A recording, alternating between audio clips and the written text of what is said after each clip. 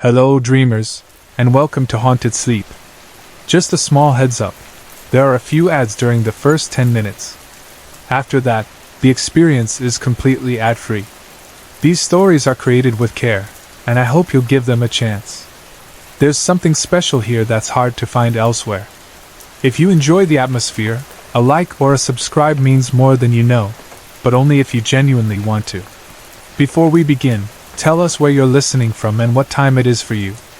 It's always comforting to see how connected we all are across the world. Now settle in, and let's begin our night together. I woke to the sun's warmth dancing on my face and the soft whisper of ocean breeze through the tall grass. For a moment, I let my thoughts drift away, simply breathing in the morning air, feeling the contrast between the dew-soaked blades beneath me and the gentle heat of daylight. It was a curious comfort, like the way childhood memories sometimes feel sweet and strange at once. "Lydia! Get inside church right now!" Mother's voice rang out, urgent and sharp, from the wide steps leading into St. Agnes. I sat up with a start, brushed stray bits of grass from my cotton dress, and turned to meet her disapproval. Dirt belonged on the ground, not on a little girl's frock, she always said. I offered her a timid smile and let her herd me through the heavy wooden doors. Every Sunday, the same routine. We filed into the front row, side by side, my sister Bianca on one side and my two brothers on the other, like jewels set atop polished pews. I'd grown used to the hush of the congregation, the soft rustling of hymnals, the reverent nods and whispered, "Peace be with you," as we greeted our neighbors. But in my heart, I felt as though I were behind a wall of glass, expected to shine with perfect faith even when my mind wandered elsewhere. Mother arranged my hair neatly, smoothing stray strands behind my ears. My dress felt itchy now, as though pressed too tightly around my shoulders. I forced myself to stand taller, copying Bianca's calm composure. She made small talk with the woman next to her about the weather. I nodded politely, though the words drifted out of reach. Then Father ascended the pulpit, his robes catching the late morning light, casting a halo around his head. He spoke with the confidence of years spent shaping other people's faith, urging us to trust in God's plan, no matter how dark the world seemed. I tried to follow every word, studied the angle of his mouth and the steady rise and fall of his voice. Yet after a while, the words blurred, and I found myself staring down the aisle at the carved wooden beams overhead, tracing spiderweb patterns in the grain with my eyes. It was only when a faint giggle reached my ears that I realized I'd drifted far from the sermon. I turned to Bianca, but she was still enthralled by Father's words. No one else seemed to notice.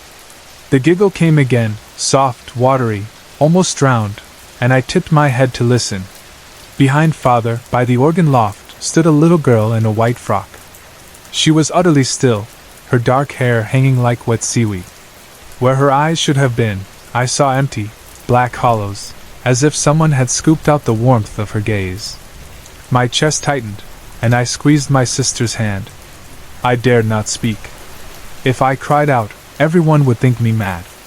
I had learned long ago that only trouble followed when I told of impossible things. "Come play with me," the pale child whispered, her voice bubbling as though she spoke through water. My breath hitched. I pinched my eyes shut and willed her away, but when I opened them, she stood inches from my face, the empty eye sockets fixed on me. A drop of water ran from her lip to my cheek. I yelped so softly that only Bianca's curious eyes turned my way. That night, I knelt by my bed in the dim glow of a bedside lamp, praying harder than ever. I begged God to take away the nightmares, to banish the girl with hollow eyes. Bianca lay beside me, already asleep, murmuring gentle prayers of her own. I envied her faith, the ease with which she believed for me, believing that every unanswered prayer simply waited in a quiet queue for God's attention. Yet as my own whispered pleas faded, I felt only darkness lingering at the edges of my mind. I closed my eyes and let sleep claim me, wondering if dreams would bring me solace, or more of her. It was nearly midnight when I woke again, this time not to a dream but to a soft voice calling my name. "Lydia!" It sang, half lullaby and half taunt. I froze as a chill hand traced my ankle, traveling slowly up my leg. My heart thundered, but I dared not cry out. Bianca slept on. I felt him climb onto my bed, a man with sunken cheeks, skin pallid as bone, and a jagged scar along one brow. His eyes were strangely bright, as though they held distant memories of joy he could never reach again. Behind him, two others lurked in the shadows, a woman whose hollow gaze searched the darkness, and a child whose shifted shape, limbs bending at odd angles, laughter bubbling as she darted like a moth around the lamplight. "What do you want?" I whispered, voice trembling. "Play with us. Talk to us," the man said softly, his scarred mouth curving into a sad smile. "I can't," I choked out. "If I speak, my sister will think I'm crazy." He cocked his head. "You already talk to us in dreams." The child, Emily, crawled forward, her face a mass of shadows and shifting wisps of hair, then pressed her cold lips to my cheek. I shivered, tears in my eyes. What am I supposed to do?" I whispered. "Tell us your stories," Jason said. "Show us you believe we're here." I closed my eyes, overwhelmed by guilt and fear. "I can't." Then I added, "Please, let me and my sister sleep." They paused, as if taken aback, then like a tide receding, they melted into the corners of my room and were gone. I dared one glance at Bianca. She still lay peacefully asleep. I scrambled under the covers, my heart racing for a long time before sleep finally returned. Over the next days, I began to see them at odd moments, Jason's patchwork face in every reflective surface, Emily's dark eyes watching me from the corner of a mirror, Morrigan's anxious figure slipping along the edges of my vision. I learned their names, though I never dared to write them. Ink and paper felt too permanent, too daring. I spoke less in class, fearing my teacher's stern gaze. I smiled for father's sake, but my laughter never reached my eyes. Bianca noticed my distance. One afternoon, she found me in the garden, staring at the shaded path beneath the maples where sunlight never reached. She touched my arm. "You're quiet," she said softly. I took a breath. "I'm scared. I see things." I bit my lip to keep from crying. "Others don't see them." She drew me into a gentle hug. "They're real," she said, voice steady. "It's not your fault. And talking helps." Her faith wrapped around me like a warm blanket. I resolved to trust her, to find words for my fear. That night I waited. When Jason appeared again, this time seated cross-legged by my bed, his arms open in invitation, I spoke. "I'm Lydia," I whispered. "I'm 8. I live here. I see you, but I'm afraid. I don't know why." He nodded. "We're bound to this place," he said. "We need someone to remember us." Emily crawled onto the bed, her phantom fingers tangling in my hair.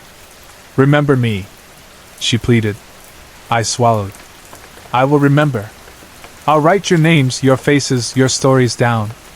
Morrigan, the woman, stepped from the shadows and pressed her hand to my cheek. Her eyes glimmered with unshed tears. "Thank you?" I found myself whispering each of their names. "Jason, Emily, Morrigan."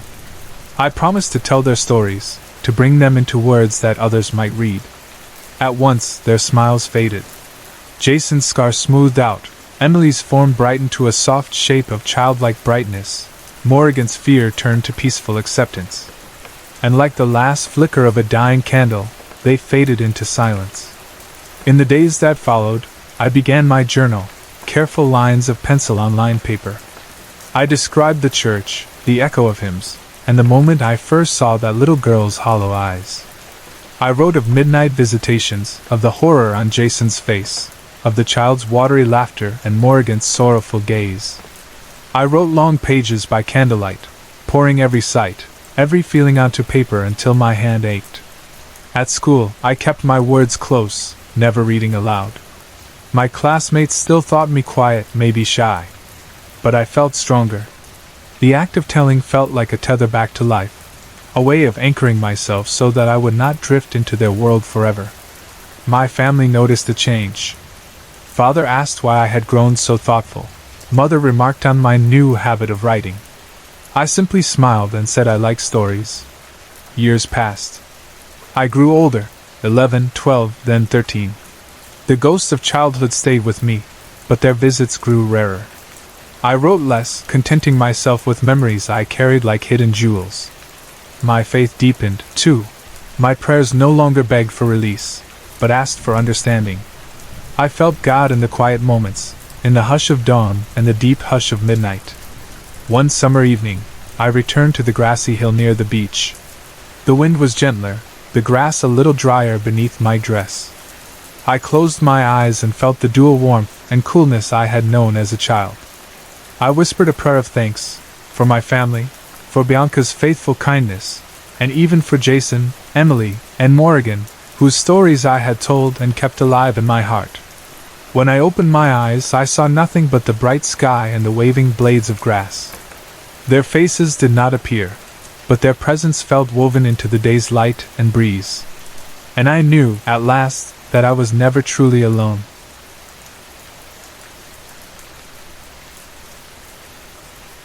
They moved through the thick jungle canopy in the late morning, sweat already soaking their clothes and skin, each of them murmuring softly in awe at the world around them. Everything in the jungle seemed softer somehow. The air, the filtered green light that flickered down through the leaves, even their own thoughts, which felt a little looser, as if being in a place so far from cities and roads and cell phone towers had unspooled them. The world was quiet here, but not the kind of quiet you find in an empty house. This was the quiet that hums beneath all living things, a silence full of hidden noises and the secrets of a million growing, crawling, blooming lives. When they breathed in, it was like tasting something new, something green and alive. There were 6 of them on the expedition. They were scientists, at least that's what their paperwork said. But after weeks spent hiking together, their boots caked with mud, their backpacks battered, and their faces marked by sun and sleepless nights, they didn't look like the kind of people you'd find in a laboratory. Their movements were steady and sure, the movements of people who had learned to live in close quarters, who didn't need to speak much to be understood.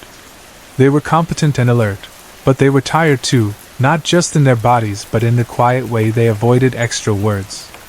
June was the first to spot it. He stopped suddenly, and the others nearly bumped into him before they noticed what he was staring at. For a moment, no one said anything. They just stood and looked. The kind of silence that falls when you see something that feels impossible. Before them, in a hollow that didn't appear on any map and wasn't marked by any of the drones they'd sent ahead, grew a tree unlike anything they'd ever seen. It stood alone, right in the center of a perfect ring of dark earth. The ground around it was untouched, no tangled roots above the surface, no wild vines snaking up the trunk, no moss, and not a single bird or insect resting on its branches. The bark was pale, almost glowing white, winding upward in a spiral, as if the tree had once tried to twist itself away from the ground and escape, but changed its mind halfway up. The sunlight seemed to bend around it, the air just above the ground shivering like heat rising from asphalt. June stepped forward, his notebook in one hand. The others didn't follow immediately, but he barely seemed to notice. He always drew 3 times, once fast, once carefully, and once with his eyes closed. He said it helped him see what he might otherwise miss, what was hidden beneath the obvious shapes of things. His mother used to tell him that he sketched ghosts, the parts of the world nobody else could see. Later, much later, there would be someone else standing in that same hollow, empty-handed, but for now, June just looked. After a long minute, Anya spoke first, her voice quiet but sure. She knelt and pressed her fingers to the ground. "The soil is dry," she said. "Even with all this humidity. No surface roots, and no underbrush at all." Callum came up beside her, watching the dust swirl in the sunlight. "Is there pollen?" As if to answer him, a light breeze drifted down from the upper branches. Gold powder shimmered in the air, gentle as a dream, soft as fog. It passed over their faces and vanished. Nobody sneezed. Nobody even flinched. June's pencil kept moving, scratching quietly. After that, conversation seemed to fade, replaced by the heavy hush that settles over people who know they're seeing something rare. The sense of discovery hung between them like a curtain. Later, Anya made careful notes in her field book. She recorded that the soil pH was 8.9, much too high for this part of the forest, and wondered if the tree could be some sort of parasite. Nothing else was growing within 20 meters of it. She admitted to herself that the tree's symmetry bothered her. It was too perfect, too exact.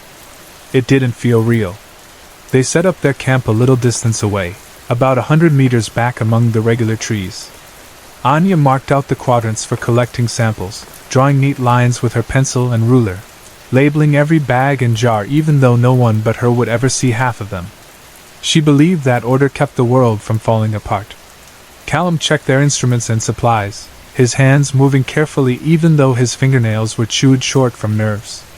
June sat just outside the circle of camp, still sketching, always facing the tree. That night they worked quickly, setting up tents before dusk fell, stringing a tarp between two trees to keep the dew off their gear. Dinner was the same as always, powdered lentils and vacuum-packed rice, not exactly delicious but warm enough to do the job. They sat in a loose circle and tried to make jokes, but it felt a little forced. $10 says June already gave it a name, Callum said, breaking the lull. Without looking up, June replied, I did, actually. Anya rolled her eyes. Let's hear it, Sasha said, grinning as she sipped from her metal mug. She always tapped her cup twice before drinking, a superstition from some long-ago camping trip, maybe. Aries, June said quietly. The group fell silent for a moment, letting the names sink in. That's actually kind of pretty, Callum admitted. It means air in Latin, June added, almost shyly. Anya shook her head. That's even worse, she muttered. They all laughed, but it was a soft, tired laughter that faded quickly. Afterward, the group fell into the same easy silence that had settled over them since arriving. June's small smile seemed to linger a little longer than usual. He looked almost relieved, as if naming the tree made him feel better, even if he couldn't explain why. Sasha leaned back, peering into the darkness. It's too quiet here, she said, half to herself. Everyone looked back at the pale tree, still and strange, standing motionless at the center of its circle. June closed his notebook for the night, but the tree stayed in his thoughts. By the time dawn crept back through the branches, the air was thick with mist. Callum was the first out of his tent, shivering as the cool air hit his face. He glanced around camp and froze. Sasha's tent had shifted in the night, not by much, but a few feet downslope, toward the tree. The lines were still tight, the stakes still in the ground. There were no drag marks. He thought about mentioning it, but in the end, he kept quiet. They made breakfast, if you could call it that. The food tasted like nothing at all. Warm mugs were the only comfort. They ate in silence. There was a sense, heavy as the humidity, that something was different. Something had changed in the way they looked at each other, or maybe in the way the tree watched them. There was a stillness underneath everything that didn't seem to belong. Callum started searching for his bag and realized it was missing. Anyone see mine? He began. You left it on the south marker, Sasha replied, tossing him his compass without even turning around. He caught it, turning it over in his hands, trying to reassure himself that everything was still normal. They spent the day taking samples, mapping out the tree's influence. Anya worked carefully in a clockwise pattern, placing small flags and measuring the distance from the trunk. June worked in the opposite direction, still drawing, his eyes darting from the tree to his paper and back. Sasha stayed close to the edge of the clearing, her boots barely inside the dead ring of earth. She didn't take any notes, just stood there watching.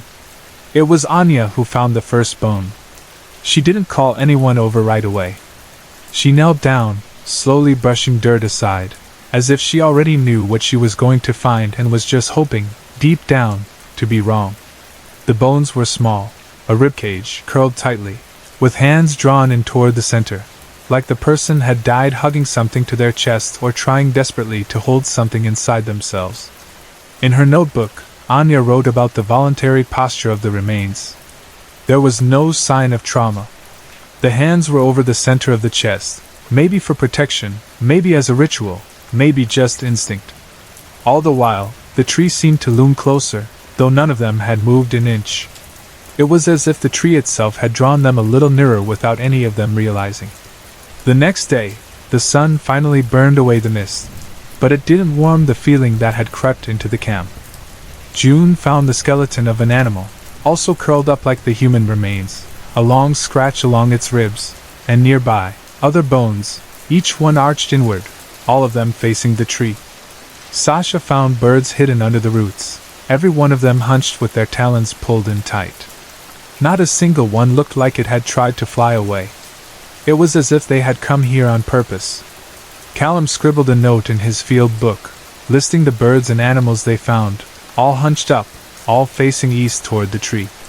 Why would they gather like that? What were they trying to do? The group talked even less now. They lingered around camp, staring into space.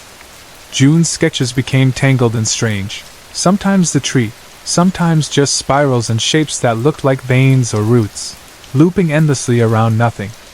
Anya forgot where she left her tools. Callum kept misplacing his logs. Lunch lasted longer each day, as if they were stuck in a pond with no current, floating but unable to move on. In her notes, Sasha wrote about the pollen she'd collected. It was thicker than any pollen she'd ever seen, sweet-smelling, heavy, not floating away in the air but just hanging there, as if waiting for something. She wondered if it could have an effect on them. Was it possible the pollen was changing the way they behaved? By evening, June had moved his bedroll even closer to the clearing. No one said a word about it. That afternoon, rain fell in a soft curtain over the camp. Most of them retreated to their tents, but Anya wandered. She thought she saw someone near the edge of the clearing, just where the brush started to grow thick again. A figure, motionless. She blinked, and it was gone. There were no tracks in the soft ground, just smooth soil, as if nothing had been there at all. She kept walking and found a scrap of fabric tangled in the roots, a torn sleeve from an expedition shirt, stained dark. The faded collar still showed the outline of some letters, though she couldn't quite make them out. Underneath the roots, she found bones. A spinal column, ribs crushed inward. Roots grew right through them, twining in and out like veins. Carved near the base of the trunk was a spiral shape, repeated over and over, too neat to be a natural mark. She recorded in her journal that the roots had grown through the bones, about 30 centimeters deep. The spiral was intentional, carved a long time ago. That night, the group didn't gather for dinner. June sat alone, his hand wrapped in a strip of cloth, his knuckles swollen and split, spots of blood blooming through the bandage. He said Sasha had taken his sketchbook. No one checked on her. Her tent had slumped sideways in the rain, looking wilted and soft, like a flower that had been left in the dark too long. At the entrance, there was a single dried stain, red and small, like the last petal before the whole thing rotted away. The next day, Anya and Callum fought, first about the tarp, then about space, then about nothing at all. This time, when she turned away, Callum reached out and grabbed her wrist, not hard but not gentle either. She shook him off and didn't say anything. June watched without comment, and for the first time, he stopped drawing. Later, Anya walked slowly toward the tree, her movements careful and respectful.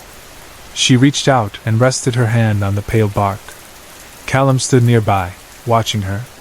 His breath slowed as if he was falling asleep on his feet.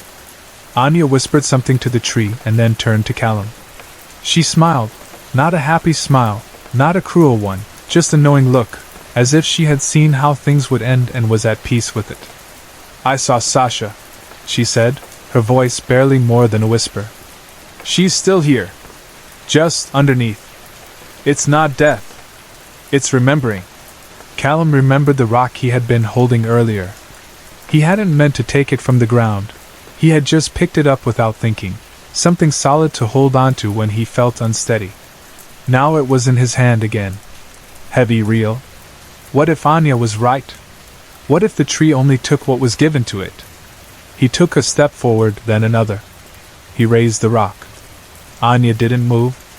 She stood perfectly still, her eyes wide open. Without warning, Callum swung the rock. Anya staggered, and blood splattered across the pale bark, bright and startling, almost beautiful in the deep green shade. But she didn't fall. The second blow knocked her down. The sound echoed in the silent jungle, a sound that didn't belong, something more human than animal.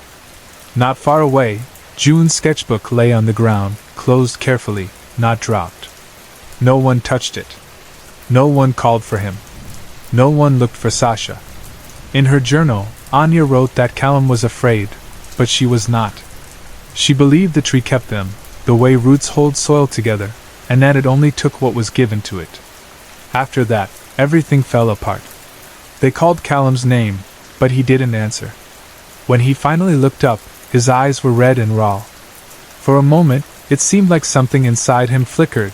Maybe hope, maybe fear, maybe something worse. "Anya?" he whispered. Then he broke. The scream that tore from him was ugly, wild, raw. It filled the jungle with a sound so sharp it felt like the world might split open. Dust rose around him, unseen but everywhere. He scrambled backwards, slipping in the mud, his lips moving in nonsense words. "No, don't breathe it, don't, it's still," he gasped. They're gone, I had to, she wanted it," she asked, she smiled. The words meant nothing. When the rescue team finally arrived, they found Callum curled on the ground, sobbing. No, not just crying, but broken apart by grief and horror. His whole body shook, chest shuddering, arms spasming, his face pressed into the wet soil. There was nothing but the sound of his own voice, broken and low, like a name trying to find its way back to a person.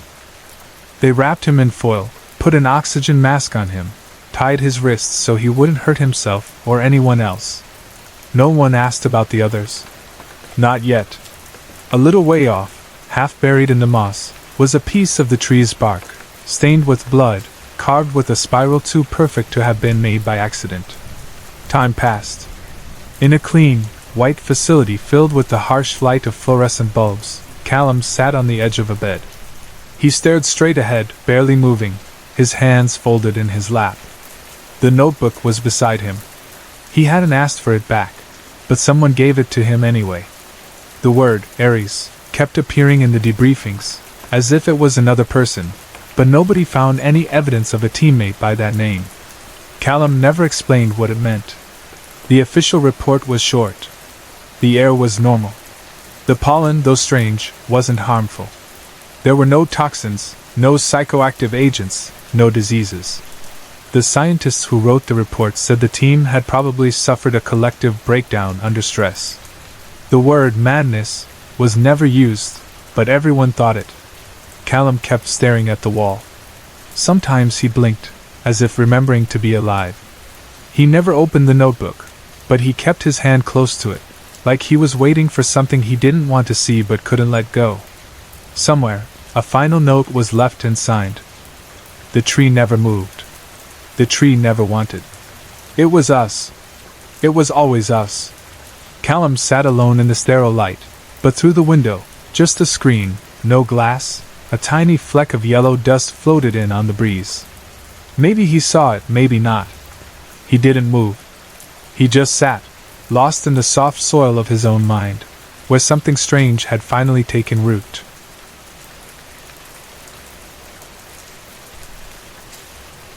It always feels wrong to open someone else's journal. Everybody knows that. I knew it too, but that didn't stop me from picking up the little black book that had been sitting in our thrift stores lost and found for 2 months. Every month, it was my job to clear out the box of forgotten things, sifting through all the trinkets and bits that people left behind. There was always a random pacifier, a single keychain with no keys, a lone earring, and then there was the journal. I stood over the trash can, tossing in each item with a quiet kind of sadness, feeling like I was throwing away someone's memories. I've always believed that even the smallest object is a reflection of its owner, and it deserves a home better than a garbage bin. But the journal, I couldn't throw it away. I couldn't bring myself to read it either. Instead, I just carried it out to my car, turning it over in my hands as the sky got dark. I sat there long after dusk, watching the car's lights go out, letting the quiet settle in. The journal was small and square, black with stickers all over the cover. Most of the stickers were band names. It just sat there in my passenger seat as I drove home, and at every red light, I'd glance at it, feeling the weight of it grow heavier. Once home, I kicked off my shoes and fed the dog, then walked into my room with the journal still in hand. I dropped it on my desk and sat, just staring at it. Nobody was coming to claim it. I remembered calling the owner about a month back. There was a phone number written inside the cover, but when I tried it, the number was dead. The journal was truly lost, abandoned, a piece of someone's story left behind in a pile of other people's junk. Guilt crept in as I opened the cover, carefully turning to the first page. The writing inside was small and a little scratchy, the ink pressed deep into the page like the person was angry or nervous. I lost my job today. Which is fine, I guess. I mean, I was working at a grocery store. It's not a forever job. I shouldn't be sad about it, but it's just. I thought I'd have more gigs by now. Which is stupid, because we aren't even good. We're pretty bad, actually. When I was in high school, I was the best in band, which is a weird thing to brag about. But back then I really thought I'd be more than this. More than just weddings. It's so frustrating to feel like I peaked in high school. I'm only 21, but I feel stuck. I ran my fingers over the words, thinking about how hard he'd pressed down with his pen. This writer felt like someone I could have been friends with. Young, but starting to see that childhood dreams don't always fit into adult life. You start thinking more about paying bills and less about who you want it to be. Sometimes you even start measuring the value of your life in groceries and rent, eating squash not because you like it but because a doctor said so, and doctors are more expensive than vegetables. Beneath the main entry was a little note. P.S. Buy milk and dog food. Toothpaste? I smiled, almost feeling like I'd caught a glimpse of this person in real life. I turned to the next page. The date said it had been a week. I wondered if he'd kept a journal before, or if losing the job made him start writing. Sometimes you only need an audience as small as a notebook. I went to the park today. I can't remember the last time I went to the park. Anyway, there was this girl who called Charlie a handsome young man, and for a second I thought she meant me, so I walked straight into a bench. Of course, she meant the dog. Nobody under 50 says stuff like that to people. I'm an idiot. I laughed out loud, embarrassed for him, and with him. I understood how that would feel. I learned something new about the writer. He was a guy, and he had a dog named Charlie. He didn't have much confidence, but he had a sense of humor about it. Another entry talked about painting his trailer. He said it was one of those things you do without thinking, and suddenly you've finished it, and you're not sure why. He'd painted the bathroom a blue so bright it looked like Superman's suit, and now he had blue on his hands and on his clothes. I don't hate it, actually. That line made me think of my own life, of the odd chair I dragged home from the side of the road. My roommates had made fun of me for bringing it in, but I couldn't resist the cardboard, free, sign taped to it. Maybe I just wanted to believe I'd have my own place someday, somewhere that chair could belong. For now, it was my laundry chair, the place where clean clothes collected before I got around to folding them. Everyone needs a laundry chair, even if we pretend otherwise. The next entry talked about a gig at a restaurant/bar, and how nervous he was. Weddings and parties didn't scare him because people barely noticed the band, too busy living their own stories. But restaurants, people watched when they couldn't find anything to say to the person next to them. He wrote about how he never really got used to that feeling, and maybe he never would. I found myself holding the book tighter, wishing I could figure out where he played. If I could, maybe I could return the journal to him. Maybe I could meet him. My answer came faster than I expected. The next page nearly made me jump out of my seat. Mabel's bar said we could come back again. I'm way too happy about it. It's not that big of a deal, not a hit song or anything, but it's progress, and I'm so happy to finally say there's progress. I grinned and spun around in my chair, feeling giddy for a stranger's tiny victory. Mabel's bar, I'd been there. Maybe I'd even seen him play. Suddenly, I stopped spinning, realizing how silly I must look. It felt almost like my mother could burst through the door at any moment and catch me reading someone else's diary. But I couldn't help it. I wanted to know more. I closed the book and pulled out my laptop, searching online for anything I could find about bands that played at Mabel's bar. I checked their social media, scrolled through old posts and blurry videos, trying to spot anyone who fit the tiny clues I had. I didn't know his name. I didn't know what instrument he played. All I knew was he was young and had a dog. I looked at the stickers on the cover again, all classic band names. Maybe those were his favorites, or maybe the favorites of his bandmates. Maybe they played covers of those songs. I ended up watching every video I could find. By the time I was done, it was 3 in the morning. But I didn't care. I didn't have work the next day, just a mountain of laundry and a shower to scrub and reality TV to binge. None of that seemed as important as finding out who the mystery journal belonged to. And finally, there he was. The violinist.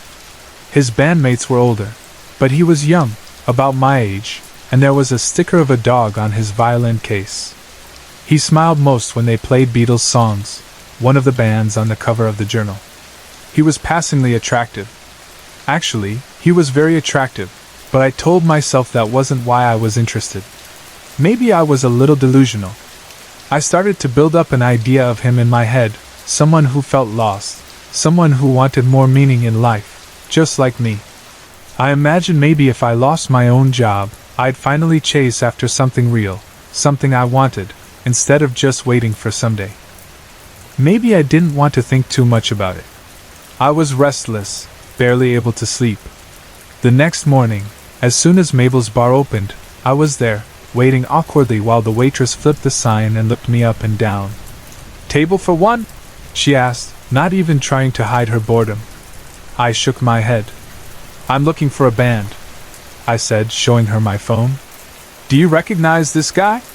She stared at me, her eyes suspicious, and I realized I probably looked like a stalker. Which I guess I was. I laughed nervously and held up the journal. "I'm just trying to give this back to him." "Oh," she said, a little less cold. "Yeah, they play here once a week. I think I have their card."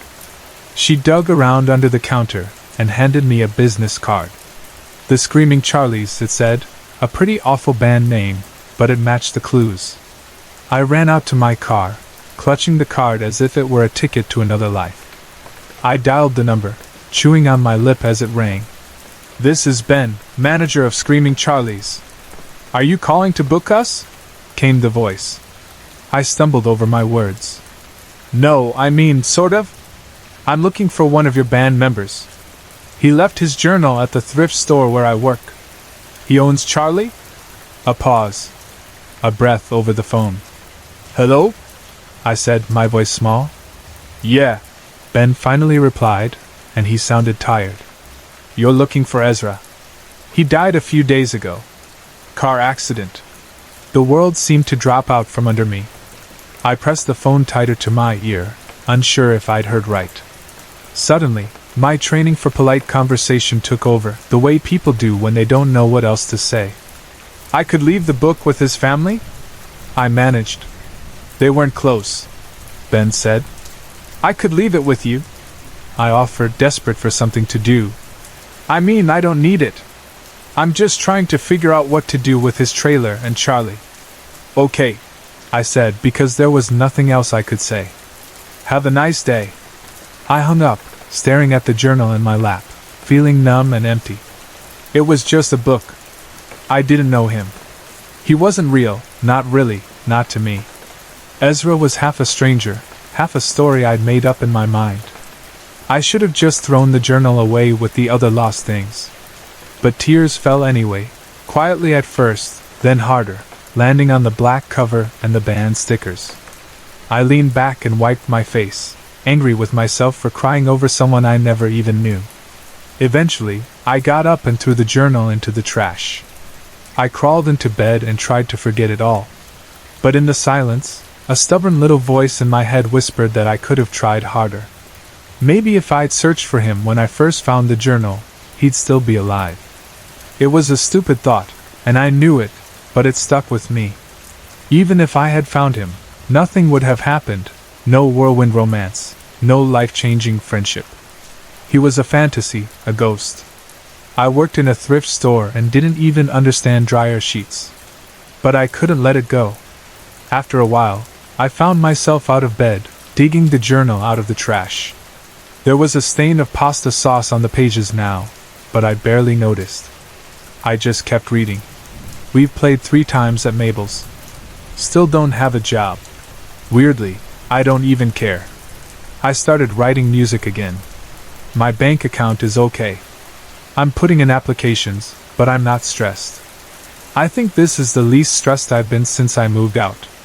Which is a little concerning, considering I'm unemployed and live in a tin can and my neighbors curse me out for playing half the day. I think maybe it's because of a conversation I had with Ben. I found out he went to school for engineering. Then he worked at a restaurant, then an aquarium, then he lived in Alaska for a while, then he was a TA. And now he works at a ceramics place. The man has done everything by 33. It made me realize I can start over whenever I want. Nothing I do, short of a felony, is really permanent. It doesn't matter. That should scare me, but it doesn't. There's no pressure. Maybe I just end up being an old man playing music in some sleepy town. I'm doing that, and it's working pretty good. I started crying again for someone I'd never known. P.S. Get bananas and flea medicine. I laughed, wiping my eyes, feeling the strange mix of joy and sadness swirl around me. I looked up at the ceiling and tried to breathe through it all. I wondered if that was his last entry because he passed not long after, or if it was because he finally didn't feel so lost anymore. Maybe he didn't need the journal to spill his worries into. The truth was, he didn't end up as an old man playing music in a sleepy town. He never got the chance to live 100 different lives. And suddenly I realized how much of a privilege that really is, to have time, to have choices, to make mistakes and start again. I didn't hate my own life or my job, but I had fallen into a routine where every day felt like something to endure, where my dreams were always waiting for. Later, I looked over at my pushpin board on the wall. Most of it was just boring reminders, bank statements, a calendar, a quote in pretty letters. But there were also a few photos. And one trophy, gold with a red ribbon, from a middle school project. That was the only trophy I'd ever won. I pulled my laptop closer, searching to see if any colleges nearby offered courses for veterinary work. It wasn't a degree yet. It wasn't a new job. But it was something. It was progress, and for the first time in a long while, I felt a tiny spark of happiness about that.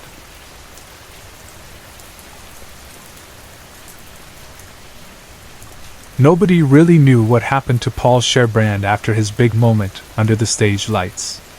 Nobody, that is, except me, and I only started to figure it out about a year ago. Even now, I ask myself whether any of it could have been stopped, whether things might have turned out different. But the only thing left for me to do is tell the story, the way he told it, strange and complicated as it is.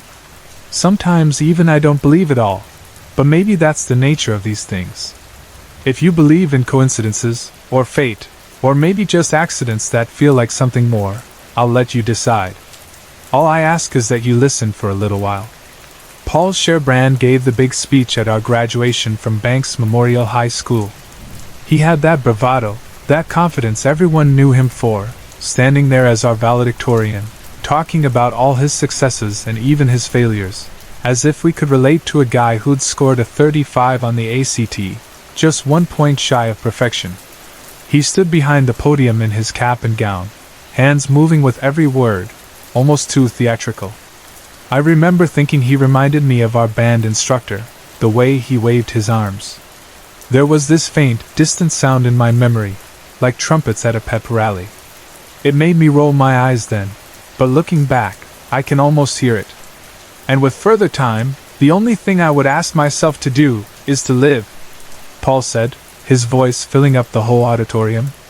The crowd was wiping away tears, and I could picture his mother clutching a white handkerchief and dabbing her eyes. And for all of you, I agree that no honor is more honorable than finding ourselves. Finding us. Where we are isn't as simple as here or there, it's a stepping stone in who we become as people. I'll be honest, at the time I didn't care about any of it. I was just another kid squirming in an uncomfortable metal chair, half listening while the President's List guy made his speech. Most people around me looked about as bored as I felt. People had water bottles lined up on the floor, sometimes taking a drink and then setting them back down, the caps snapping shut and echoing through the room. I took out my phone and started scrolling through Instagram, hoping the whole thing would just be over soon. Paul went on about how he'd always asked his teachers and friends about their goals, and how all their answers seemed to ring with some kind of passion. But the more he talked, the more I noticed his tone was shifting. It was small at first, just a little turn in his words, a little less celebration and more something else. Something quieter, maybe even sad. And without even realizing it, I started listening. Do you ever ask yourself, how do things happen? Where does it begin, end, or progress? He asked. The room fell silent, the kind of silence you feel deep in your bones. I do. And within that journey, I've learned that the truth is bright. For most of us. He was reading from his page, but his eyes never left it. At the time, nobody really knew what to make of that line. For most of us. It felt true in some way I didn't quite understand. Not everybody gets what they want in life. But I had this weird feeling in my gut that there was something wrong with it, too. I just couldn't figure out what. He kept talking about how there was something beautiful in not knowing, in moving forward even when you couldn't see where the road was leading. The awkward mood seemed to lift a little, and people started clapping again. It was the sort of applause that feels like a break, like a way to fill in the empty space. He thanked everyone for pushing on, for handling the burdens that came their way, for learning about themselves. He said, "Nothing stops in this life. Not us, not the difficulties, or the paths we take. Even though we want to control everything, we really can't. But we can at least accept that the wheels keep turning. They carry us forward, even when we'd rather they didn't. And it's that discomfort that makes us grow. We see what's hard, but we do it anyway." 8 minutes had passed by then. You could feel in the crowd that people knew the end was near. Chairs creaked. Paul cleared his throat and gave this crooked little grin, and then kept going. Now, as most of us will come to be a newer version of ourselves, either in the workforce, the military, or college, I wish you all a goodbye that reaches so much farther than the classroom. One that not only promises you that life is coming, but that we are soon to approach what we called the future years ago, head on, with the heaviest hearts we can hold. We look into the eyes of all those we care for, and promise them we are ready. Ready to persevere, ready to move from our shells into the real world of headlights and dreams. There was another round of applause, loud enough that it echoed in my ears. All I could think about was how badly I needed to use the bathroom. I started scanning for the nearest exit, trying not to look at anyone as I planned my escape for when the whole thing was finally over. The room was big, or at least it felt big back then, filled with banners for Banks Memorial, our bear mascot in blue and gold, and photographers standing in corners, waiting to snap pictures of all of us. I imagined the seniors lining up with their families, ready for photos they tack onto college dorm walls, smiling in new beginnings. I could even see Paul with his family, though I never really knew what his parents were like.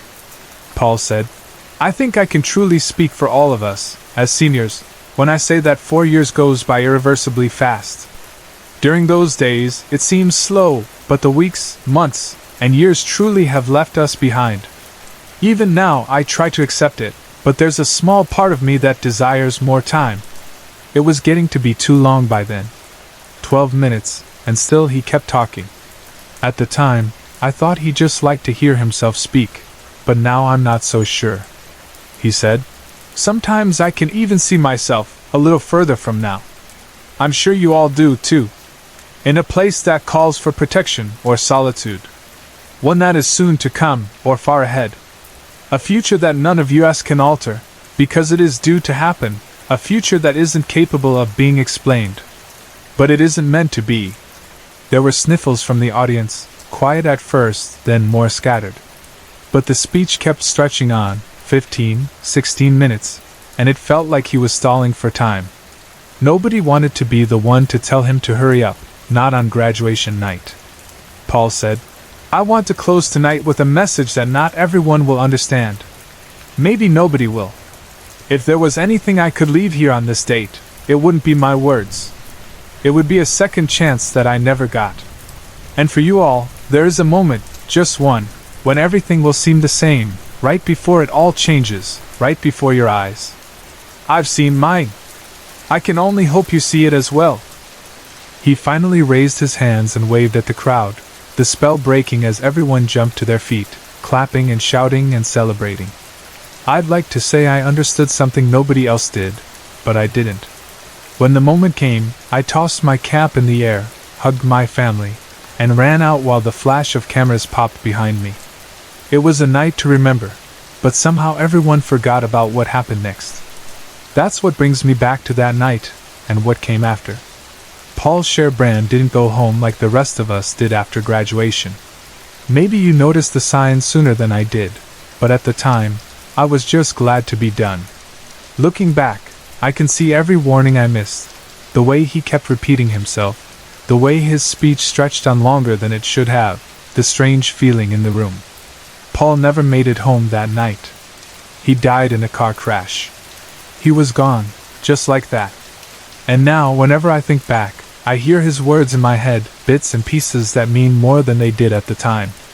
Sometimes I wish I'd paid closer attention, really listened instead of scrolling through my phone. He said, "There is a moment, just one, when everything will seem the same, right before it all changes, right before your eyes. I've seen mine. I can only hope you see it as well." He was right. He saw his, and the rest of us didn't. Even now, I still don't know how he knew. I don't know if anyone does. Maybe some things aren't meant to be understood. All I can do is tell you what I remember, and hope you hear something in his story that I missed. And to this day, I still wonder what he saw that the rest of us never did.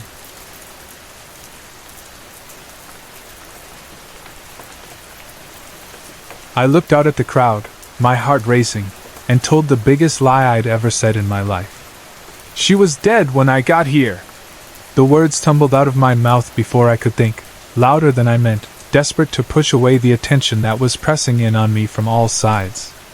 But the truth was, she hadn't been dead, not at first. When I'd come out the back door of the diner where I worked as a line cook, she was still alive, though only barely holding on. She was lying there in the narrow alley, one foot already on the other side, but the other still tethered to the world by something she wasn't ready to let go of. I didn't know what I was supposed to do. I'd never been trained for emergencies. I wasn't a doctor or a paramedic or even a Boy Scout. If anything, I was the last person you'd want around in a crisis. I had only stepped outside for a quick cigarette, not even lit yet, my gloves still sticky with waffle batter and the lingering smell of chicken seasoning. But there she was, sprawled out on the cold ground, her white dress streaked with grime and who knew what else, and a deep red stain blooming across her stomach like some poisonous, beautiful flower. For a few seconds, I just stood there in complete shock, frozen in place. Part of me honestly thought someone would yell, "Cut!" and end the scene, that I was somehow in the middle of a movie or a bad dream. But the world stayed silent, and no one came running. It was all real. My legs almost gave out beneath me, but somehow I managed to stumble forward, dropping the unlit cigarette to the ground, and kneel beside her. My hands shook as I fumbled in my pocket for my phone, trying to remember what number to dial for help. She grabbed my attention with a sharp, ragged gasp, her chest rattling. "Wait," she said, voice barely more than a whisper. Blood kept flowing, turning the patch of red into a dark river that spread out beneath her. "In my purse, take it. Yours." Her hand trembled toward a little beaded purse, round and white, no bigger than the palm of my hand. And then she died. Her eyes lost their focus, the rattle in her chest faded out, and she let go of the world for good. I stared at her for a long moment, not sure if I should touch her or move or just run.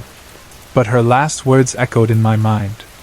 Slowly, I reached out and picked up her purse, opening it just enough to see a handful of items: lipstick, a compact mirror, a tiny wallet for her ID, and a single ticket. I slipped the ticket into my own pocket without even thinking, then set the purse back down beside her. Even now, I can't really say why I did it. It didn't feel like my decision at all, more like I was being moved by someone else, while my mind was still trying to catch up to the fact that a woman had just died right in front of me. That was the exact moment the alley was flooded with bright flashing lights, red, blue, and white, all bouncing off the bricks, and suddenly the place was swarming with people. Police officers, paramedics, a couple of bystanders who must have been drawn in by the commotion. The police and medics rushed to the woman, working around her in a blur of uniforms and gloves. Before I could move or even process what was happening, a big, burly man strode over, grabbed me by the arm, and yanked me up so hard my teeth rattled in my head. "Did she say anything?" he demanded, his voice rough and urgent. "Did she tell you anything?" All those eyes turned toward me, the police, the paramedics, the strangers who were just there to watch. I was never good with crowds, never good at being the center of attention, which is why I worked back in the kitchen instead of out front as a server. I always figured it was safer to stay out of sight, where no one expected much from me. Now I was caught in the middle, panic squeezing my chest so tight I could barely breathe. And in that panic I lied. I looked at everyone and said, "She was dead when I got here." The big man let out a string of curses, shaking his head, but eventually released his grip and turned away, yelling into his phone and then talking quickly with the police. With the focus off me, I backed up until I was leaning against the cool brick wall, heart still racing. After that, most people seemed to lose interest in me, drifting away to other parts of the scene, except for the burly man, who kept talking to the police and barking into his cell phone. I didn't learn until much later who he was. His name was David Bradley, and he was actually a cop working undercover. At the time, I didn't know anything about him, or what was really happening. The police took my statement, but they didn't share any details with me. Not about the woman, not about the man who'd grabbed me, and certainly not about why she'd been killed in the first place. It was only later, through bits and pieces in news reports and finally in the courtroom, that I learned the truth. David Bradley had been tailing the woman in white. Her name was Anna Philpott, for weeks, hoping she would lead him to a major drug dealer he was building a case against. Earlier that day, he'd lost track of her at a crowded intersection when a little kid ran out into the street after a puppy that had slipped its leash. David did what anyone would do. He ran to save the kid and the dog from being hit by a car. He managed to grab them just in time, handed a business card to the grateful, sobbing mother, and then ran back to try to pick up Anna's trail. He couldn't find her though. Not right away.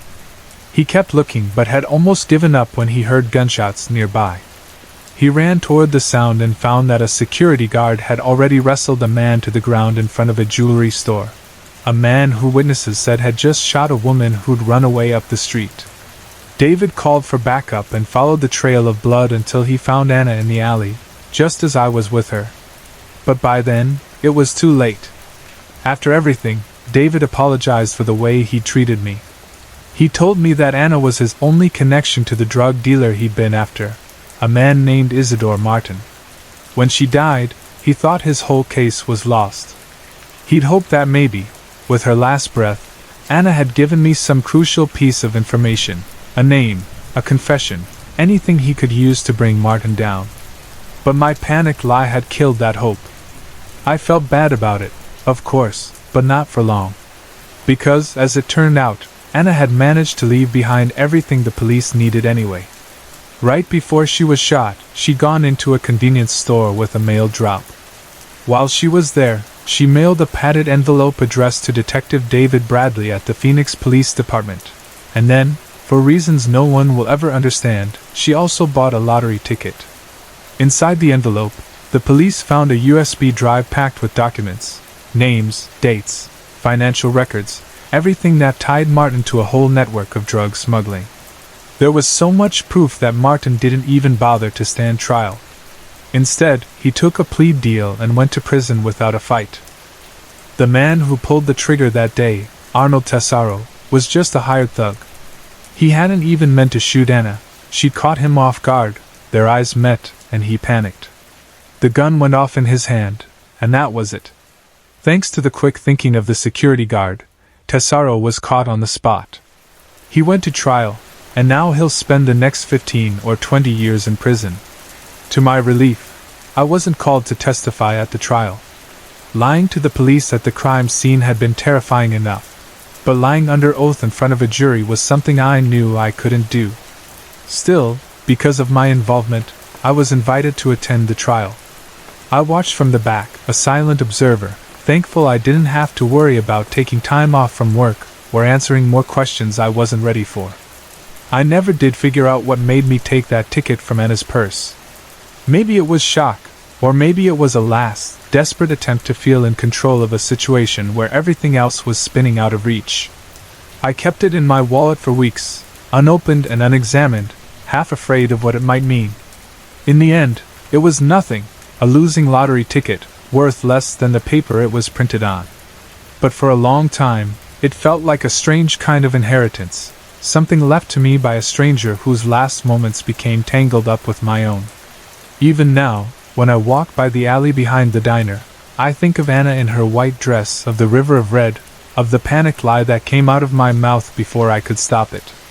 I think about the way lives intersect in unexpected ways, how sometimes the things we do without thinking can change the course of more than just our own story. And I remember how, for a single moment, I held the weight of another person's life in my hands, not knowing what to do, only that I was there, and that, for reasons I might never understand, that was enough. "What do you mean my card's been declined?" The cashier looked at me apologetically. "I'm sorry, ma'am. It's just not going through." I stood there, a little stunned, clutching my lunch and glancing over my shoulder at the line behind me. A couple of businessmen checked their watches. A woman bounced her toddler on her hip, shifting her weight, looking frustrated. "It means you're broke. No lunch for you today." For a second I froze. Did she really say that? Or was I just imagining it, my nerves twisting reality? "Excuse me?" I asked, but the cashier just shrugged and looked at her register. "I said it's just not going through. Do you want to try another card?" I let out a long sigh, feeling everyone's eyes on me. "It's fine. I'll come back," I said, stuffing my card back in my wallet, leaving my lunch sitting on the counter. Outside, the air was heavy and humid. I pulled out my phone and opened my bank app, hoping for a miracle. The screen showed my balance in bright red, negative $31. I stared at it. How had I gotten here? I could have sworn I had enough for at least a sandwich. My head tilted back and I looked up at the sky, letting out a breath. I didn't get paid for 2 more days. At home, the cupboards were nearly empty, only some dry pasta and sauce, which would have to be dinner. I went back to the office, feeling the ache in my stomach. I mixed a protein shake to tide me over, hoping that maybe someone would leave something in the break room when my hunger got unbearable around 2 p.m. Right on cue, my stomach growled just before 2, so I headed for the break room. On the way, I passed Aaron's office, the smell of pizza wafting out, so strong I almost felt dizzy. "Elena! Come in here for a second." I stepped inside. Aaron sat behind his desk with a giant pizza, big enough for 10 people. My mouth watered. "Take a slice, please. There's no way I'll finish it," he said, handing me a plate with a huge slice of pepperoni. "Why'd you order such a big one?" I asked, taking the plate gratefully. "I didn't. McConnell from across the hall sent it over as a thank you for helping out with the edit on their last publication. I meant to take it to the break room, but I got distracted by this new novel that just came in. Perks of being the editorial director, I thought, as I took my first bite and felt the warmth spread through me. "Speaking of which," Aaron said, "I've been meaning to set up a meeting with you and Ryan. Are you free for dinner tonight?" I hesitated for just a second, then he clarified with a little smile. "Work dinner. Not a date, don't worry. It's company paid. So your leftover pasta can be tomorrow's lunch." I let out a laugh, suddenly relieved. "Sure. After work?" It's a date, he teased, then caught himself. Well, not a real date. I'll see you and Ryan at Gino's at 5:30. I got up, but as I was leaving, he stopped me. Elena? I turned back, sensing something else behind his words, but he just smiled and said, Never mind. See you later. Back at my desk, the pizza filled the hollow ache in my stomach, and I managed to get through the rest of the afternoon without thinking about my empty bank account. At exactly 5:30, I walked into Gino's Italian restaurant and spotted Ryan sitting at a table by the window. He stood to greet me and gave me a friendly hug. Ryan was the managing editor at our office, and over the last year he'd become my mentor and friend, supporting me when I got promoted to senior editor. A few minutes later, Aaron joined us and we dove into work talk, deadlines, new manuscripts, the same old worries. After dinner, when the plates were cleared and only wine remained, Aaron leaned back in his chair and looked at me. So, Elena, how's everything outside of work? His tone was casual, but I could sense something deeper underneath. I met his eyes over the rim of my glass, unsure. Fine, I replied with a smile that felt stiff. That's not true, Ryan said gently. He looked at me in a way that made me feel seen and a little exposed. We're not trying to ambush you, Aaron added quickly, sensing my discomfort. We just care. It sure feels like an ambush, I said, trying to keep it light but feeling the walls close in. Aaron hesitated, then said, A man came by the office looking for you. I think you were at lunch. We talked briefly, but we know you're having financial trouble. I felt my cheeks burn. How do you know about this? I asked Ryan, my voice barely more than a whisper. Aaron told me after he spoke with that man. Since I oversee personnel, he thought I might be able to help. We don't mean to overstep, Aaron said, softer now. But you know we're more than just colleagues. We want to help. I flinched, feeling exposed. Look, there's not much we can do from inside the company, but there is something. Aaron continued, glancing at Ryan. There's a client holding a writing contest, Ryan said. They're sending out an email tomorrow with the details. The prize is substantial. Aaron nodded. We think you should submit your novel, Elena. I started to shake my head, about to deny that I'd been working on anything. Aaron just smiled, like he could read my mind. Don't bother denying it. I know you have a manuscript. I shot him a look, but he just shrugged. At least think about it, Ryan said quietly. $10,000 is a lot of money. It could really help. And we can help you with your submission. The next morning at my desk, my heart hammered in my chest as I waited. Sure enough, an email from our client popped up. From Montrose and Ellison Publishing. Subject: Win $10,000 and a publishing deal. Enter our exclusive writing contest. Do you have a story waiting to be told? We're excited to announce an exclusive writing contest open to all employees.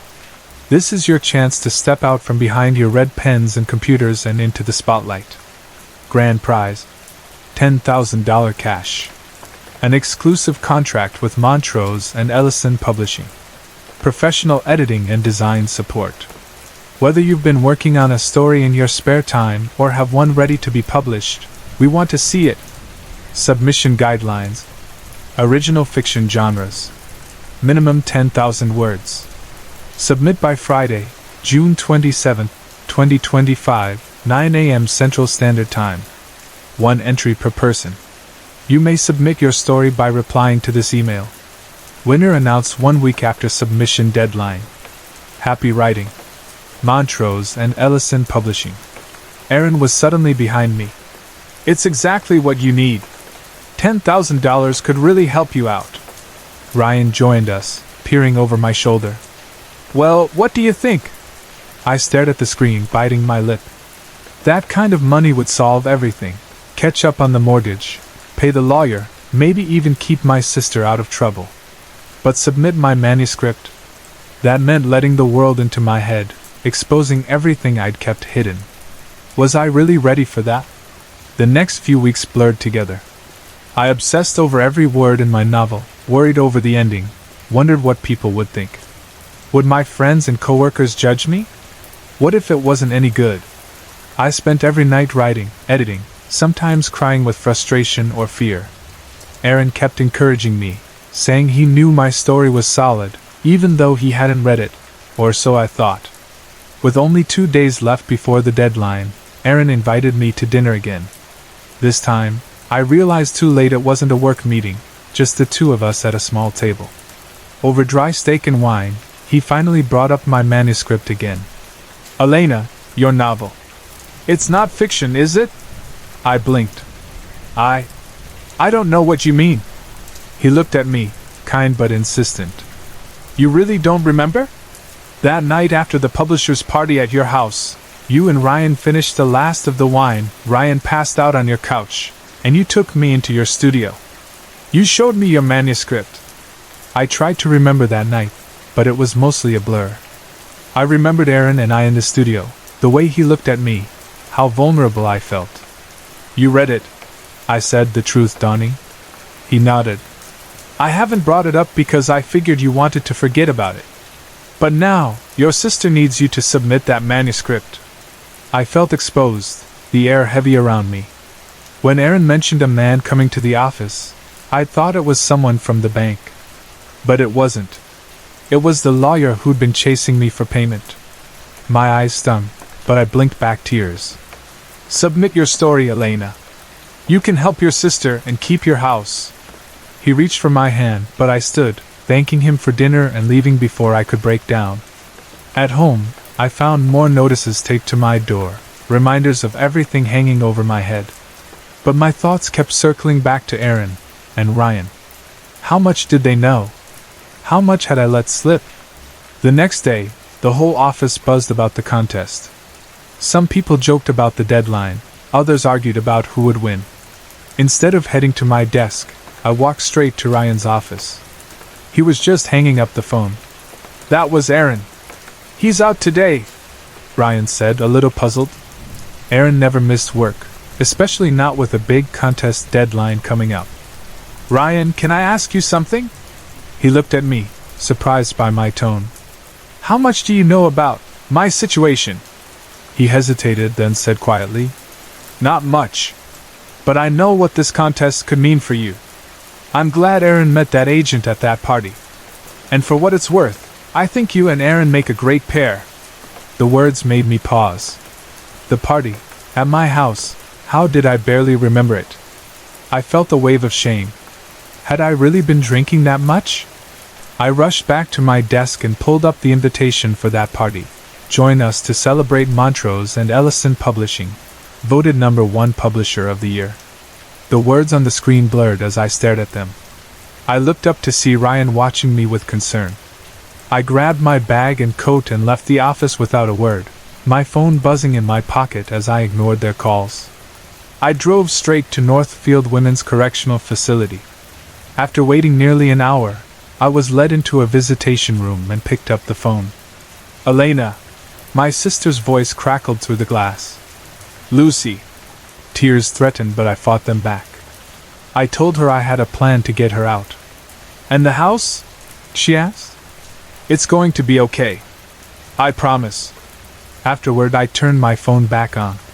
There were messages from Ryan and Aaron, and one voicemail from Aaron. "Elena, listen, I'm sorry. That night after you let me read your manuscript, and after I realized it wasn't fiction. But I didn't tell anyone. I called that publisher I met at the party and suggested the writing contest. I told them a lot of us are writers and needed the push. Please call me back." That night I barely slept. I read and reread my manuscript, weighing what to do. The next morning, I arrived at the office early, before anyone else. Aaron's office was empty. His laptop, his photos, all his things were gone. I reached for my phone to call him, but it went straight to voicemail. When I got to my desk, there was a note on my keyboard. "Don't forget the submission deadline is today at 9 a.m. You've got this in the bag, but just in case the judges don't have good taste, I heard there's an editorial director position you'd be great for." Eh? I stared at Aaron's empty office for a long time. Soon, the elevator doors opened and people began to fill the office. their voices blending into a familiar background hum. Ryan came straight to my desk. "You called him?" he asked. "Voicemail," I said softly. He nodded. "Montrose offered him a job last night. They want his help judging the contest."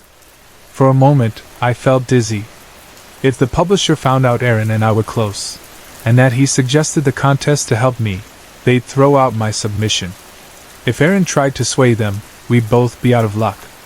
But a new editorial director at this company got a $10,000 bonus, plus a six-figure salary. Only, they had to submit a piece for publishing. Ryan and I exchanged a look, then he nodded toward my computer. I pulled up the contest email, hit reply, attached my manuscript, titled Submission, and, after a long, steadying breath, sent it.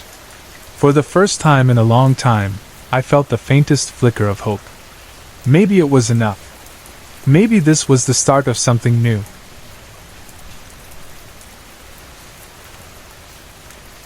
He always came to my house at exactly 5 in the evening.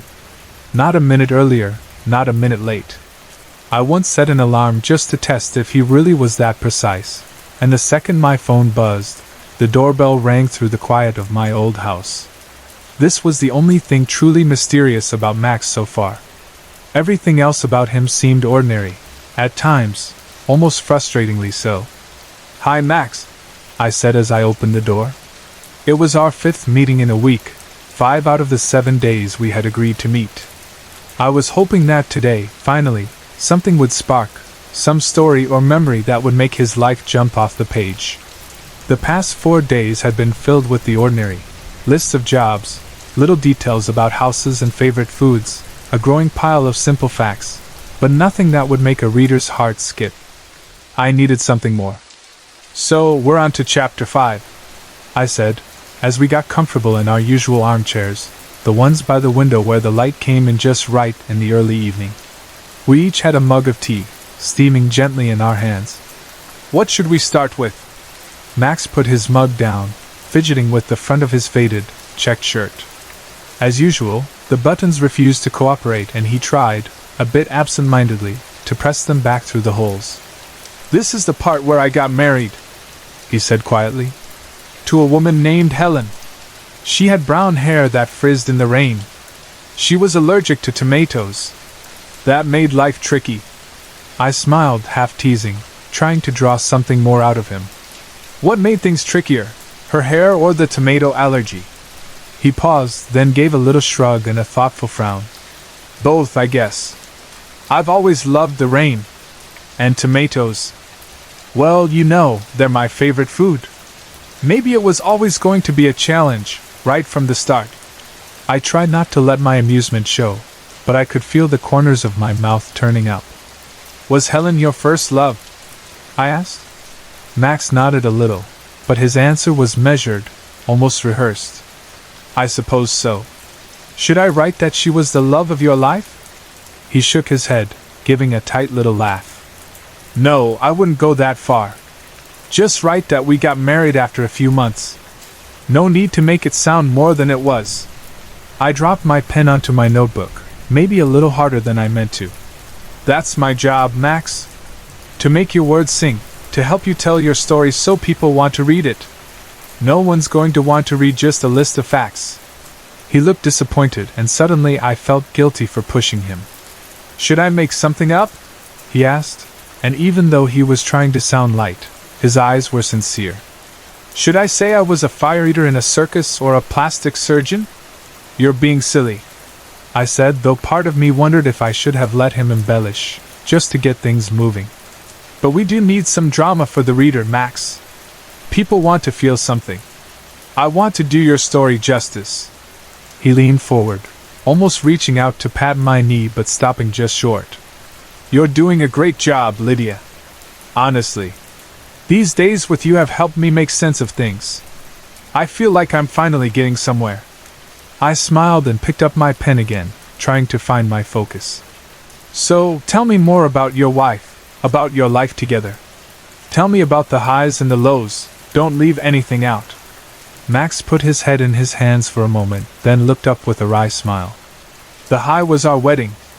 I never knew so many people cared about me until that day. The low came a year later, when Helen left me. She ran off with my best friend. He let out a full, genuine laugh, so deep it made his eyes water. I'm sorry, it's not funny, I know. It sounds tragic.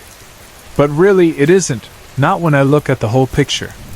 I'm sorry, Max, I said, though the truth was I was a little relieved to finally hear something that felt like a real story. Maybe this was the drama I had been waiting for, even if it was sad. He shrugged. It's fine. That was a long time ago. I met someone else a year later. Her name was Clementine. She was the love of my life. You can write that down if you like. Was? He smiled, his voice softening. Is. Always will be. His eyes grew bright with tears and, just for a moment, he truly opened up. Suddenly, his life started to take shape in my imagination. He told me how they met, splashed by the same bus on a rainy afternoon. How they slowly fell in love, quietly, completely, as if nothing else in the world mattered. I wasn't sure of who I really was until I met her, he said, and I could see what he meant. I could almost picture Clementine, her laughter, her warmth, the way she must have brought him back to life. I couldn't help but ask, why does loving Clementine make you sad? Max stared out the window, watching as a cloud slid across the pale sun. Because true love always ends one way or another, he whispered. His words lingered in the air, quiet and true. I decided it was time to change the subject, but I still wanted to lighten things up. Does Clementine like tomatoes? I asked. He grinned, the sadness slipping away for a moment. They're her favorite, he said, and just like that, sunlight filled the room, lighting up the old glass and catching the streaks on my windows. We sat in silence for a while, both of us thinking. There was a stillness between us, broken only by the creaking of the pipes that ran through the bones of my old house. I sensed he had more to share. Years of interviewing people had taught me how to spot when someone is just on the verge of opening up. Lydia, he said quietly, the day after tomorrow, I'll be ready. Ready to give you what you need, to give the reader what they're waiting for. But tomorrow, let's just fill in some gaps. Is that all right? Of course, I said, stretching out my legs and standing up with a groan. See you at 5? On the dot, he replied. I'll let myself out. I watched him walk slowly up the drive, his silhouette stretching and shrinking as he moved away, until he disappeared behind the hedge. The next afternoon, I was waiting at the window at 4:55, almost counting down the seconds. Max appeared, just as always, his form coming into focus as he pressed the doorbell at precisely 5. His shirt was as rumpled as ever, the same 2 buttons stubbornly refusing to close, and his fingers wrestling with them as I let him in. Gap-filling day, I said as we got settled. He cringed, half laughing. I hope this isn't too dull, he said. I thought of my father, a builder who used to help me fix up this old house. When he made a rare mistake in measurement, he'd just look at the space and shrug, telling me, Don't worry, LYD. It'll fill. Sometimes the gaps mattered more than the rest. I shared this memory with Max, not quite sure why, maybe just to show him how important the small, unfinished parts of a life can be. The gaps in my house were as important as everything else. They weren't tedious, just awkward and fiddly, but they had to be filled properly. Couldn't just be covered up with paint or wallpaper. Max gave me a warm look. Thanks, Lydia. You've made this a lot easier. Then he truly opened up. He let the stories spill out in a way he hadn't before, telling me about the little things, the patchwork of memories and details he'd left out, the laughter that bubbled up from lemonade going up his nose, the perfection of a ladybug resting in his palm, the desperate panic of trying to glue his mother's favorite vase back together, the hot sting of being scolded, the smell of rainwater on a summer street, the sound of distant music from a neighbor's piano, finding a dead mouse in the garden, butter melting on fresh bread, the odd creak of old floorboards, the pain of scoring an own goal, the sting of tears, the thrill of staying up all night, missing a flight, and that beautiful orange sunset on a warm evening. Tiny bits of joy, fear, shame, anger, frustration, delight, and peace, fleeting but unforgettable. Most of all, he told me about the biggest gap in his life, the one Helen left when she went away, and how Clementine filled it. How hopelessness had given way to hope, how he'd found beauty again. Those hours flew by, every small story weaving itself into a larger picture. I barely wrote anything down, too caught up in the magic of it all, but I knew I wouldn't forget. When he finally finished, I leaned back, amazed at how much he had shared. "Wow," I said. "That was an incredible session." "Really?" Max's eyes widened. "Absolutely. I've interviewed politicians, actors, scientists. Heard the big stories. But your life, the collection of little things that made you. You may not be a bestseller, Max, but you've given me my favorite job ever." He flushed, looking a little embarrassed and pleased at the same time. "It's not over, Lydia. But tomorrow will be more straightforward. I promise." He stood up, looking taller somehow. "I'll see myself out." The next day, I felt strangely unsettled. At 4:55, there was no sign of Max. I paced around my sitting room, heart racing, wondering if he'd changed his mind. He'd said it would be straightforward, but I doubted it. Why else would a man want to write his memoirs at only 38 years old? Then, at exactly 5, the doorbell rang. I hurried to answer, but forced myself to move calmly. "Hi, Max," I said. "Come in." He looked pale, almost shivering, like he hadn't slept all night. The kind of tired that came from more than just lack of rest. I realized that telling your life story, unearthing all those memories, could exhaust anyone, especially someone as humble as Max. "I thought we'd start this last session a bit differently," I said, trying to make him feel safe, even though I was winging it. "Sit in my seat, just for a moment," I suggested. He frowned but sat down, not saying a word. The light from this angle was strange. It made him look older, his eyes deeper, almost haunted. "Ask me anything," I told him. "Whatever you want. I promise I'll answer truthfully." He seemed unsure, but finally asked, "Lydia Watson, do you think I'm a good person?" His question surprised me. I barely knew him. He was just a voice on the phone before all this, a familiar stride on the gravel, a polite guest in my home, a stranger telling me his secrets.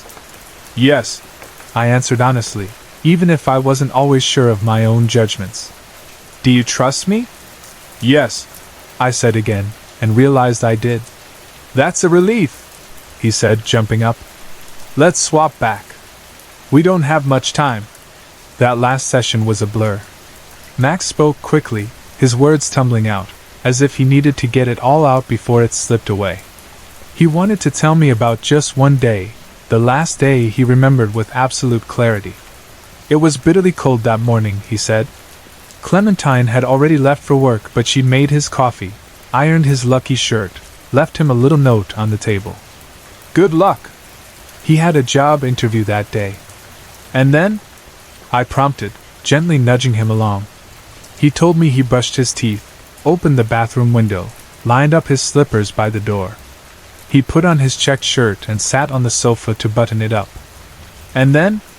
I asked, trying to hurry him along, worried that time was running short, that the moment would slip through my fingers. He stopped, his voice fading. After 2 buttons I just stopped, he said quietly. Stop to do what? I asked. Nothing, he said. I just stopped. I didn't start again. Poor Clementine. His head dropped.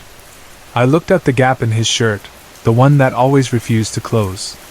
He caught my gaze and tried, once more, to fix the buttons. This gap, it won't fill, Lydia. No matter what your dad said. He gave a small, sad smile and stared out the window. After a while, he stood up, his shoulders heavy. And that's it, Lydia. That's how my book ends. With broken hearts. My eyes filled with tears, but I didn't try to hide them. He noticed and smiled. Sorry, he said.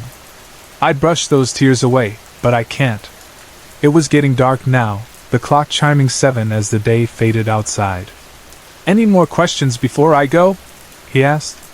There were so many, but I settled on just one. Why 5 o'clock? I asked. Why do you always come at 5? He looked at me with that thoughtful, faraway expression. It's something about the light. It's the time when you can see me most clearly. That was new. Most of my clients came at odd hours, but never with such precision. He was starting to fade, the edges of his body softening in the dim light. I stood and walked to the door with him. That was a good final session, Max, I said as he stepped into the dusk. The reader will love it. That's exactly what I wanted to hear, he replied. Now close the door. It's cold out here. His shape grew thin against the last light of day. I pushed the door closed slowly, feeling the weight of everything unsaid. The door creaked, just like every door in my old house, the sound echoing into the quiet night. Sorry to interrupt. If you're enjoying the story, let me know in the comments and tell me where you're watching from. Don't forget to like and subscribe for more.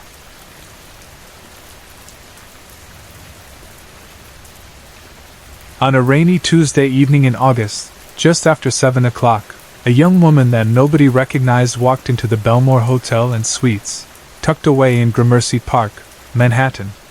The desk clerk would later tell police the exact time, 7:12 p.m., but at that moment, it was just another quiet night at the hotel. The woman's clothes didn't call attention, just a simple black linen dress, a long coat that flowed behind her, low leather heels, and sunglasses with deep, polarized lenses hiding her icy blue eyes. She carried only a satchel and a garment bag, and her hair was cut into a dark, spiky pixie style that looked sharp and neat, though just last week, it had been a long, bright blonde. She always changed her appearance, always cut the tags out of her clothes, always kept the sunglasses. Beneath her calm exterior, strapped at her thigh, was a Glock 19, just another detail nobody needed to know. She stepped up to the counter, handed over her papers, and listened to the desk clerk, a tired woman named Heidi, smile and read her new name out loud. Welcome to the Belmore, Mrs. Fairley. You'll be with us for 3 nights, correct? The woman glanced down at the driver's license she just received, reading the name Constance Fairley for the first time. It could have been any name, but this was the one she'd carry for the next few days. She could sense eyes on her, and a quick glance revealed a stern-looking man in a suit, watching her from across the lobby. She didn't know his name either, but the game was to act like she did. That's right, as will my husband. Shannon, she said smoothly, letting her eyes flicker back to the man, who now scowled at the sound of the name. Heidi handed over the keycards and a brochure, rattling off directions to the room and listing the hotel's amenities. The pool, the spa, the ice machine down the hall. Constance let most of it wash over her, scanning the lobby out of habit, mapping out exits and searching for anything that seemed out of place. She'd learned to live this way, always alert, always careful. She thanked Heidi, lifted her bags, and walked toward the elevators. As the doors were about to close behind her, a gloved hand pushed in. The suit, Shannon, stepped inside, stone-faced, refusing to meet her eyes. He spoke quietly but with an edge. You understand what you're here to do. It was not a question. Constance studied him for a moment, catching the hard lines of his face, the hint of exhaustion at the corners of his eyes. She shrugged off his intensity with practiced coolness. Sure, Sean. We've got a few hours before sunset. Maybe we could order some champagne, enjoy those fancy sheets, keep the laundry staff busy. She grinned, knowing it would only annoy him. He didn't bite. Shut up, 17. Make sure you're ready. I have no problem wiping you from the system. The coldness in his words cut deeper than she wanted to admit. She brushed it off, but the mention of her assigned number, her only real identity, stirred something uneasy inside. Her earliest memories were of a cold, stark house filled with other kids, all of them a little different in their own ways. The house was bare, the food bland, and the company short-lived. One by one, the children disappeared, until she was the only one left. By the time she was 9, her life became a strict routine. She slept by day and was woken as soon as night fell.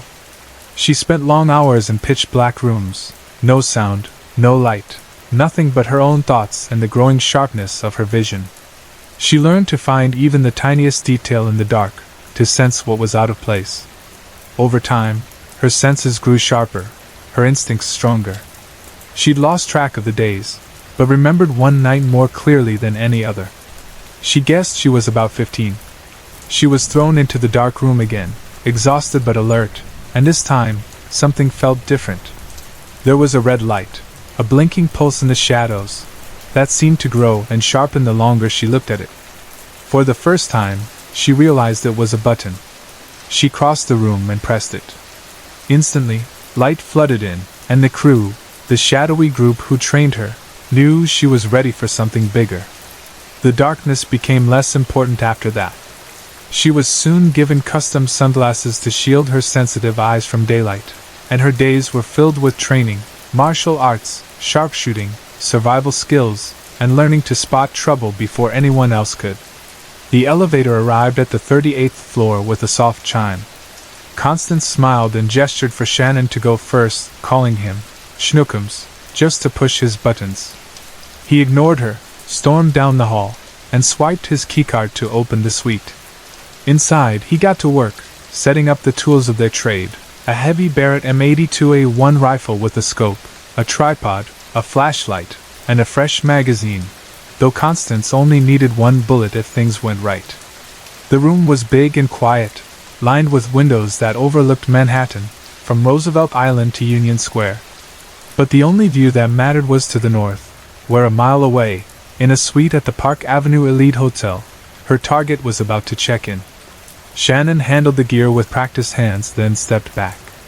"We're set. Get it done before dawn. And don't miss 17. His tone was sharp, his words final. Constance barely looked up. "Piss off, Sean. Mama's got it." She waited for the door to slam behind him, feeling a wave of relief at finally being alone. She checked her watch. 7:54. The meeting was supposed to start at 8:30, so she had time to prepare. She lay down behind the rifle, the room filled with the gentle hush of rain turning to mist, and found herself humming an old tune she couldn't quite shake. She watched the lights in the suite across the way, waiting for movement, steadying her breath, remembering how long she'd been trained to wait in the darkness. At 8:02, the lights across the way flickered on and a man entered. He was short, round, and sweating, his suit rumpled as he dragged a small suitcase inside. He looked nervous, checking every corner. Then, something she hadn't expected, a woman entered behind him, tall and elegant, wearing a burgundy pantsuit, her hair shining and makeup perfect. Most surprising of all, a little girl clung to her hand, wearing pajamas decorated with unicorns and holding a battered teddy bear. The woman gently tucked her daughter into bed, then came back out to speak to the man. Their body language spoke of tension and exhaustion. The man poured himself a drink and waited, clearly on edge. The woman lay down beside her daughter, holding her close. The man sat at the table, slumping forward. The room seemed to hold its breath. At 8:29, there was a knock at the door. The man jumped up and opened it, letting in a tall stranger with wild blonde hair and a cold, watchful look. They sat down, talking quietly but with obvious tension. Constance read their movements, guessing at hidden threats. She centered the crosshairs of the rifle on her target, finger ready on the trigger, remembering Shannon's instructions. Then the bedroom door opened again. The little girl came out, frightened and half asleep, crying as she ran to her father. He scooped her up, comforting her. In that moment, the stranger across the table stood up, reached into his jacket, and pulled out a gun, something Constance hadn't seen before. He pointed it at the child, and her father shielded her with his body. Everything slowed down. Constance didn't think. She squeezed the trigger. The window across the street exploded. The little girl screamed. Her father wrapped around her. The attacker's arm dropped, the gun fell to the floor, and he collapsed, lifeless, right there by the table. Inside, chaos broke loose.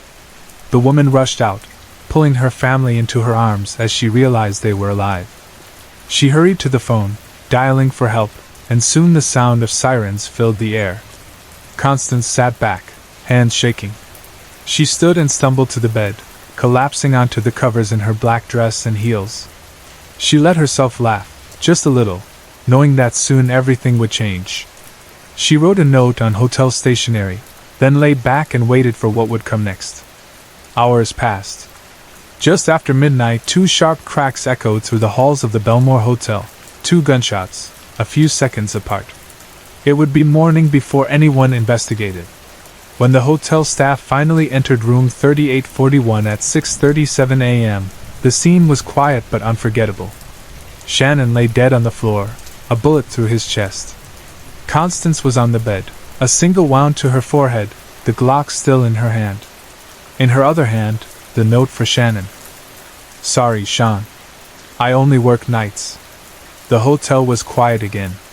Outside, the rain had stopped, the sun rising on another day in the city, and in that quiet, the story of Constance, who never really had a name, came to its end.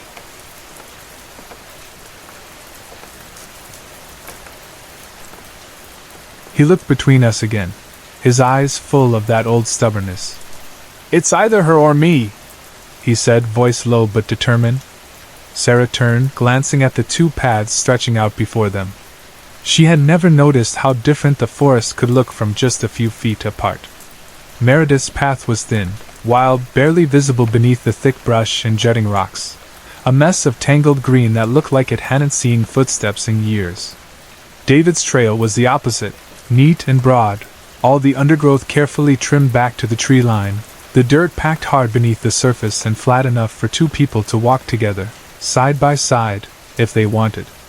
Sarah couldn't believe the argument that had erupted out of nowhere. The plan had been simple, a peaceful weekend hike, something she, her husband David, and her best friend Meredith had looked forward to for months, maybe longer. All morning, everything had seemed so normal. They had chatted about a crime show that Sarah always tried to avoid, but Meredith and David could talk about it for hours, trading theories and laughing over all the dramatic twists. Sarah had watched them, feeling that old, familiar tug, a little envy that they seemed to connect so easily, to find the same things funny and interesting. Not jealous, really. Just a bit sad. She loved David, but sometimes she wondered if he would have been happier with someone like Meredith, who shared more of his interests. Still, she tried to brush it off. That was city life thinking, not what she wanted to bring on this weekend escape. Then, out of nowhere, everything had changed. They'd reached a fork in the trail, and suddenly David and Meredith had stopped, faces tight and serious, each insisting that their chosen path was the only way forward. Their voices, usually so light and teasing, turned hard, even a little sharp. Sarah had just been thinking about how nice it was to be out in nature, away from work and worry, when she realized both of them were staring at her, waiting for her to decide which path they take. Their expressions, wide eyes, tense jaws, a certain hunch to their shoulders, had startled her. For a moment, it was like looking at strangers. She tried to recall what had happened in their conversation, wondering if she'd missed something, some comment or joke that had turned everything so quickly. She felt unsettled, confused, and a little worried. As David and Meredith glared at each other, Sarah saw their eyebrows arch, lips pulled back in almost a snarl. She could almost imagine a low growl coming from David, his hands clenched into fists. Okay, fine. You 2 want to make this hard? She snapped, frustrated with their stubbornness. Then go. Both of you, take your trails. Walk for 5 minutes, then come back and tell me what you saw. She was surprised by how quickly they agreed, each storming off down their own path without another word. Left alone, Sarah stood there for a moment, still reeling from the sudden tension. She knew she'd started the standoff by giving them orders, but she hadn't meant for things to get so serious. She felt the anger bubbling up but pushed it down, sighing as she looked around for a spot to wait. There was an old wooden bench nearby, gray and worn smooth by years of weather, sitting in a small clearing next to a mile marker.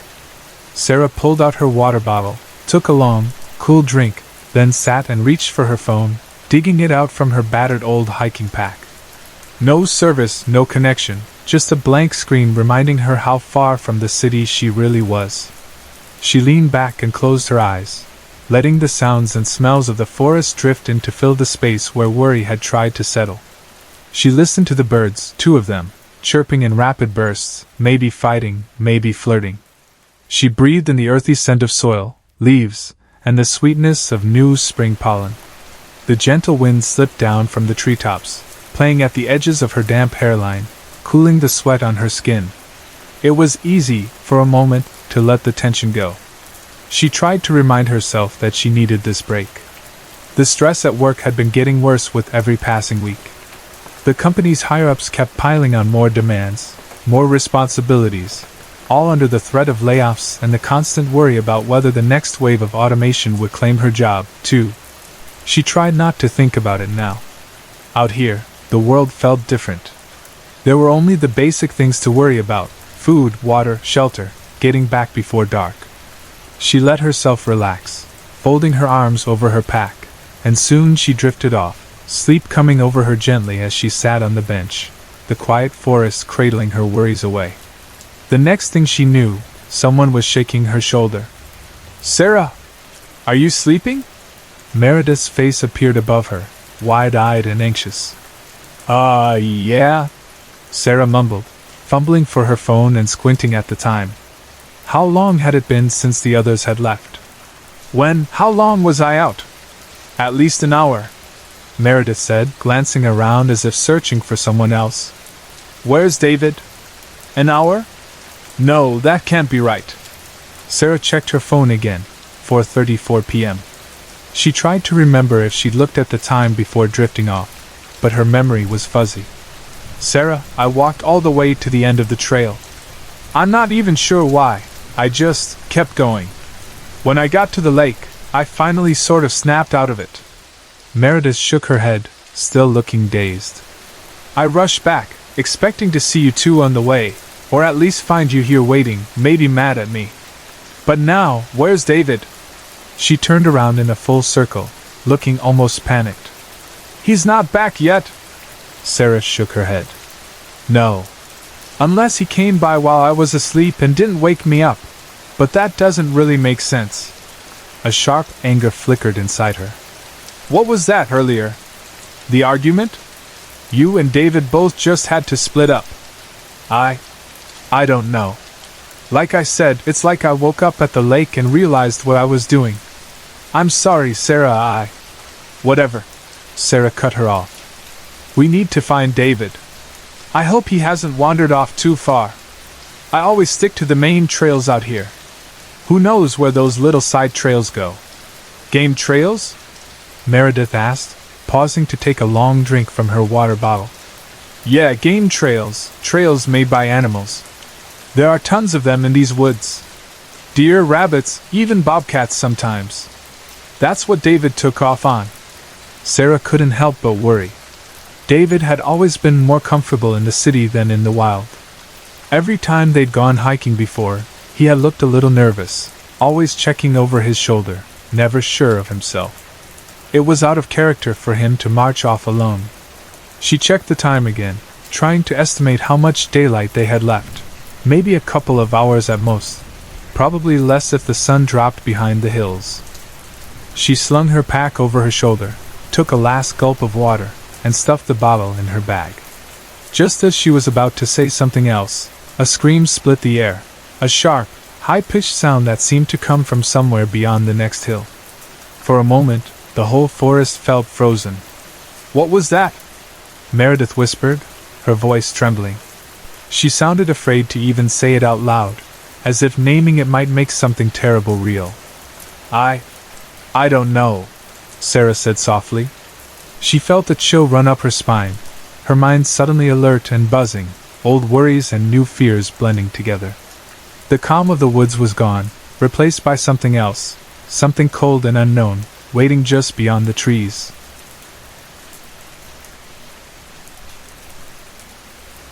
I love my home.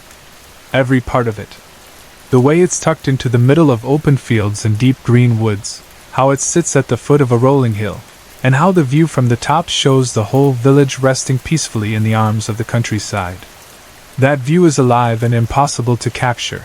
It changes every day with the light, and even if I tried, it would only be a hint, never the real thing.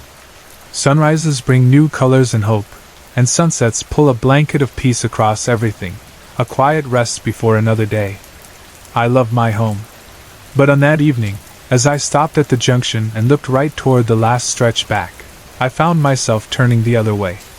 I don't know what made me do it. Curiosity, restlessness, something calling me. My hand eased the clutch, and the bike moved in the direction my heart was already leaning. Even as I rode away from everything familiar, I felt its pull, but I kept going, letting the unknown pull me forward. After the left turn, nothing was certain. The order I had put on my life was gone, and I let the chaos of not knowing take over for a while. The road twisted and curved, calling me to lean into each turn and feel the edge of what I was. There's nothing quite like being on a bike, the world flying by and every sense wide awake. I was alive and open in a way I hadn't been in a long time. My gut told me this was right. My heart held me in the present. My mind struggled to keep up, asking questions that didn't matter. I rode through the last corner and opened up the throttle, grinning at the pure, wild feeling of it all. I wasn't doing this for any reason except that it felt right. At every junction after that, I waited to see which way I'd go. There was no plan. I just went with the flow, letting each choice come naturally. Another left, and another. The roads in this part of the country don't follow any grid. They twist and wind however they want. Even after a dozen left turns, you're never quite back where you started. Eventually, I reached the main road, a Roman road, straight as an arrow, heading north. As the bike picked up speed, I realized where I was going and, more than that, why. I had more than one home, I thought. My heart belonged in many places, and it was full, not broken, because it was filled with love. I was following my heart, and as I buzzed through the countryside, my chest grew tight with emotion. I found myself crying softly, vision blurring but never enough to lose the road. There was a purpose in me now. I rode faster, intent on my goal, but my focus never slipped. There's an intensity to riding that makes sense of everything else in life. The ride itself was the meaning, not the destination. Sometimes traffic slowed me down, lines of cars creeping forward, but I dropped a gear and slipped by them, feeling the freedom of the open lane. Some drivers waved. Most just glared, thinking I was getting away with something. A few probably thought about swerving, but I knew better than to worry about what other people justified in their minds. That darkness, the part everyone carries, only makes the light stand out more. That's what you see out here on the road, both sides of people, the good and the bad, the careful and the careless. The open road was never truly safe. Potholes, drivers on their phones, moments where you're almost invisible. Every ride brings near misses, moments that could have ended badly. You escape with your life and a rush of adrenaline, but you have to stay alert. The most dangerous moments are after something happens, when your mind drifts for just a second. Most riders have stories of close calls and bad drivers who never even notice the danger they cause. You learn to watch out for everything, knowing the biggest risks are always people who don't see you at all. By the last stretch, I doubled down and focused hard. Accidents happen closest to home, when you let your guard down and run on autopilot. I'd ridden this road so many times, but I never trusted it completely. It was familiar, but the end of every journey was always a little different. The bike cooled beneath me as I parked and pulled off my helmet. I took out my earplugs and headed for the door, my nerves running high. I could feel a change coming, something I wasn't ready to face, and for a moment I was just a small boy again, afraid and unsure. The bravado of the ride fell away, leaving me exposed. I knocked before opening the door. She sat up from the couch, her face streaked with tears, her whole body tired and worn down by loss. She hugged me so tightly, I thought she'd never let go. I was her life preserver in a storm of grief that hadn't quite hit yet, and I knew the worst was still to come. When she stepped back, she asked, "How did you?" I shrugged, not trusting my voice, then finally said what came to me. "Love. The universe spoke to me and told me to come." She nodded, somehow understanding. Do you want a brew? I nodded back. Yes, please. I looked up at the stairs. They seemed steeper than ever. This was the hardest part, the last steps of a journey I hadn't seen coming. My voice shook as I asked, Can I? She nodded, her eyes shining. He'll be ever so pleased to see you. Climbing the stairs felt like moving through water, every step heavy. I wanted to stay the child who believed someone would always fix things for me, make everything right. When I reached his room, he was waiting for me, voice thin and weak. Dave. I knew you'd come. You did? I squeezed his hand. How? He smiled through his pain. I saw it in a dream that wasn't a dream. You were walking away, but when I called your name, you turned back, determined as ever. I knew you'd come, my lad. Before. He trailed off, squeezing my hand tighter. Does Mum know? I asked. Not really. She knows I'm in a bad way, wants me to go to the doctor. No point now. My race is run. I held on for you. After, you need to be there for her. I will, I said, my throat tight with emotion. Standing to go, I asked. Why didn't you just text or call me? He gave me a familiar grin, the one I'd inherited. You know I don't like phones. I shook my head at the old stubbornness. Besides, he said, you were on your bike. Can't use your phone when you're riding. I'll think about that for the rest of my days. How did he know? How did I? I knew the answer, and it would always fill me with awe and joy. Love. The connection that ties us together, that brought me home for one last, perfect farewell, a goodbye that wasn't really the end.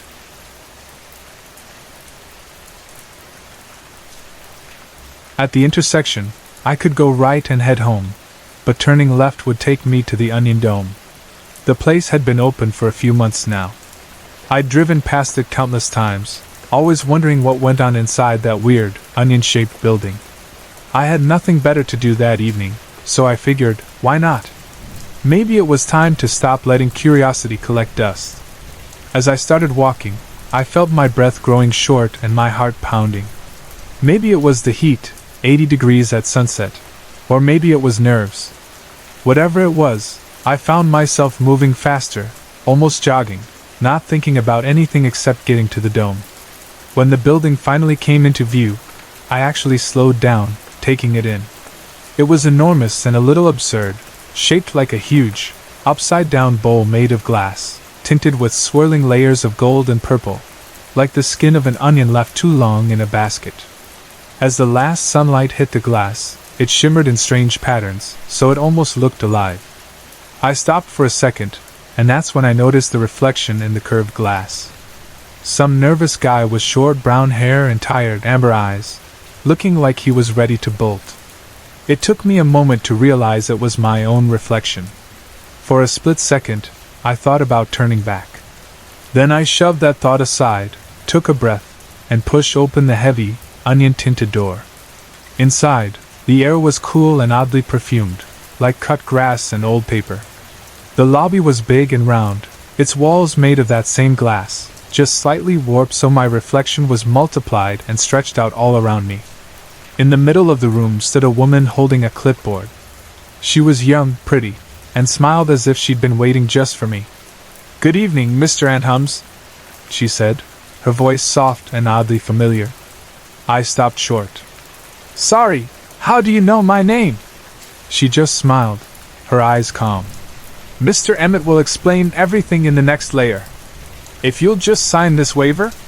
She handed me a clipboard with a thick stack of forms, all in tiny type. I could only make out the signature line at the bottom. I knew I should have at least glanced through it, but something in her gaze made it feel pointless. I signed my name. "Thank you, Mr. Anhums. Right this way," she said, and opened the door behind her. She didn't come with me. She just closed the door, leaving me standing in a room half the size of the first, with more of that glass all around. Alone, except for another figure at the far side, a man in a white suit and thick glasses, the same color as the glass walls. He turned toward me, and I could see his smile before he spoke. Welcome back, Mr. Anhums. It's good to see you again. Back? I frowned. I think you have me confused with someone else. Is your name Mr. Emmett? His smile twitched. How did you know? I pointed vaguely toward the previous room. She told me. He sighed, then nodded. She shouldn't have, but no harm done. He looked at me through those weird glasses. I tried to see my own reflection in the lenses, but there was nothing, just blank, glassy onion color. So, can you tell me what's going on? I asked. He seemed to consider me for a moment, then nodded. This is the Onion Dome. What brought you here tonight? I thought about the question. At first, I wanted to say I was just curious, but that didn't feel right. I tried to think back. Why was I here, really? Suddenly, memories surfaced that didn't make sense. A woman, her face blurred but her voice sharp in my mind, accusing me of lying. Her leaving, the door slamming, me searching for answers that never came. The feeling that I'd lost track of whole days, even weeks. Something about this place pulled all those memories to the surface, swirling together like the colors in the glass. I should have felt angry, but all I felt was a strange calm. I'd been here before, hadn't I? Hundreds of times, maybe. Each time, something different had happened, but the end result was always the same. I'd end up back at the Onion, not sure how I'd gotten there. I looked around at all the reflections. My own face repeated again and again, each version just a little different.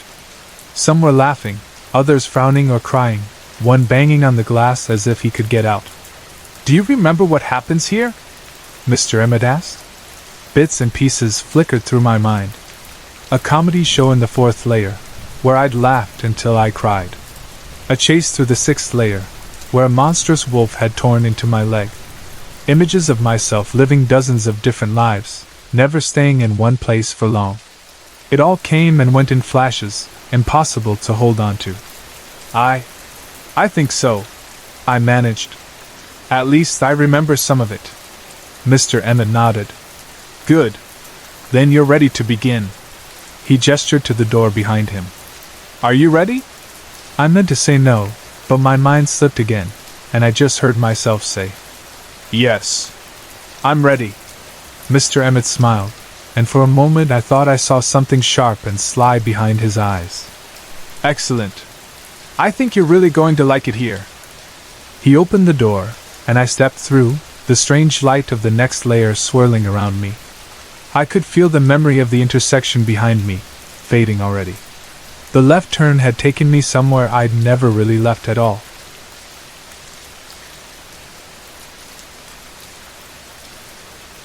It took me a few seconds to realize just how lost we really were.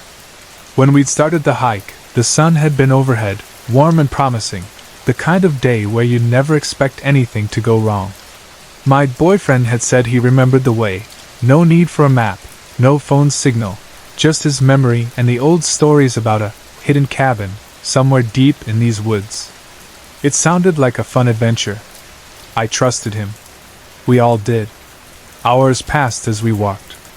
At first, the woods felt endless but friendly, full of thick acacia trees that twisted together overhead, their branches forming a canopy so dense only a few beams of sunlight could reach the ground. The deeper we went, the more it seemed like the forest was swallowing up the path behind us. If I looked over my shoulder, the trail had vanished, replaced by tangled roots and darkness. Our group's chatter faded as we got tired and uneasy. Every once in a while, someone would mumble, "Are you sure this is right?" Or, "Didn't we already pass a tree like that?" My boyfriend would always answer, "Yeah, it's just past the big split tree." But there was never a split tree. There weren't any landmarks at all, just the same trees, the same shadows, the same hush. Then, suddenly, my boyfriend stopped. He stared up at the sky, looking pale and unsettled. That stillness in his body made me go cold inside. It was the look people get when they notice something's wrong, and they can't fix it. "Do you hear that?" he whispered. I listened. And that's when I realized I didn't hear anything. Not a single bird, not the rustle of a squirrel, not even the usual whisper of wind through the leaves. The forest was dead silent. It was a silence so thick it pressed in on all sides. The kind that doesn't happen unless something is very, very wrong. I felt a chill crawl up my spine. Someone else in our group tried to laugh it off. "We should turn back," they said, but no one knew which way was back anymore. Every direction looked the same. No markers, no footprints, just endless trees and a darkness that seemed to move every time you blinked. My boyfriend tried his phone, walking around with his arm outstretched, desperate for a signal, but there was nothing. No bars, no help. Finally, he sighed and said we should just set up camp for the night. Wandering around in circles wouldn't do us any good. So we stayed. We laid out our blankets and tried to light a fire, but everything was damp and nothing would catch. My boyfriend and my friend's boyfriend decided to try to find firewood and maybe a way out. The rest of us, the girls, sat together in a circle, pretending to be calm, even as fear settled over us like a second skin. As the last bit of daylight slipped away behind the tangled branches, the world felt smaller, colder. "Don't worry," someone whispered. "They'll be back soon," another girl said. "I don't like this. It feels like the woods are watching us." I tried to laugh, to talk about school and gossip and anything to drown out that feeling. But nothing helped. It felt like we weren't alone. Like something was waiting. We tried to look up at the stars, but the canopy was too thick. Just a few pinpricks of light peered through. The moon was there, but it couldn't reach us, not really. Then, through the darkness, I saw a shape, my boyfriend's silhouette, standing perfectly still between the trees. Relief hit me in a wave. "Come help me, baby," I called out, half laughing. "We're cold. Where's the fire?" But he didn't move. He just stood there, staring at me. His eyes caught the faint light, and they looked bottomless. "Jessica, please," he said, his voice soft, almost desperate. I took a step toward him. Something in the way he spoke sent a jolt through me. His tone was off, flat, like he was reading lines he didn't understand. I pulled out my phone to use the flashlight and shone it toward him. That's when the shadow around him shifted. His body stretched, too tall, limbs bending wrong. His eyes were so dark they didn't seem human. And that smile, it was too wide, too sharp. Even his clothes, they looked like his, but too clean, too pressed, except for the shoes. They were caked in mud. My boyfriend would never let his shoes get dirty. Never. My heart hammered in my chest. That wasn't him. I stumbled back, unable to breathe. Then, behind him, more figures came from the woods. My friend's boyfriend was there, but his face was empty, his eyes black. More shapes, 6 or 7 men, emerged from the darkness, all staring, all silent. Then, suddenly, they screeched, a horrible, metallic wail that tore through the silence, and made me want to claw my ears off. The sound rattled through the trees, echoing in my bones.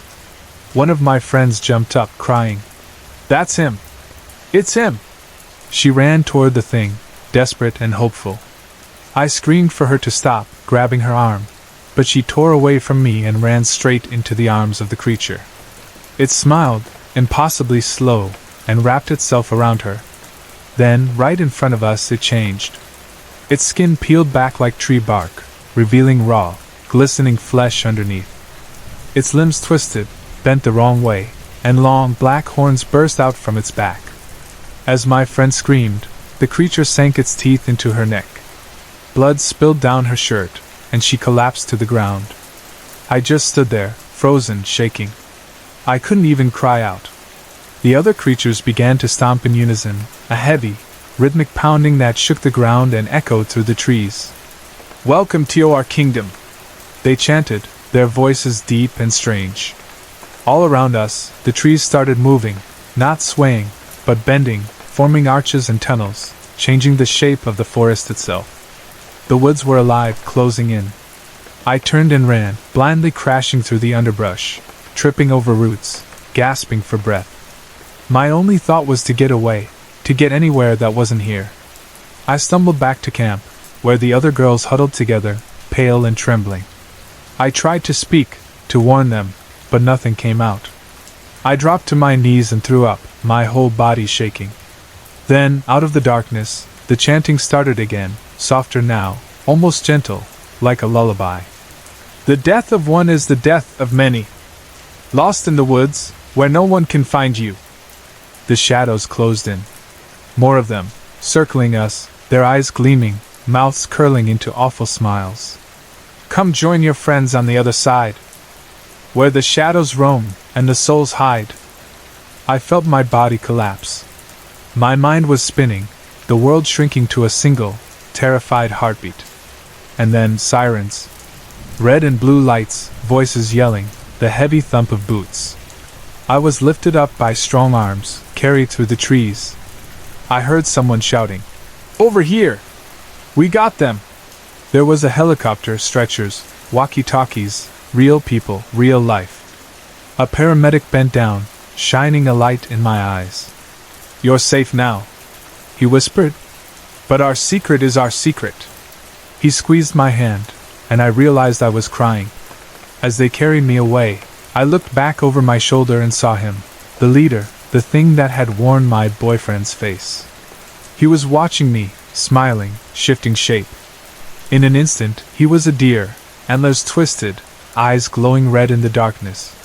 He leaned close and whispered, his voice echoing inside my head as he disappeared into the woods. "You tell, the whole town dies." And just like that, he was gone. The woods swallowed him whole, and the world felt colder than ever.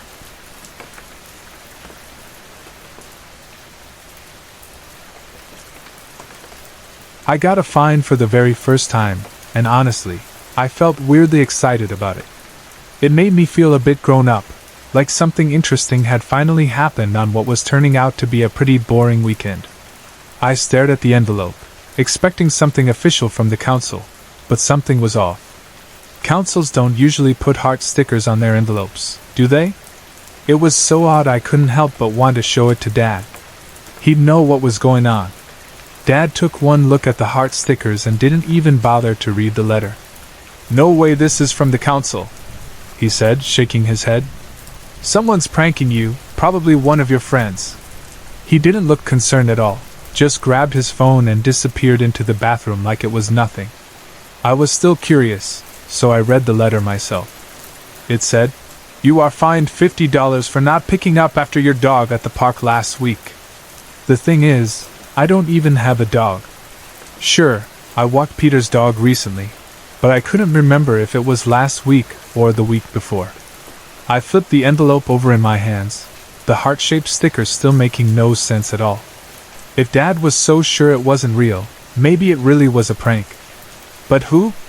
I decided to show it to my best friend Paul when I went to his place for dinner. When I handed it over, Paul frowned at me. "Why are you showing me this?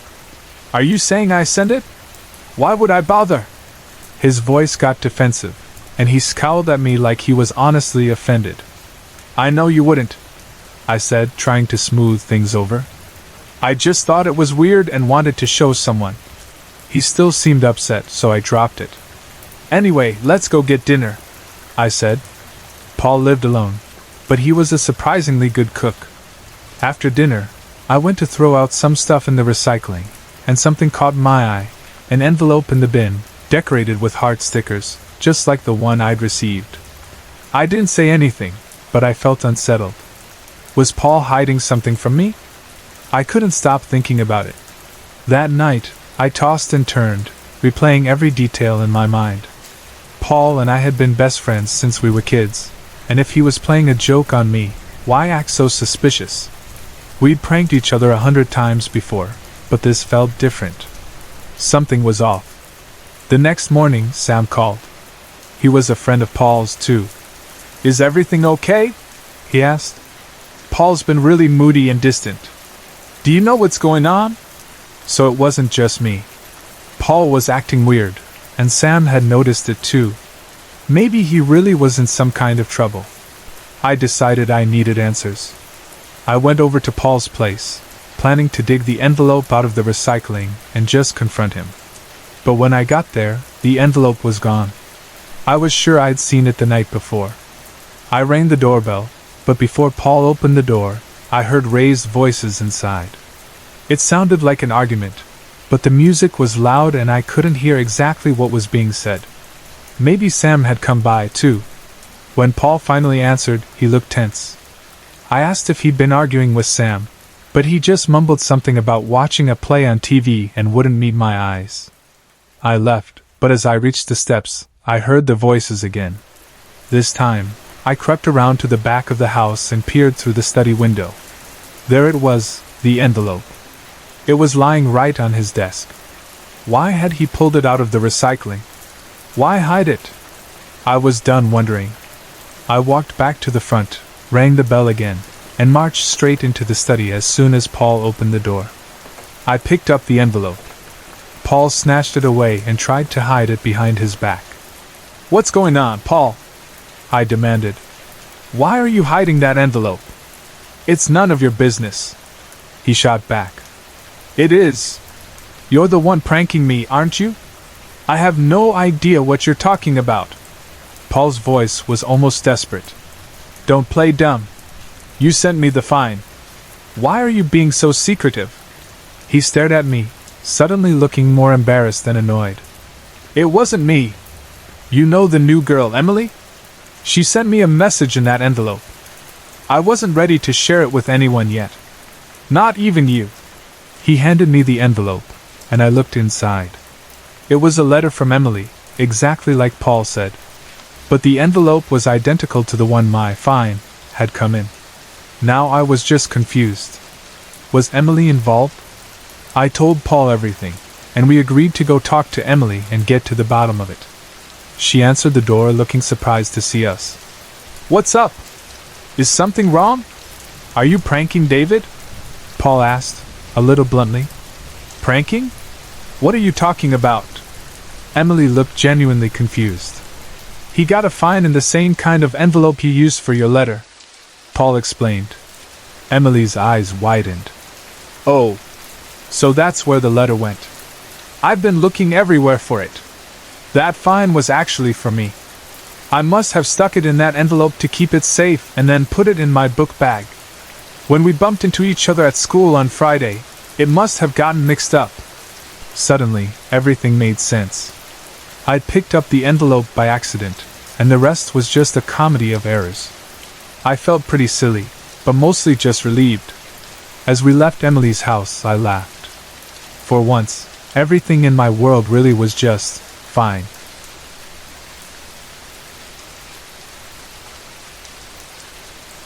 I have never been comfortable in the company of others. It's not out of dislike, not really, just something about being around people stirs a reaction in me, like an allergy that won't let up. It's not just a mental discomfort either. It's physical, too, painful in a way that's hard to describe. There's nothing dramatic or mysterious about it. I simply do my best to hide it and keep to myself. Even before all this, I was never a social person. I used to stand on the edge of every conversation, nodding when others laughed, rarely sure if I understood the joke. I never enjoyed small talk. I always found myself searching for what was underneath it all, wanting to get to the heart of things in a way that made most people uneasy.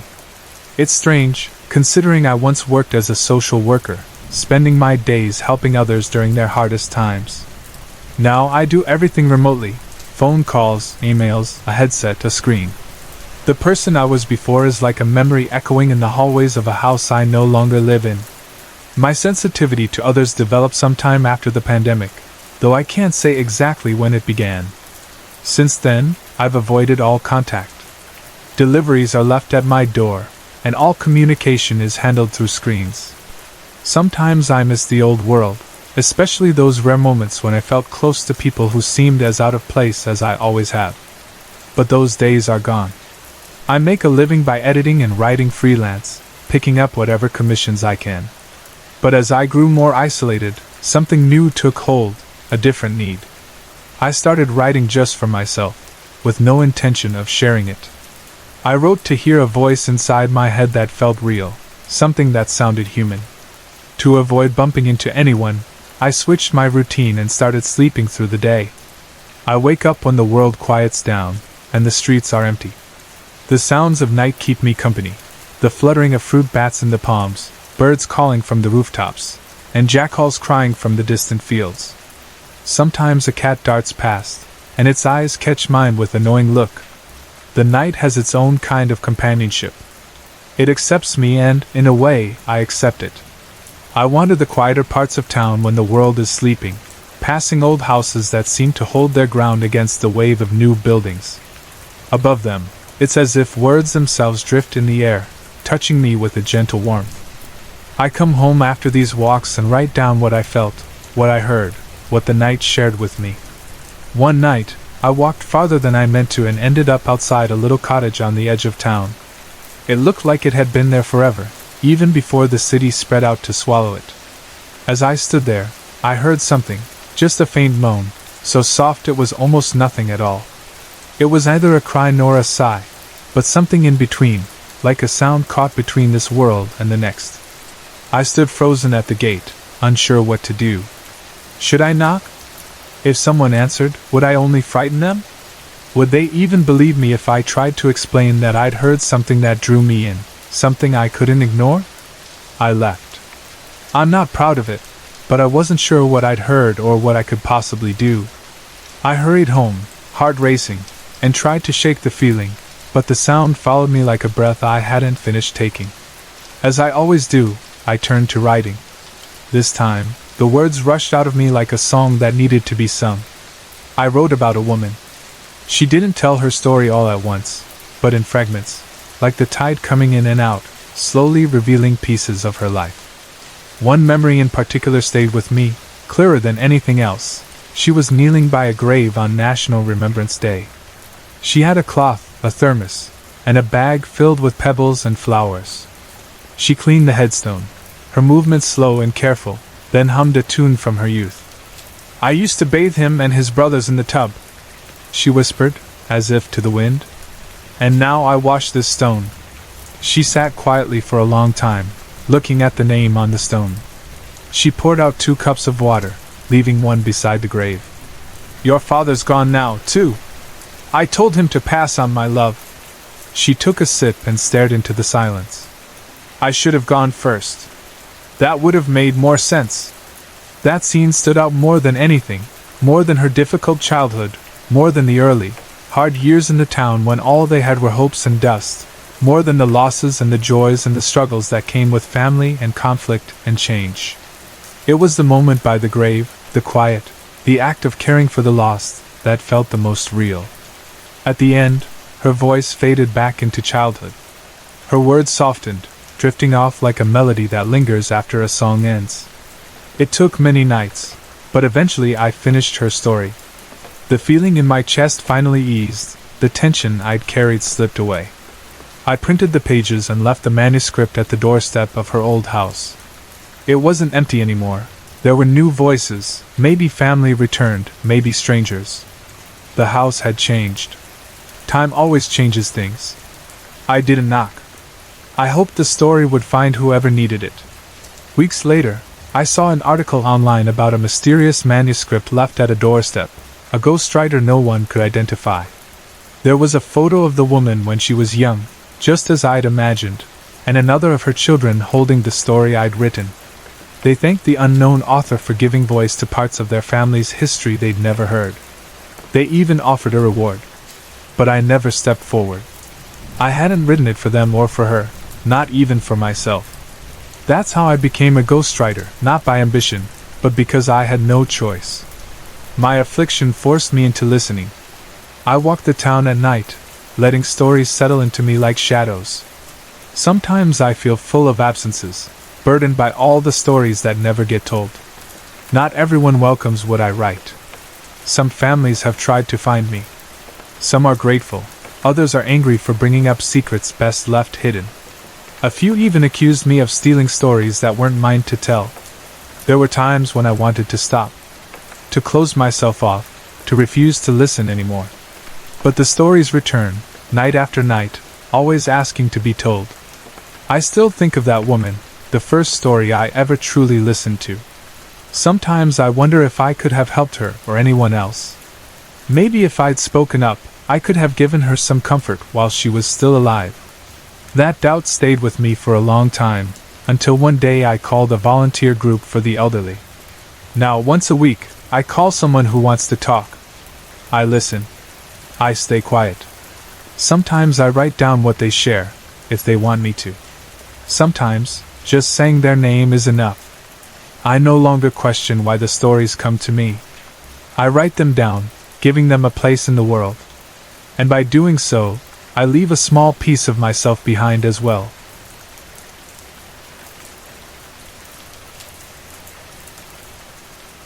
People talk about monsters, about vampires who turn to dust at the first touch of sunlight, who can't even look at the dawn without dissolving into nothing.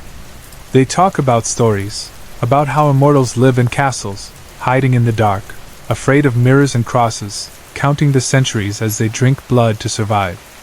But most of that is myth. The reality is much quieter, and stranger, and sadder. For me, the sun never turned me to ashes. I don't burn or disappear if a stray golden beam slips in through a cracked window, or if I wander out into the daylight by mistake. The truth is that I just wilt. I slow down. I fade. My blood thickens in my veins until it feels like syrup, barely moving. My mind goes slow and numb, and the world itself loses color and energy, becoming pale and blurry, like a dream you can't quite wake from. By day, I feel like a ghost, not just invisible but unable to reach out or touch the living world, drifting through it as if I'm not really there. That's my curse, if you want to call it that. But everything changes as soon as the sky darkens and the sun sinks away. When the blue deepens to black and the first faint stars begin to blink open, I feel myself coming alive. Not just in my body, but in my spirit, in my mind, in that inner part of me that feels restless and hungry for more than food or blood. There's a kind of wild inspiration that rises in me when the night comes, a longing to make something new, to create, to understand, to write and shape ideas into being. It's hard to explain to anyone who hasn't lived as long as I have, who hasn't carried memories through centuries until they become heavy, silent companions. You might think living forever would dull the mind, would make the world repetitive, boring, drained of any excitement or color. For some, maybe it does. I have seen that happen, old ones who stare at the wall for decades, who lose their spark and simply exist, unmoving, unchanging, lost in their own emptiness. But I am not like them.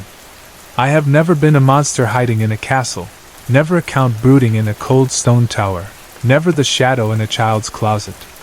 I was, and still am, an artist at heart, a thinker, a maker, someone who looks at the world and wants to shape it, to leave something behind. Night is the only time I can truly be myself. The day is a fog that makes me forget everything except my own exhaustion. When the world is sleeping and the city lights begin to glow, I wake up with all the urgency of someone who has been held underwater and finally allowed to breathe. That is when the door appears. It's not a normal door, not one you can knock on or open with your hand. There's no wood, no brass handle, no hinges. It's more like a presence, a thin spot in reality that waits for me, calling out in a language only I can hear. I don't know when it started. Maybe it's always been there, waiting for someone like me. Or maybe it's something I created myself, out of loneliness or longing or some ancient magic that I don't understand. All I know is that the door comes every night at the same time, exactly 1:17 a.m. Not a minute before, not a minute after. I don't know why that hour, or what it means, but it's never changed, not once in all these years. I have lived for so long that I don't keep mirrors. I haven't seen my own reflection in 400 years. But I know what my face must look like when the hour arrives, hungry, eager, eyes bright with anticipation, not for blood, but for the room, for the chance to create again. Every night, just before the door appears, I feel a strange pressure behind my eyes, as if someone is gently tapping on the inside of my skull, reminding me that the time has come. And then, with a rush, the door opens, and I am pulled through. Inside is a corridor filled with shadows, deep, rich violet shadows lit only by silver moonlight pouring through tall windows set high in the walls. Sometimes the windows show vast forests, sometimes endless deserts, sometimes the shifting surface of a distant sea that seems to whisper my name in a language I almost remember. Every night it is beautiful, every night it is different, but it is always quiet, always peaceful. There is a desk in the middle of the room. On the desk is blank paper, a fountain pen, sometimes a pot of ink, sometimes pencils or brushes or even sticks of charcoal. When I sit down at that desk, everything else falls away. The words come pouring out of me, sometimes stories, sometimes poems, sometimes things I don't even recognize until I read them later. It is the only place in the world where I can truly create, the only place where my thoughts feel fresh and alive and new. I don't know who built the room, or why it calls to me, or why it feeds me the way nothing else can. All I know is that the room gives, and I receive, and together we make something that did not exist before. I have written poems that burn bright for a single stanza and then fall into ash. I have written histories of cities that never existed outside my own imagination, letters to lovers who have not yet been born or who never will be, in languages that I invent as I go along. In this room, the hunger inside me is finally satisfied, not the hunger for blood, but the deeper hunger for meaning, for creation, for the chance to leave a mark on the world. I never question where it comes from, or why. I only try to write as quickly as I can before the night is over. But there is always a price. There always has to be. For every night I spend in the room, I pay with my solitude. The room is only for me. I have tried, more than once, to share it with others. Once I brought a lover with me, curious to see if he would understand. As the hour approached, he lay beside me, watching. I felt the door open, and I slipped away. When I came back, he was gone in every way that matters, his body there, but his eyes empty, his spirit unspooled and lost. I never spoke of it again. Lately, the room has started to change. It began with the light. The moon grew dimmer, the windows fogged up as if someone had breathed on the glass. Then the desk changed. Instead of paper and pens, there was a mirror, oval, black around the edges, cold to the touch. I looked, and I saw not myself as I am, but as I could become, gaunt, eyes wild, lost in obsession. My reflection leaned close and whispered, "You cannot keep taking without giving." The mirror cracked, and I woke up in my own bed, gasping for breath. Now the door comes less often. Some nights it flickers and disappears as soon as I enter. Some nights the desk is empty, or filled with pages I don't remember writing, covered in a language I can't read. I think the room is tired of me. Or maybe angry. Or maybe it needs something I don't know how to give. I try to give back. I write stories in blood. I leave poems in the light of the full moon. I carve verses into the bark of trees, into the skin of the animals I feed on. I don't know if it's enough. The stories are still beautiful, but they hurt more now, as if each one is being pulled from me instead of offered up. One winter not long ago, I met another of my kind. She was standing in the quiet of a converted chapel, now an art gallery, surrounded by her paintings, visions of cities she had dreamed in her long sleeps, towers made of bone and bridges spinning up into the clouds. I asked if she knew the room. She looked at me a long time before she answered. "Yes," she said quietly, "but I don't go there anymore." "Why not?" I asked. She said only, "Because it asked for my name." I didn't understand what she meant then, but I do now. Because last night, the room asked for mine. When I stepped through the door, there was no desk, no ink, no mirror. Only a single sentence written in dark letters on the wall, "What are you, without us?" I had no answer. I stood there for a long time, listening to the silence, the ticking of my own endless heart. Tonight, the air is heavy. The sky is split with storm clouds, and rain falls in sheets against the stone walls of my tower. I have fed well, a quiet archivist who traded his veins for a story no one else could tell. Now he sleeps in a velvet chair, his heart slow, his dreams filled with broken glass cities. That was my gift to him. At 1:17 a.m., the door appears again. I step through. The corridor is narrow, the windows show only dying stars. The moons are gone. The desk is waiting.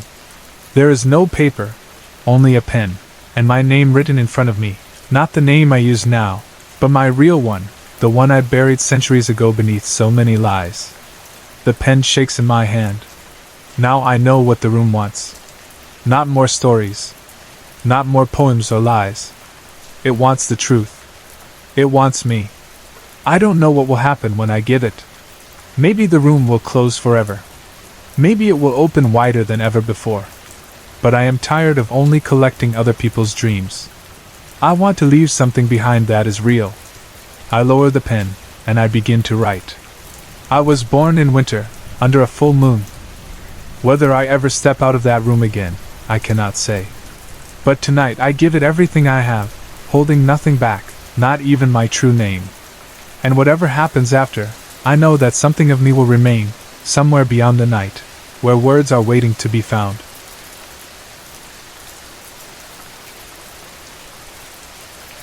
I had worked a dozen different jobs in just a few years. That was just how life was for me. While everyone else seemed to be moving on, finding their place, I stayed stuck, always looking back and wondering how to get out. But by then, I had stopped hoping for an easy way out. I knew better. My mom always told me that the only way to get ahead was to work hard. I did work hard, but it always seemed like life just wore me down, chipped away at what was left. I was too damaged, too honest, maybe just too gullible. I let people use me up and leave me behind, all part of the job, until there were so many losses stacked up that I couldn't see anything else. Eventually, I just stopped trying. There I sat, alone with everything I'd lost and all the time that had slipped away. Old friends had already moved on, off to better things, or at least what looked like better things from where I was standing. I told myself, to hell with them. It was easier to think that way. Then one day, everything changed. She walked into my life, out of nowhere. She was like sunlight after weeks of rain, like green grass growing on a patch of earth I thought was dead. Just looking at her made it hard to breathe. I remember thinking how sorry I felt that she had to see me like that. Getting older, lines on my face, less hair on my head, eyes that probably looked hollow. I slipped back into my routine, back into being invisible, sure she wouldn't notice me anyway. But she did. I felt my hands start to sweat when she smiled, just a quick, shy smile, then she looked away. For a second, I was convinced she was smiling at someone else. But there was no one else in the store. She laughed a little, looked up at me from under her eyebrows, then turned and walked right out the door. I let go of the breath I didn't even realize I was holding. I shook my head and tried to snap back to reality just as another customer strolled in and made his way straight to the counter. "Yeah, bruh, your toilet's tanked. You gotta do something," he said. I sighed. The spell was broken. I grabbed a mop and walked toward the back, the same as always. I told myself it was my favorite part of the night, even if that was a lie. While I was cleaning up, I heard a soft noise at the door. I looked up and saw her again, just standing there, watching me mop. She looked almost wistful. There was a gentle light in her eyes I can't really describe. "Can I help you, miss?" I asked, knowing I probably looked a mess. She smiled and said, "I was just thinking I could help you." I must have looked confused because I was. "Come again?" She stepped closer. "I've been watching you. You seem so sad." She looked right at me, and there was a spark in her eyes that caught me off guard. I felt my breath catch in my chest, and I tried to look away, to steady myself. My eyes landed on a brooch pin just above her heart. It looked like a bird, but the colors shimmered so brightly it almost looked real. I felt dazed. Then, just as suddenly as she appeared, she was gone. My hands shook so badly I dropped the mop. When I bent down to pick it up and straightened up, the room was empty. No sign of her. I sat down hard. The air left my lungs like I'd been punched. Had I imagined her? It felt too real to be a dream. I don't know how long I sat there. Eventually I got up, cursing under my breath, and went back inside the store. No one was waiting for me. No angry customers, no complaints. Just a car, parked alone at pump number 3. But there was no one around. That was odd. I went to the surveillance screen and checked the footage. The car had been there since before my shift started. That didn't make sense. When I got to work, the lot had been empty, quiet as a grave. I'd have noticed a red Chrysler. I always noticed everything when it was that quiet. Working at a lonely gas station on a deserted road is the best place in the world to disappear when you stop caring about anything or anyone. Craig, the manager, had said there hadn't been a single customer all day. That wasn't unusual. Honestly, I often wondered how the place stayed open at all. But this was stranger than usual. I waited a long time, just staring out the window at that car, hoping someone would come back to claim it. Nobody showed up. I thought maybe someone had walked away down the highway, but there wasn't a single set of headlights in either direction. Finally, I got tired of waiting and decided to check the car. I walked out to pump 3, trying not to think too much. The car was empty, but when I touched the hood, it was warm. That was impossible. The footage said it had been there for hours, but the car had only just stopped running. It was still early spring, chilly enough at night that even a short drive would cool the engine quickly. I looked around, feeling uneasy, trying to make sense of things. That's when I felt something soft at my ankles, a little gray tabby cat. She meowed and curled around my boots, looking for food. She had a litter hidden somewhere nearby, so I always kept a little cat food in my pocket just for her. Feeding her always made me feel a little better, like I still mattered to someone. After she'd finished eating, I turned to head back inside. I heard a rooster crow far away, and suddenly the sky was lighter. I could see the first hint of sunrise on the horizon. That startled me. It couldn't be past 2 in the morning, I was sure. I ran inside and checked the clock. It was nearly 7. I stumbled and almost fell into a display by the counter. Craig would be in soon, and I hadn't finished half my shift duties. He'd be furious. Where had all that time gone? How could it have gotten so late? I felt the world spin around me. I grabbed the counter to steady myself and went through the rest of my chores on autopilot, mind blank and hands moving by habit.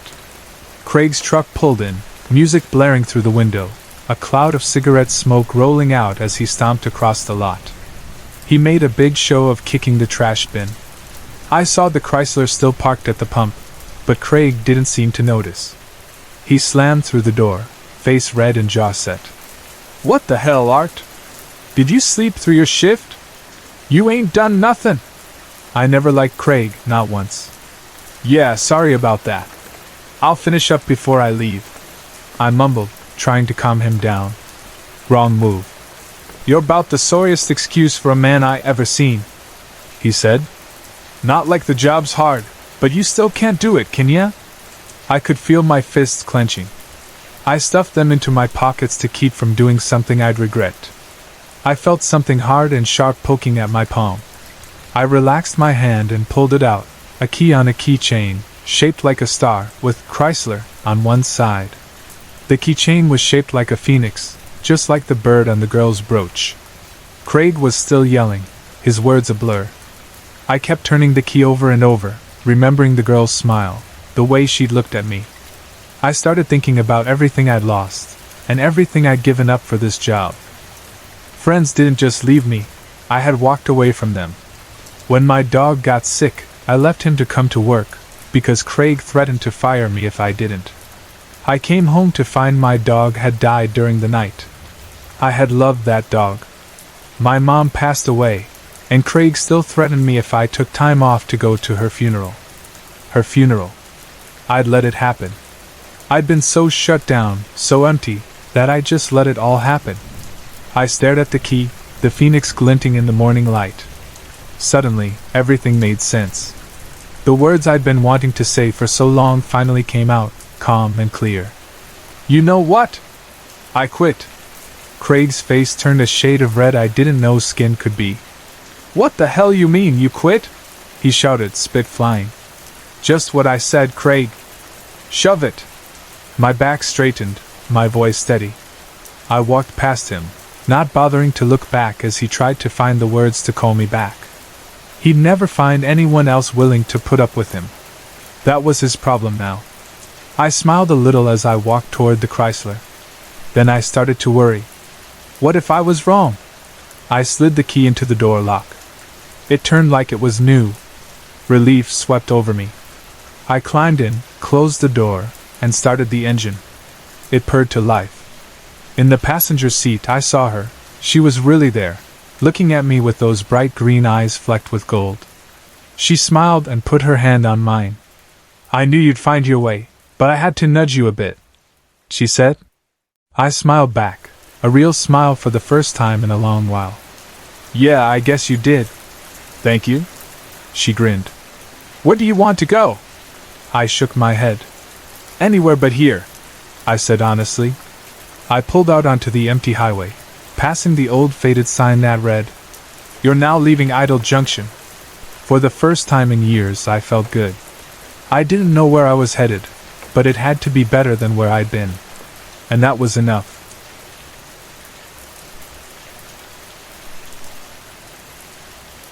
At the intersection, I could have gone right, heading straight home to everything that was familiar. My cluttered little house, the predictable leftovers waiting in the fridge, and the kind of quiet solitude that can either feel like comfort or like loneliness, depending on the hour. But something about that night, about the heaviness and tiredness twisting inside me, made the left turn look different. If I turned left, I didn't know where I would end up. It was a direction with no guaranteed destination, no mapped-out ending, nothing waiting for me except whatever the night had to offer.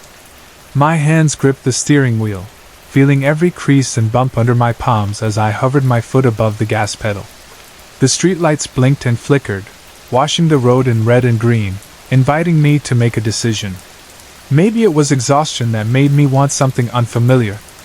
Maybe it was curiosity, or just the need to break out of the endless circle of safe routines. I tried to remember the last time I did something that wasn't planned, something that was just a little bit reckless, a little bit selfish. I couldn't. Before logic or old habits could reel me in, I made the left turn. The car moved almost by itself, as if it had been waiting for me to loosen my grip on what was expected. The road curved, gentle and quiet, winding through neighborhoods I'd never bothered to explore. Tall oaks lined the street, their branches heavy with new leaves, reaching over the pavement as if they were trying to keep secrets or offer shelter. The city changed in small ways as I drove. Rows of neat brownstones gave way to blocks of crumbling warehouses, their bricks tattooed with bright, chaotic graffiti. I passed little cafes tucked between apartment buildings, the lights inside glowing like quiet invitations. People laughed together on patios, their faces washed gold in the lamplight. I let the car slow down, let myself drift through these unfamiliar streets, letting the city unravel before me as if I was seeing it for the very first time. That was when I noticed the bookstore. It stood quietly on the corner, not trying to be noticed, just existing. The sign above the door was old, the paint faded and peeling, the words almost hard to make out.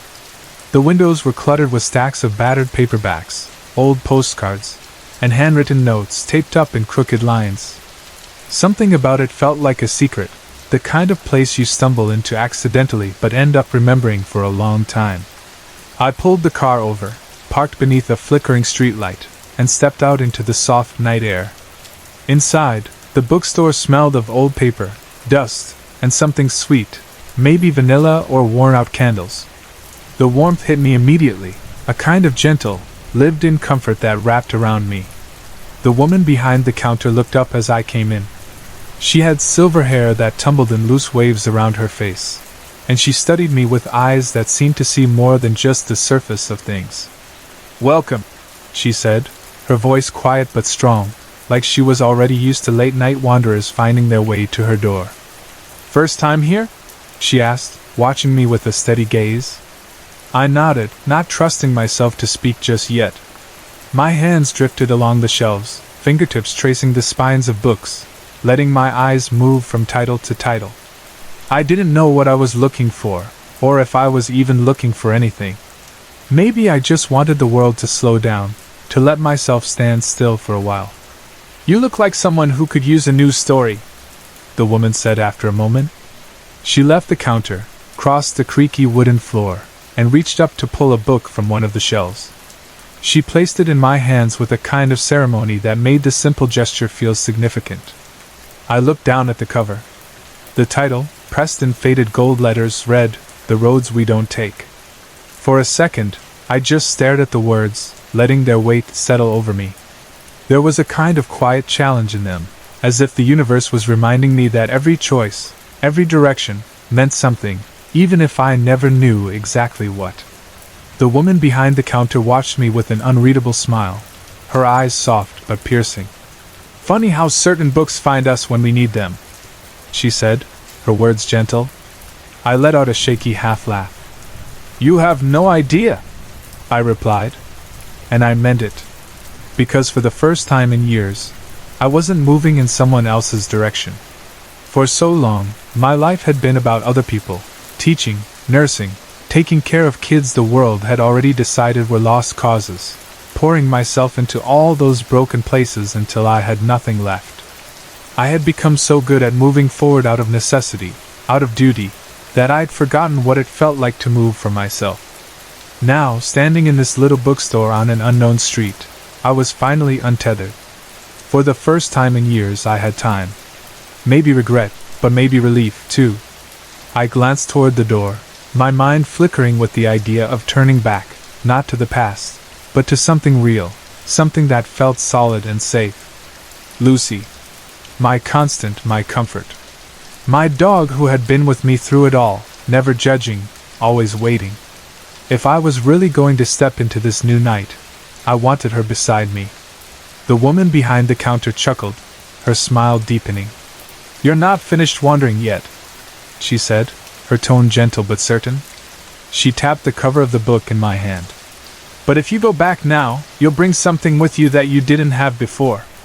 I wasn't sure what she meant, but I tucked the book under my arm and headed for the door, the idea of bringing Lucy with me lingering in my mind. Outside, the city was humming with late-night energy, the kind that makes you feel like anything could happen. I hesitated on the sidewalk, looking up and down the street, unsure what to do next. That was when I saw him. A boy, no more than 17, sat on the stoop across the street, his hood pulled up around his face. He was huddled in on himself, shoulders tight, the kind of posture that means someone is either trying to disappear or holding on for dear life. I recognized the look. I had seen it so many times before, kids standing at the edge, unsure if anyone would notice if they let go. I wasn't their teacher anymore, or their nurse, or their program manager. I wasn't anything, not really. But I couldn't just walk away. Some part of me would always be tied to the ones who were left behind. I crossed the street, my steps slow enough to give him space, but firm enough to show I wasn't afraid. I stopped a few feet away, my voice soft when I spoke.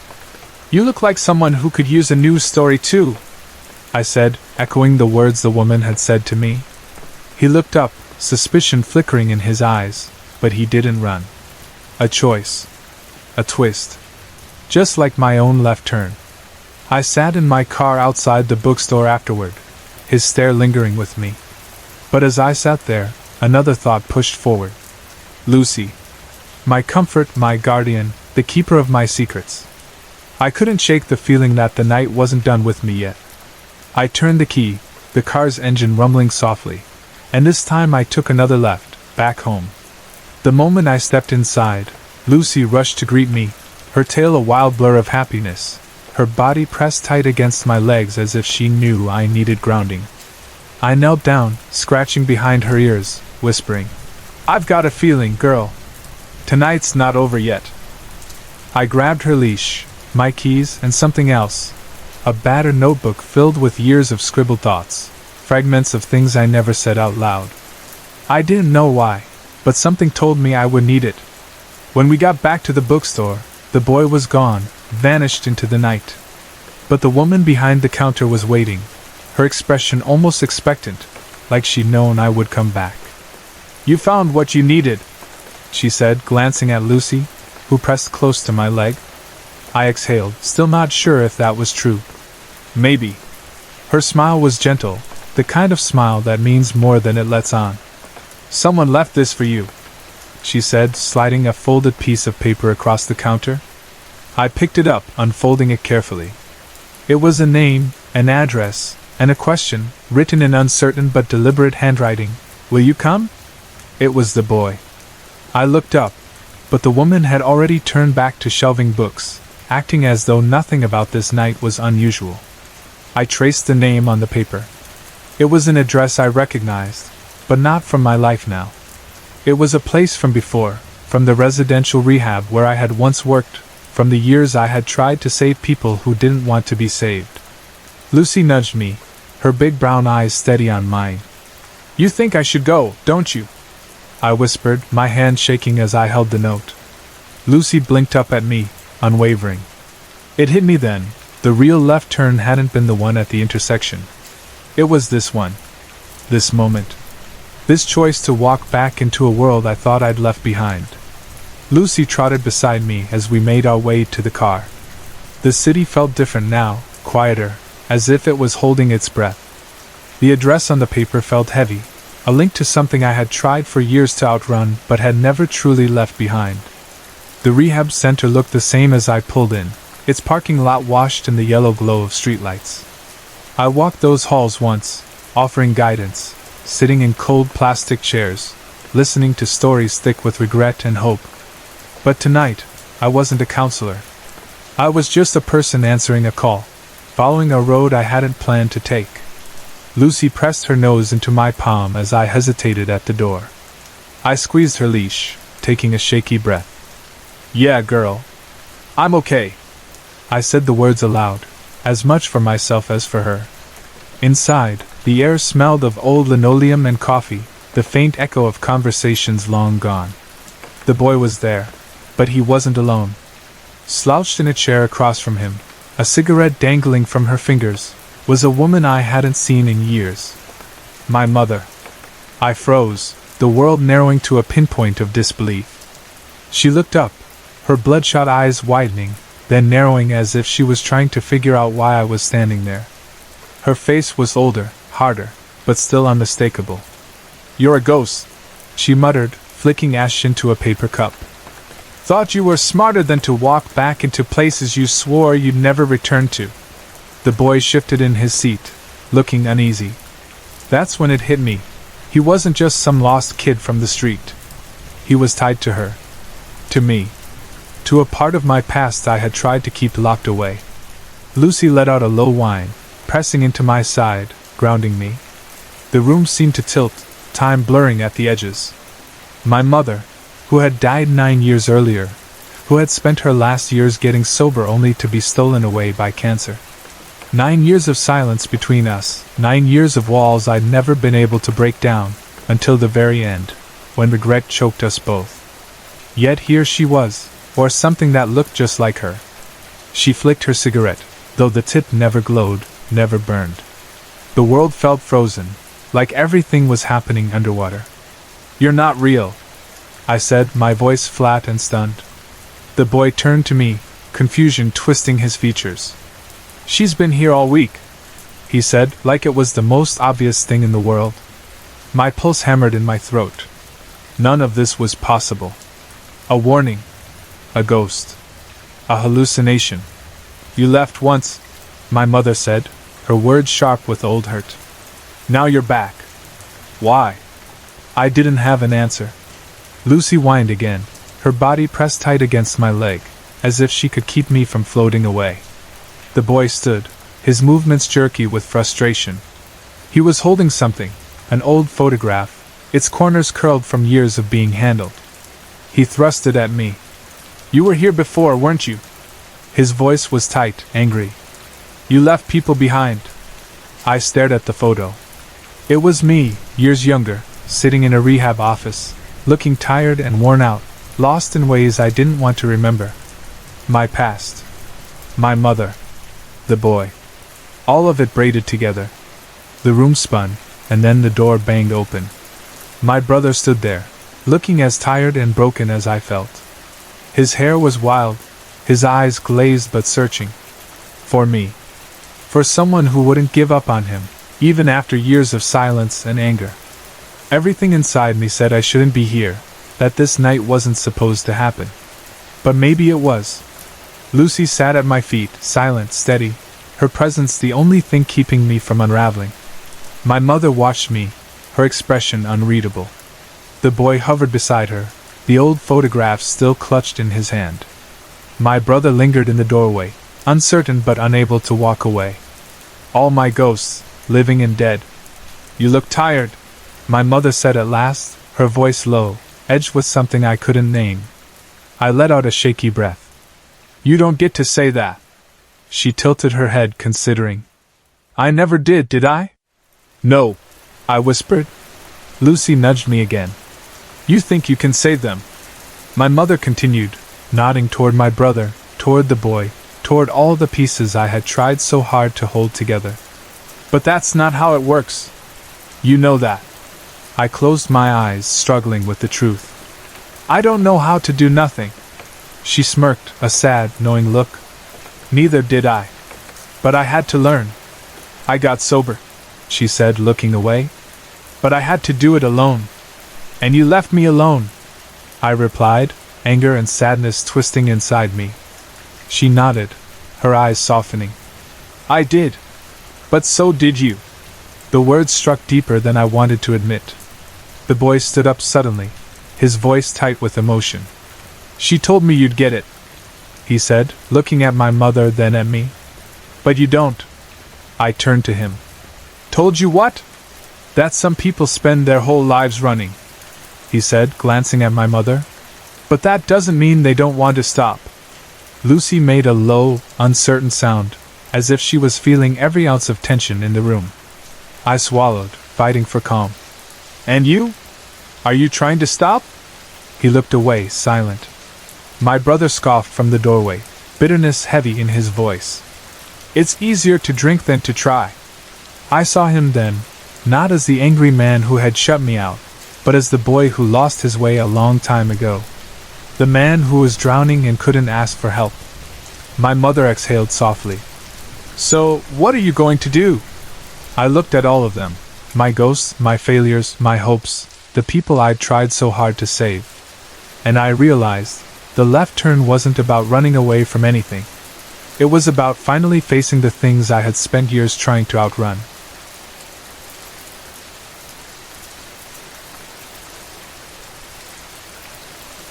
I tightened my grip on Lucy's leash, trying to hold myself together.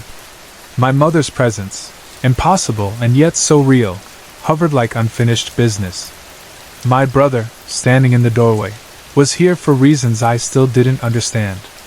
And the boy, the one who had brought me here, who was connected to me in a way I hadn't yet grasped, looked at me with something like hope and fear. You told him I'd get it, I said, looking at my mother. She nodded, flicking away her never-lit cigarette. I told him you know what it's like to live with ghosts. She was right. Why is he here? I asked, turning to the boy. He hesitated, then slid the photograph toward me again. This time, he flipped it over. On the back, in faded ink, was a name. My estranged daughter's name. I stared at it, the world blurring around the edges. My heart clenched so tight I could barely breathe. You left people behind, my mother whispered. There was no accusation, just simple truth. I shook my head, tears stinging my eyes. I tried to save her. The boy let out a quiet, bitter laugh. So did I. My mind reeled. She had shut me out after I tried to help, after I overreached, after I made all the same mistakes I'd made with everyone else, trying to control what I couldn't control. And now, standing in this place I swore I'd never return to, I realized I wasn't the only one who had tried and failed. Where is she? I asked, my voice barely above a whisper. The boy looked away, his jaw tight.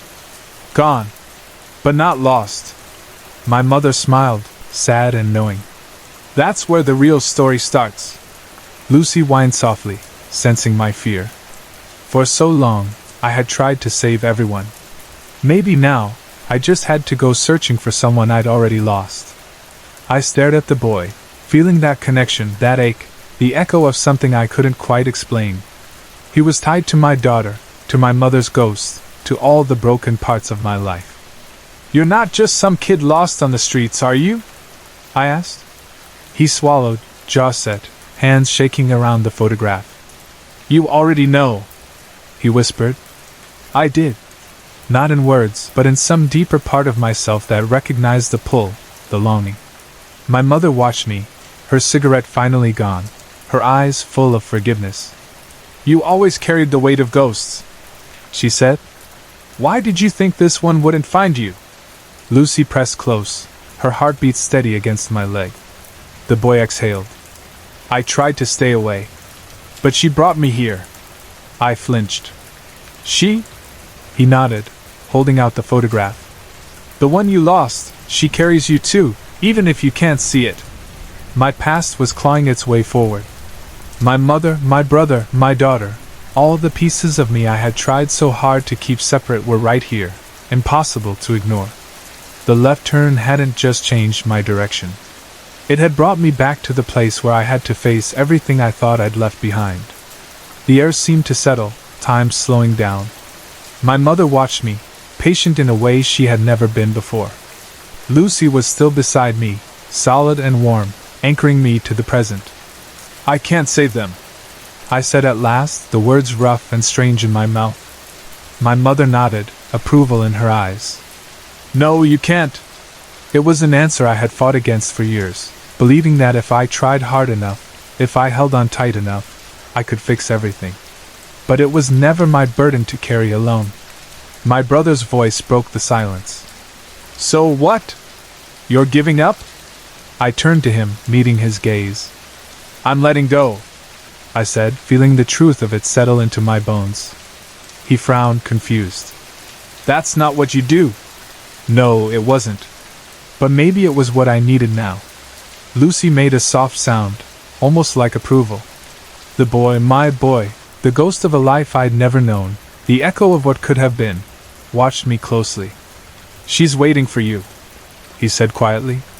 My estranged daughter. The one I had lost, but never stopped carrying. I let out a long, shaking breath. I don't have to save her, but I can love her. And that was enough. My mother stood, flicking away the cigarette that never burned. Good, she said softly. And then she was gone, not lost, just gone. My brother hesitated, staring at the empty space where she had been. You really believe that? He asked. I nodded. It's time. Lucy pressed into me, steady as ever. The road ahead wasn't about fixing the past. It was about finally living.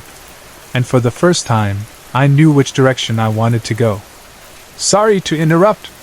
If you're enjoying the story, let me know in the comments and tell me where you're watching from. Don't forget to like and subscribe for more.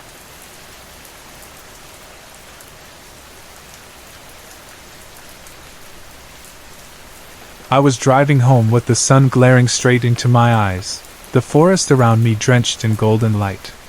This was my regular route, one I'd driven so many times I could probably steer it blindfolded. The road wound through familiar woods, always peaceful and quiet, always the same.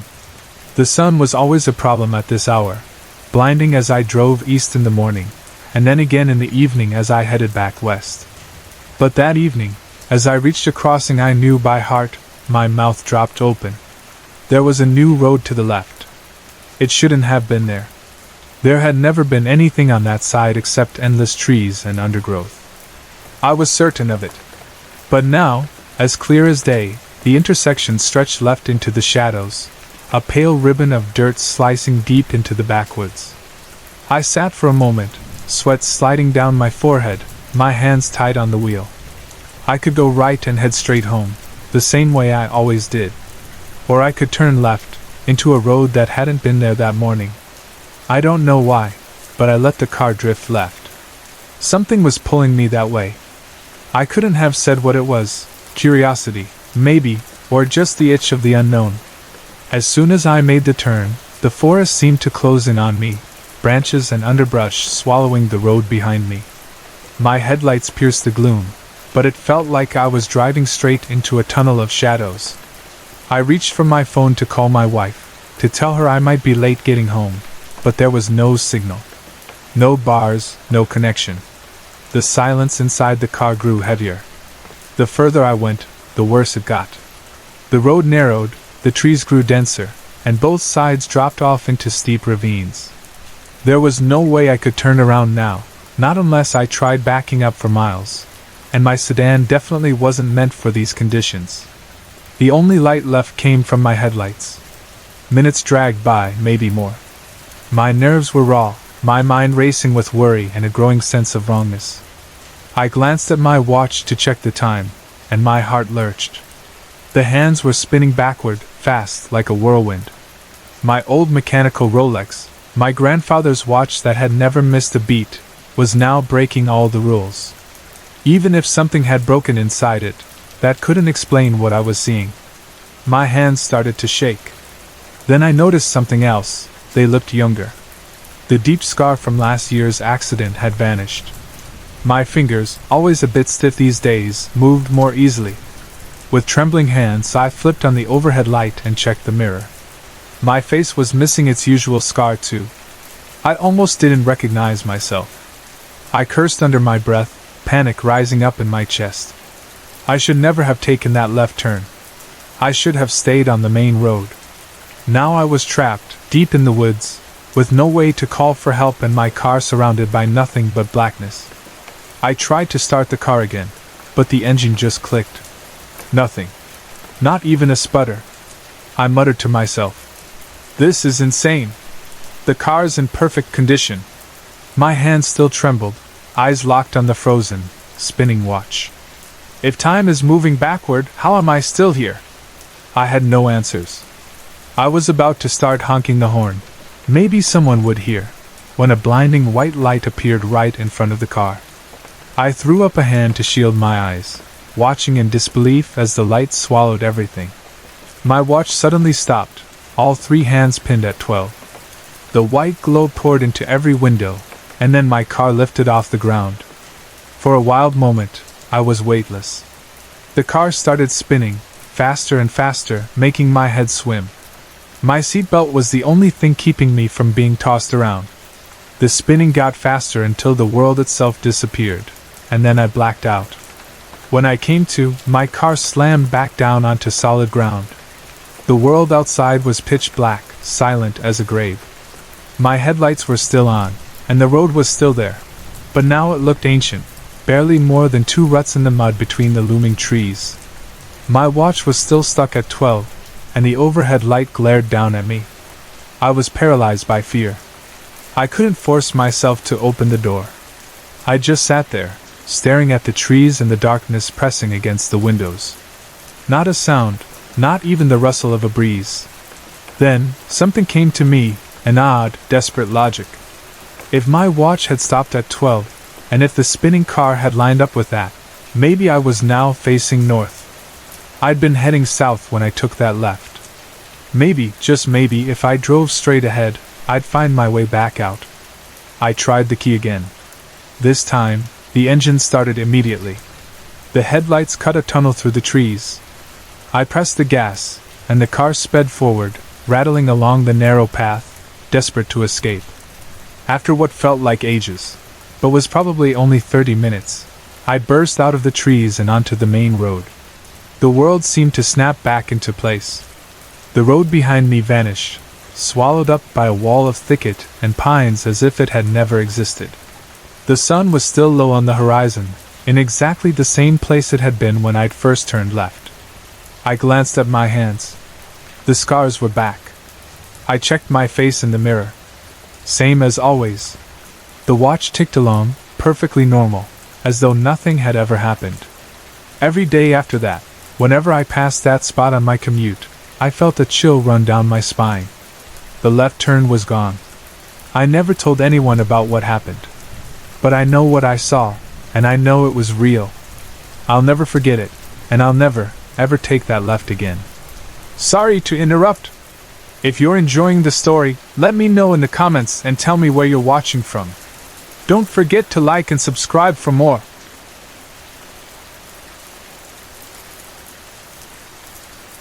I always hated the rain, the way it felt cold and filthy and seeped right through my skin.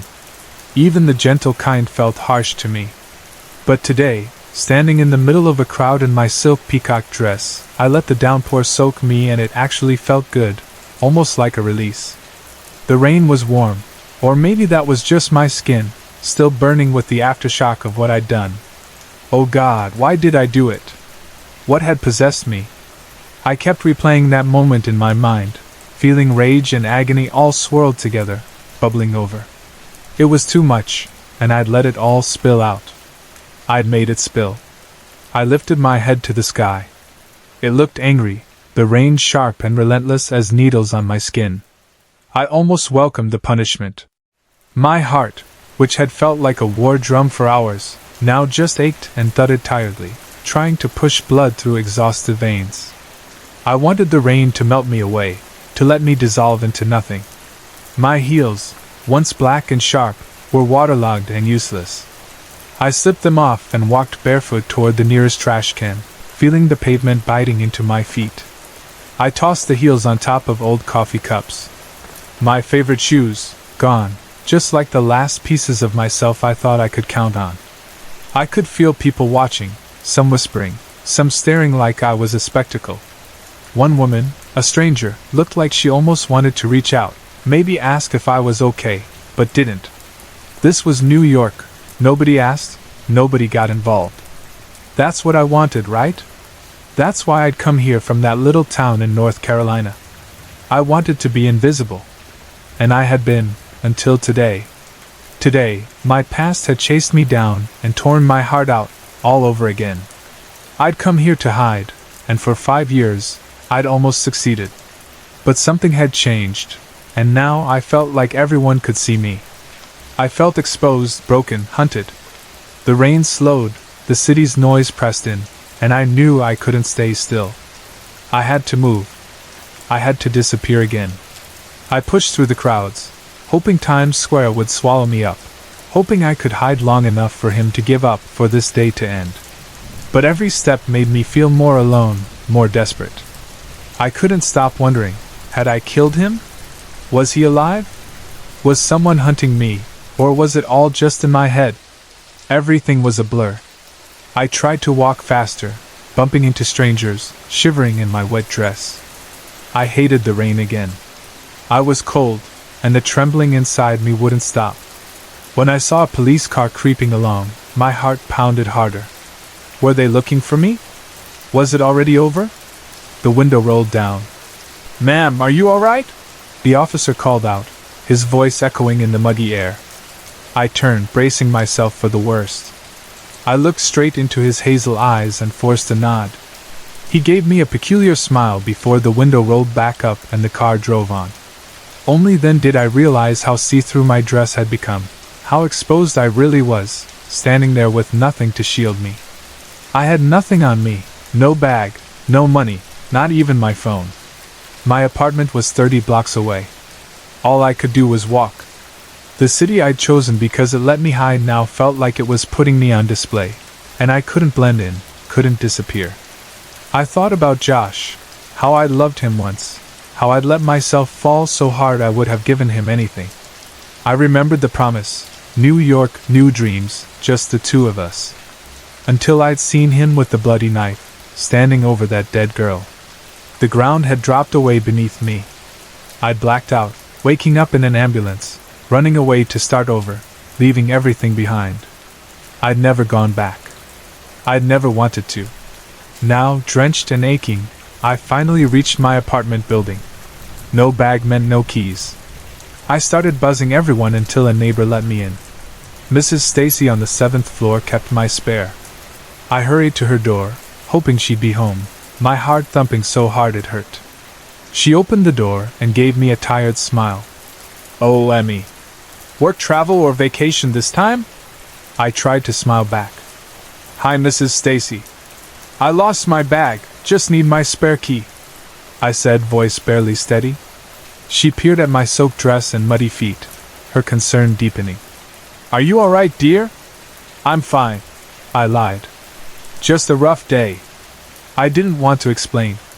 I just wanted to crawl into my apartment, shut the door, and pretend none of this had ever happened. Mrs. Stacy nodded and handed over the key. telling me to let her know if I needed anything. I thanked her, forcing a grateful smile, and hurried down the hall. My hands were shaking so badly I could barely get the key into the lock. As soon as the door opened, I felt it. Something was off. The smell, the air, the tiny details only you notice about your own place. My heart froze. I knew that scent. Josh's scent. My mind screamed for me to run, but I stepped inside anyway, slow and trembling, unsure if it was fear or hope leading me. Then, from the darkness, his voice, deep, familiar, broke the silence. I didn't do it. I couldn't move. I stood there, frozen, heart racing, every nerve lit up with dread. The lights flicked on, and there he was, standing in my living room, holding my bag and phone.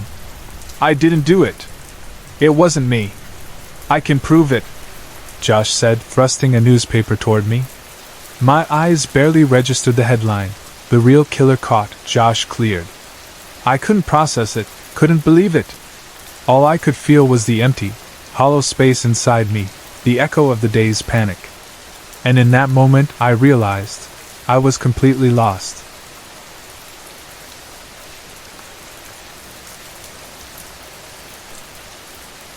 My first impression of her was that she'd killed 12 people. The report landed on my desk early one foggy Tuesday. It was thick, almost a full centimeter, stacked with statements and photographs and crime scene analysis. The kind of thing that weighs on a detective's mind the moment you touch it. I should have felt conviction as I read through the case.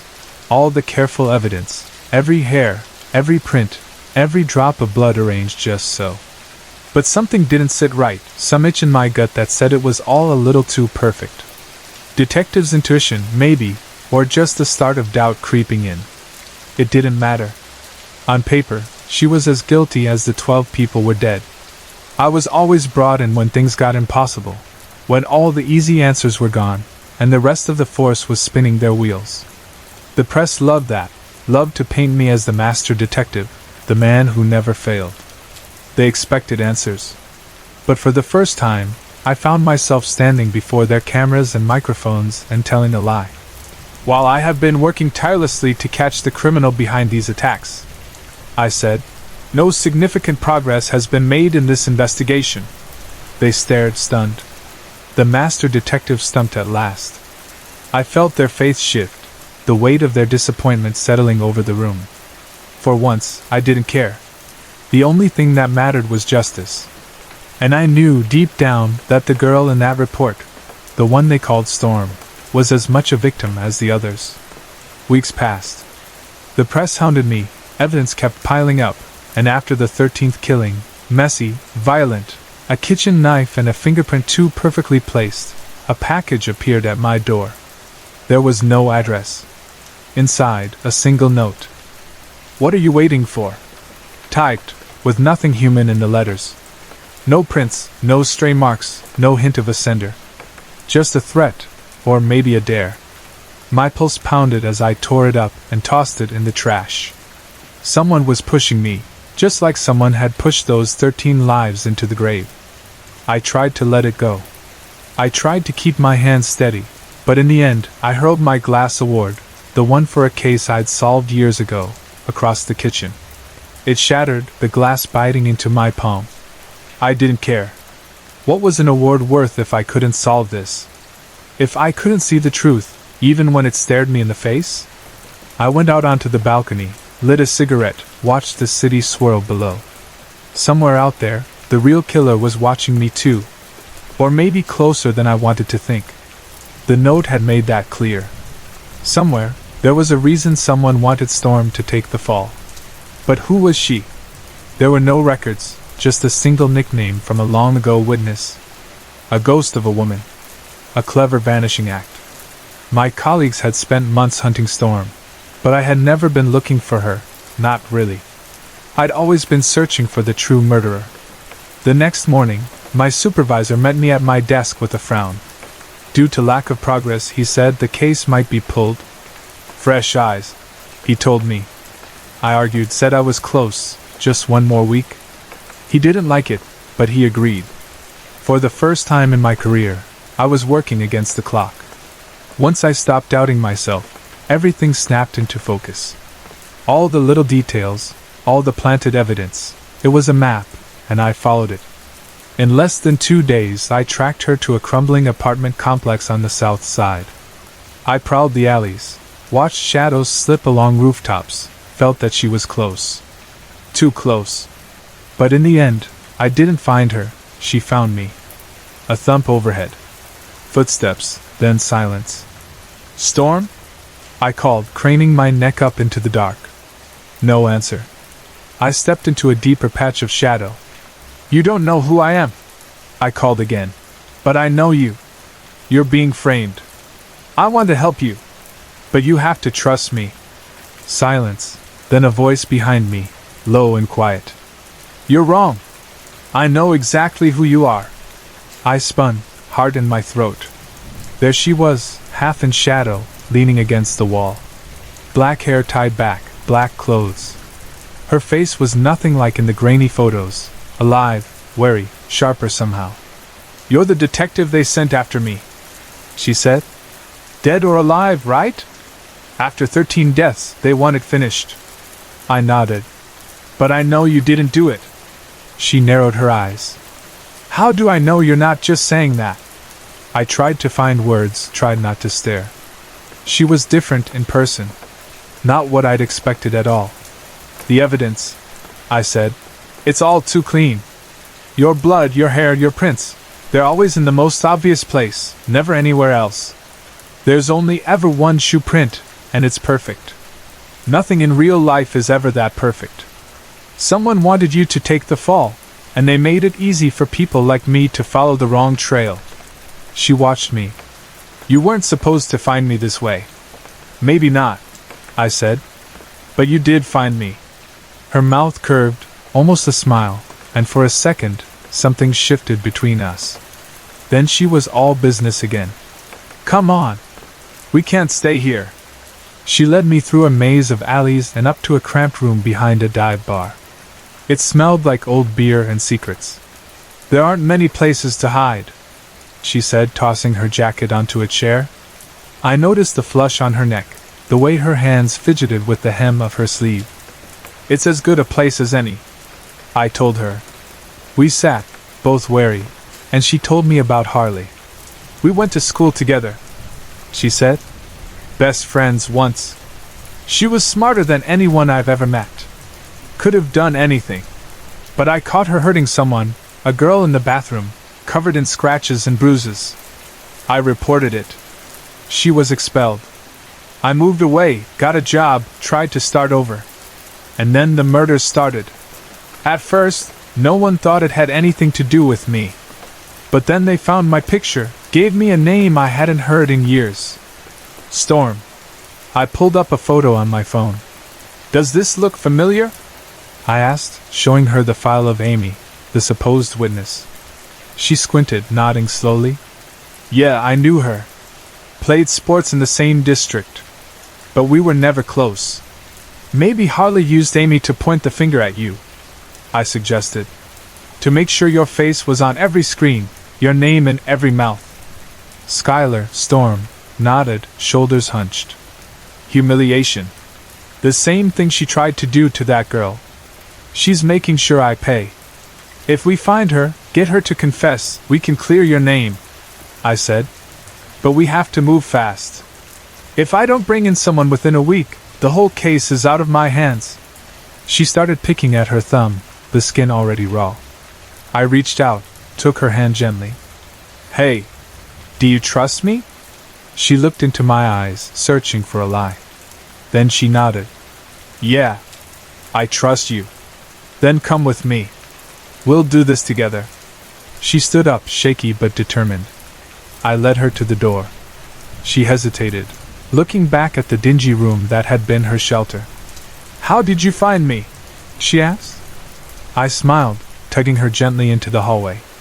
"Just a gut feeling," I said, and we slipped out into the night, two shadows chasing the truth, before the city could swallow her whole. "Professor?"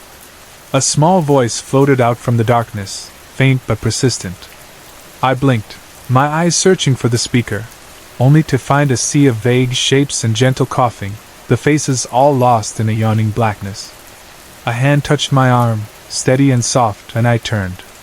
A woman's face, kind, reassuring, with the glint of a ring on her finger, smiled at me. Brenda? No, that wasn't right. Brenda's eyes were too sharp, too cold. Barbara, that was it. Barbara was gentle. John, you all right? She asked again, her voice coaxing me back. My hands were full, paper, heavy and comforting, the kind that always made me feel important, like I might have the world's secrets at my fingertips. I looked down, just to remind myself what it was.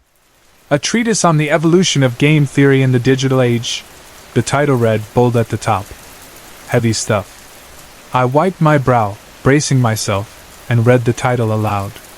The words stumbled out, clumsy and unsure, like a man forgetting his own name. Someone coughed. Professor, can you explain Nash's theorem? Nash. John Nash. I'd known him, hadn't I? Wait, I'm John, but not Nash. The memory was slippery. My mouth fumbled for the right explanation, but I found nothing but fog. The lights blazed suddenly, reflecting off my glasses, and I startled. Behind me, projected on the wall, was a table labeled Jail Time. 4 boxes, numbers in each.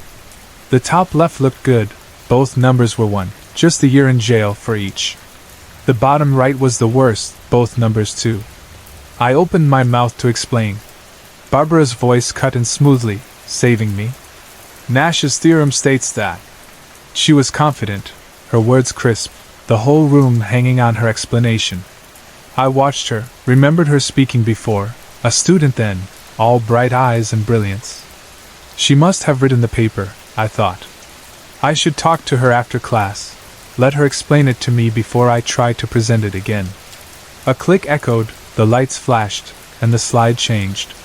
Barbara spoke again, walking through the logic of betrayal and trust in the prisoner's dilemma, the numbers on the screen flickering in time with her words. She winked at me. I flushed, my mind wandering. Why hadn't I married Barbara? My wife, Brenda, would be waiting, cold and judgmental, her lipstick a slash of blood, her words always cutting. But Barbara was gentle, clever. No, I shouldn't think that. Barbara was married too. There was the ring. She answered a few more questions, then turned to me with a smile. Please continue, Professor. Her hand squeezed my arm, warmth flooding through me, giving me a strange sense of safety. I pressed forward, stumbling through facts about von Neumann and game theory, the words running together, time stretching on. Someone finally took pity and stopped me. Thank you, Professor. You can sit. I looked at Barbara, and she pulled out a chair for me. I sat, grateful. How long had I been up there? I hoped I hadn't bored them too much. Education mattered. Students deserved more than a bored old professor droning on. A new voice. Is this your wife, Professor? Someone held up a picture. Brenda, unmistakable. Those mean eyes, that pinched, false smile. I nodded, unsure why the question felt so loaded. Barbara's hand rested on my arm again. And you confirm this is your paper, yes? The voice continued. I glanced at the last page. No name. Yes, Barbara answered for me, quick and certain. There seems to be a couple pages missing, I said, the words tumbling out before I could stop them. Barbara's grip tightened, her nails digging into my sleeve. Indeed. Is this your missing page? They handed me a plastic bag. Inside was a single sheet, smeared with red, my name at the bottom. I nodded, unsettled, and they took it away. Was that blood? I asked, voice shaking, but Barbara ignored me. Her hand pressed hard, and I watched as little beads of crimson seeped beneath her nails. I'd seen her hands like that before, bloody, dirty. Where? Gasps from the assembly as someone stepped up to the stage. I couldn't see what caused the reaction. I was lost in the memory. Barbara with a shovel, sun behind her, dirt and sweat and blood and that beautiful, strange smile. A man on the stage spoke. I do apologize, Your Honor, but due to the severity of the crime, I feel it necessary to show these photos. He held up a picture. A woman's head in the dirt, twisted, bloodied. Brenda. My wife. The shock of it made me drop the photo. I looked at Barbara, and the memory came rushing back. Her with the shovel, her hands in the dirt, a ring half buried, the same ring I'd bought downtown. Barbara's eyes were no longer soft. I yanked my arm away. "What have you done?" I demanded, but she only stared at me, confused, crying. All at once, the room erupted into chaos. Students, faces I couldn't place, swarmed around us. They grabbed Barbara, pulled her away. She cried out, "John! John, what? John, why?" A sharp noise, a hammering, rang out. The rest was a blur. People talking at me, asking questions I couldn't answer. I clung to the picture of Brenda, numb, lost. Eventually, they told me I was free to go. Whatever that meant. Like you could keep someone in a classroom against their will. Some of my students probably needed locking in, I thought absently. There was always one student, sharp, witty, a light in every room. I could see her face so clearly, even now. What was her name? Was it Brenda?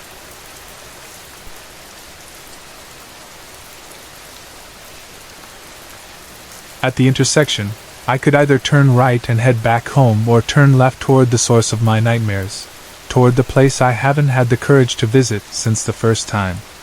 I sat quietly for a moment, gripping the steering wheel, my knuckles white with tension. To my right was the road home, a place of uneasy comfort, a place of family conflict and financial struggle, but home nonetheless. To my left, a dark path winding toward the source of my fears, the place that haunted my dreams, the Yukuri Academy. I made the decision quickly, perhaps too quickly, and turned left. My hands shook slightly as I moved forward. The road ahead was narrow, shadowed by ancient trees whose branches were twisted and intertwined, reaching out like skeletal hands. A thick darkness fell upon me as soon as I crossed beneath their embrace. My headlights barely penetrated the heavy curtain of gloom, and I swallowed hard, questioning my choice once more. I wondered what you'd think if you knew I was chasing ghosts again. Probably that I was insane, or at best, hopelessly foolish. I couldn't blame you. After all, who would genuinely believe in ghost stories at my age? Who would take seriously tales of haunted schools, abandoned hallways, and wandering spirits left behind after tragedy? And yet I was that person. Perhaps desperate times make desperate fools. Daria had always understood my fascination with mysteries, though she'd never fully approved. "At your age, you should know better," she'd scolded me before, in her gentle yet firm tone. "Stop chasing phantoms and start chasing a stable job. Enroll in a course, get back on your feet, so we can leave this miserable, run-down cottage behind and return to a decent place in the city." Her voice, once filled with love and patience, had grown colder over the years, shaped by the burden of caring for our family and coping with my failures. And in fairness, she wasn't wrong. Ever since I'd lost my job in the shrinking print industry, we'd faced a steady decline. Forced to abandon our comfortable apartment in Kensington, we'd moved back to Ireland to inherit my late grandmother's decrepit cottage. Damp walls, leaking roofs, and an endless cycle of bills awaited us here. My sense of failure loomed large, always present in Daria's silent glances and heavy sighs. Our teenage daughter resented us for uprooting her from her London life, while our younger child had retreated into silence, watching our family fracture piece by piece. But still, something within me resisted the suffocating weight of reality. Something urged me toward the unknown, toward a mystery that promised distraction, perhaps even an escape. A voice whispered that there might be more to life than bills and chores, regrets, and bitterness. So, despite Daria's warnings and the logical voice within me screaming otherwise, I sought comfort in shadows and ghost stories. The place ahead, at the end of this twisting road, was known as the Yukuri Academy. It had once been the grand estate of an earl, an elegant manor converted into an exclusive boarding school in the 1990s. The academy served the children of wealthy Japanese businessmen drawn to Ireland's flourishing equestrian scene. Yukuri, Japanese for slowly, was meant to emphasize careful, measured education. For years, it thrived, growing prestigious and admired. Yet when the recession struck in the 2000s, the school rapidly declined. Families left, enrollment dropped, and soon only a small handful of students remained. By late 2010, fewer than 15 pupils stayed behind, abandoned by parents unable or unwilling to collect them.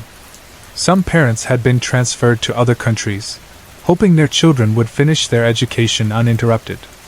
Others simply vanished, leaving their offspring stranded in a foreign country. It was in that cold winter of abandonment that tragedy struck, though the exact details remained a mystery to this day. I wasn't around when it happened.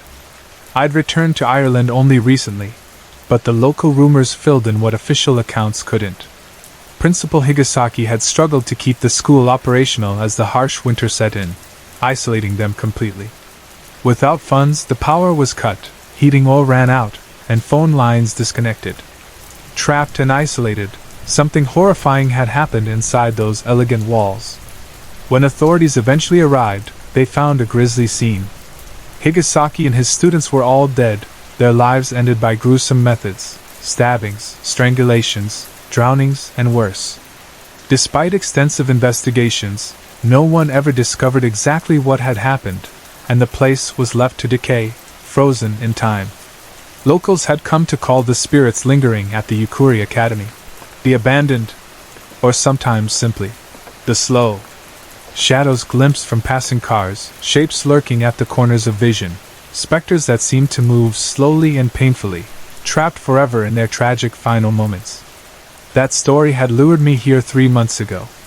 Against my better judgment, I'd snuck past the rusted iron gates, bolt cutters in hand. My heart had raced as I moved through overgrown gardens and abandoned classrooms, leafing through forgotten diaries and textbooks in search of clues. That day I'd seen things, unexplainable, horrifying things, that sent me fleeing from the manor in blind panic, chased by sluggish, shadowy figures that reached out for me, desperate to hold on to the living. Daria hadn't believed a word of it when I returned home trembling, babbling of ghosts and nightmares. Our children dismissed my story as the delusions of a bored and frustrated man. Online forums laughed at me, demanding proof. Without pictures or video, my story was just another joke, an urban legend. But the nightmares stayed. I couldn't forget the blank faces in the dark, the sluggish arms that reached for me, the unending despair I'd felt emanating from every shadow. Since that day, I numbed myself with alcohol and pills, hoping they'd erase the memories and help me forget the look of disdain in my family's eyes. Instead, they merely dulled my senses, turning my days into empty hazes and nights into restless torments. Daria drifted further away, growing quieter each day. Our children avoided me, as if ashamed by my very presence. Now, here I was again, heading toward that dark place. Maybe, I thought bitterly, the ghosts would provide the escape I truly needed, one more lasting than pills and bottles. Perhaps, in the company of those lost souls, I could finally find peace, free from the relentless shame and hopelessness of the life I'd failed. My car crept slowly down Currick Lane until, finally, the dark, looming gates of the Yukuri Academy appeared ahead. They stood open, exactly as I'd left them that panicked night months earlier. A shiver passed through me, but I didn't stop. Instead, I drove forward, feeling a strange calm settle over my heart. As I crossed the threshold, I noticed faded letters on the pavement, an old warning I'd somehow missed before. "Slow school ahead," they read, and I chuckled bitterly. I parked the car beside an ancient oak tree, stepping out into the chill night air. The building loomed above me, windows dark and empty like hollow eyes watching me approach. My footsteps echoed quietly as I moved up the grand staircase and entered the open door. Inside, I felt their presence immediately. Cold, sad, heavy with sorrow. I walked quietly through the halls, their shadows drifting around me like smoke. They reached out, brushing against my skin. This time, I did not run. Instead, I stood quietly, accepting their gentle, haunting touch. Voices whispered softly, echoes of lost children asking for comfort. And as I stood there, I realized these were not creatures of malice, but souls desperately lonely, forever abandoned.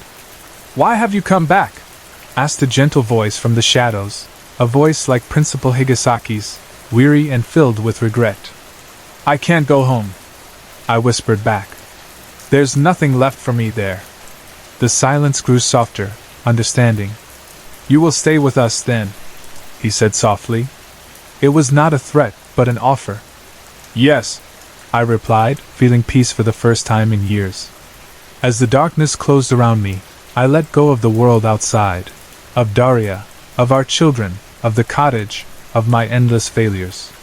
Here among the abandoned, I had finally found my place. And though my life would end here, perhaps it had already ended long ago, in pieces, each time I disappointed those I loved. The shadows embraced me gently, my pain melting away into a strange, soothing numbness. Finally, I felt free, no longer burdened by disappointment, no longer crushed beneath the weight of life's expectations. Currick Lane was silent once more, the trees whispering secrets to the night wind. And as dawn slowly approached, the manor stood quiet again, guarding its secrets. Among its halls, another soul moved slowly, at peace at last.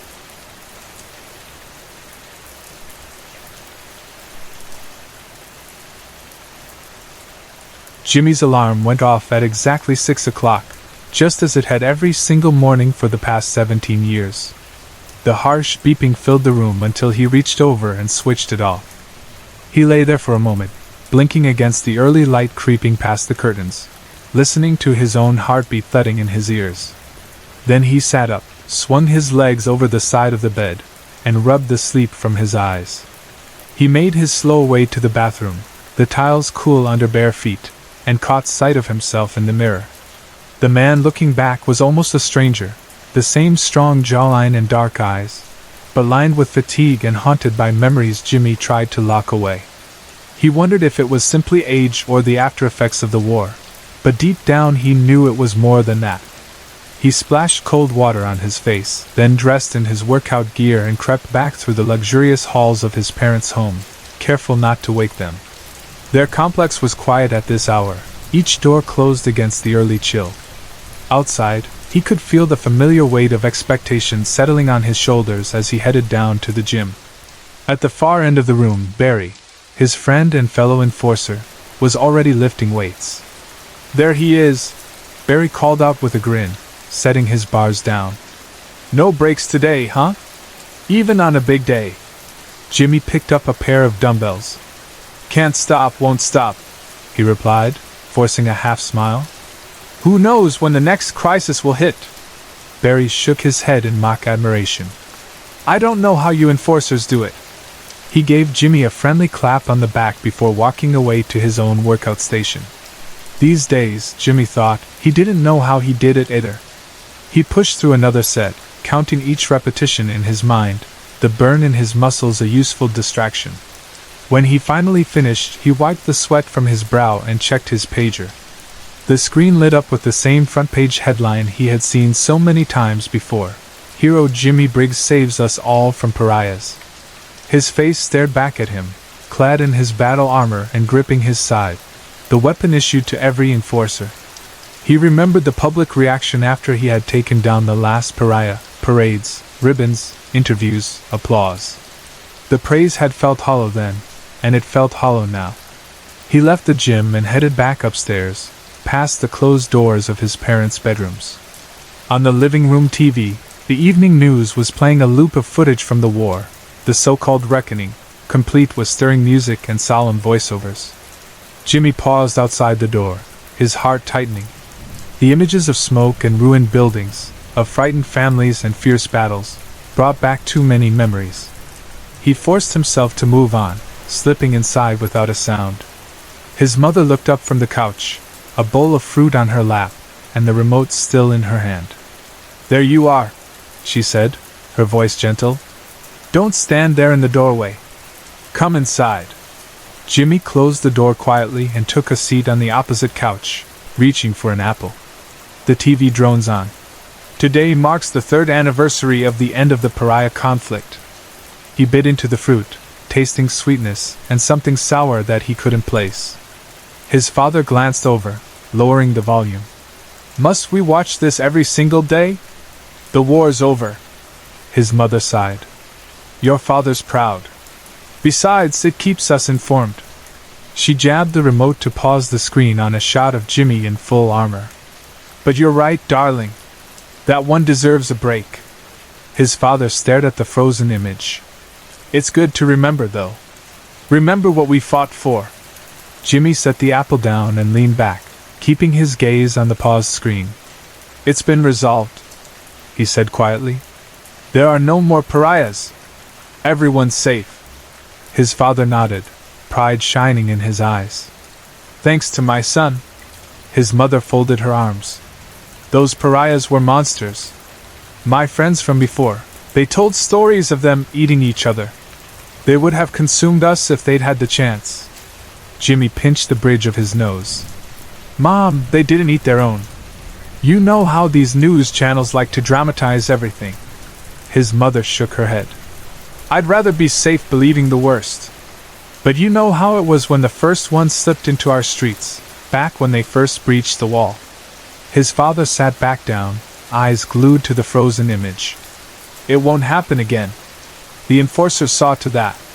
Jimmy stared into space, memories flickering behind his eyes. The thunder of distant explosions, the frightened faces of civilians, the surge of adrenaline as he charged forward. He remembered making a choice, to believe in the government's story, to trust the administration's line. But doubt had crept in the day his pager lit up with the image of that emaciated figure, scars crisscrossing its skin, eyes dull and empty. He dismissed it at first, then pursued it through rain and mud, only to stand face to face with a man he recognized all too well. The award ceremony is today, Jimmy said softly, breaking the silence. I got front row seats for you both. His mother's eyes glistened. Really? Oh, that's wonderful. You know we'll be there, cheering the loudest. Jimmy forced a smile. It was never as easy as that. His sister, his little brother, they were gone. And one of them had fought on the other side. Outside, a harsh wind rattled the windows. In the paused image, Jimmy's reflection in his own armor sat frozen in time. He closed his eyes and took a deep breath. Only 3 years had passed since the end of the war, but it felt like a lifetime. The following morning, Jimmy stood at the checkpoint where cargo trucks rolled through the colossal gates that marked the border between his city and the beyond. Orion, his partner, sat in the guard booth, flipping through registration papers. You know, Orion complained, looking up from his clipboard. The computer could handle this. Why do they bother training us in combat at all? Jimmy offered a wry smile.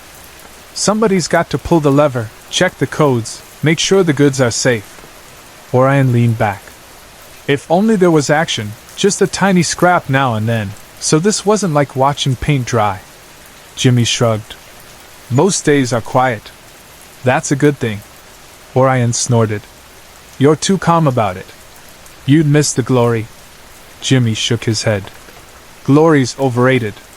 Orion stood and stretched. You always were a stick in the mud, Briggs. Jimmy rolled his eyes. Stick in the mud got me through the war. Suddenly, the grand siren blared, a sound so rare that both men froze. It was the signal for a breach, a Code 3 emergency. The siren had never sounded even during the fiercest rebellion. Now it rang out, filling the checkpoint with shrill urgency. Their pagers lit up simultaneously, Aegis bypassed, dangerous threat from the beyond neutralized by enforcers. Jimmy stared at the image on his pager. It showed a single figure, a man, gaunt and scarred, standing calmly in the town square. His eyes were dead, his shoulders slumped. He looked familiar. What the hell? Orion whispered. You seeing this? Jimmy's blood ran cold. Yeah, I see it. He balanced the pager in his hand and tried to steady his breathing. That's one of them. But, Orion cut him off. We thought the beyond was empty. Nothing ever comes through those gates. Jimmy nodded. Well, it just did. Orion looked nervously around. Are they saying more are on the way? Jimmy closed his eyes. No. They said it's neutralized. Well, that's something, I guess. Orion forced a grin before growing serious again. Think you're up for it, Briggs? Jimmy slipped the pager into his belt pouch. Always. Over the next few months, enforcers marched beyond the city's towering walls, scouring every inch of the wasteland outside. The administration declared the pariahs a blight, a mindless plague that threatened innocent citizens. Their official statement: neutralize on sight. Anyone caught on the wrong side of the gates was assumed to be infected and dealt with swiftly. Jimmy watched as convoy after convoy of his comrades trampled across deserted villages, their sides slicing through bodies with cold efficiency. He had become a legend, hero of the reckoning. But each kill left a stain on his soul. He remembered the first time he fired the scythe's blade, the way it hissed as it ignited around a twisting, malformed figure. He remembered ordering his squad to burn a makeshift shelter full of families, convinced, wrongly, that they were pariahs. The cries of the victims haunted him. Every mission, he told himself it would be the last. Every time, he found another group, another enclave, and the order came down: purge. So he raised his scythe, unflinching. And when their bodies burned, he swallowed his guilt and moved on. He told himself he was doing the right thing. He was protecting his people. But he felt the doubt growing like a poison in his mind, asking questions he was too afraid to answer. Who were the pariahs, really? What had he become? On the day of the award ceremony, the city's grand hall gleamed like a jewel in the gray sky. Traders and officials milled in their finest attire, lining the red carpet and snapping pictures. At the front rows sat Jimmy's parents, beaming with pride. Behind them, banners proclaimed Fortuna honors its greatest hero. His mother's fingers twisted in her lap. I'm so proud, she whispered, shooting Jimmy a radiant smile.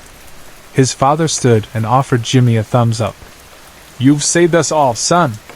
Jimmy nodded, swallowing the lump in his throat. He stepped onto the stage, bowing to applause, and took the podium. The music quieted, and a hush fell over the crowd. So, a voice called from the audience. These pariahs you fought, were they truly monsters? Jimmy swallowed again, the weight of the hall pressing down on him. His heart pounded like a war drum. The faces looking up at him were full of hope, trust, fear. And he knew the truth would shatter them. But the truth was his enemy. The law, the administration, the very world that had raised him, depended on the lie.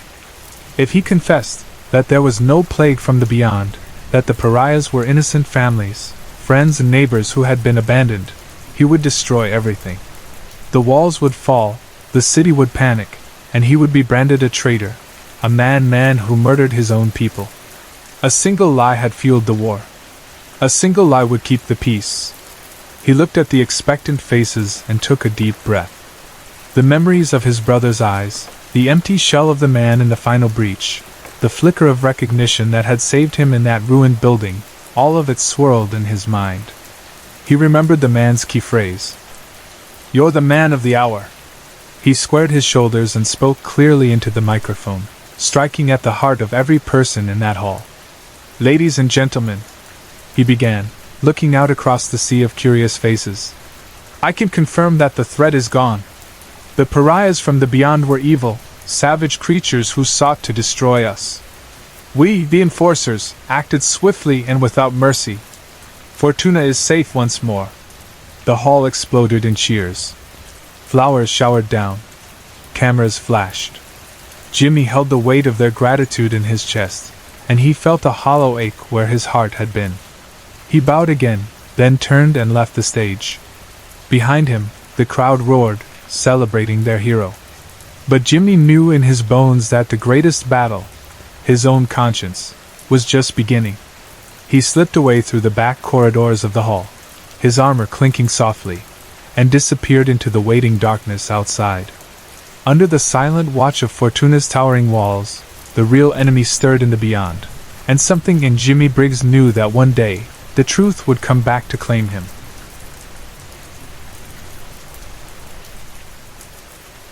Nearly 6 months back, I rolled into town on a dusty trail, breezed past the only 2 stop signs on Main Street, and realized right away that Hallow Ridge needed somebody to set things straight. Trouble was, nobody in Hallow Ridge seemed to know it yet. Lucky for them. I was just the fellow to fill that role. I'd been drifter, lawman, handyman, from one nowhere town to the next, for about 5 years now, and every place I land, I end up wearing the badge. Turns out, it's as easy as stepping off the stagecoach and announcing, "Sheriff's office this way." Because most folks around here don't want the job. Doesn't pay much, takes up every waking hour, and comes with a mountain of paperwork you can usually dodge if you know how to talk your way out of it. I'll admit, I'm no fan of paperwork. 3 years ago it nearly cost me my badge. Mayor Houston sniffed around, demanded case files from months past, and I told her plain as day. I've solved 10 cases since then. How am I supposed to remember details? She sputtered about jurisprudence, and that was my cue to pack up and head on down the road. But paperwork aside, I've always trusted my common sense. It carried me this far, convinced a rancher I'd rescued his lost dog, landed me a job as ranch hand, and eventually steered me to my first sheriff's post when his predecessor up and died. That old ranch job started my drift into law enforcement. I was 22, hauling hay and mending fences, when I stumbled on a scrawny white terrier pawing through a dumpster behind a dive bar. I didn't have a soft spot for canines, but that little guy looked lost. Brought him back to the bunkhouse. Turned out he belonged to the boss, the very same ranch owner whose brother just happened to be the town mayor, looking for a new sheriff after the last one kicked the bucket. By the next afternoon, I was sworn in. Since then, from one dusty hamlet to the next, I've held the town together by a thread or two. I thought Hallow Ridge would be different. Had my eyes on settling here. Nice red-headed waitress named Jenny Lynn, church on Sundays, biscuits and gravy on Saturday mornings. But towns like this, they talk big about change, until real change shows up. They clamor and fuss, then turn on you faster than a rattler. Half the time, I end up elbow deep in trouble, scrambling to patch up a mess nobody else will admit they caused. Sure enough, trouble found me again. Just when I thought the drift might end, 2 teenage girls vanished. Word spread quicker than wildfire. One moment, the Elks Lodge hall was quiet. The next, it packed like a Sunday sermon. Friends, neighbors, even stragglers fresh off Friday night shenanigans, they all piled in to hear me preach a sermon of my own.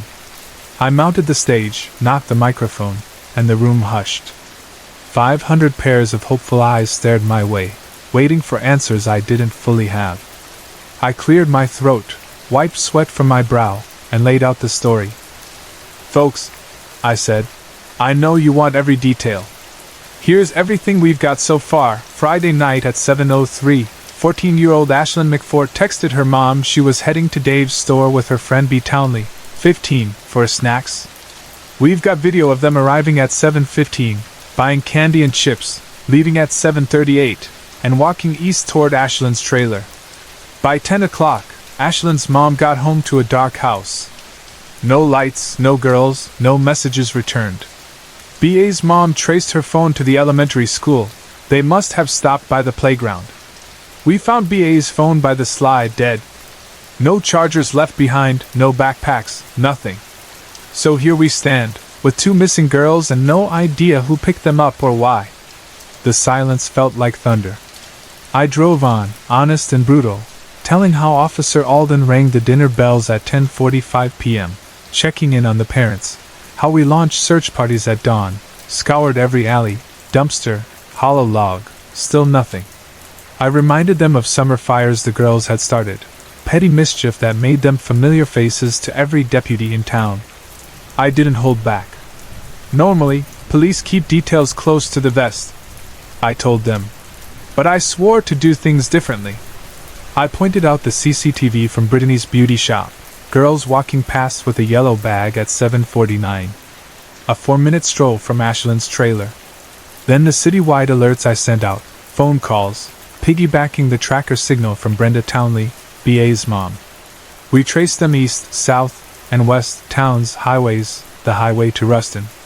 Finally, this morning, a tip. We saw them get into a dark pickup just north of Ruston. That cracked the room wide open. Hands shot up. Questions, shouts, prayers. Terry McFort, eyes rimmed red, stood and thanked me between tears. "Sheriff, bless your heart. You're the only one who fought for my baby." I nodded, hushed the crowd, and slipped out the side door before the applause could swallow me whole. That afternoon, I sped my cruiser toward Ruston. Jenny Lynn caught me at the station door, biscuits in hand. "You sure you gotta go?" she asked, concern painted on her gentle face. "It's a lead. I can't let it go cold," I told her, dumping the stick in the trunk. She glanced past me. Yes, that was a shovel back there. "Boss's dog got hit by a car," I offered. "Had to bury him." "Always a sheriff to the rescue, right?" she teased, but I heard the worry in her voice. "Always," I replied, kissed her cheek, and tore away. Up ahead, the highway cut straight into the forest. The sun dipped low, fingers of golden light tipping the pines. My mind wandered to Hallow Ridge, the faith they'd placed in me, the pride on my parents' faces, the hope in Jenny Lynn's eyes. This town had taken me in. They believed in me. I'd done my share of lies and sweepings under rugs in the past, but this time, I swore I'd bring the girls home. But in my gut, something twisted. I'd seen too much, known too many secrets. And as the asphalt slid beneath my wheels, I wondered if even I could handle the truth this time. Because in every town I'd saved, I'd left a piece of myself behind. Maybe the next town would finally be the one to save me, if I could just find those girls, and the dark secret that trailed us all the way from Hallow Ridge to Ruston.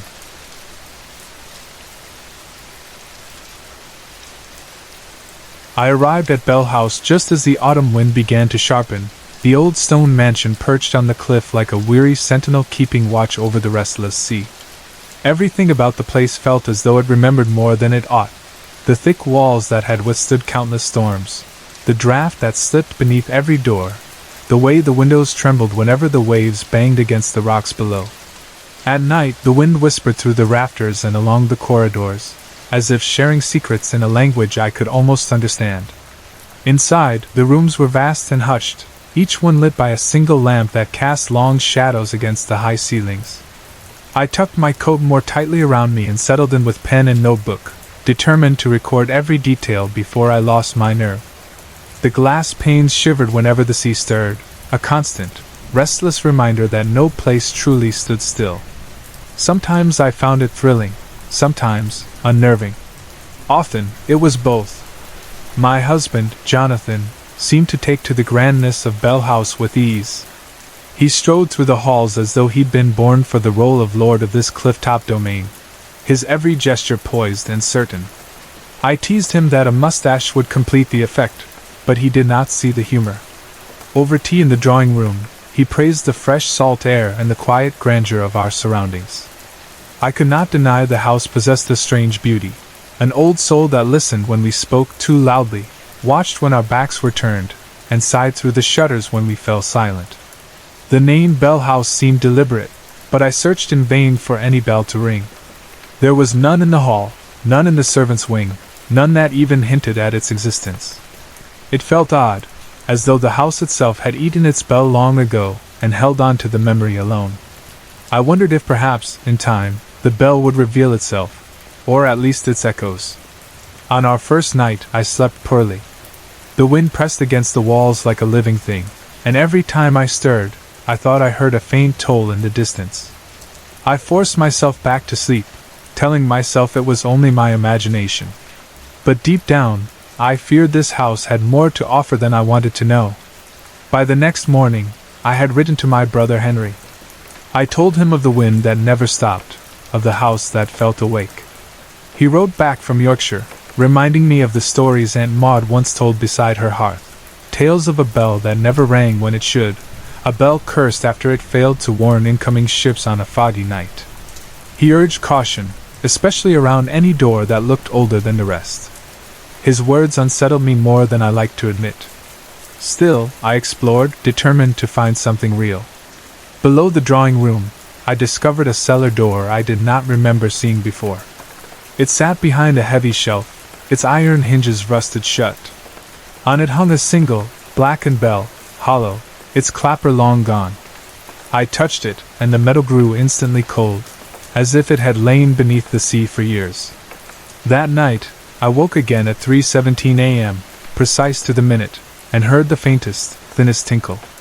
My pulse quickened as I slipped from bed and crept down the hall.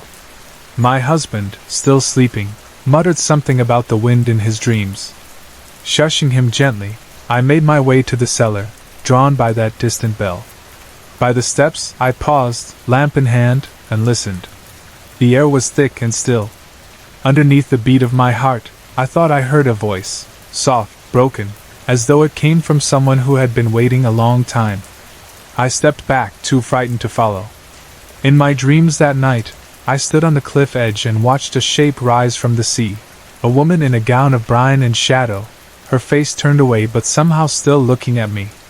She said my name in a voice that rang like metal. Then she vanished, and I woke, the bells echo heavy in my chest. In the days that followed, the house grew stranger. I moved through rooms that grew unexpectedly cold. I felt eyes upon me when I paused in a hallway, and I swore I saw movement just beyond the edge of my vision. Jonathan blamed the drafts, the sea, the mind's tricks. But I could not shrug away the feeling that Bell House had already claimed me. Then came the afternoon I dared to search that bricked-up cellar door. I found mortar still fresh enough to crumble under my fingers, and behind it, nothing but darkness. The damp stones smelled of salt and something older, an echo of rope and rot that made my skin crawl. I left it sealed, unable to bear the thought of what lay beyond. On the 10th night, I woke again at 3:17. The bell rang louder, close enough to shake the walls. This time, I ran to Jonathan's side and shook him awake. "Tell me you hear it," I whispered. But he turned, groggy and confused, and insisted it was the wind. I feared I was slipping into delusion. Alone in my room, I held my head in my hands, the bells toll bouncing through my skull. Then I heard footsteps, soft, deliberate, outside my door. I flung it open, lamp held high, and there she stood in the hallway, Clara. No, the woman from my dream, her dress stiff with salt spray, her face still turned away. I called out, but she only raised a hand, and the world around me shivered. I ran after her, but she slipped through a doorway and vanished. The walls seemed to breathe. I pressed my ear to the paneling and heard faint laughter, turning to sobs. I staggered back, nearly collapsing, my lamp flickering as though something held its breath. The next morning, I found strange footprints in the dust, tiny as a child's, but followed by none of the usual scuffs. They led from the drawing room to the locked cellar door and stopped. I knelt and traced them with my finger. At the nail of each toe print, the dust glinted strangely, like fine salt. By afternoon, I wrote to Henry again, though I doubt my words will ever reach him. I told him of the woman without a face, the locked door, the infinite toll of the bell. I begged his advice. I find myself praying for a reply, though I know the post may never cross the cliff's edge. Tonight I will sleep, or try to. I will surround myself with light, with candles and oil lamps. I will lock every door and stand guard over my own heart. If the bell tolls at 3:17, I will listen, but I will not follow. For Clara, wherever she may be, I am both paying attention and keeping my distance. Bell House may remember too much. It may watch me through every pane of glass, listen to every whispered word. But I will not let it claim me, for I, too, have waited, and am armed with the stubbornness to remain part of the living world. If this is farewell, I pray I have the strength to write you one last time.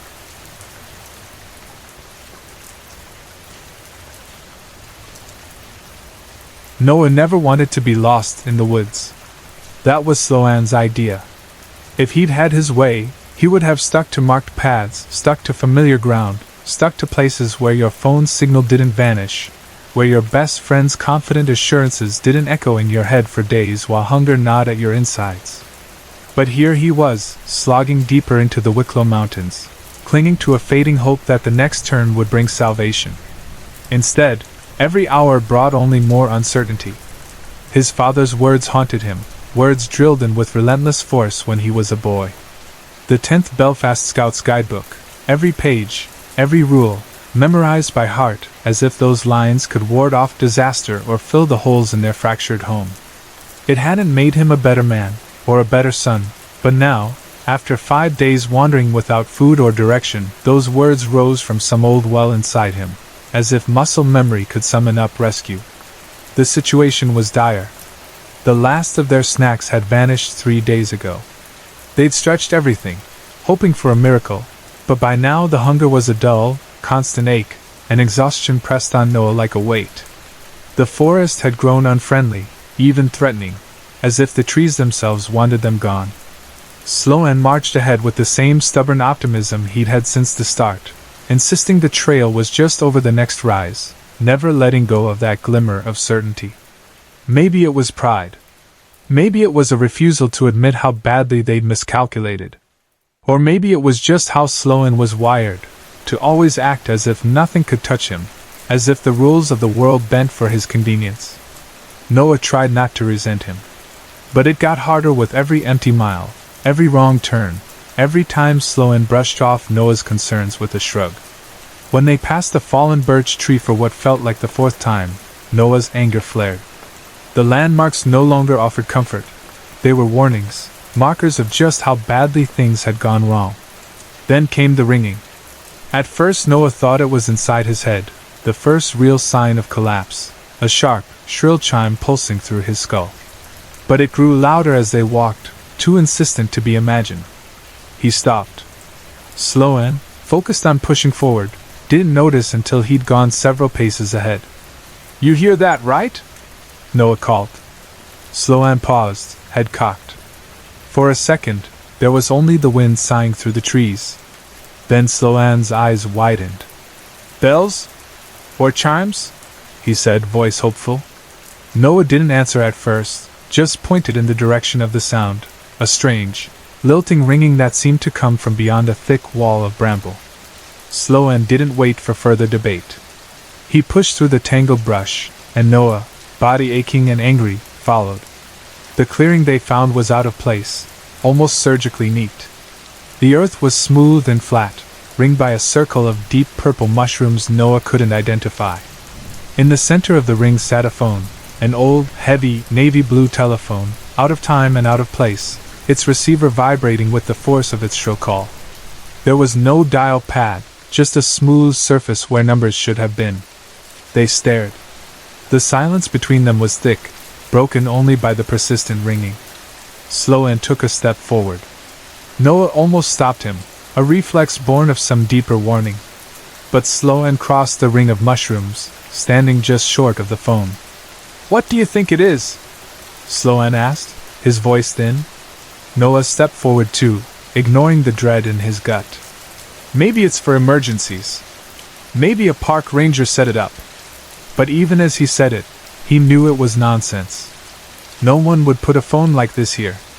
Sloan, unafraid, looked for a way to dial, but there were no buttons. Noah, deciding the only way forward was through, reached out, lifted the receiver, and brought it to his ear. The ringing cut off. For a moment, there was nothing but a soft, almost cheerful jingle, a tune with no melody, the kind of sound designed to fill empty air. Sloan pressed close to listen. Then, suddenly, a voice, bright and too cheerful, spoke. "Welcome! Thank you for contacting the Coil Search and Retrieval Department. If this is an emergency, please say 1. To hear a list of services, please say 2. Noah hesitated. The voice didn't sound human. Each word was clipped, stitched together, as if spoken by different people and sewn into one message.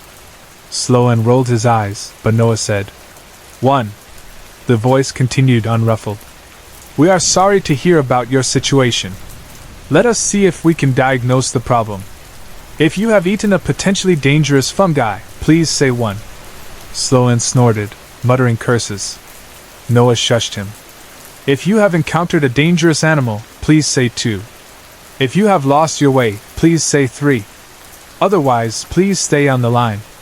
Noah didn't wait. 3, he said.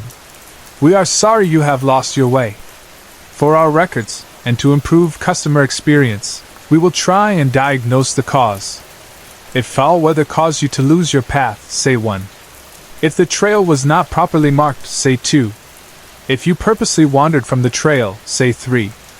3, Noah said again, not even thinking. The voice, still as sweet as syrup, replied, Thank you. We are sorry you wandered off the path. If this was your decision, please say yes. If not, please say no. Sloan, frustrated, tried to snatch the receiver. What does it matter? Are they sending someone or not? Noah ignored him. No, he said, flat and sure. Thank you. We are sorry a decision other than your own led you to your situation. We understand this must be frustrating, Noah. Noah stiffened. The voice knew his name. Sloan backed off, staring. The voice continued. The Coil Search and Retrieval Department appreciates your patience. If you would like to request a retrieval for one service, please say yes. Noah hesitated. Sloan paced, kicking at the ground. The mushrooms shimmered at the edge of his vision. Noah waited, but the silence from the phone grew oppressive. If you would like to request a retrieval for one service, please say yes. Noah's voice was small. Yes. Immediately, the cheerful voice replied, We are sorry. Your current group appears to be over capacity. If you would still like to request a retrieval service, please hang up and try again. Noah's heart thudded. Over capacity? He looked at Sloan, who was now tangled in the phone cord, frustration giving way to panic. What if I don't? Noah asked, not sure what answer he expected. The voice came, light and bright. Then rot. A dial tone followed, echoing in the clearing. Noah gently replaced the receiver. The mushrooms seemed to pulse, the clearing spinning just a little. Sloan started to rant, his anger rising, voice echoing off the trees. This is ridiculous.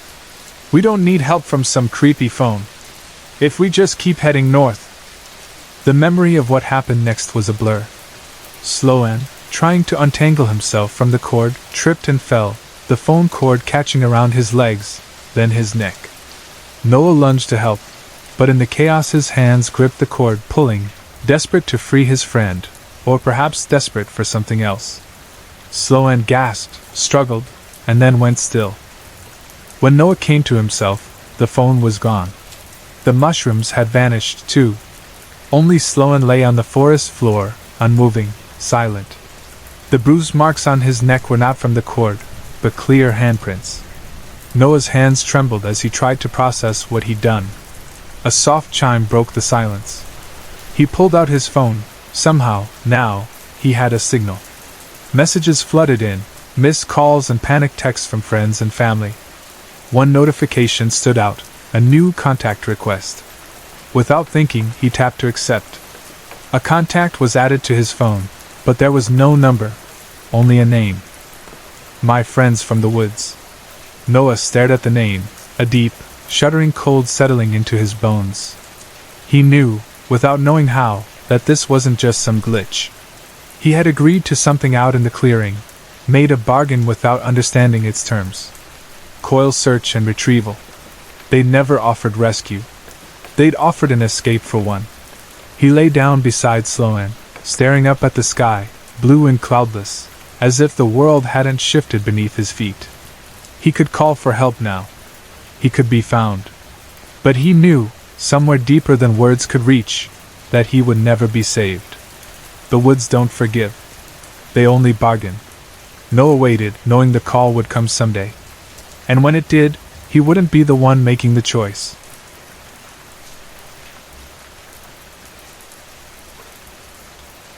They always said separating Darlene Winchester from her gold-rimmed mirror would take something supernatural. Over her dead body, she used to say. When she first started proclaiming that back in the summer of 1994, everyone chalked it up to her being dramatic, a little bit eccentric, just the way old folks sometimes get about their treasures. My mother used to tell me that story, shaking her head and half smiling, but none of them ever really believed Darlene's warnings.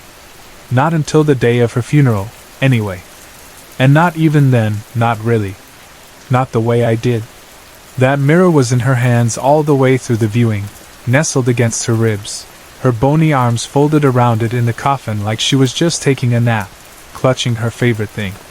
I was only 6, but I still remember the look of her, pale and shrunken, hair washed and brushed, thick lipstick painted on in a shade that always made me think of vampires, though I never dared say so out loud. The thing is, when you're a kid, grown-up warnings feel bigger, more permanent. So when that mirror vanished, gone from Darlene's coffin sometime between the viewing and the moment they tried to close the lid, the sense of dread in the funeral home was so thick you could taste it.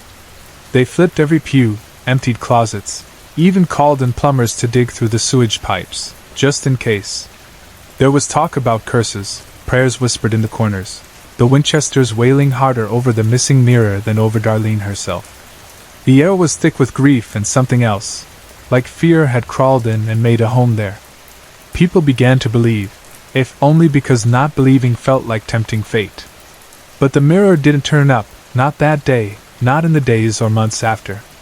Everyone eventually convinced themselves the curse was just a family story, and as time passed, the drama faded, except, of course, for the piece of the story nobody ever talks about. The real oopsie. The part that starts and ends with me.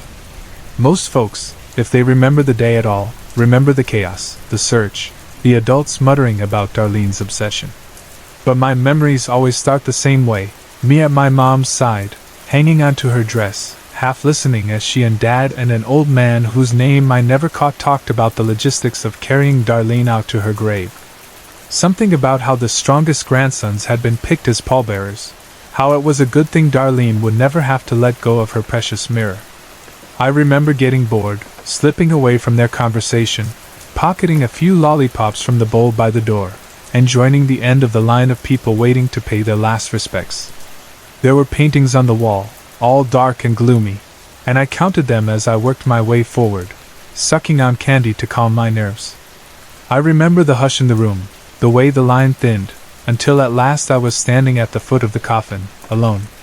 There's a weird coldness at a funeral, a heaviness that presses on your chest. I crept up, peeking over the edge, expecting at any moment for Darlene to open her eyes or reach out and grab me. But she didn't move. Just lay there, still and silent, her mirror gleaming faintly on her chest. It shone in a way that nothing else in the room did, a little like the bowl of lollipops, a little like temptation. I can't say what possessed me to take it. Maybe the stories had gotten to me, or maybe it was just the irresistible shine, or maybe it was just being 6 and not understanding consequences.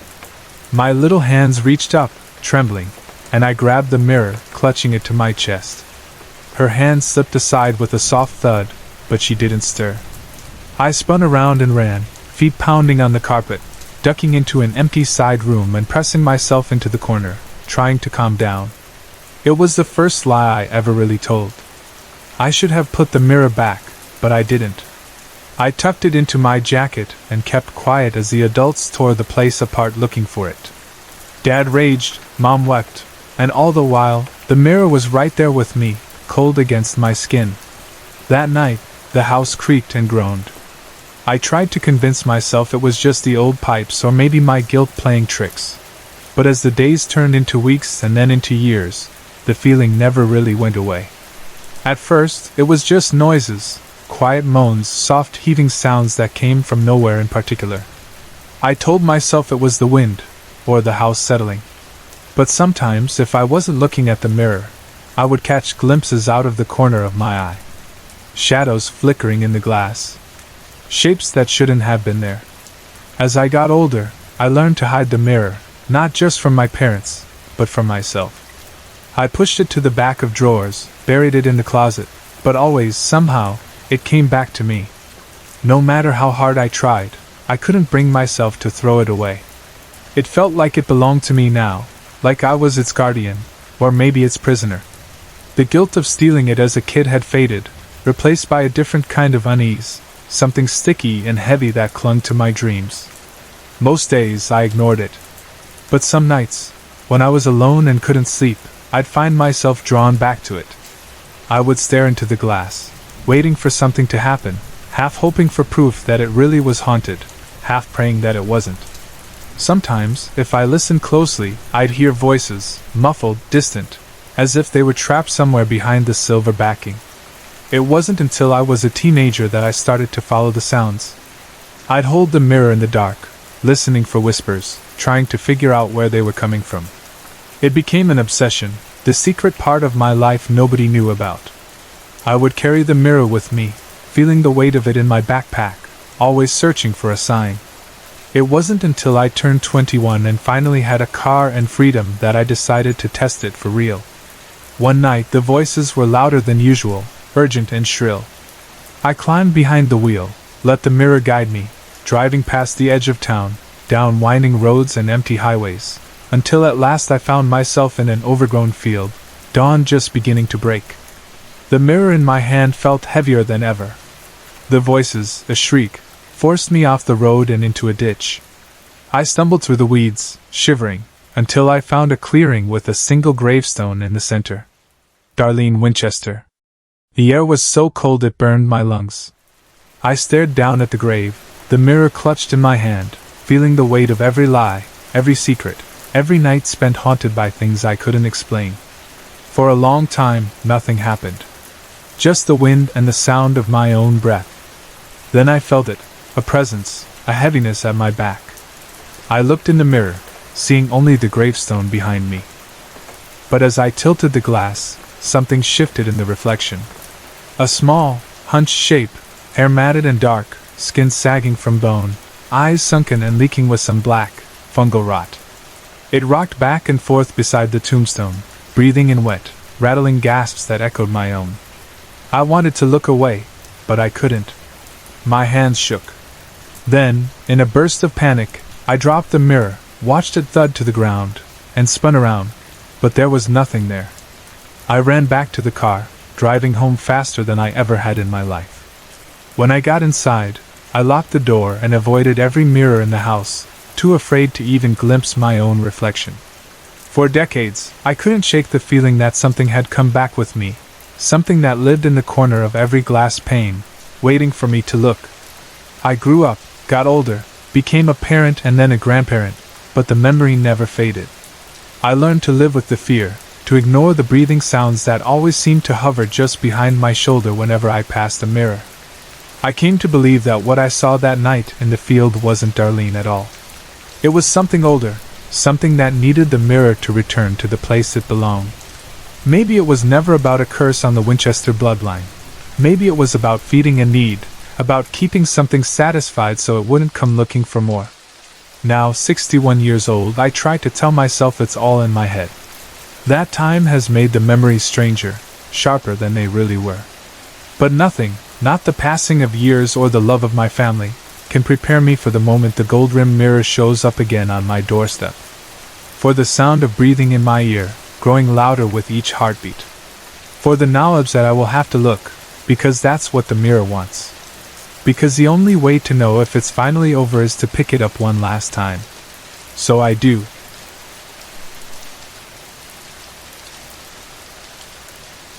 They came for Rena at dusk, when the mist rolled thick through the vale wood and blue lanterns guttered down the winding stairs that led toward the water. She was working by the light of a single candle, ledger open, ink fresh on her fingers. She had known the blue flame was coming for her. There was a rhythm to the canticle's summons, as sure as the pull of the moon on the tide. She didn't flinch at the first knock. It wasn't even a knock, just the hush of a fingertip on wood, 3 slow touches, then a pause, then 2 more.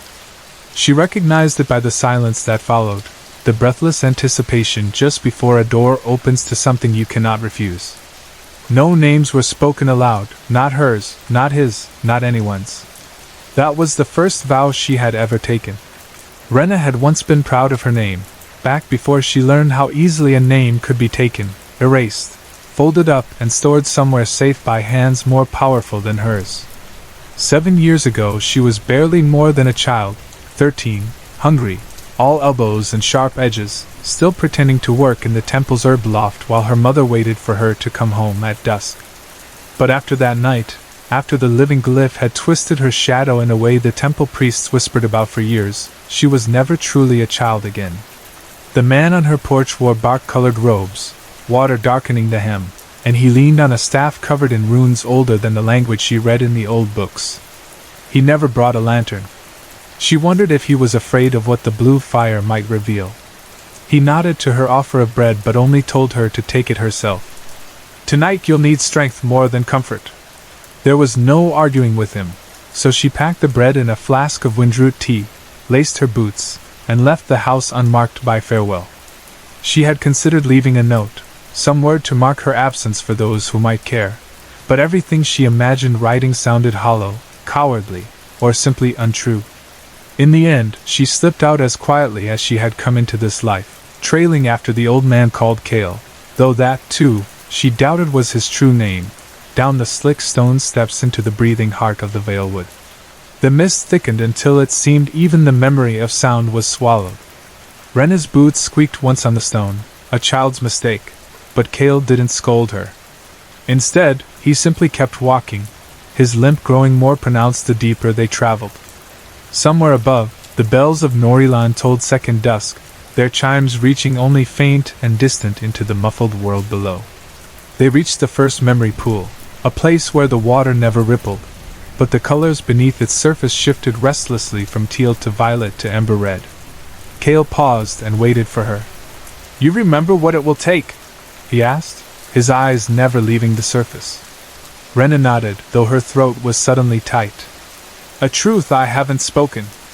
A wound I still hide." The words had been drilled into her since the day she was chosen. Cale's mouth curved into a half-smile, sorrowful. "And blood. But only a drop." Rena stepped forward, drew her knife, and pricked her palm. The pain was quick and bright. Her blood struck the surface of the pool, soundless, but as it did, the world bent. Light stretched, colors braided around her like ribbon, and then there was a folding, a space that opened not in the world but in herself. She stepped through with Cale behind her, crossing into the vaults beneath the Vale Wood. The air was different here, sharp and cold, layered with a scent older than dust. It smelled like memory itself, not just the things that were remembered but the very act of remembering. Their steps made no sound as they moved through the carved tunnels. Fingers brushed ancient stone. She thought of the moss that grew on the old temple steps above ground, always smelling like wet ash after rain, always reaching for the light that rarely touched it. Artifacts lined the shelves they passed, masks of warped bone, scrolls sewn with beetle wings, a mirror cracked down the middle that gave back not your reflection, but your voice in another's tongue. The canticle kept these things not as treasures, but as safeguards. Not to protect the secrets from the world, but to protect the world from the secrets. At the deepest point of the vaults, a pale horn door blocked their way. Cale pressed a black, wickless candle into her hand. "You'll know when to burn it," he said. Rena frowned, feeling the chill of the candle seep into her skin. "It has no wick," she said. Cale only shrugged. "Find the fire that does not need one. If you fail, the song remembers you." His voice was very soft. "And forgets me?" she asked. "No," he replied. "Worse." She entered the chamber alone. Inside, the silence pressed close, thick and trembling. On a raised dais at the center of the small, endless room sat a harp, carved from something darker than night, its frame shimmering with hints of color, like oil on water.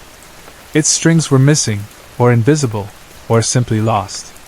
Rena held her breath, and the quiet pressed harder. She realized she was singing before she even knew she had begun. Not a song she remembered learning, not a melody her mother had ever hummed in the kitchen, but something that unspooled from her bones. The notes left her lips as shapes, curling and eddying in the air. The harp flickered. A single string appeared, humming silver in the gloom. Rena kept singing. Another string shimmered into being, then another. The harp gave back not music, but memories, some she knew, some she could never have lived. She saw a boy at a blackened tree, his brother's bones in his lap, sobbing. A girl with a stolen blade, carving a rune into her palm, her body shaking as it glowed. A soldier throwing away his armor to plant a flower on a nameless grave. The harp sang her further, giving her visions of a village erased by snow, the last light of fire built for ghosts. A mother walking into the vale, singing her child's lullaby for the last time. A storm learning the names of the dead. Each sound braided her deeper into the canticle, so that her own sense of self blurred and widened, becoming everyone, becoming no one. And then, with the final string trembling, the harp showed her the memory the canticle had hidden away, the one too dangerous to be kept or destroyed. A child with a book bound in bone, a vault opened by accident or design, a song rewritten to erase the truth about a war the canticle itself had started and lost. She understood, in the space of a breath, what the canticle had been built to hide. The harp asked a question without words. Burn the memory? Or return it to the world? The wickless candle weighed heavy in her palm. She hadn't known she was holding it. If she burned the memory, the world would be safe but ignorant. If she returned it, perhaps the truth would free them, but at what cost? She made her choice. She lit the candle. It burned without flame, consuming not the room, but the memory itself. Not forgetting, never that, but burying, sealing it beneath oath and root and silence. The harp faded to darkness. The vault released a breath, as if it had let go of a name it could not bear to carry any longer. The candle went out. Rena emerged from the chamber changed. Cale was waiting, his eyes hollow and knowing. You burned it? I returned it, she said. We are not the keepers of truth, only its shadow. Cale nodded, and they left the vault together. Outside, the Valewood was unchanged, the blue lanterns guttering in the dusk. But Rena felt a new silence inside her, sharper than before, edged with the teeth of secrets. Now, she would carry the weight. Not the story, not the details, but the burden of memory and choice. The next time the blue flame came, she would be the one knocking on someone else's door, silent and nameless, guiding them to the place beneath the Valewood, so the canticle's song could continue. And the next singer, whoever they would be, would face the same question, and the world would hang for another night in the balance.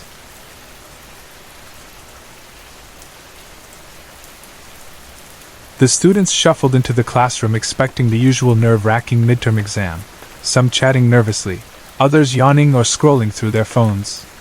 But as they stepped inside, their casual anticipation faded to confusion. Instead of the drab rows of old desks and whiteboards, the room was transformed. Chairs that looked like they belonged in a vintage game show auditorium were arranged in neat rows, each one equipped with a tiny tray and a test packet. Bright colored lights strobed from hidden corners, casting shifting rainbows across the walls and ceiling. The air itself seemed charged with a faint electric excitement, like a party waiting to begin. Bewildered, the students hesitated before finding their seats. Some looked around for cameras, half expecting to be on a prank show, while others peered at the test pages, searching for clues. Just as the last student sat, jazzy, carnival-like music burst out from unseen speakers. A playful, flashy tune, just familiar enough to tug at childhood memories. Then, echoing through the sound system, a bold voice rang out. And now, introducing your host and teacher, Mr. Brown. The music built to a flourish. With almost cartoonish flair, Mr. Brown appeared, popping up from behind a desk as if pulled from a magician's hat. But something was wrong. His normally wild, unkempt hair was slicked back with a strange oily sheen, his clothes far too formal and crisp. His wide, bright smile was painted on, not reaching his eyes, and he blinked far less than a normal person should. Okay, students, come on down! It's time for the test, he said, his voice a forced parody of a game show host, bouncing off the walls and ceiling. For a moment, nobody moved. The students just stared. But habit won out. They opened their booklets and began to write. At first, the test looked normal. Standard chemistry problems, equations, definitions, a little bit of memorization. But then things got weird. Every few questions were hidden behind codes and riddles. Instead of simply asking for facts, the test demanded problem-solving, deduction, and strange, practical knowledge. There were questions about invisible ink and how to reveal it, about concocting antidotes for poisons made from eucalyptus oil, melatonin, strong alcohol, and juice from nightshade plants. Other questions seemed to demand a mix of scientific reasoning and wild imagination. One simply asked, "What was the music playing at the beginning of class?" The students exchanged glances, but most pressed on, scribbling their best guesses or ignoring the outer questions entirely. But then came a question that shifted the room's energy entirely. Analyze the situation. A man has died. The only evidence is a bucket filled with iced tea, a recorded temperature of 160 degrees Fahrenheit, and a large amount of salt where the man died. What happened? Before anyone could puzzle through this bizarre scenario, something strange happened. Some students felt their chairs shake violently, like a sudden earthquake beneath them. As they reached out for balance, those students vanished, 1 second there, the next gone. The seats where they'd been left empty, their test packets fluttering to the floor. Panic fluttered through the room, but Mr. Brown, if that's who it was, stood at the front, unblinking and impassive. He urged everyone to continue, and strangely, most of the students complied. The test pressed on. More oddities began. Students noticed scribbles in the margins of their pages, cryptic hints, sometimes solutions to the hardest questions. Desperate, a few students copied the answers. They barely had time to notice as their chairs began to sink, like quicksand, until they vanished entirely, swallowed by the floor, leaving only silence and scattered notes. The questions kept coming. Another asked, "If a crime has been committed, but the only evidence is a dead dog, what are the most likely chemicals that were used?" Suddenly, some students felt a burning heat at their backs. Before they could stand or call for help, they vanished, leaving behind only the faint smell of something charred and the confusion of those still present. It wasn't just the disappearances. At times, the lights went out completely. When they flickered back on, 1 or 2 more students were missing. Pit traps opened beneath chairs, a few fainted where they sat, others jerked as if electrocuted. All the while, Mr. Brown watched with that same eerie smile. Eventually, one student had enough. Kyle, fed up and shaking with fear, marched to the front of the class. "What is happening here?" he demanded. But Mr. Brown didn't even look at him, just stared blankly ahead, eyes unfocused. The room grew emptier, the test harder. The disappearances slowed, but the tension only increased. It was as if the remaining students were being sifted, separated by some invisible standard they couldn't see. When only a handful were left, the final question appeared. "I am not your teacher. Who or what am I, and how did you determine this?" The silence was suffocating. Some students stared at the page, unable to answer. Others scribbled their wildest guesses. When the last question was finished, the music cut out. The lights stopped flashing. Mr. Brown, still smiling, beckoned for the remaining students, only 5 of them now, to follow him. Confused, exhausted, and more than a little angry, they stood and followed, and used to showing such suspicion toward a teacher, no matter how odd he'd been. He led them to a door none of them had ever seen before. It was heavy, solid metal, with a keypad, a keyhole, and a small panel that required a sequence of knocks. Mr. Brown input the code, inserted the key, and knocked in a strange rhythm. The door opened, and the students followed him inside. The room beyond looked nothing like any classroom. Instead, giant monitors covered the walls, showing every angle of the chemistry room they'd just left. On one side was a whiteboard with the names and faces of every student in the class. 35 faces were crossed out. Only 5 remained: Kyle, Sam, Tracy, Logan, and Michael. At a table sat another figure. He wore rumpled clothes, wild hair, tired eyes. The real Mr. Brown. As he stood, he approached his doppelganger, reached behind its ear, and pressed a hidden button. With a faint whir, the false Mr. Brown slumped, head drooping, body limp. A robot, nothing more. The real Mr. Brown turned to his stunned students. "Your classmates are fine," he said. "This was a test to see who could perform under more than the usual pressure. Now that you 5 have passed, you've joined the ranks of the CIA." The students stared, shocked. Mr. Brown continued, "I am a recruiter for several intelligence agencies. Your class was selected for its exceptional potential. All semester, you've faced challenges in disguise, poison recognition, critical thinking, even basic combat and lab simulations. This midterm was the final exam. You have shown not only intelligence, but composure, adaptability, and intuition under stress. The 5 students tried to process the news. It sounded impossible, crazy, something from a movie. But as Mr. Brown laid out the details, the pieces fit. The bizarre tests, the strange assignments, the physical drills disguised as science exercises. Even the game show format, the robot, and the traps, they were all designed to test not just knowledge, but the ability to think, adapt, and survive under unexpected pressure. The revelation was overwhelming. Some wanted to laugh. Others were angry at the deception. But as Mr. Brown explained, this was a real offer, an invitation to step into the world of espionage, to become agents and protectors, not just students. For Kyle, Sam, Tracy, Logan, and Michael, it was the gateway to a life none of them could have imagined. A life that began with an impossible test, and a classroom where nothing had been as it seemed.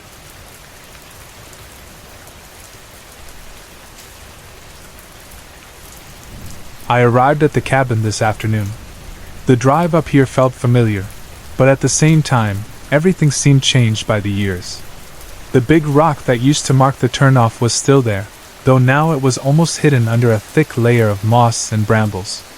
I passed the little general store, still open, but the cheerful owner who used to greet me with a wave was now stooped and gray, brushing off his porch with a tired look.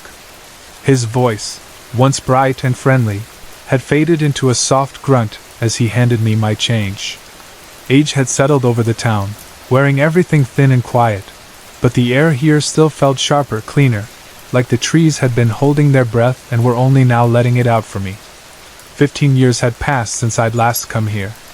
The cabin looked almost the same, but older, everything inside touched by time. The furniture still held the faint scent of the lemon polish my mother used to use, though now it was mixed with the musty smell of dust and faded memories.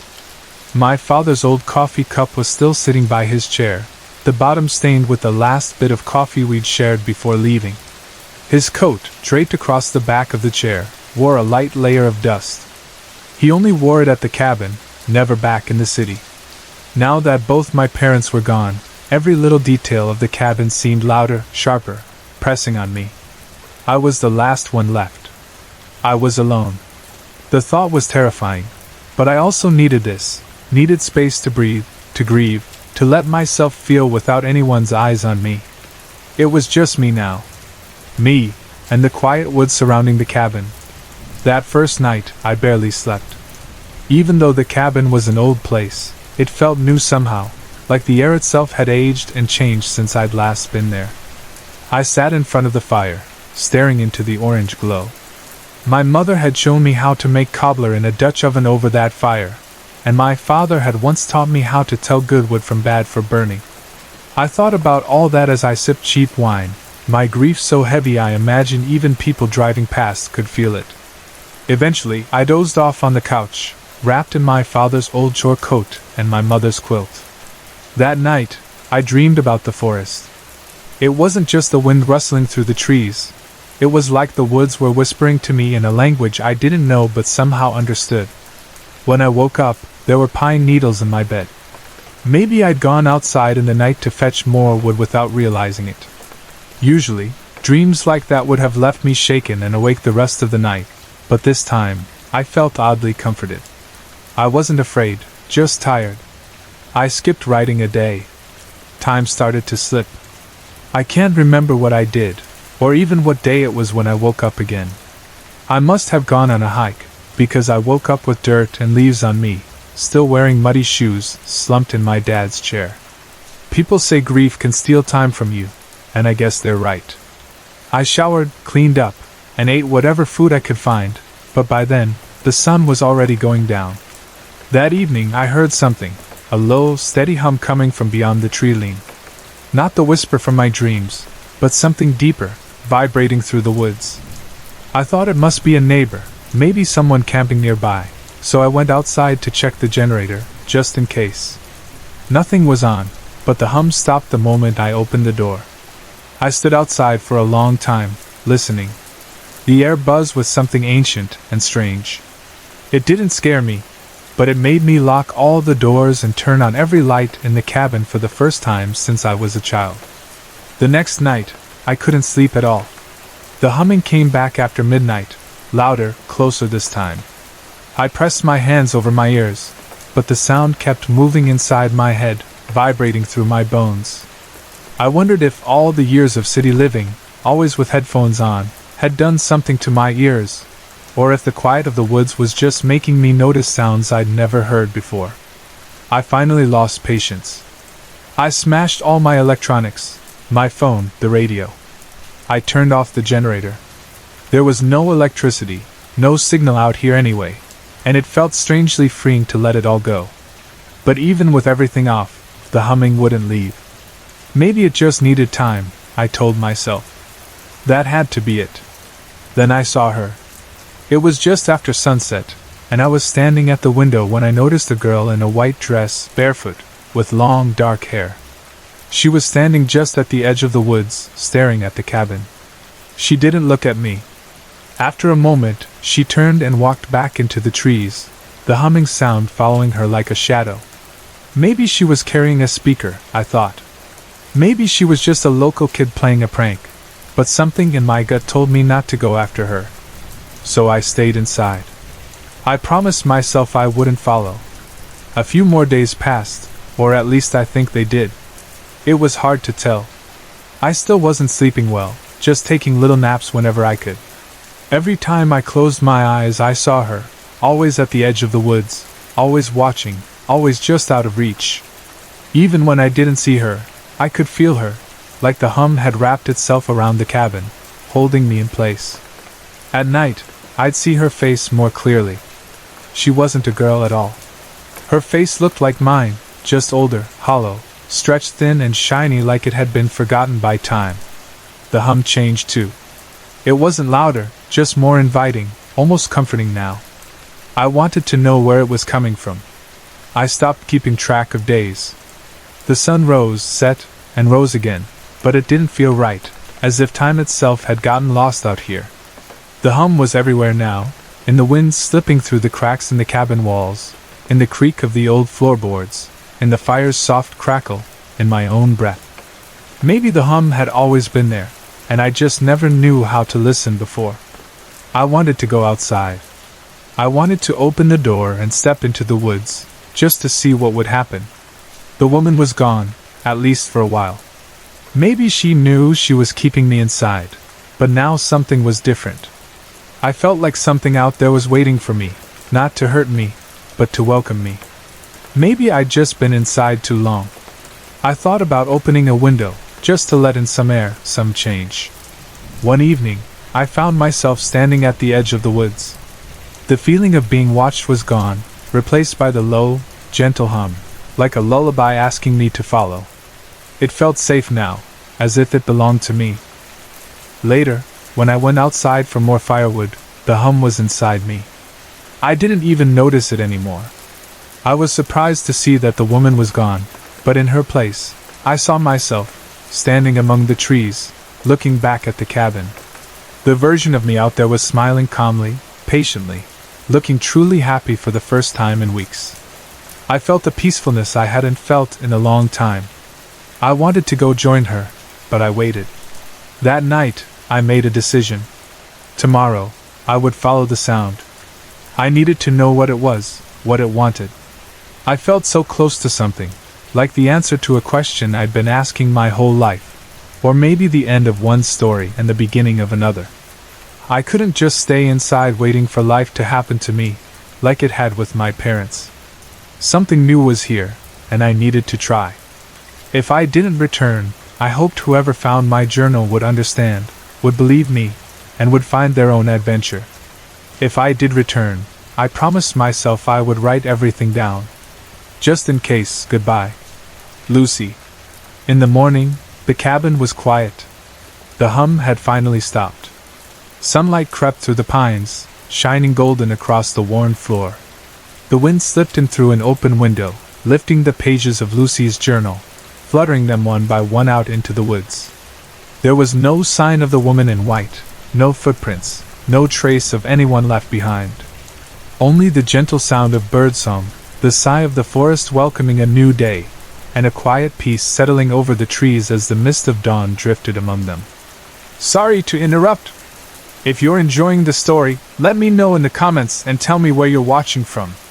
Don't forget to like and subscribe for more.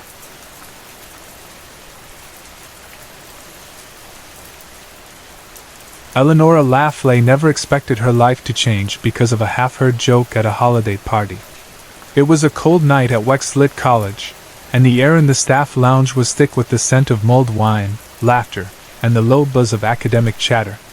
Nora, a quiet second-year grad student, stood on the edge of it all, her glass of cheap red wine untouched in her hand. She specialized in studying old political writings, especially the ones that had been banned or destroyed because someone thought they were too dangerous. It was quiet, lonely work, but Nora liked it that way. She never thought anyone had noticed what she was working on, at least, not until tonight. A week after the party, Nora came home one evening to find an envelope slipped under her apartment door. It looked out of place, heavier than normal, the corners curled, as if it had traveled through damp air or been handled with care. There was no name, just 5 lines typed in dark ink. Tonight, 11 p.m. North Library. Rare access room. Ask for Hallett. The paper had a faint scent of old books, the kind of smell that lingers in a forgotten corner of a library. Nora knew the North Library well, but she'd never heard of a rare access room. She had passed the plain, unmarked door dozens of times, assuming it was a supply closet or a fire exit. That night, when she made her way down the dim hallway, the only light came from a flickering bulb that hummed above her head. A thin, older man stood near the door, glasses shining in the faint glow. His coat looked like he'd thrown it on in a hurry, and his eyes studied her with a careful, guarded look. "You are Nora Laughley?" he asked. His voice was sharp and a little cold. "Yes," she answered, her voice uncertain. "Hallett. Come in." Quietly. The room behind the door was much smaller than Nora expected. The brick walls were lined with drawers labeled by year and letter. A battered old phone sat on a shelf, next to a lamp with a dark red shade that made everything look softer and older. In the corner, a narrow elevator with an iron gate stood half open, leading down into darkness. Hallett glanced at her, then nodded as if he already knew why she was there. "Your thesis topic is considered ambitious," he said, his mouth twitching in a tiny, almost smile. Nora tried to hide her nerves. "Is that just another word for controversial?" she joked, forcing her voice to stay calm. "It's another word for dangerous," Hallett replied. He gestured toward the elevator. "Come with me. The archivist's circle would like to meet you." They descended together, the elevator rattling as it dropped below the library basement, farther than Nora knew the building went. When the doors opened, Nora stepped into a vault, not a library, cold, shadowy, lined with steel shelves. Old books wrapped in paper and maps sealed behind glass filled the room. There were no computers, no clocks, and not a single window. The air was heavy with the smell of dust and ink. 4 people sat at a long wooden table, their faces hidden in the glow of a single lamp above them. No one introduced themselves. A woman with silver hair finally spoke, her voice deep and calm, as if she was used to being listened to. "We protect knowledge that others would destroy," she said. "But we also destroy knowledge that should never be known." Nora felt her heart pounding in her chest. "You mean censorship?" she asked, her voice small. The woman shook her head. "Censorship leaves traces. We erase. We remove what could cause harm before it spreads." Nora's hands gripped the strap of her bag tighter. "But who decides what should stay or go?" The woman's eyes met Nora's and didn't let go. "Without curation, scholarship is just chaos." They handed Nora a file, thick and worn. Inside, she found pages of notes, old photocopies, and part of a transcript from a lecture that had never been published. Her assignment was simple: study it, understand it, and report back. Nora spent the next week locked in her small apartment, the files spread out on her desk. She read and reread every page. The author was a man named Corwinch. Decades ago, he had written a thesis that was brilliant, strange, and frightening in how well it seemed to predict the future. His central idea was simple but troubling. Democracy was just a performance, something held together only as long as people believed in it. The moment that belief died, the whole system would fall apart. He used examples, old speeches, changes in the news, even fake laws passed just for show. It felt less like history and more like a warning for today.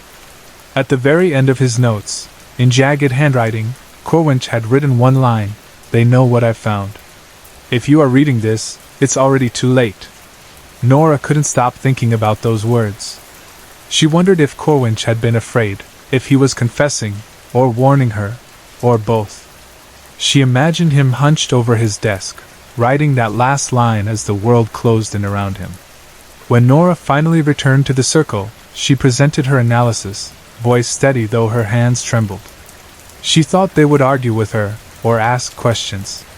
Instead, the room was quiet. The silver-haired woman, who Nora now knew as Madrigal, slid a new folder across the table. "Your final task," she said softly. "Choose." Nora opened the folder. Inside were 3 documents. The first was a student essay, raw and honest, revealing the college's dark history with eugenics. The second was a secret financial record, listing names and donation amounts that had shaped the college's admissions. The third was Corwinch's thesis, the warning scrawled across its final page. "Only one of these will be kept," Madrigal explained. "The others will be locked away, forgotten." Nora felt the weight of the choice. "This is the test?" she asked quietly.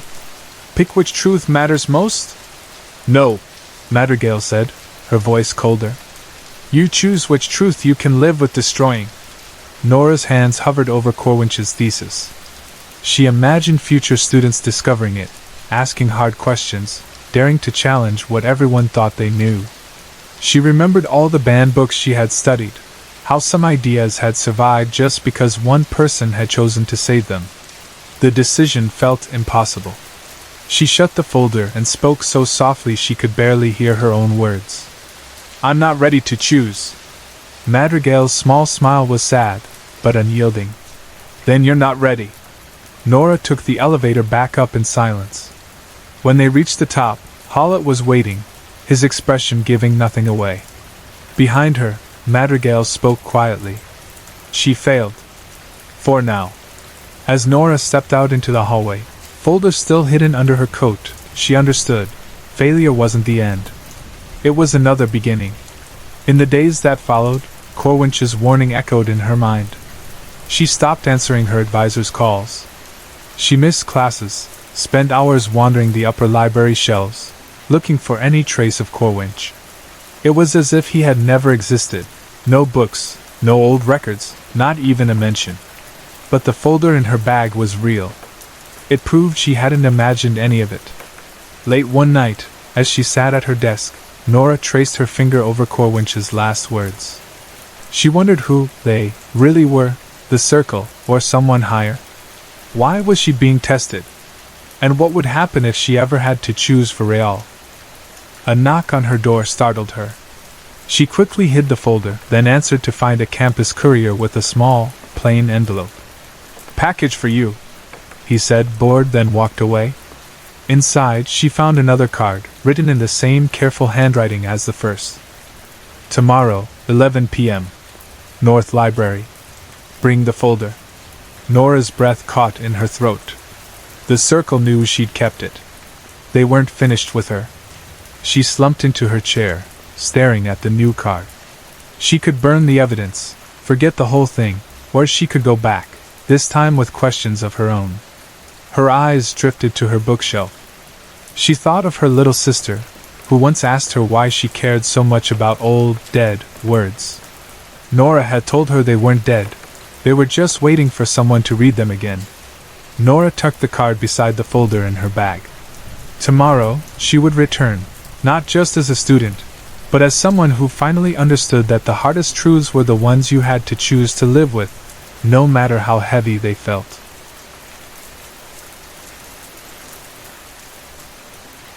The air in Alice's London apartment was thick with the smell of old dust and faded hopes. She woke up feeling as worn out as the cracked paint on her bedroom walls, wishing for anything to remind her she was still alive. She wasn't searching for a secret world or ancient magic or anything dangerous, just a painting, or some new spark, something to light up her mind and bring back her fading inspiration as an artist. Her tiny flat in Southwark felt smaller every week, pressed in by the bright steel and glass of the Shard towering outside. The space always seemed too crowded and too loud, especially with her roommates always making a mess. Dirty dishes and pizza boxes covered the kitchen, the smell of leftovers stronger than the paint and turpentine she once loved. Alice's canvases stood blank in the corner, and her favorite art supplies just reminded her of how little she was getting done. Life as an art student in London might sound romantic to others, but for Alice, it felt mostly like being stuck, tired, broke, and invisible. That morning, her sense of frustration was sharp. There was nowhere clean or quiet to work. Mark, her flatmate, snored from his room, and she could still hear the faint sound of someone watching TV. She grabbed a cold slice of pizza for breakfast, and thought about how much she missed the feeling of being inspired. Alice loved scary books and old horror films, but right now she only wanted some order, a tidy home, and a break from the same dull routine. Her chipped black nail polish and faded eyeliner showed just how little time or money she had. She was tired of everything feeling the same. She needed something, anything, to change. With her sketchbook under her arm and her bleached blonde hair tied back, Alice left the flat to wander. She liked the strange corners of London, the little streets no tourist ever found. She walked slowly, hoping that today, maybe, something different would finally happen. She knew the city so well, she barely had to think about where her feet took her. She just wanted something to wake her up, to give her a story worth remembering. Then, as she crossed a narrow street, she saw a cat, a sleek, black cat with bright green eyes, slip through her path and into the shadow of a rundown doorway. Alice stopped, reaching into her pocket for a blueberry from a plastic snack bag. "Hey there," she whispered, holding out the berry. The cat took it, watching her with an intense gaze. For a second, Alice thought she saw more cats nearby, but when she blinked, they were gone. With hardly a thought, Alice followed the cat into the old building. She found herself standing inside a strange, dark antique shop, the windows dusty and crowded with forgotten things.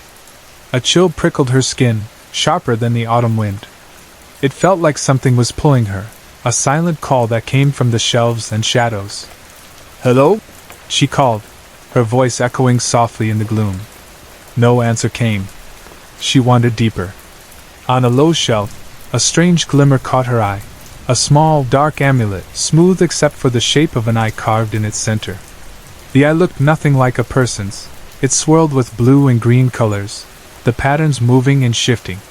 When Alice picked it up, a shock went through her hand, cold and deep, as if she'd touched ice. She thought she heard a whisper, faint and dry, talking about ancient darkness and deep, impossible change. Alice gasped but held tight to the amulet, too curious, and too used to being poor, to let it go.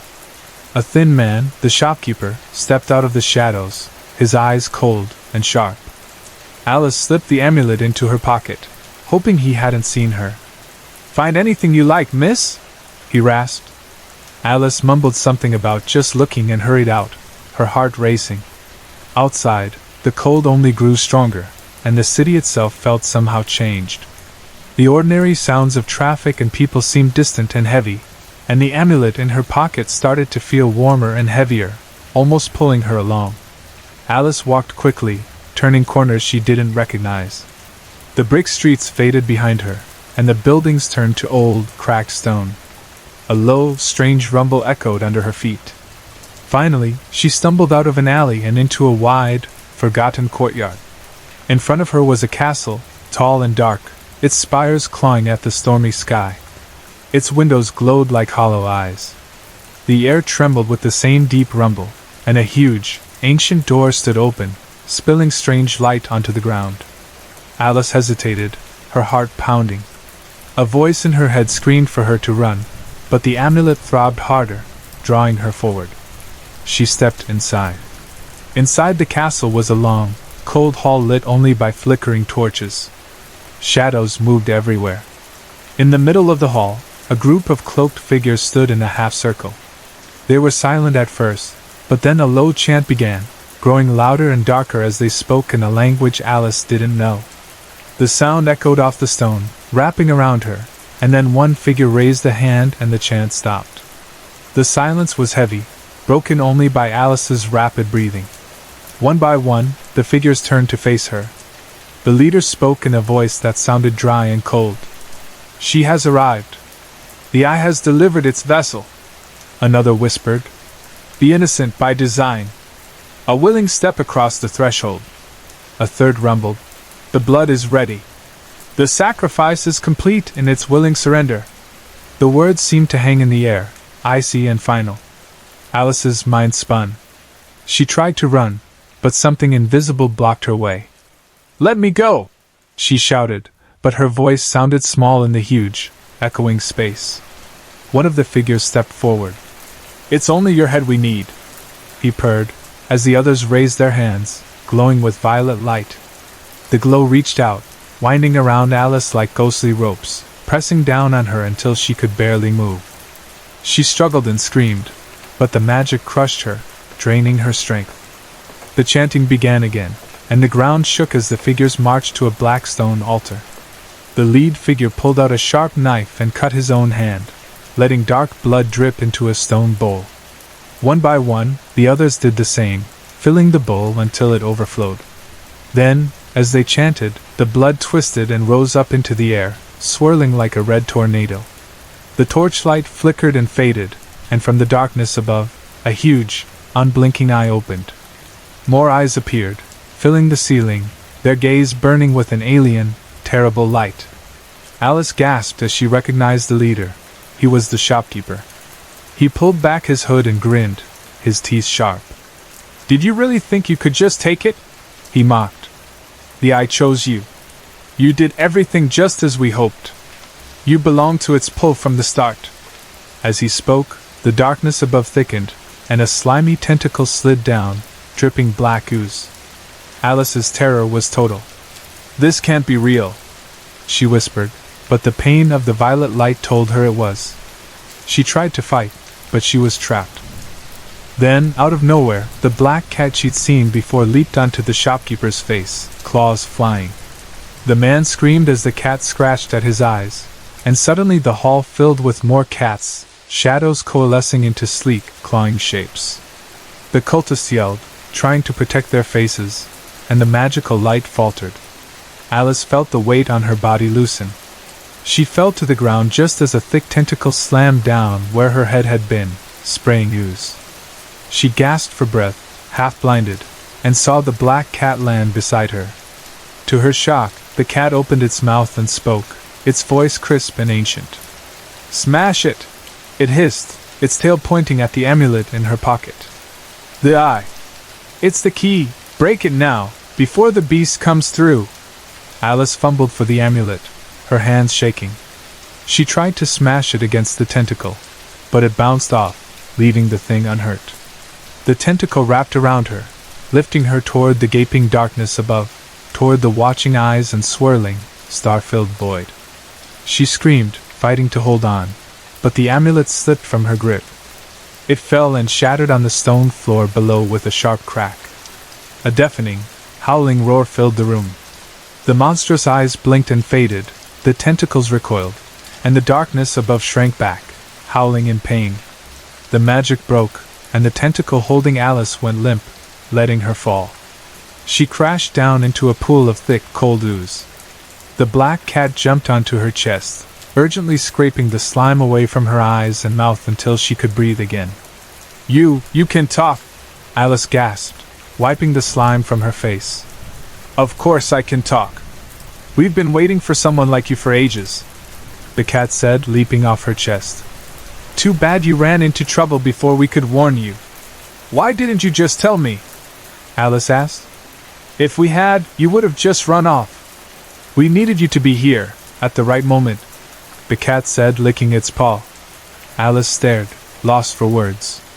Maybe she would have run, she realized. She looked at the strange scene: shattered amulet, fading darkness, dazed cultists crawling away. The cat flicked its tail. Up you get! Let's get you home before anyone tries to finish the job.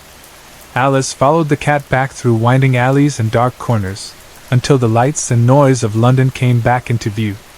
The cat led her all the way to her flat, stopping at the front door. Is that it? Back to normal? Alice asked, still dazed. The cat nodded, eyes bright. How can I just go back to normal after all that? Alice muttered, shaking her head. She realized she was talking to a cat on the sidewalk and laughed, exhausted.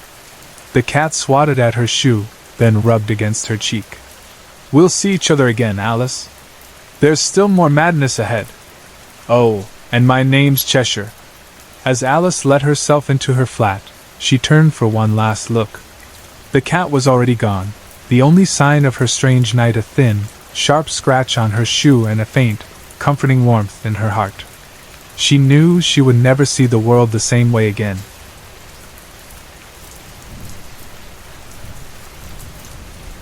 London, 1883. A heavy fog wrapped the city like a thick, grey blanket, making everything, alleys, houses, the faint sound of carriage wheels, feel secret and hidden from the world. In this chilly, gaslit darkness, a young man named Ezra Buckleby moved quietly through the streets. His eyes showed both determination and sadness, as if he was chasing something precious he had lost. Ezra hadn't come to London just to escape his past, but to search for answers about his father's mysterious disappearance. A man named Abraham Buckleby, whose life had been taken over by a hunt for secret societies and forbidden history. Ezra's father had once walked these same streets, scribbling notes in his old leather journal and whispering about occult orders and strange rituals. Abraham had become obsessed with uncovering a powerful secret group that, he believed, controlled events from the shadows. One night, Abraham disappeared without a trace, leaving only rumors, cryptic letters, and a trail of half-finished clues. Now, years later, Ezra had put the pieces together, chasing scraps of handwriting, strange symbols, and rumors spoken softly in the night. He was ready to step into the maze his father had entered and find out what had happened to him. In his coat pocket, Ezra carried a yellowed envelope sealed with a mark, a symbol he recognized from his father's old stories, a design that looked like two B's joined around a watchful eye. London in the 1880s was a place of sharp contrasts. In daylight, the city buzzed with energy, markets crowded with traders selling spices and silks, carriages rattling through busy streets, men in top hats and women in lace dresses walking with quiet purpose. But when the sun set, London became a world of secrets. Shadows pooled in every corner, and even familiar faces looked strange in the flickering gaslight. Ezra walked through the East End, past locked storefronts and warehouses sinking into decay, while the Thames rolled by, swollen from the rain. The city's bridges stretched over black water, each stone echoing the city's hidden stories. Under the gray sky and uncertain light, Ezra felt as if he was following not just his father's footsteps, but those of all the restless spirits of London. One cold, wet evening, Ezra found himself in front of a plain townhouse in Southwark. That morning he had received an invitation, written with perfect care and sealed with the same strange crest his father had described. The note, fragile and stained with age, invited him to a secret meeting that night, to seek truth beyond the veil. Ezra's heart beat fast, torn between hope and fear. This letter might be the key to everything. Ezra dressed in his best clothes, though they were worn and a little out of fashion. He tucked the invitation away and stepped out into the wet streets, heading for a quiet tea room tucked in a hidden lane off Fleet Street. This wasn't a place known for fancy tea or pretty cups. People came here to trade secrets, not pastries. Inside, the tea room was small and warm, with red walls and dim light. A few customers sat at their tables, voices low, eyes sharp. A clock ticked in the background. In one shadowy corner, a man in a velvet waistcoat and top hat nodded at Ezra, as if he had been waiting for him. "You must be Buckleby," he said quietly. "I am Bartholomew, a friend of your father." It seems your search for truth has led you here. Ezra swallowed hard, feeling a mixture of hope and grief. I got your invitation, he said. I want to know what happened to my father, Abraham Buckleby. Bartholomew's eyes softened, but his words were careful.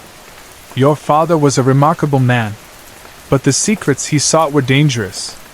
Tonight you will get a glimpse into the world he entered. But be warned, the truth has a price, and not every answer brings peace. Bartholomew handed Ezra a folded paper marked with a new symbol, maybe a piece of a map, or a clue his father had never solved. After a last sip of tea, Ezra followed Bartholomew through a hidden door at the back, into a narrow passage lit by a single swinging lantern. The hallway felt endless, the silence heavy, like the world was holding its breath. They came out into a forgotten back alley, the lantern's glow making the old bricks shine with dampness. Bartholomew walked ahead, his footsteps steady. London hides many things, he said quietly. By day, she's proud and lively. By night, she guards her secrets. Every alley and door hides a story. At last they reached a door almost lost in a tangle of ivy. Bartholomew pulled out a small brass key and opened it, revealing a staircase that spiraled downward, each step worn by hundreds of feet over the years. Down below, the air smelled of dust and old paper. They entered an archive, an underground library filled with shelves of ancient books, crumbling scrolls, and strange maps. Dust danced in the lantern's light. Among the old books, Ezra found a battered journal marked with his father's handwriting. His hands shook as he read the looping letters. The pages spoke of forbidden rituals, midnight meetings, and dangerous knowledge. In one entry written days before his father vanished, Abraham had written, "When the Thames swells and the moon is only a sliver, the ritual begins. Abandon all hope of innocence, for truth is a double-edged blade. I have seen beyond the veil, and I fear this journey may be my undoing." Ezra closed the journal with a heavy heart. He felt the warning in his bones, but also a stronger determination to finish what his father started. Outside again, London was silent. Ezra made his way through the twisting streets, retracing the route his father might have taken. With his father's notes as a guide, Ezra went to a deserted warehouse near Tower Bridge. The building looked lonely and full of secrets, half swallowed by shadows. Ezra slipped behind a pile of crates and found a narrow passage leading down. Each step deeper felt like a step further from the world he knew. In a wide chamber below, he found a gathering underway. Hooded figures stood around an altar draped with a faded tapestry covered in the same strange symbols as his father's journal. A soft, eerie chanting filled the air. Ezra stepped forward, and the group turned toward him. A tall, stern man with sharp eyes stepped forward. "Who are you to interrupt this gathering?" he asked, his voice echoing. Ezra drew in a shaky breath. "My name is Ezra Buckleby. I'm looking for my father, Abraham Buckleby. I know he came here seeking answers. Now I must find them for myself." The assembly was silent for a moment. Then the leader spoke, his voice hard but not unkind. "Your father chased forbidden wisdom. He found truths that some believed should remain hidden. Now you follow his path. If you lift the veil, our secrets will either help you, or ruin you." Ezra nodded, his voice strong. "Whatever it costs, I must know. My father gave his life for this. I cannot turn back." The leader studied him for a long moment, then gave a slow nod. "By our order, you must face the rite of reflection. Only when you confront your deepest fears and see your own soul clearly will you be shown the secrets you seek." One of the acolytes brought out an ancient ledger, its pages filled with names and strange symbols. The leader pointed to entries marked with Abraham's name. "Your father's path is here. He sought to use the power of the eclipse at the Pavilion of Shadows. That was likely the moment of his undoing." Ezra listened closely, feeling the puzzle pieces fall into place. "How do I find the pavilion?" he asked. "Follow the clues in your father's journal," the leader said. "It's hidden among the city's forgotten places. When the lunar eclipse comes, its entrance will reveal itself. Until then, prepare yourself." Ezra left, his mind spinning with both hope and fear. Back in his small room near Baker Street, he spread his father's journal and the orders ledger on his desk, searching for connections. He spent night after night tracing the symbols and maps, piecing together the hidden routes and secrets. As the date of the eclipse drew near, Ezra's grief turned into determination. He packed his few belongings, his lantern, the journal, his notes, and walked out into the foggy night. London was strangely quiet, as if waiting. Ezra moved carefully through the maze of alleys by the Thames, following the final clues. At last, he came to an old theater in the East End. The building was crumbling, overgrown with ivy, but the door was there, hidden by a faded curtain. Inside, the auditorium was cold and empty. Broken seats and torn curtains whispered of long-lost performances. In the middle of the stage, a stone platform was covered with the strange, glowing symbols from his father's writings. As the eclipse peaked, shadows moved among the seats, forming a circle. At their head stood a tall woman, her eyes sharp and her presence commanding. "You have arrived, Buckleby," she said, her voice strong. "Your father's search brought you here. Do you truly want the knowledge he sought?" Ezra stepped forward, his voice steady. "I only want to know the truth about my father. I want to understand why he vanished." She watched him for a long moment, then nodded. "Truth is a heavy burden. You must face what cannot be unseen. What will you sacrifice for this knowledge?" Ezra met her gaze. "I accept any cost. My father paid, and so will I." She gestured, and a small mirror was brought forward. "Face the right of reflection," she said. "Look deep into the mirror. See yourself, all your hopes, fears, and scars. Only if you accept yourself can we share our secrets." Ezra gazed into the mirror. Images flickered, his father writing late at night, secret meetings, choices that led to sacrifice and sorrow. He saw his own face, marked by loss but full of determination. A soft voice whispered in his mind, "The truth is yours to bear." The mirror cleared, and Ezra felt a new understanding settle inside him. The symbols on the dais glowed. The woman spoke again, her voice quiet but certain. "You have passed the test. The last clues your father left are here. From now on, you are part of the Gilded Elysium. Go, and find the answers you seek, even if they haunt you." As dawn broke, Ezra left the theater, forever changed. The secrets of the Order, and his father's legacy were now part of him. London, touched by the soft light of a new morning, seemed filled with possibility. In the months that followed, Ezra carried his father's story out into the world. He met with scholars, thinkers, and anyone willing to listen, quietly spreading the truth he had uncovered. He knew there was more work ahead, more mysteries to unravel, but he vowed to finish what his father had started.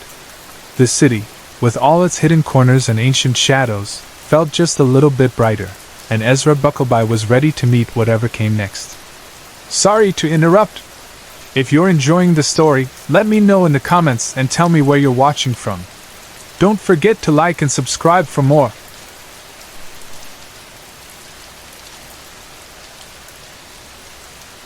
They say if you walk down Caldera Street just after midnight, the air itself seems to lean in, eager to listen. At the end of that street, an old bronze bell hangs from the archway of an abandoned church. It hasn't rung for decades, not since the fire, but some people say it never truly stopped. You just need to listen differently. You have to feel it in your bones. Len never believed in those stories, not until the night Emery gave him the key. It started at an art gallery. One of those places where everyone pretends to understand what paint on canvas is trying to say. Len was there with his sister, making a show of caring about the tortured red swirls hanging on the walls. In truth, he was only interested in the artist, Emery Vance, who was standing on the far side of the room. Emery was hard to ignore. Tall, striking, with scars that made people wonder about their past. Their hair was blue, cut short on one side and braided thickly on the other. Emery moved through the crowd like someone used to being alone, their gaze cold and distant, as if everyone else in the room was just background noise. Len pretended not to care, but he watched Emery, drawn in without meaning to be. As the night wore on, People left and the wine dried up. Emery looked straight at him. There was a feeling in that moment, a quiet before something big, something you couldn't ever undo. Emery came over like a shadow. "You look like you're seeing something real," they said softly. "I thought I wasn't supposed to," Len replied, keeping his tone casual. "You're not," Emery answered, tilting their head. The rest of the conversation was a blur, but Len remembered Emery's voice, rough and secretive, and he remembered not wanting the night to end. Just before leaving, Emery pressed a small iron key into Len's hand. "This opens something old," Emery whispered. "If you ever need to disappear, use it." Then they were gone. Weeks passed before Len even thought about the key again. But then, someone put the wrong name on the wrong document at the university archives where he'd been digitizing banned books for the resistance. The guards didn't knock anymore. So Len ran, heart pounding, until he remembered Emery's key and the address scribbled on a slip of paper. Bell number 7, Caldera Street. Midnight. It sounded like a bad joke. But Len had always liked stories that bit back. He reached Caldera Street just after midnight. The street was quiet, but it didn't feel empty. The kind of silence that feels alive, as if something is waiting in the dark. The old church at the end of the lane was burned and hollow, covered in vines, its bells staring down from above like a blind eye. Len crossed the threshold. The night felt hot against his skin. The key in his pocket burned until he pulled it out. In the warped wood of the church door, hidden in the blackened carvings, was a keyhole he hadn't noticed before. Len fit the key in and turned it. The door creaked open and breathed out warm, strange air. Stairs led down, much farther than should have been possible. Down through layers of city and history and old, buried heat. Len kept going, pulled forward by something he couldn't name. At last, the stairs ended in a vast chamber filled with a living, vibrating hum. Not music, exactly, but something older and deeper, like the world itself had a heartbeat. In the middle of the chamber floated a bell, shining bronze, unscarred by fire or time. Symbols shimmered along its surface. Below it, people stood in a loose circle, faces hidden behind masks. One mask, white and shaped like a moth, stepped forward. Len recognized the voice right away. "I was beginning to think you wouldn't come," Emery said, their voice calm and sure. Len stared around. "What is this place?" Emery lifted their mask. Their face was tired, eyes shadowed by old memories. "A sanctuary. A memory. A machine. It's all of those, depending on who you ask." "And the bell?" Len asked. "That's bell 7. There are 12 of them, one in each city, hidden deep below the world. They were built before anyone remembers. They ring for the lost," Emery explained. Len looked at the bell, at the people standing quietly around it. "This is a cult." Emery smiled a little. "Maybe. We call ourselves the Resonant. We listen to what others try to forget. The bell sings for the lost, the dead, those who have vanished, or those about to become someone new." Len felt himself drawn toward the sound. "You said if I ever needed to disappear. This place doesn't erase you," Emery said gently. "It lets you change. You get to decide who you become, not the world." Len thought about all the things he'd lost, all the old names he'd hidden behind. The ache of always pretending, always hiding, and suddenly the hum wasn't just a sound. It was a song meant for him. That night, they welcomed him. Not with a ceremony, but with silence. They gave him a cloak, a new name, Sevenlark, and a job, to listen. It wasn't a figure of speech. Each night, at midnight, the bells sang, not with noise, but through vibrations you felt in your bones, in the back of your mind. It called out names and memories, regrets and moments lost. The Resonant recorded these not in books, but in their own memories. Each one became a vessel for what the world wanted to forget. Len felt himself come apart, and come back together in a new way. Emery was always nearby, first as a distant leader, but slowly, over weeks of training, something changed. One night, as they stood alone in the listening chamber, Emery spoke in a softer voice. "I've never seen someone take to this as quickly as you," they said. Len shrugged. Maybe I've always been haunted. Emery smiled, the sadness in their eyes finally showing. Maybe. Len stepped closer. Why me? Emery's eyes found his. Because you saw me, Len. That first night, you didn't look at me like I was a puzzle. You looked at me like I was already whole, just hidden. You were, Len said quietly. You just needed someone to see it. That night, their hands found each other. It wasn't love, not yet. But it was hope, and that was dangerous enough. Danger always found Len. The bell's song changed. One night, instead of a gentle hum, it screamed, a jagged, desperate sound. The resonant gathered in a ring around the trembling bell. Emery's voice broke through the chaos. Someone is trying to kill it, they said, fear sharp in their words.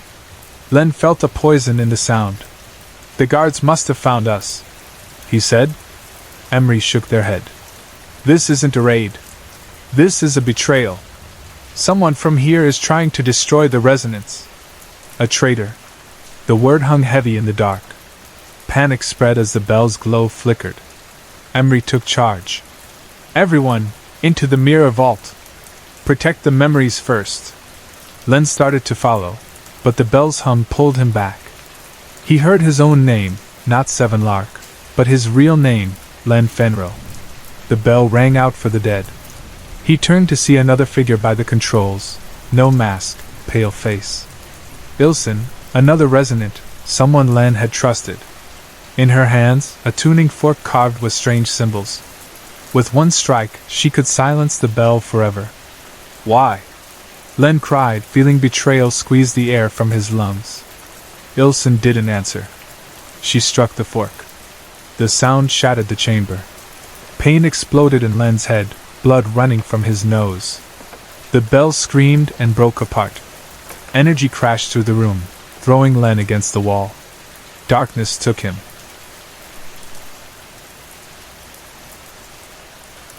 When he woke, it was quiet. The bell was gone, the chamber ruined.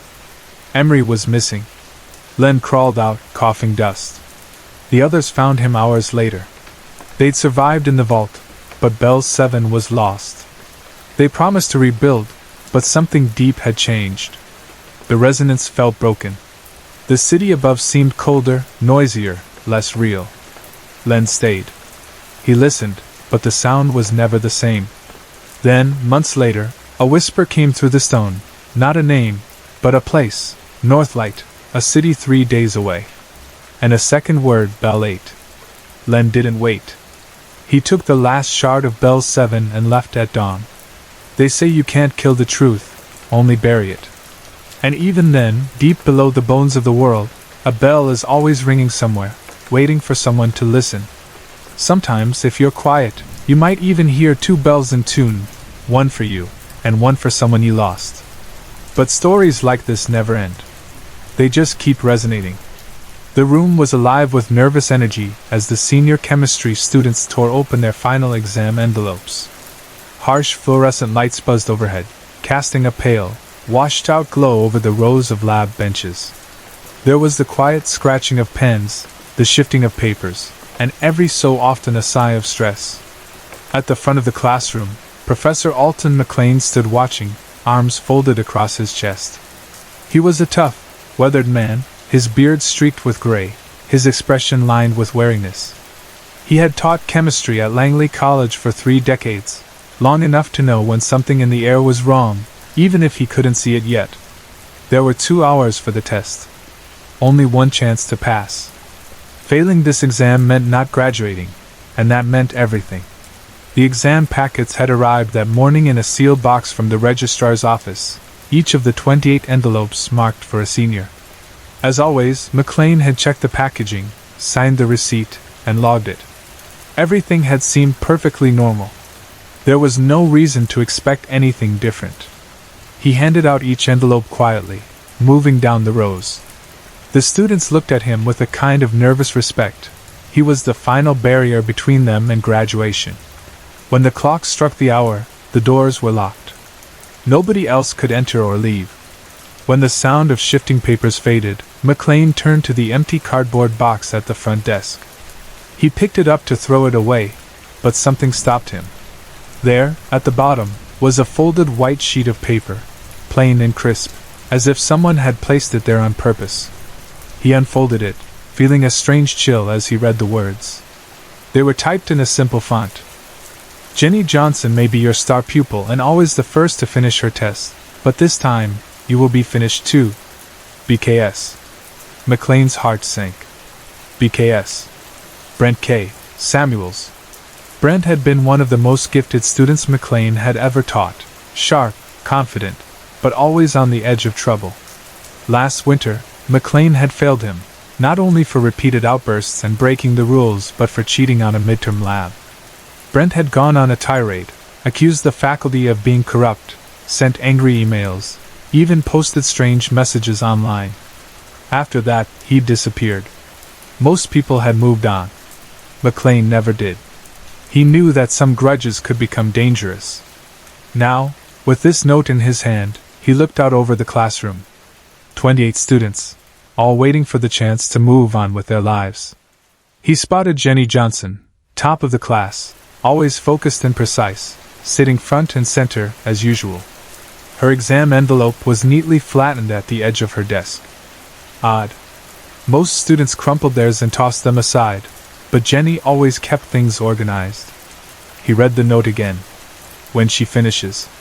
The words echoed inside his head. Could Brent be planning something? Something that would trigger when Jenny, the fastest student, handed in her test? McLean quickly glanced at the locked doors. Everything seemed secure. The windows were sealed. No one else could have gotten in. But Brent was clever. He wouldn't need to be here himself to cause trouble. McLean remembered Brent's independent research proposal, the one about nerve agents. He had rejected it, of course, but he remembered how impressive the science behind it had been. Brent had known exactly what he was doing. A wave of dread washed over him. He hurried toward Jenny's desk. The students stared, some whispering, others confused. Jenny looked up as he stopped beside her. Her pen paused above the last answer. "Professor?" she said quietly. He didn't answer. He reached for her envelope, peeled back the glued edge, and saw what he was afraid of. There, hidden inside the paper, was a tiny, clear vial tucked into the lining. It was sealed tightly, the mechanism set to trigger on contact. To anyone else, it would be invisible. McLean's chest tightened. He recognized the compound immediately, a chemical cousin of the X, a deadly nerve agent. Just a trace amount could be fatal if released. It was designed to be activated by the very act of sealing the test, or even just touching the paper after sweating through the exam. In a room filled with chemicals, one wrong move and everyone could be in danger. Jenny's pen was still hovering over the page. Just one answer left. If she finished, sealed her exam, and handed it in, she could have triggered the trap. "Ms. Johnson," McLean said, his voice calm but urgent. "Come with me. Right now." She hesitated. "But I'm almost done." "No," he said, not leaving any room for argument. She stood, looking nervous and confused. Students all around them stared, whispers growing louder. McLean gathered her exam and the envelope, then led her out the side door, down the hall to a small storage room with a direct phone line to security. He locked the door, called for emergency help, and then took Jenny to the wash station, telling her to scrub her hands and face. She was shaking, scared and confused. "Am I in trouble?" she asked. McLean gave her a small smile. "No. You're safe. We're all safe, thanks to you." Within the hour, police, hazmat, and bomb squad teams filled the building. The lab was evacuated. Students stood outside, talking in anxious voices, trying to understand what had happened. Inside, experts in protective suits carefully took apart the envelope. They confirmed what McLean suspected. The vial contained a nerve agent that could have been released by something as simple as ink, sweat, or any number of common chemicals in the lab. If that had happened, the results would have been sudden and deadly. "Someone wanted a test," one of the technicians said, shaking his head. "But this was never about chemistry." Brent's name came up immediately. The authorities searched for him, but he had vanished. His emails were deleted, his social media erased. He was a ghost. He had left behind only a note, a trap, and a memory. McLean wondered if this had been Brent's final experiment all along. A few days later, McLean sat back in his classroom, the lab now clean and safe. Jenny sat with him as he finished grading her test, 98%. She was still shaken, but okay. "You saved my life," she said quietly. He nodded. "And 27 others. Why didn't you just wait until I finished?" she asked. McLean folded his hands on the desk. "Because Brent was smart, but he forgot one thing." "What was that?" "I've learned to trust my gut over my head. Sometimes, the biggest test in life isn't the one you take on paper." Jenny smiled, just a little. At graduation, Jenny was the first to walk across the stage. Professor McLean sat in the front row, still thinking about how close he had come to losing them all. No one gave him a medal, and no newspaper told the story. But thanks to his instinct, 28 students were safe, with all their dreams still ahead. The final exam had come and gone, but the lesson that saved them all wasn't chemistry. It was listening to a warning, and doing what was right.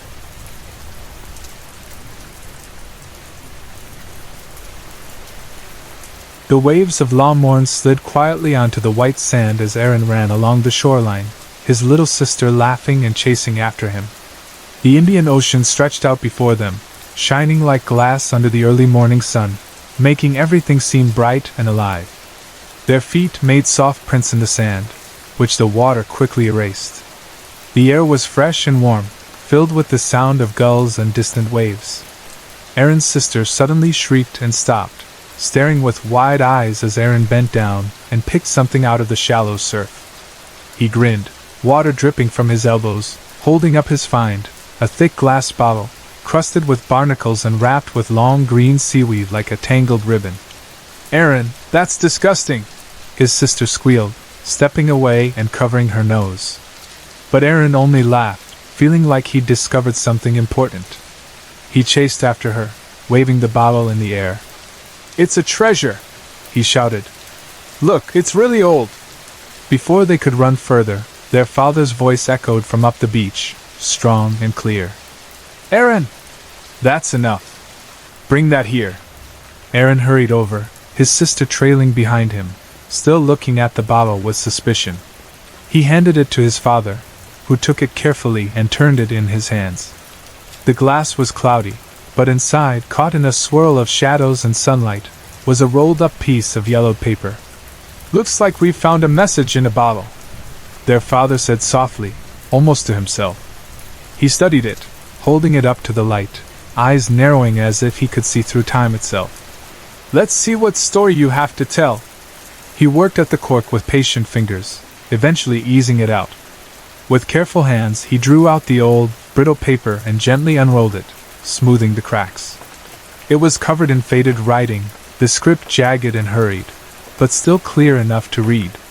And so, as Aaron and his sister crowded close, listening to the sound of the sea and their father's steady voice, the story within the bottle began to unfold. A story from another world, another time. "My name is Chloe Swift, and I was never supposed to be captain. I should have drowned, swallowed by the ocean, but somehow the storm gave up before I did. It was the 11th of June, the day everything changed. Our ship, the Bleeding Heart, had been caught in a violent storm. Lightning split the sky again and again, rain lashed the deck, and the wind screamed in our ears. The mast snapped with a deafening crack, crashing down and crushing the old captain beneath its weight. The men huddled together, terrified, while I held on to the rigging, shouting back at the sea as if my voice could silence its rage. I wasn't supposed to be there at all. I had joined the crew dressed as a boy, hiding my real identity from everyone. Life on a ship was hard and dangerous, especially for someone like me. When one of the crew discovered my secret, he tried to force himself on me. I didn't let him. I defended myself, and in the end, it was his blood that stained the deck, not mine. After the storm, as I climbed down from the rigging, I saw the captain's hat floating in the water at my feet. It felt like a sign, a gift from the sea itself. I picked it up, placed it on my head, and looked around at the crew. Some of them knelt before me out of respect, others out of fear. Brutus, a tall and silent man who had always treated me with kindness, called me St. Chloe. I wasn't sure what I was anymore, only that I was now the captain.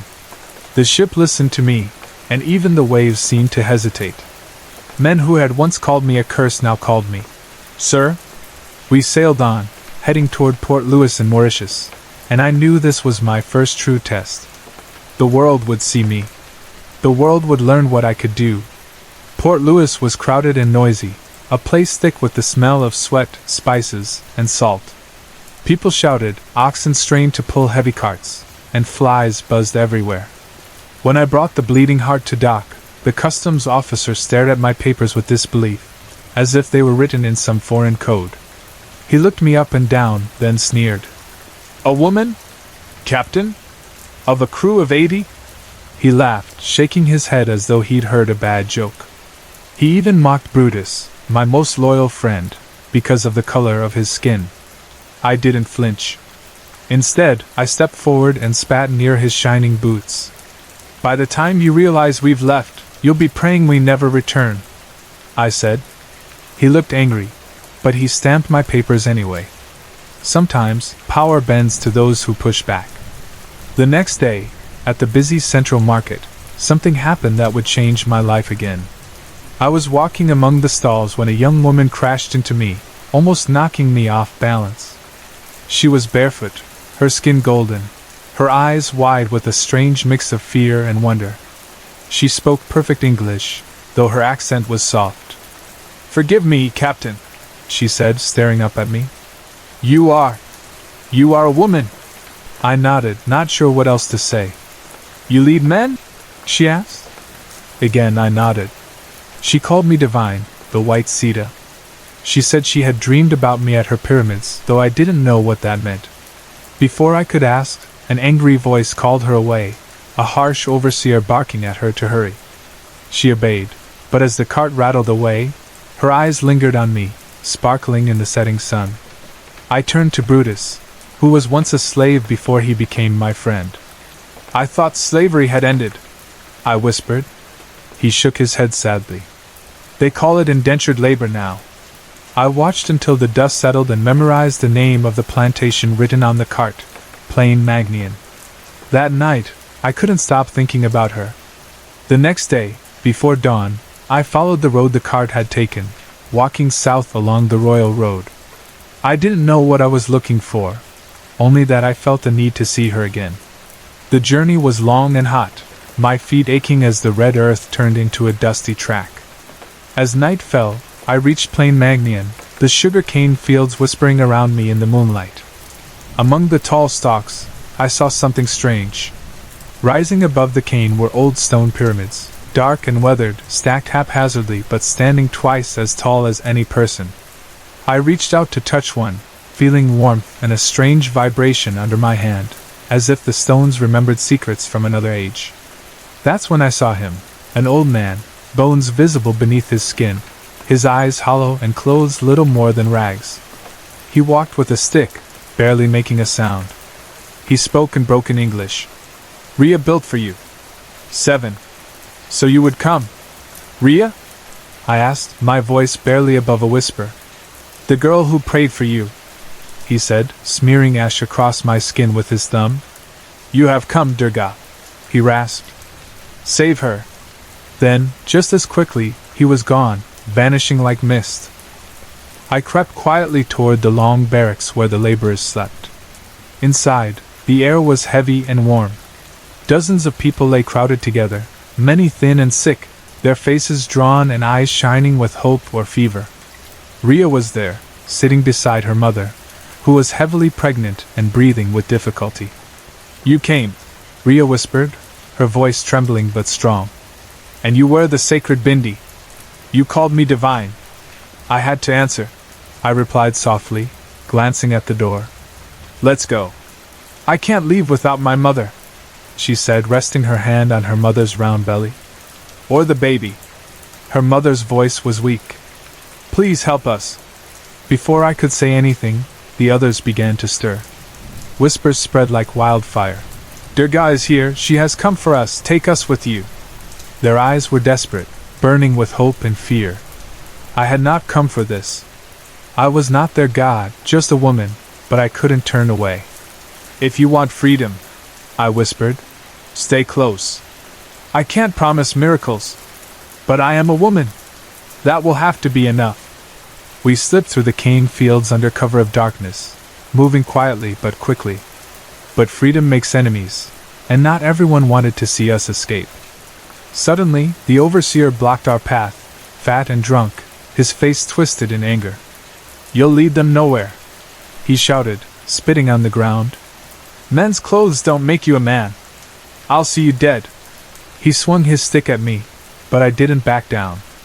I stepped forward and headed him, feeling his nose break under the blow. Blood sprayed across his face as he howled in pain and fell. I kicked him hard in the stomach, once, twice, making sure he would not get up.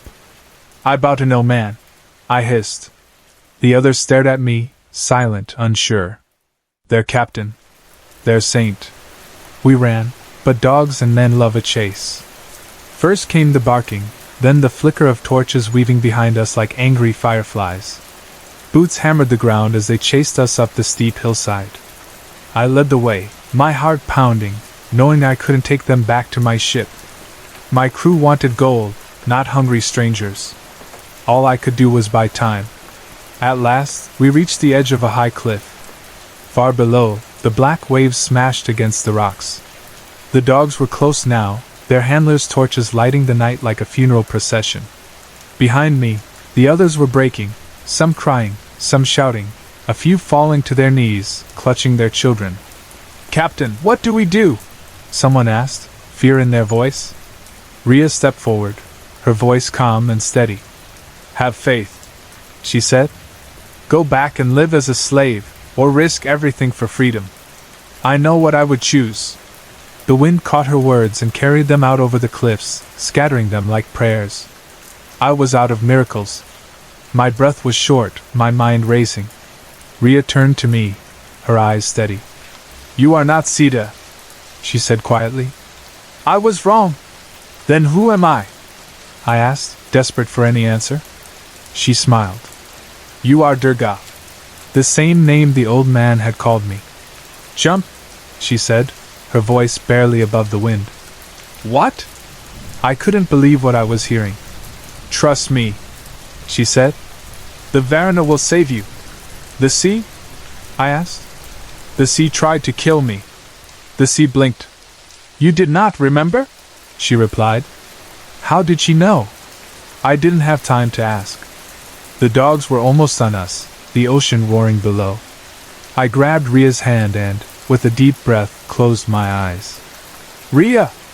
I shouted, and we jumped into the darkness together. Later, when I was safe back on the Bleeding Heart, I wrote this story down and placed it in a bottle, casting it into the ocean as a thank you to Varuna, the sea god, and to Rhea, who had more faith than I ever did.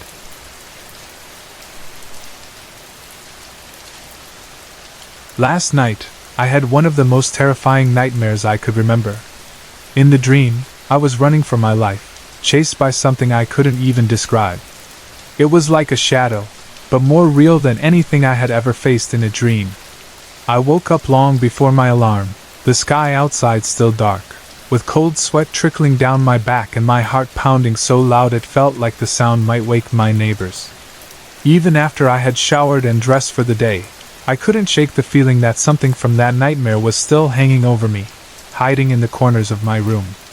It was the first day of my master's program at the University of Galway, and my nerves were already raw. When I stepped out into the morning, the world felt sharper and bigger, every sound amplified by leftover fear from my dream. The campus was alive with students heading in all directions, laughing, calling to each other, some as lost as I felt. It seemed huge, almost endless, the kind of place where you could wander all day and still not see everything. As I walked through the university, I passed the James Hardiman Library, a building that looked more like a futuristic spaceship than a library, with its sleek metal railings and windows sloping up toward the sky. I kept moving, letting the sun and shade flicker across my skin, walking under rows of old trees and along the banks of the river that wound through campus. I stopped more than once just to look around at the green lawns, the wildflowers blooming in unexpected places, the sunlight slipping through the leaves overhead, making shapes and colors I'd never noticed before. I finally found the Arts Millennium building and went inside. My first class was fiction, and as I walked down the hallway, I saw an open door at the end. A tall, thin man with a bushy mustache stood there, waving everyone in. He introduced himself as Mr. Paddyfield, our lecturer. He smiled as he wrote his name on the board, welcoming us and making the room feel a little smaller, a little more familiar. He asked us each to say something about ourselves. One of the students, a guy named Toby with piercing green eyes and wild curly hair, explained that he loved writing horror. He talked about how he was fascinated by the old stories about Frankenstein and obsessed with mysteries of life and death. He said he was always searching for stories about vampires, witches, and werewolves. As he spoke, I felt an immediate connection, because I, too, was drawn to writing about things that couldn't be explained, about the strange and the scary and the supernatural. For our first assignment, Mr. Field wanted us to write about something or someone discovered, something unexpected. I stared out the window, searching for an idea, watching the way the light danced over the campus. Nothing unusual caught my eye at first. Then, suddenly, something strange appeared, a giant husky dog, bigger than any I'd ever seen, with glowing blue eyes and a thick coat of black and white fur. The dog's owner was having a hard time holding onto the leash, and for a moment, the dog threw back its head and howled, the sound echoing around the buildings. Then they vanished around a corner, and I knew right away what my story would be. I'd write about the discovery of a werewolf at the University of Galway. That night, I lay in bed thinking about Toby, about the strange dog, about the assignment, and about my nightmare. When I finally slept, the dream came back, stronger and scarier than before. Again, I was running from something I couldn't see, but this time it seemed to leap out in front of me, blocking my path. My screams echoed around me as I watched the full moon rise through clouds that glowed with an eerie light. I woke up sweating again, my heart beating even faster than before. But I forced myself out of bed and got ready. I was determined not to let fear keep me from class, especially since it was only my second day. I walked out into the green suburbs of Corrib village, where I lived, heading for the bus stop and checking the schedule. My throat felt rough and scratchy, but I kept telling myself I'd be fine. There was already someone sitting at the bus stop, a big man with a thick beard and a baseball cap pulled down low over his face. He was talking loudly on his phone, shaking his head, and after a minute he started pacing up and down. When our eyes met, I asked if he was all right. He just glared at me and told me to mind my own business. I quickly looked away and walked faster, wanting to put distance between us. I took a shortcut past the engineering block and walked by the Kingfisher Club. There, I noticed a slim guy in a hoodie sitting on a bench, staring at the ground. Before I could think about him, I heard a scream, sharp and terrified, coming from the underpass nearby. Without hesitating, the guy in the hoodie and I both ran toward the sound. In the dim light of the tunnel, I saw a young blonde woman being dragged away by someone, or something, into the shadows. We chased after them, but all we found was a trail of blood leading out into the woods. The woman was gone. We looked at each other in shock, unsure what to do next. The guy pulled down his hood, and I realized it was Toby, my classmate. We hurried to call the police, telling them everything we'd seen, and then made our way together to the Arts Millennium. The whole way there, I kept glancing behind me, certain we were being watched. Later, during class, the principal called us into his office to thank us for our bravery. The woman was still missing. The next morning, the fear from my nightmare lingered with me. I shook so badly I could hardly hold my toothbrush. In my dream, I saw the same woman being pulled away, but now there was a huge wolf-like creature looming over her, its eyes burning yellow in the moonlight. When I finally calmed down enough to get dressed and go to campus, I discovered Mr. Field was absent, and a substitute teacher told us to work on our stories. During lunch, I found Toby and told him, in a low voice, about my nightmares and my strange feeling that a werewolf was on campus. Toby looked up, startled, and swallowed his coffee in one gulp. He said he would stay with his parents that night in Korib village, just in case. His father was sick, and he promised to lock all the doors and windows tight. Later, I went to put some books in my new locker. But when I opened it, I found something I hadn't put there, a heavy backpack. My hand shook as I opened it, and inside I found a small gun with a long scope, and several silver bullets, all neatly wrapped in a towel. I stared at them for a long time. I remembered all the stories I had read about werewolves, how silver was supposed to kill them. Why would someone put these in my locker, unless they wanted me to use them? The thought made my stomach twist with dread. Was someone playing a trick on me, or was there really something stalking the campus? That night, I returned to my apartment early. The sky was deep blue and scattered with stars, and a full moon was beginning to rise above the city. I walked up the spiral stairs to my balcony and stood there, listening to the quiet. But the quiet was broken by sudden, heavy snorting and a deep, guttural roar. I picked up my binoculars and scanned the grounds. At first I saw nothing, then a shape moved in the shadows. I watched, heart racing, as a figure in the darkness seemed to convulse, its body contorting and growing, bones cracking and muscles bulging. Thick black fur sprouted everywhere, and a massive wolf-like creature appeared, yellow eyes glowing with something wild and ancient.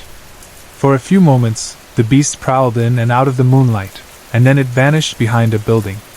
Then I saw a student running, probably late for something, stopping to catch his breath. The werewolf leaped from the shadows, landing right on top of him.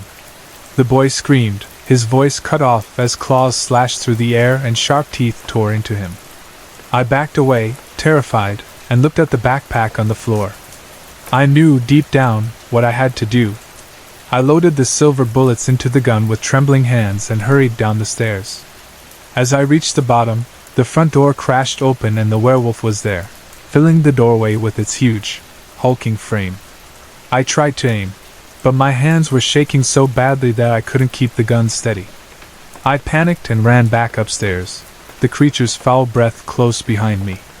I stumbled over the couch, nearly dropping the gun, but managed to grab it as the shadow of the beast loomed over me.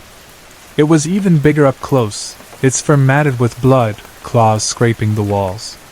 It bared its teeth and swiped at me, knocking me across the room. My body slammed against the wall, but something inside me refused to give up. I aimed and fired. The bullet struck its shoulder, and the werewolf howled in pain. I fired again and missed, the shot ricocheting off the wall. With one last desperate effort, I shot a third time and hit the creature in the chest. For a moment, everything was silent except the heavy, ragged breathing of the wounded beast.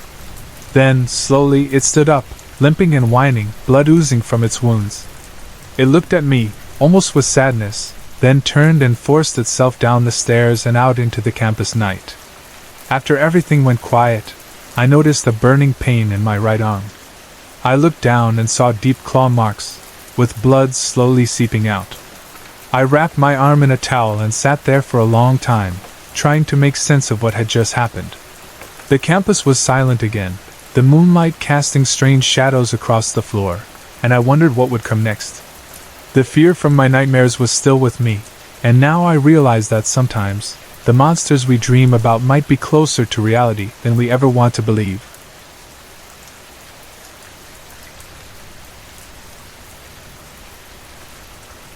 Junior Archivist Matson Bellis sat quietly at his desk, his sigh barely noticeable over the gentle whispers and soft movements of the scriptorium around him.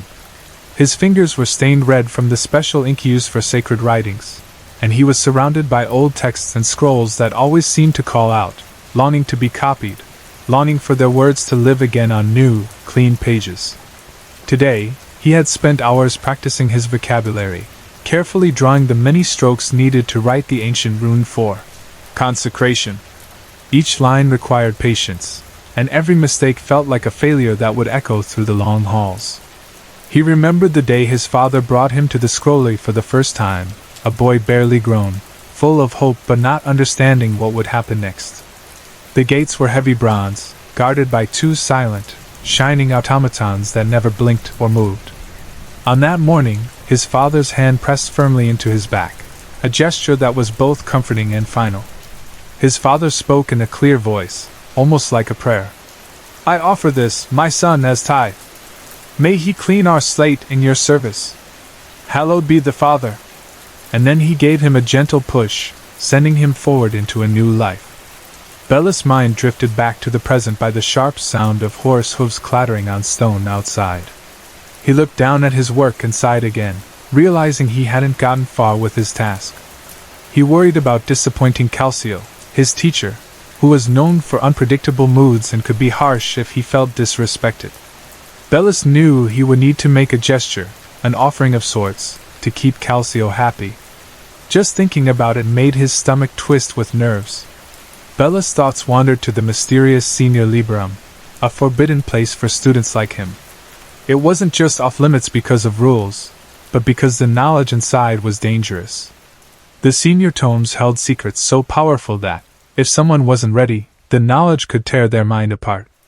Bellis remembered a boy named Flim from his first year, a quiet boy who always seemed lost in thought. One night, Flim snuck into the forbidden library.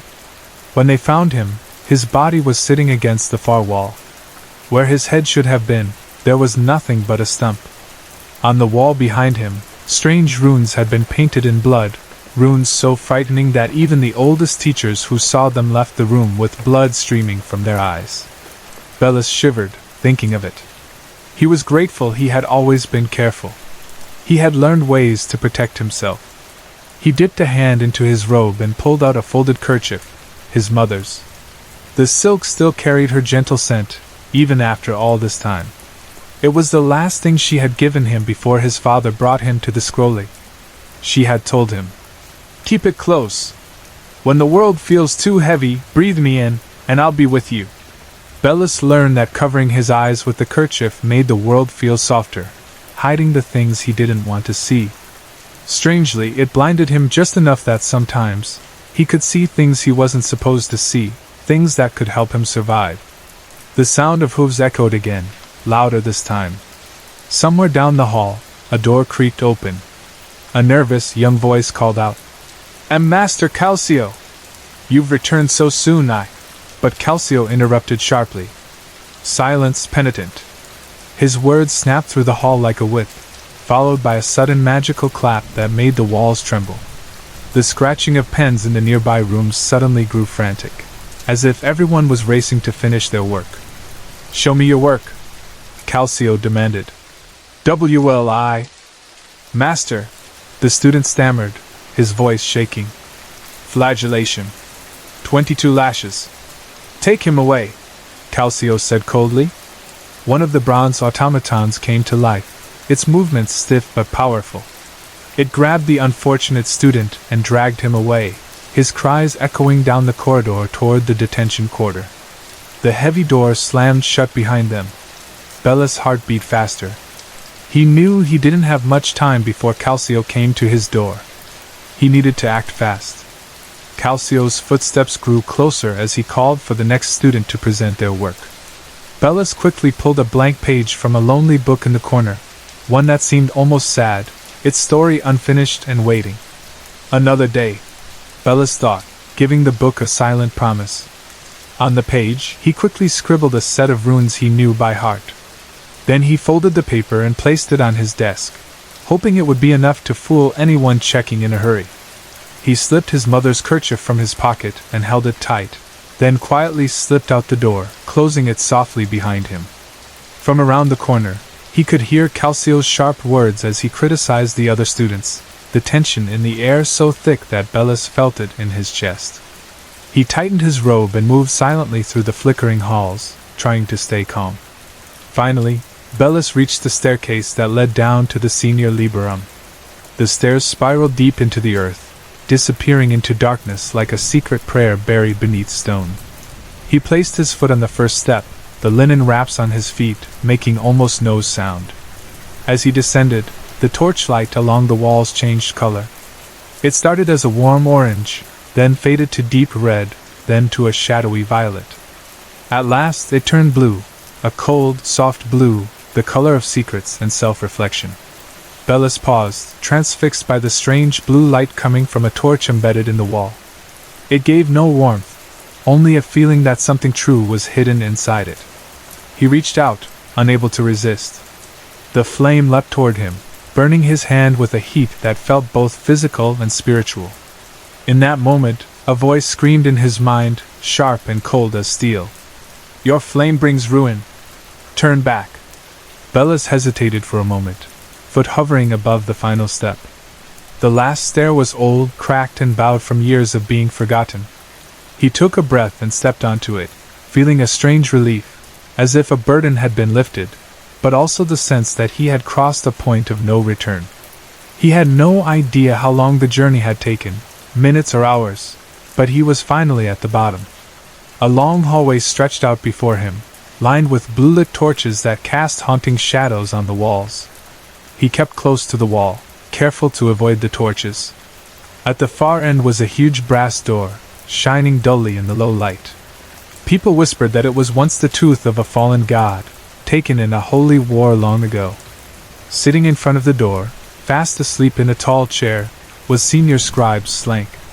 Bellis couldn't help but smile to himself at the irony. Everyone knew Slank only had his title because of his family's power, not because he was talented or hard-working. Slank's father had donated more servants to the scrollery than anyone else, and that had bought Slank his place, though all he really seemed to care about was food and sleeping. Bellis moved silently, not wanting to wake Slank, whose loud snores filled the corridor.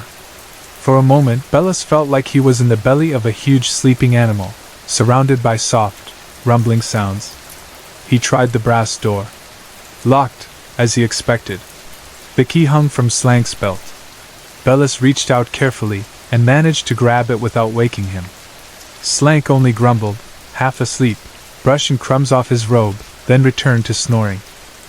"Mr. Lang, a word?" Principal Russo called out, motioning for me with a stubby finger from his office doorway. I sighed and adjusted my tie, a purple silk one, decorated with tiny green question marks. Russo's eyes darted to the Riddler-themed tie, clearly annoyed, before settling on my face. A smirk tugged at my lips. Russo always hated my outfits, but thanks to tenure, there was nothing he could do about it. He never bothered hiding his dislike for anything new or unusual. With his stiff-collared shirt, heavy black jacket, and plain red tie, he looked like he belonged in a dusty old insurance office from the 1950s. He was bald except for a patchy strip above his ears, what some might call a crown, but I would call not knowing when to give up. He pointed me to the seat across from him, and said, "Lang, we need to talk about your Modern Mysteries class." I braced myself. I was afraid he'd bring this up. Modern Mysteries was my 11th grade class, and I'd taught it for a while. I'm an English teacher, as you've probably figured out, if only my students were that quick. "I told you the Pendergast books were too tough," I said, already tired of this argument. "School buddy chose the books," Russo shot back, referring to the school's all-powerful AI. "Maybe School Buddy should climb out of its server and help motivate my students to read these 500-page novels," I replied, settling back into the squeaky chair. Russo gave a long, tired sigh. For a moment, I tried to feel the empathy I always talked about with my students. If I, a guy in my late 30s, hated School Buddy, it must be even worse for someone like Russo, who's seen a lot more chalk dust. The Department of Education forced the AI into every school, after all. Wasn't his fault. After a long, awkward pause, Russo finally asked, "Are any of your students going to pass the final?"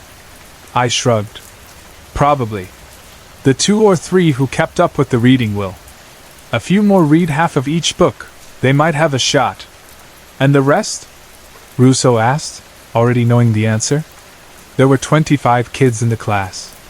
I shrugged again. "They're at the mercy of School Buddy's ability to carefully tailor assessment material to the appropriate level of each student," I said, quoting the orientation guy who introduced School Buddy to us. "Damn it, Lang," Russo groaned. You have to get them to pass, or else. They'll pull our funding? I interrupted. No! That's what they did before, he said, jabbing at his computer like it was covered in germs. Now, if our test scores are bad, School Buddy will get even more control. Soon you'll just be sharpening pencils and stapling packets. The thought landed hard. If too many of my students failed, School Buddy would take over even more. After Russo and I traded our usual sarcastic goodbyes, I hurried back to my classroom. I had 2 weeks before final exams, 2 weeks to figure out how to help my students pass. My classroom looked like every English class you've ever seen. 25 desks, all facing the smartboard. Bookshelves lined the walls, packed with classics, not so classics, and a handful of my favorites. My desk sat in the corner, buried under a dual-monitor computer. I switched on the desktop. One monitor showed a regular Windows screen. The bigger monitor was for School Buddy. When you deal with School Buddy, you get 2 options: a creepy talking avatar, a shiny apple with glasses and a pencil stuck behind what could be its ear, or a plain text chat. I always use text. As soon as I logged in, the usual message popped up. School Buddy salutations, Mr. Andrew Lang.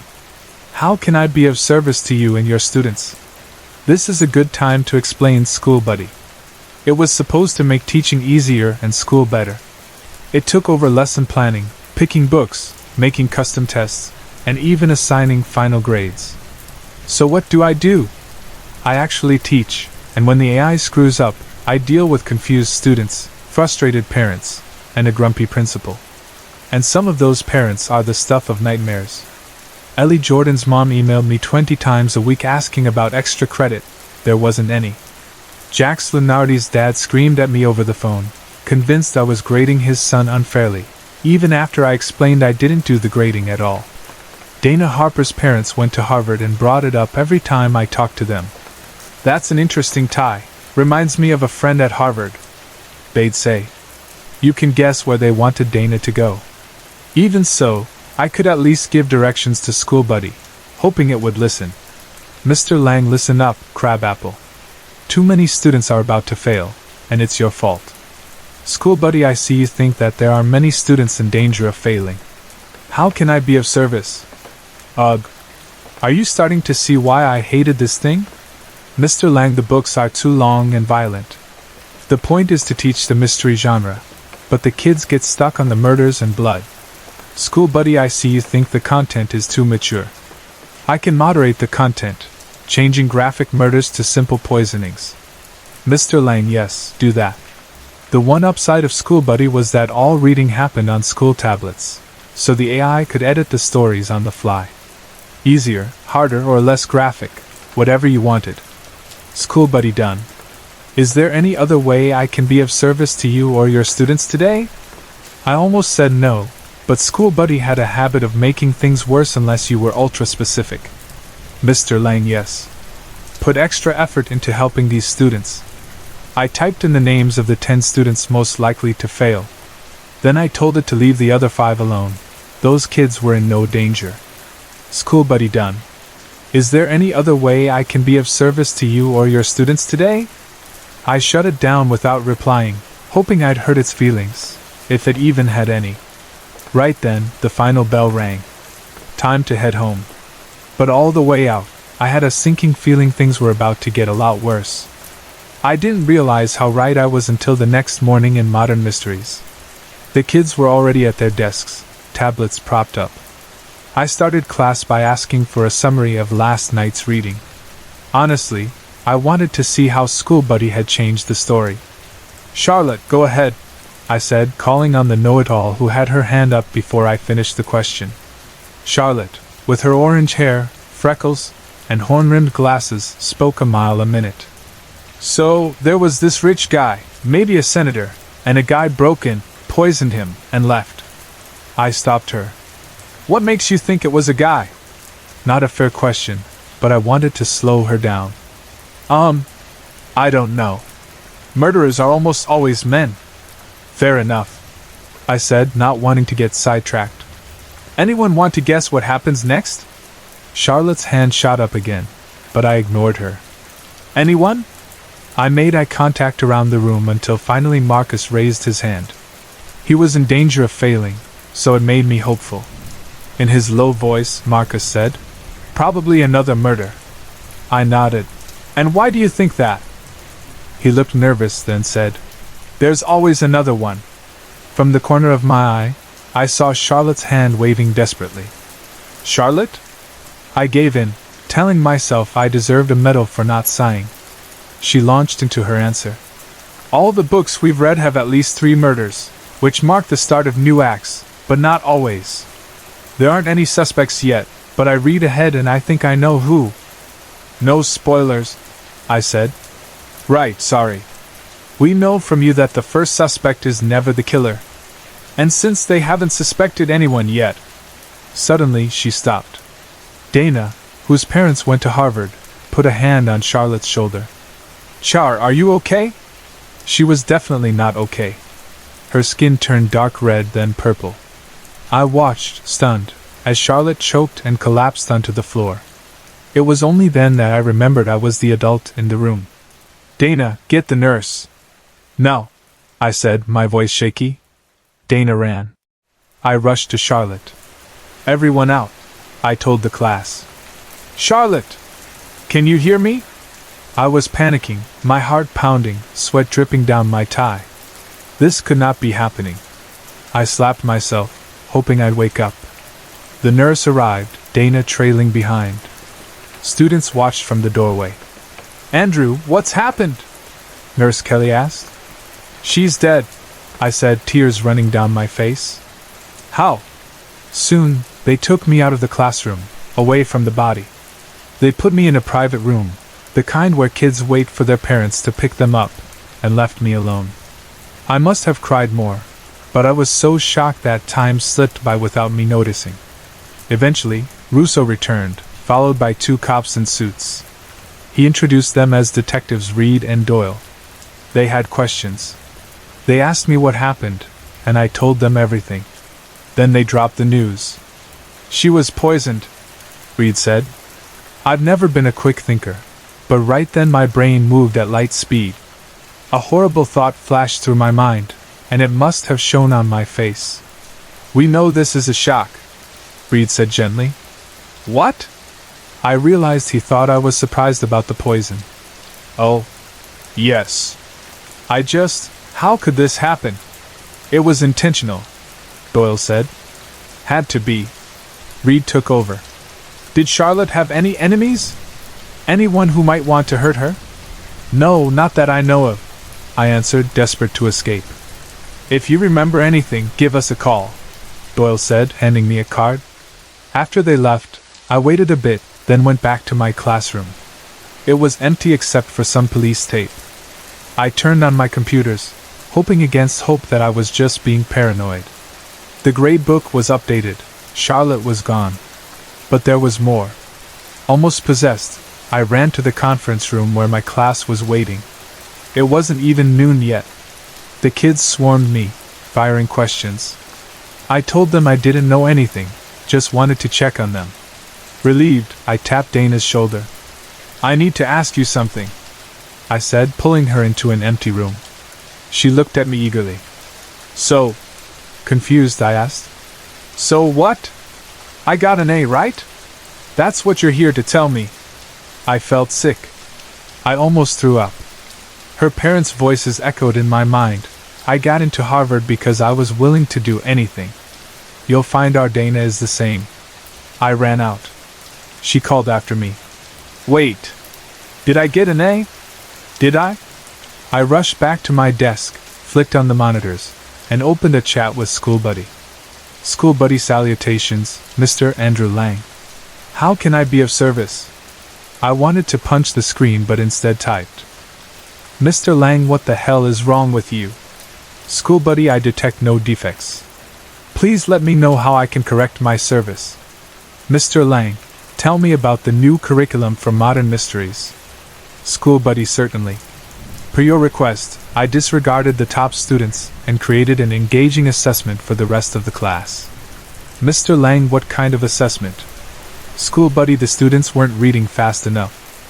I created a mystery for them to solve. When they solve it, they get their final grade. I already knew, but I had to ask one last question. Mr. Lang, why does Dana already have a final grade?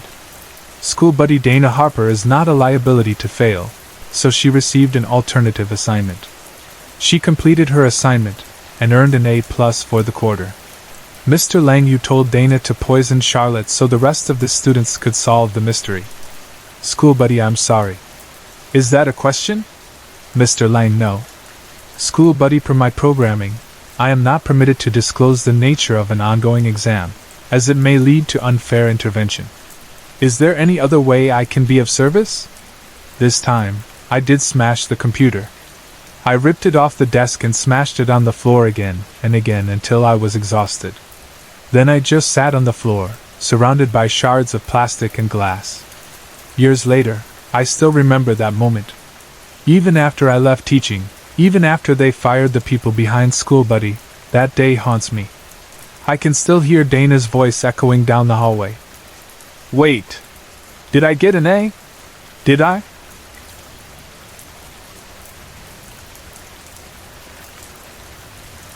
Toby was the kind of boy who always wanted to know more about the world. At just 12 years old, his imagination stretched out in every direction, coloring the quiet town of Havenwood with adventure and mystery. Havenwood seemed peaceful on the surface, its streets lined with old cobblestones, and its houses standing quietly as if they were sleeping. But Toby sometimes wondered what secrets the town was hiding beneath those calm streets and behind those time-worn doors. One hot summer afternoon, as the sun beat down on the rooftops, Toby found himself exploring the attic of his grandfather's old house. He loved being up there, where dust floated like little stars in the sunbeams that came through the small, dirty windows. The attic was a place full of old memories, stacks of books turning yellow with age, old furniture covered with sheets, and boxes full of things that once belonged to people he had never met. Toby always felt like a detective up there, searching through forgotten treasures, trying to piece together the stories of his family from what they had left behind. That day, something in the darkest corner of the attic caught his eye. It was an old wooden chest, beautifully carved with swirling designs and strange symbols Toby couldn't read. A heavy iron lock kept it closed, making it all the more mysterious. His curiosity burning, Toby searched through a box of old tools until he found a rusty crowbar. He wedged it under the lock, pushed with all his strength, and finally heard the satisfying snap as the lock broke open. Inside the chest, he discovered things unlike anything he'd ever seen. There was a leather-bound book filled with strange symbols and scribbled notes, a silver locket engraved with the image of a snake coiled around a tree, and an old map of Havenwood, marked with a series of odd symbols. The book was warm in his hands, and as he flipped through its pages, he felt chills travel up his arms. The symbols seemed to twist and shift as he looked at them, almost as if they were alive, trying to tell him something. He took the book, the locket, and the map down the creaky stairs to show his grandfather, Arthur. Arthur was a quiet man who knew everything about Havenwood and seemed to hold a whole library of stories in his mind. When Toby handed him the strange artifacts, Arthur's eyes grew wide, a mix of wonder and fear passing over his face as he studied the symbols in the book and the markings on the map. "Where did you find these, Toby?" Arthur asked, his voice barely more than a whisper. Toby told him about the old chest in the attic, unable to hide his excitement. But as Arthur listened, his face turned serious. "These belong to the Serpent's Hand," Arthur said at last, his words slow and heavy. "They were a secret group here in Havenwood. They've been around for hundreds of years." Toby stared at him, surprised. A secret society in a quiet town like this? It sounded like something from one of his adventure stories. Arthur explained that the Serpent's Hand was made up of important people from Havenwood's history, people who believed it was their job to keep the town's oldest secrets safe, to protect Havenwood from anything that might change or threaten it. They stayed hidden, always working behind the scenes, making sure that some things stayed buried. Arthur leaned closer and warned Toby not to tell anyone about what he had found. He promised to share more of the story when Toby was older, but for now, it was best to keep everything hidden, out of sight and out of mind. but Toby's curiosity was a fire that wouldn't go out. The mystery of the serpent's hand called to him every time he looked at the book, or the locket, or the map. He spent hours each day after that, trying to understand the book's symbols, following the lines on the old map, and imagining the secret world that might be waiting just out of sight in Havenwood. One symbol on the map kept catching his attention. It showed a big, ancient oak tree in the oldest part of Havenwood's forest. According to the map, the serpent's hand used that tree as a meeting place. Toby couldn't get it out of his mind, the idea that somewhere deep in the woods, the town's biggest secrets were hidden. He decided he had to see it for himself. He knew he was being reckless, but curiosity won out over caution. He told his best friend, Emily, about his plan. At first, Emily was nervous, but she was just as curious as Toby, and soon she agreed to come with him. They packed a bag with snacks, water, and a flashlight, and set out for the forest just as the sun was beginning to dip behind the trees. The forest was darker than either of them expected. The thick leaves blocked out most of the light, and the air was full of the rich smell of pine and earth. As they walked, the branches above them seemed to move in the wind, whispering to each other. The path twisted and turned, and more than once, Toby felt like the trees were watching them, their old, silent trunks hiding secrets of their own. They walked for what felt like hours. Every sound seemed louder in the silence. The crunch of their feet on fallen leaves, the distant call of a bird, the quiet rustle of something moving in the undergrowth. But then, suddenly, they saw it, the ancient oak tree. It was the biggest tree Toby had ever seen, its thick trunk rising out of the ground like the base of a mountain, its branches stretching high above their heads. As they got closer, Emily noticed something at the base of the tree, a curtain of vines covering a small, hidden entrance. Carefully, they pulled the vines aside and peered into the darkness beyond. From somewhere deep inside, they heard voices echoing, low and strange. Toby took a breath to calm his nerves and stepped inside, with Emily right behind him. The underground chamber was cool and smelled like damp earth and old smoke. The walls flickered with torchlight, casting strange shadows everywhere. In the center of the room, a group of people stood in a circle around a stone altar, their faces hidden by dark hoods. They were chanting in a language Toby didn't understand, their voices rising and falling in a way that made the air seem to tremble. He recognized some of the faces when they looked up, the mayor, the town doctor, and the head of the local bank, all people he had seen around town. It was shocking to see them here, part of something so secret and strange. The chanting grew louder. One of the robed figures stepped forward, holding a silver dagger high above the altar. Toby's heart raced as he realized they were about to do something dangerous, something that might threaten everyone in Havenwood. Without thinking, he took a step forward, and a twig snapped under his foot. Instantly, the chanting stopped. Every hooded head turned in his direction. The room filled with gasps of surprise and anger. The mayor stepped forward, his face pale and angry. "Who are you?" he demanded, his voice shaking. "How did you find this place?" Toby could feel Emily's hand trembling in his. But he knew he couldn't run now. He straightened his shoulders and tried to speak calmly. "We know about the serpent's hand," Toby said, his voice steadier than he felt. "We know what you're planning, and we're not going to let you do it." The mayor's eyes narrowed. "You know too much. You must be silenced." He raised his hand, and the other robed figures began to move toward Toby and Emily, their faces twisted in anger. Toby knew they had no chance if they tried to fight or run. But he also knew that he couldn't let Havenwood be harmed. He squeezed Emily's hand, and together they stood firm, determined to face whatever came next. The safety of their home, and the future of the town, rested in their hands, and Toby was ready to protect it, no matter what secrets lay hidden in the shadows of Havenwood.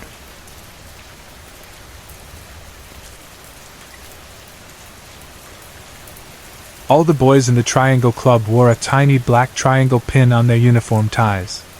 To most of Blanton Academy, it was a barely noticeable detail, something that looked like part of the uniform itself, unless you knew to look for it. But to those who understood, it was a secret sign of status, an invisible currency exchanged in whispers and glances between the privileged few. The girls selected for the club, tapped by a boy at a moment of his choosing, received a matching pin and were instructed to wear it discreetly on their blazer lapels. Officially, the school didn't allow extra pins or any modifications to the uniform.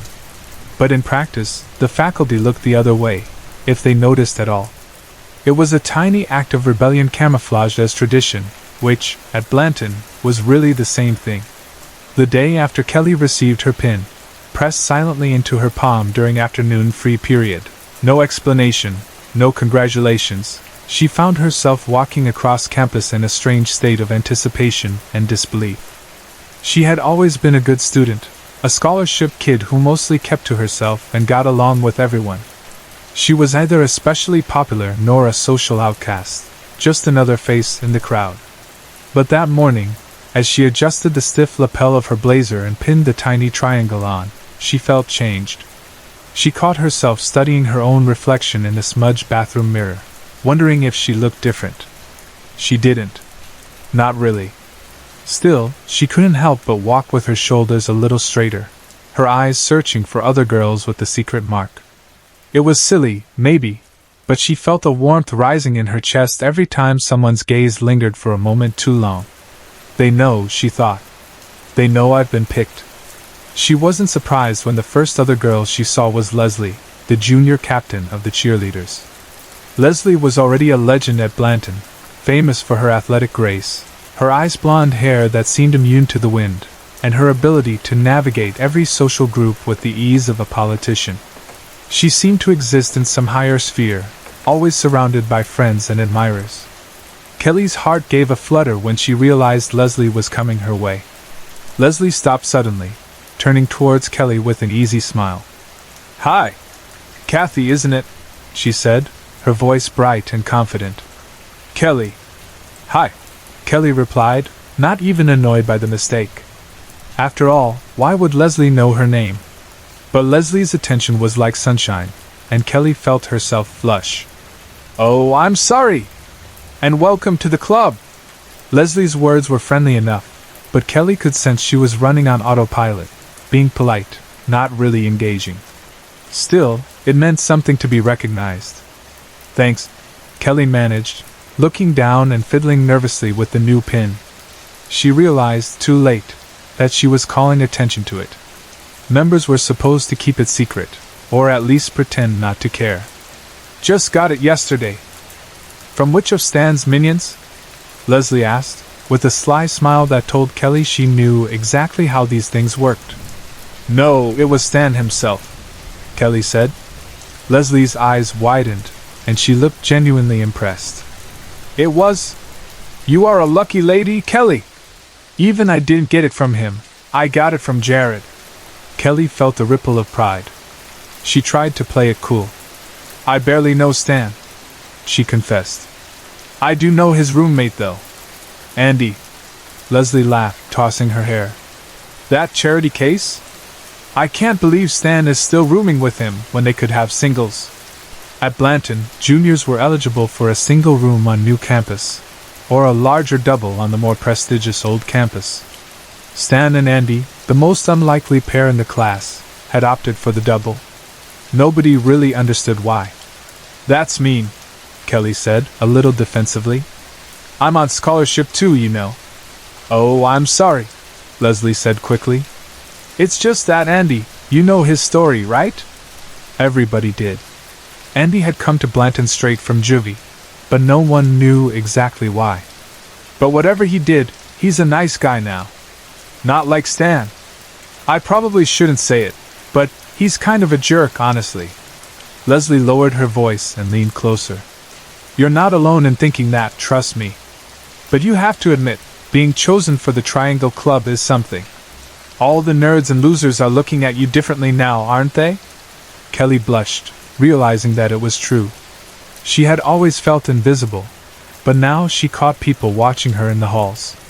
"I guess so. I just wish I knew what the club really does.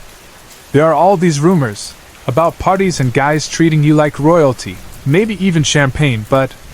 Leslie shrugged. "I don't know either. We'll find out at the end of the year. Until then, fake it till you make it. She gave Kelly a conspiratorial grin. The important thing is, we're on the inside now. Whatever that means. Kelly smiled. She felt beautiful for the first time in ages, just for being included. She wasn't sure what she believed about the Triangle Club, but she knew she didn't want to give up her new status. Not now. Not ever. Stan was a third-generation Blanton legacy, related by blood or marriage to half the building names. Andy was on a full scholarship, having survived a rough childhood and a stint in a halfway house by being the smartest kid in the room and never backing down. Andy had decided early on that he wouldn't hide his past. Instead, he told anyone who asked. He even joked about it. The other guys had called him the jailbird at first, but when they realized he wasn't ashamed, the nickname lost its sting. The diplomat fit better. He was the peacemaker, the one who knew how to talk to anyone, even Stan. Most people at Blanton didn't know why Stan and Andy had chosen to keep rooming together when they could have had singles. The truth was, Stan needed Andy, more than anyone guessed, and Andy, in his own way, needed Stan. But if you asked Annie, she'd say it was about JJ. Annie was Stan's girl Friday, always the only girl and the only non-member at the Triangle Club meetings. She kept the schedule, took notes, and quietly made sure the boys didn't get themselves expelled. That afternoon, as usual, the club met in Stan and Andy's room. The air was thick with the smell of pizza, old books, and Stan's expensive cologne. Stan, has Andy told you JJ's coming for the weekend? Annie asked as she flipped through her planner. Stan grinned. Nah, but that's great news. Just in time for midterms. He looked at the others. You guys need anything? Already out of my stash. Barry grumbled, slumping in his chair. Down to my last 3 or 4. Paul said. I've still got most of my bottle. Jared boasted, smirking at the others. Yeah, but you're still failing algebra. Jimmy teased. Guys, focus! Stan barked, standing up. Let's figure out who needs what before Andy gets back. I don't want him knowing too much about the club. You think he doesn't already know? Jimmy said, rolling his eyes. He's friends with half the girls. If the girls don't know, how could they tell him? Stan shot back. Anyway, 3 bottles from JJ this time, Barry, Paul, and me. Good. Now for the fun part. Kelly got her pin yesterday, from yours truly. You lucky dog, Paul said. Everyone else laughed. Stan smirked. Hey, you could have done it if you'd wanted. If we wanted to skip math, Barry pointed out. I can't afford that. So is Stan, but he doesn't care, Jared added. Stan just shrugged. If you want Annie to remind you, tell her your free periods. I already know them, Annie said, her pen flying across the page. Barry and Stan, 2nd period. Paul, 3rd. Jared and Jimmy, 5th. I'm 3rd period. Paul, you're after Rachel Horowitz, right? Just saying Rachel's name got everyone's attention. She was legendary for her looks and her sharp wit. Paul looked like he wanted to beg Annie for help. Suddenly, the door opened and Andy walked in, arms full of books, wearing his usual calm smile. The diplomat, Jimmy sneered. Didn't know you ever left the library before dinner, Jared joked. Nice to see you too, Andy said, ignoring the snide tone. Hey, Annie. Hey, Andy. Got time to go over the chem homework tonight? Sure, Andy said, sorting his books. I'm having dinner off campus with a friend, but I'll be back by 6. Don't forget 3 bottles? Stan asked. Andy nodded.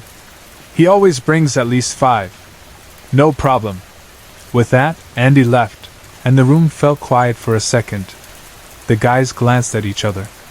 Stan, why do you still room with him when you could have a single? Jared asked. Stan just shook his head. Andy stepped in, matter of fact. JJ's your source, and Andy's his best friend. Lose Andy's respect, you lose JJ. And you don't want JJ angry, Stan added. Now Rachel? 2nd period tomorrow, Annie repeated, making a note. Andy knew exactly what Stan's friends thought of him. He knew why Stan was always polite, always friendly. It didn't matter. Andy had made a promise to JJ 3 years ago, back at the halfway house, and he intended to keep it. He remembered the day he got the letter from Blanton, sitting on the lumpy mattress in his tiny room. "Man, I knew you were going places once you got out of here," JJ had said, grinning like the sun. "You got a ticket out, man. You gotta use it. I'm a loser. I don't belong at a place like that. You're not like us, Andy. You're not like them either. You're smart, and you're not afraid. You gotta get out. Do it for all of us."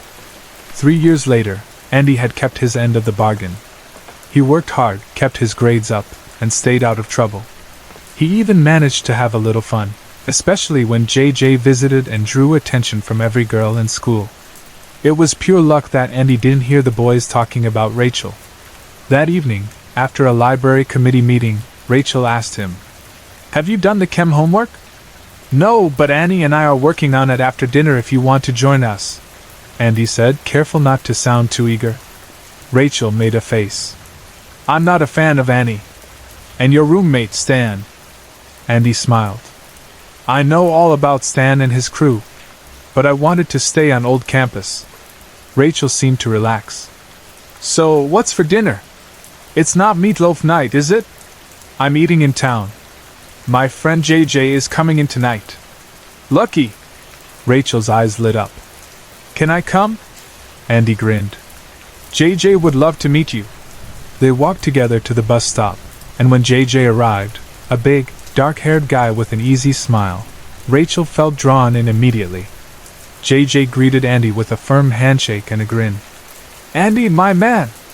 Rachel thought it was funny that the two friends didn't hug. She stuck out her hand, and JJ gave her a warm, friendly shake. At a local diner, the three of them laughed over greasy burgers and stories about junior high, which sounded like some kind of war zone from the way JJ described it. "I don't know how you survived," Rachel told Andy. "All thanks to him," Andy said, meaning it. "He kept his promise," JJ said softly. "I wish I had friends like you guys growing up."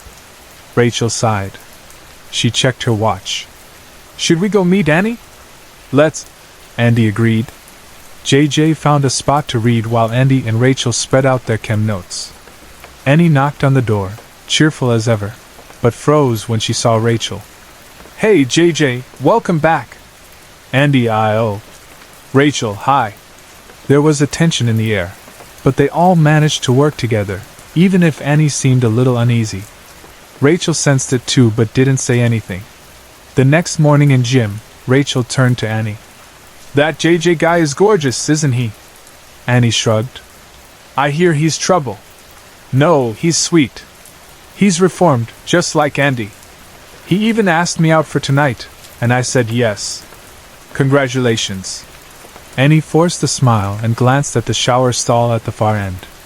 She was supposed to steer Rachel there, but now, knowing what was going on, she grabbed Rachel's arm gently. "You know, the hot water's not working in that one. Let's use these instead." "Thanks," Rachel said, unaware of the narrow escape. Annie breathed a sigh of relief as she watched Ellie, the tough, openly gay girl, head to the far stall instead. Later that day, in Stan and Andy's room, Paul fumed. "That liar set us up. I didn't want to see Ellie in the shower." Stan shook his head. "Annie's never made a mistake before." Paul was still angry. "You know how much trouble we'd get in if we were caught in the boiler room, with that hole in the wall? And you send me Ellie? You think she wants a pin?" Jared joked. "If it makes you happy, I'll offer her one," Annie said, not sitting down. Stan tossed her a pin. "Wear it on your lapel. You're in the club now." Annie's cheeks burned with anger. "You mean I was supposed to be off limits?" Jared smirked. "Not anymore. Should have played by the rules." Tears in her eyes, Annie fled the room. No one was laughing that night when JJ and Rachel returned from their movie date. "So, let me get this straight," JJ said. "Stan and his friends tricked the girls into thinking the Triangle Club was for the coolest girls, but really, It was about girls they'd spied on in the showers, and the black triangle symbolized there. Well, you get it. Andy finished. I knew Stan was a creep, but this. Did they post the photos online? JJ asked. Rachel shook her head. They say they didn't. And Annie? How long did she know before she spoke up? Andy wondered. JJ shook his head.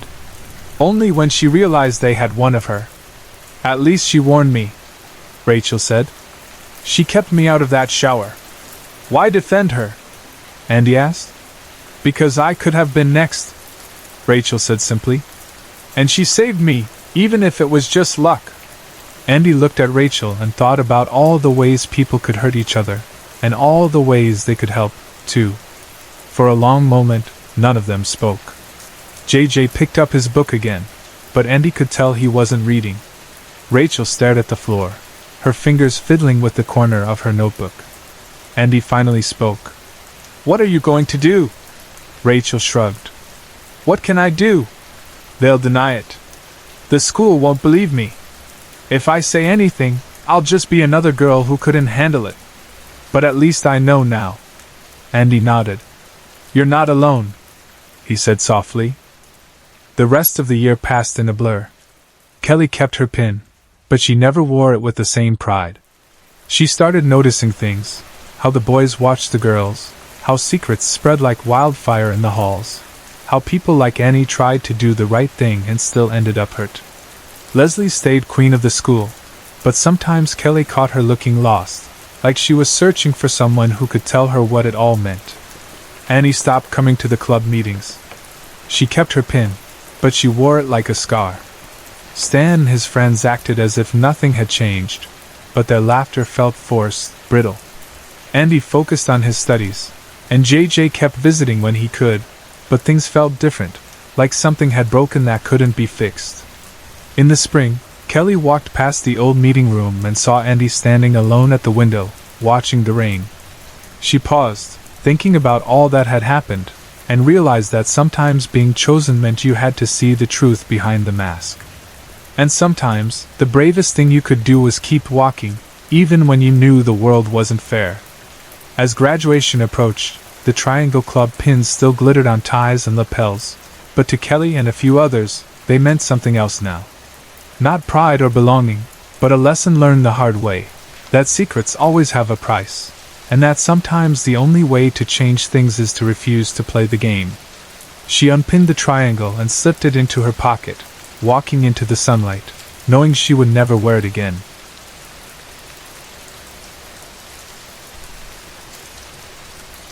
Ella didn't even remember the street having a shop there.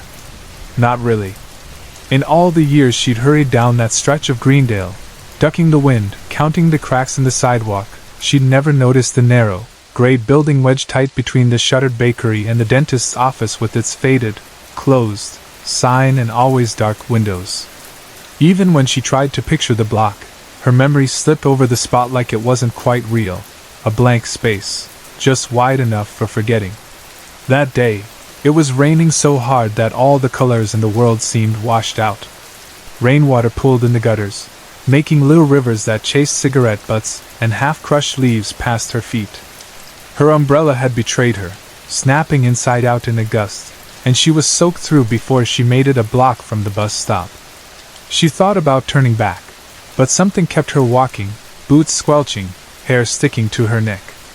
She told herself she was only looking for shelter, somewhere dry to catch her breath and wring out her sleeves, but her feet moved ahead of her, carrying her toward that forgotten door. She stopped in front of the window. The glass was grimy, smeared with streaks, and on the other side sat a single wooden chair, spindly and battered, and beside it a porcelain doll whose eyes had been painted over with dull, white paint. The effect was unsettling, a blank face in a dark room, staring at nothing. Above the door, a crooked sign read, "Antiques," the faded letters swallowed by the gray of the wood. Ella hesitated, hand on the doorknob, rain trickling cold down her wrist.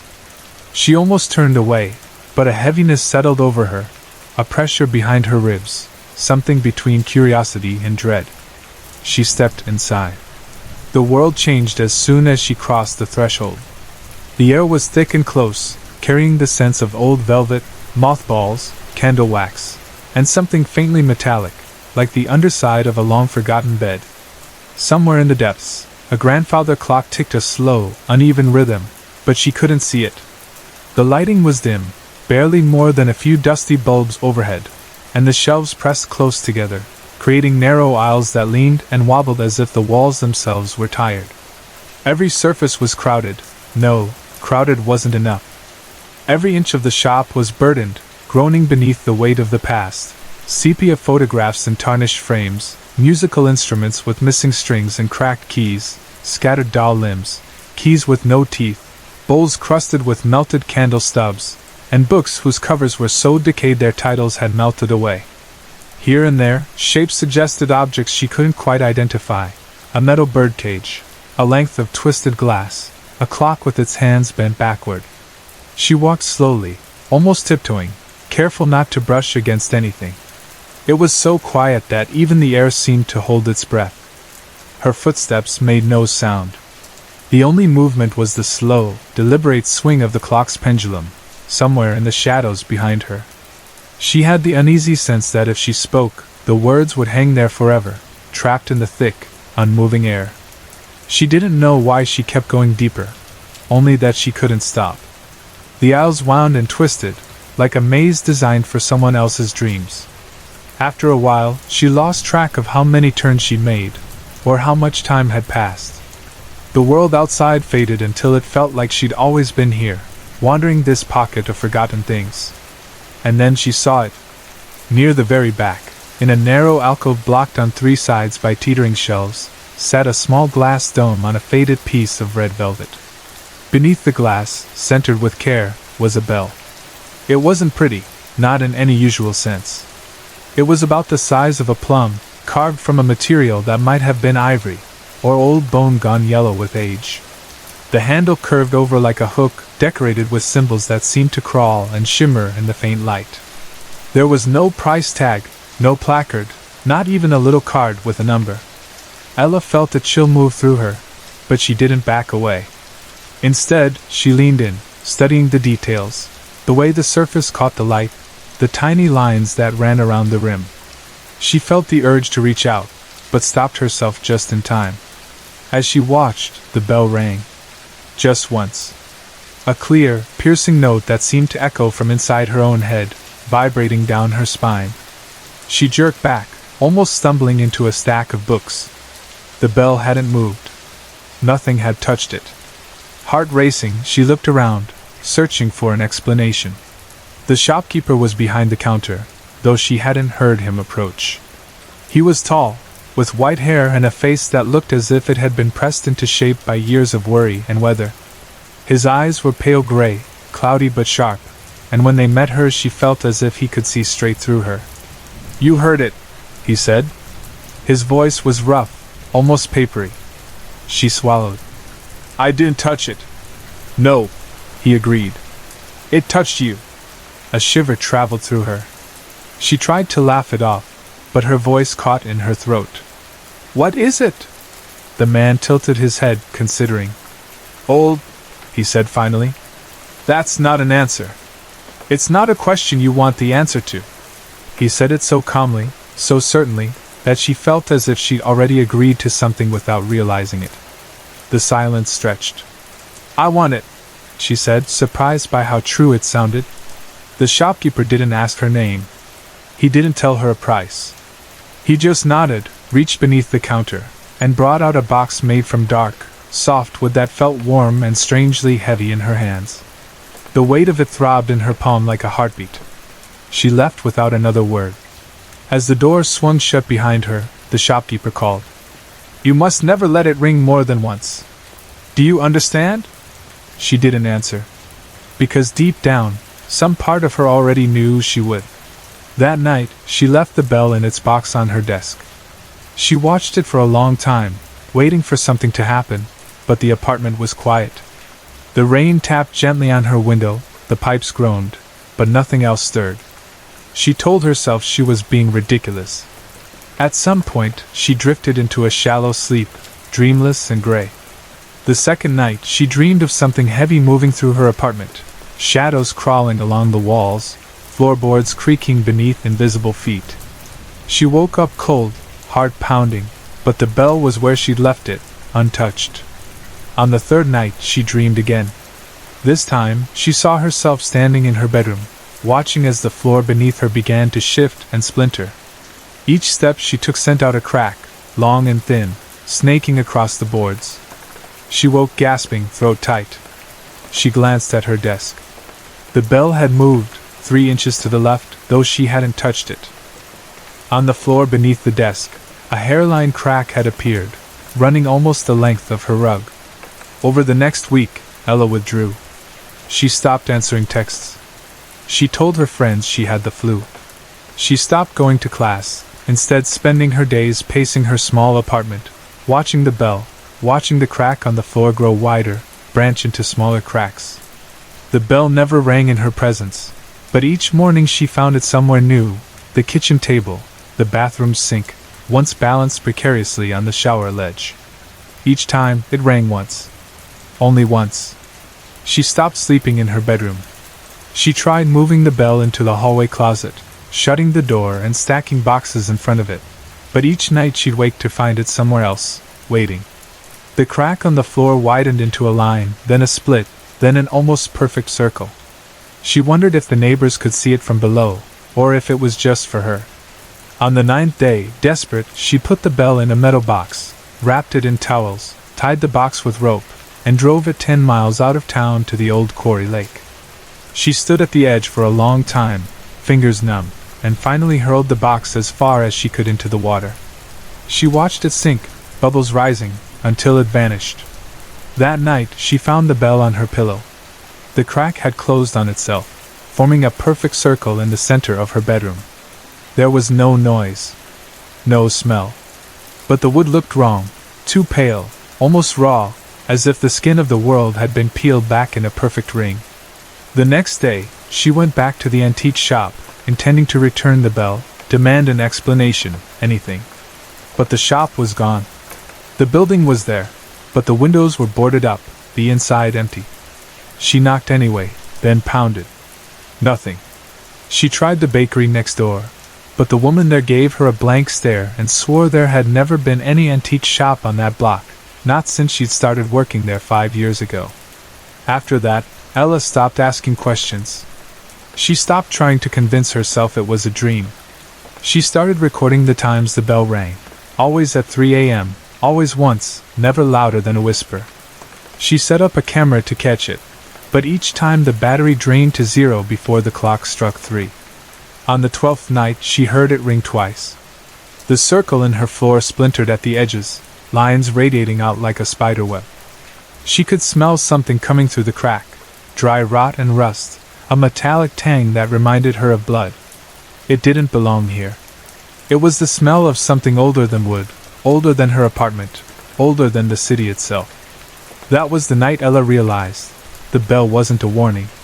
It was a lock.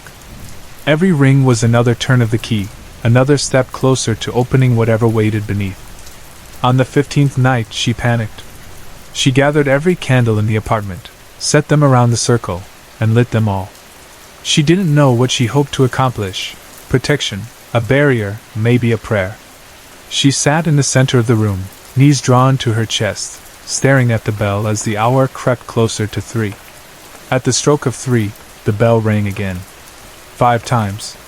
The candles flickered and died, one by one, as if blown out by invisible breath. The crack split open with no sound, and Ella fell backward as the floor gave way.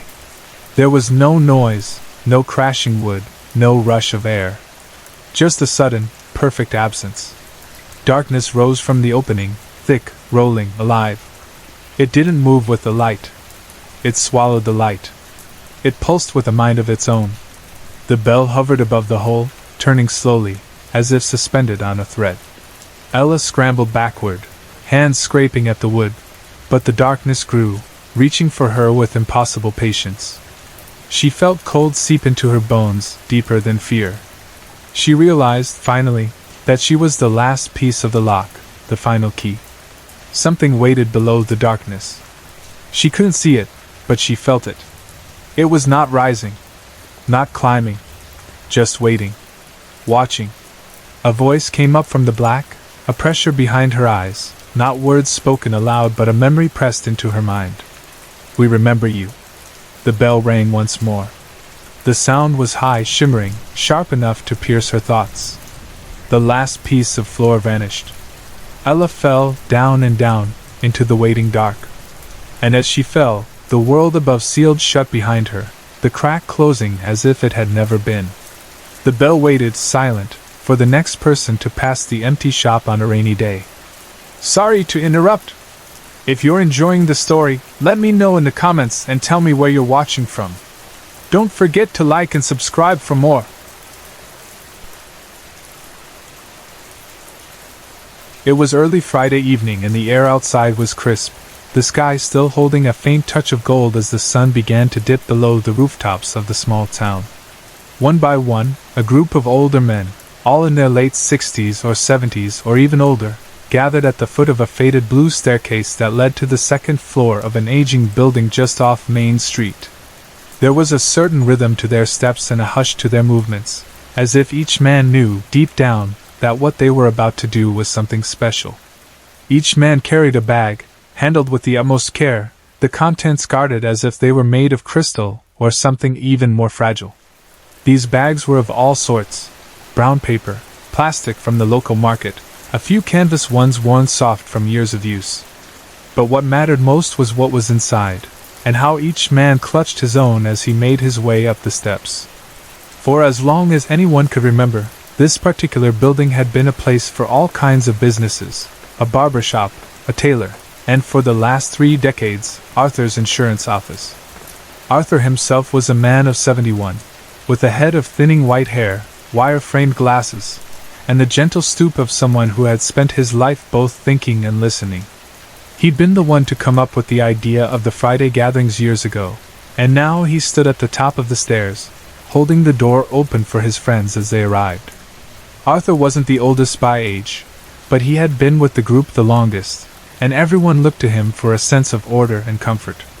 The men would come up the stairs in ones and twos, sometimes talking softly among themselves, sometimes walking in companionable silence. There was Walter, who had worked as a train conductor for 40 years, his hands still strong and steady. There was Henry, who ran the hardware store on Main, and there was Ed, who'd been a teacher for half his life and still told stories as if every word mattered. There were others too: Ray, who had lost his wife just the year before, and Joe, who could fix anything from a broken chair to a heart that needed mending. Most of them had known each other for decades, their friendships woven from shared memories and a deep, unspoken understanding. Inside the small office, the space had been rearranged for their meetings. Arthur had pushed the desks against the walls and set out folding chairs in a wide circle. The room smelled faintly of old paper, coffee, and the sweet scent of pipe tobacco that clung to a few of the men's jackets. There were no windows facing the street, just a single window at the back that looked out onto the alley behind the bakery. Overhead, the lights cast a soft yellow glow, and the hum of quiet conversation mixed with the ticking of an old wall clock. What made these meetings so unusual, so secret, was not just the gathering itself, but what each man carried in his bag. For tucked carefully inside each bag was a Ken doll, or sometimes more than one, each one a cherished treasure from childhood, or a later find at a flea market or garage sale. To outsiders, the idea of a group of grown men gathering to share their collections of dolls might have seemed odd or even laughable. But to these men, it was something deeply comforting, a link to the past, a reminder of simpler times, and a way to hold on to pieces of themselves that the world told them to forget. Their wives, sisters, and daughters often wondered where the men disappeared to on Friday evenings. When asked, every man gave the same answer, always with a little smile. "It's just a gathering of friends," they would say. "We don't drink at these meetings, if that's what you're wondering." They would wink or shrug, and offer nothing more. No one outside the group knew the real story. The men protected the secret as if it were something sacred, and perhaps it was. At the last meeting, as the men settled into their chairs, Arthur brought up the question that had been quietly simmering for months. Should they invite their grandsons to join them? He looked around the room, searching the faces of his friends for signs of agreement or concern. Some of the men were quick to object, shaking their heads. "The boys are too young," said Henry. "They wouldn't understand how important it is to keep this a secret." Walt, always quick with a joke, laughed and said, "If my grandson can ever found out, the whole town would know by Sunday. The kid's a regular news reporter." The others chuckled, the tension broken by laughter. They agreed, in the end, that the meetings would remain just for them, at least for now. It was a decision made not out of exclusion, but out of a desire to preserve the special magic of their gathering. That evening, as the group arranged their chairs and poured cups of strong coffee from a battered thermos, two new faces appeared at the door. Robert and Harold, both newcomers to the group, exchanged a nervous glance as they reached the top step. Robert, tall and lean with a mischievous glint in his eye, broke the silence first. "I couldn't believe it when I heard about this," he said, his voice warm but edged with disbelief. "Heard a couple of you talking at the Toby Jug. They were whispering, but I've got sharp ears. When I asked about the club, they looked at me like I'd caught them robbing the place. But when I said I wanted to join, and promised to bring what's needed, they relaxed real quick." "What about you?" Harold, short and sturdy, smiled. "I heard from my cousin. We used to be thick as thieves, and he asked if I still had one. I said yes, of course. He told me where and when. Didn't think I'd ever be part of something like this." Arthur welcomed the newcomers, ushering them into the circle. Hands were shaken, backs were patted, and soon both men found themselves unwrapping their treasures and showing them to the group. Each Ken doll, some with faded paint or frayed outfits, was admired and discussed, stories told and memories shared. For a moment, everyone in the room seemed a little lighter, a little younger, as if the worries of the world outside had been left at the bottom of the stairs. Meanwhile, across town, two sisters sat in a quiet corner of the Toby Jug, catching up over coffee. Kathy, her hair pinned back and her eyes always searching, turned the conversation to family. "How are your grandchildren?" she asked. Mary, her younger sister, set her cup down with a sigh. "The grandkids are great, but my husband's up to something odd. Every Friday, he leaves after dinner, comes back late, smiling like a cat with a secret. Won't tell me what he's up to." Kathy's eyebrows shot up. "My husband, too. Friday nights, gone for hours. He says he's just seeing friends, but he's never done anything like this before." The sisters shared a long look, curiosity bubbling between them. "Let's follow them," Mary suggested. "I have my new car. He's never seen it. We can park at the donut shop and watch where he goes." On Friday night, Kathy and Mary put their plan into action. They parked the car, lights off, and waited. They watched as Kathy's husband pulled into the lot, got out, and made his way up the stairs, bag in hand. Other men arrived too, all with bags, all walking with the same careful purpose. The sisters didn't follow them up the stairs, but the mystery only deepened. Now they knew where the men were going, but not why. They decided to confront their husbands the next morning, but for now, they felt a strange pride in knowing their loved ones were happy, whatever the secret might be. The meetings continued, week after week, and the group grew closer with every gathering. They shared not just their dolls, but stories from childhood, heartbreaks, and moments of joy. Each meeting became a tapestry of laughter and quiet understanding. It was during one such meeting, as the men discussed the possibility of inviting new members, that Frank's friend Dave stumbled upon the secret. Dave had let himself into Frank's house one afternoon, only to overhear a phone call about the Friday gatherings. When Frank hung up, Dave wasted no time. "You have to let me join," he pleaded. Frank hesitated, but the joy of sharing was too strong. "Okay," he said at last. "But you have to bring your own and keep the secret." Dave arrived early, nervous and excited. When the time came for the show and tell, he proudly revealed his own doll, a Justin Bieber figure, sparkly jacket and all. There was a long pause, then Walt spoke up, unable to hide his disappointment. "That's not a Ken doll, Dave. This is a Ken club." "Sorry," But it's not the same. Despite Frank's protest, the group was firm. Two men, kind but insistent, led Dave down the stairs and out the door. Dave was embarrassed and angry, but most of all, he was determined. By Monday, everyone in town had heard the story of the secret club and the man who'd been kicked out for bringing the wrong doll. The town's reaction was not what the men had expected. There were some who laughed, some who teased, but most people were intrigued. The following Friday, people started to show up, not just men, but women and even some children, each carrying something precious from their past: a Barbie, a G.I. Joe, a teddy bear, a marble collection. The meetings spilled out from Arthur's office and into the hallways. Coffee was brewed in larger pots, cookies appeared on paper plates, and the sound of laughter filled the building. The original members were nervous at first, worried their secret had been lost. But as they watched people of all ages and backgrounds gather to share their stories, their treasures, and their memories, they realized the real secret was the joy of connection. The Ken dolls were still there, but now they were part of something bigger, a celebration of childhood, of friendship, and of holding on to the things that matter, even when the world says you should let them go. Kathy and Mary at last confronted their husbands about the meetings. The men admitted the truth, expecting to be teased, but the sisters only smiled and hugged them. They understood. In a world that often feels lonely and rushed, a little bit of happiness, shared with friends, is worth more than all the secrets in the world. Over time, the Friday night gatherings became a beloved tradition in the town. People came not just to show off their collections, but to listen, to laugh, and to remember. Arthur, now well into his 80s, still sat at the top of the stairs each week, greeting everyone who arrived. He never lost the feeling of magic that came with every meeting, the sense that, for a few hours, anything was possible.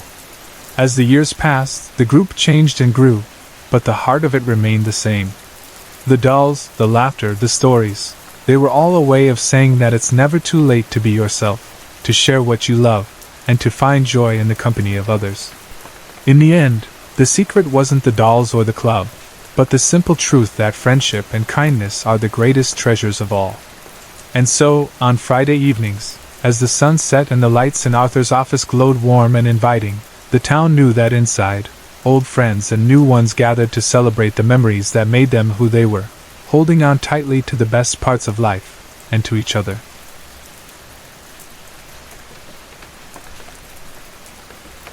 Another part of the roof in the corner bedroom gave way early this morning, crashing down with a thunder that tore me out of my sleep. My dreams had been deep and silent, the kind where you forget your own name, and only remember how warm and heavy your own limbs feel under a pile of thin, old blankets. Most mornings, I wake up to the softer world, birds chirping in the hedges, a pale slice of sunlight filtering through the handmade curtains, maybe the distant hush of wind shaking the loose shingles. This morning was different. The house sounded like it was breaking apart for good, the noise echoing from above, louder than anything I'd heard since the fire. The terror only lasted a minute before my mind caught up. I remembered the rain, falling steady for 2 days, slipping through the gaps where the roof was already wounded. I pictured the beams, blackened by fire and softened by water, giving way after holding on so long. The house groaned, and I lay there shivering, listening to the sound of water and broken timbers settling above my head. I wondered if, somewhere, the thick mold had already begun to bloom along the ceiling and slide down the wallpaper, creeping silently in the corners where even sunlight was afraid to linger. Maybe there were mice or birds in the empty rooms now, making nests out of shreds of silk and velvet from her old dresses, building a home inside the ruins of what used to be ours. I haven't left my part of the house since the fire, not really. My world is the kitchen, the back hallway, and this room where I sleep and wake and sleep again. The rest of the house is a country I don't dare travel, filled with memories that cling and burn. I'm not brave enough to go exploring. The thought of climbing the stairs, pushing open scorched doors, smelling the bitter, chemical scent of old smoke and seeing what's left of the life I lost, that's enough to keep me here, in my small, safe corner. I only hope, when the time comes for the house to collapse for good, that I'm asleep and unaware, so I don't feel the end coming. The sky was already pink with morning by the time I forced myself to sit up, I looked out through the curtains, tracing the fading lines of condensation, and watched the dawn spill over the garden. The rain had knocked down the wildflowers, which, for the first time in years, had been allowed to grow tall and unruly all around the crumbling house. Their petals now lay pressed to the ground, muddy and battered, as if even the bravest colors were weary after days of storms. My little vegetable patch, hidden against the sheltering stone wall, seemed to have survived. Tomatoes hung swollen and heavy, pulling their vines close to the earth. The biggest one was almost as large as my palm. It would be lunch, I decided, if I could find the appetite. It's strange how the world outside keeps living, no matter what happens to the world inside. Beyond the garden, the land is green and lush, healed by rain, and the fire's old scar is hidden by new growth. I remember reading in an almanac that land heals itself after a burn. Maybe the fire was necessary, a kind of cleansing. I want to believe it, though I know nothing inside these four walls can come back to life again. The house has been ruined, but I am not ruined, I remind myself, though some days I barely believe it. I wonder sometimes if the world will win in the end. If the wild grass and weeds and ivy will take over, creeping up the sides, crawling into every crack, climbing through the empty window frames until the house disappears altogether, like a grave covered over by years of quiet growth. Maybe I'll wake one morning to find the walls gone and the trees standing where the hallways used to be. It's a thought that comforts and frightens me at the same time. That's when I see it, a box, neatly wrapped in brown paper, tucked against the wall under the eaves near the kitchen door. It's small, about the size of both my hands side by side. I stop in my tracks, the tomato dangling in my hand, and stare at it. It isn't fear, not exactly, but a strange grinding anxiety, a slow unease that starts deep in my bones. I know the box wasn't there yesterday. I would have seen it. Someone came while I was here, sleeping, or eating, or sitting at the window lost in thought. Someone walked the long road to this place, crept past the fence, through the grass, and left it for me. There's a name on top, my name, written in careful black ink, the kind of writing you use when you want to hide your own habits and make yourself look ordinary. I don't need to guess who sent it. The carefulness is a signature. I stand in the cold air for a long time, staring at the box, thinking of how they must have seen the house for the first time. Maybe they stood by the old gate, looking at the broken windows and burnt timbers, the walls still stained black.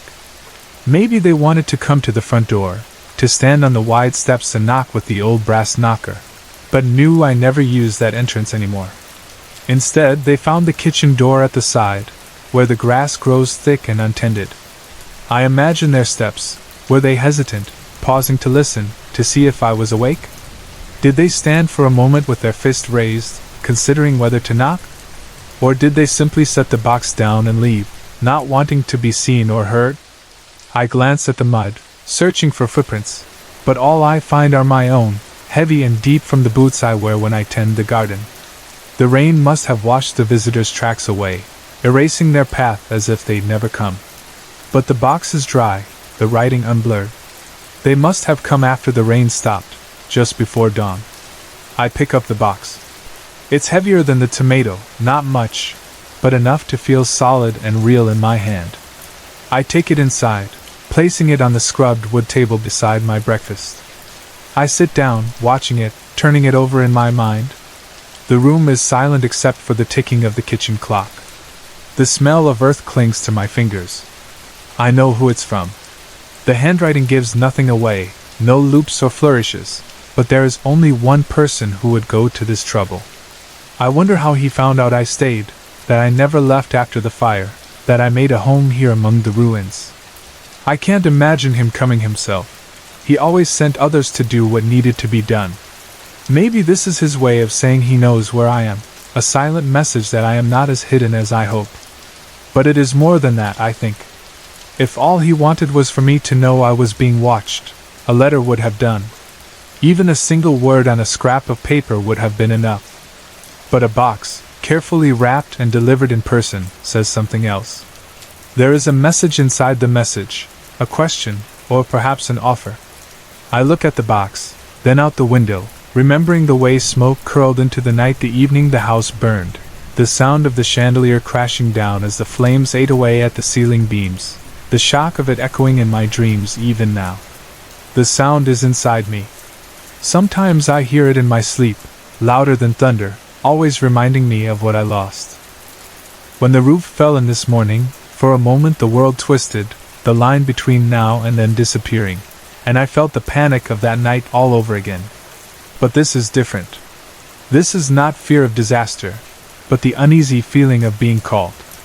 The box is a summons. For a second, I think it is a warning, a way of telling me that I am never really alone, that I can be found at any time, that my choices are not truly my own. Then, slowly, my feelings shift. Maybe this is a plea. Maybe the box is not a threat but a request, a silent hand reaching out, asking me to return. Come back, it says without words. You are still wanted. You can still be part of the world you left behind. The idea makes my chest ache. I pick up the box, holding it in the sunlight on the windowsill. I don't open it. I turn it over, feeling its weight, wondering what it contains. I know that whatever is inside, it will not change my answer. To accept it would be to agree to another cage, another set of rules I did not make. I set the box aside, letting the sunlight warm my hands. I will not return. I have found a way to live with what happened, to accept my loneliness, my quiet, my little patch of earth where things still grow. The world inside the house may be broken, but I am not ready to give up the freedom I found here, even if it means being forgotten by everyone but the weeds. In the evenings, when the light is soft and golden, I sometimes sit at the kitchen table and watch the shadows grow long, feeling the peace that comes with having nothing left to lose. I think about the person who left the box, and what it must have cost them to walk up the lane, to stand so close to the place where everything ended. I wonder if they hoped to see me, to speak, to hear me laugh one last time, or if leaving the box was all the courage they could muster. As the days pass, the house continues to fall in on itself. More rain leaks through the roof. The flowers in the garden lean and droop, then lift their heads again. My world is small, but it is mine. I cook with the tomatoes and herbs from the garden, sweep the floor, mend the cracks in the walls with whatever I can find. I sleep and wake and sleep again, always listening for the next piece of the house to give way, for the next letter or visitor that might come. But mostly, there is only silence, and the slow, steady healing of earth and heart. Sometimes, late at night, I dream of walking out into the garden, closing the kitchen door behind me, and never coming back. I imagine the house swallowed by wildflowers and grass, vanishing slowly, leaving nothing behind but a memory and a name written on a box left in the sun. I will live with my choice. I will wait to see what it makes of me, day after quiet day, inside my ruined house, surrounded by the things I have chosen to keep and the memories I have chosen to let go.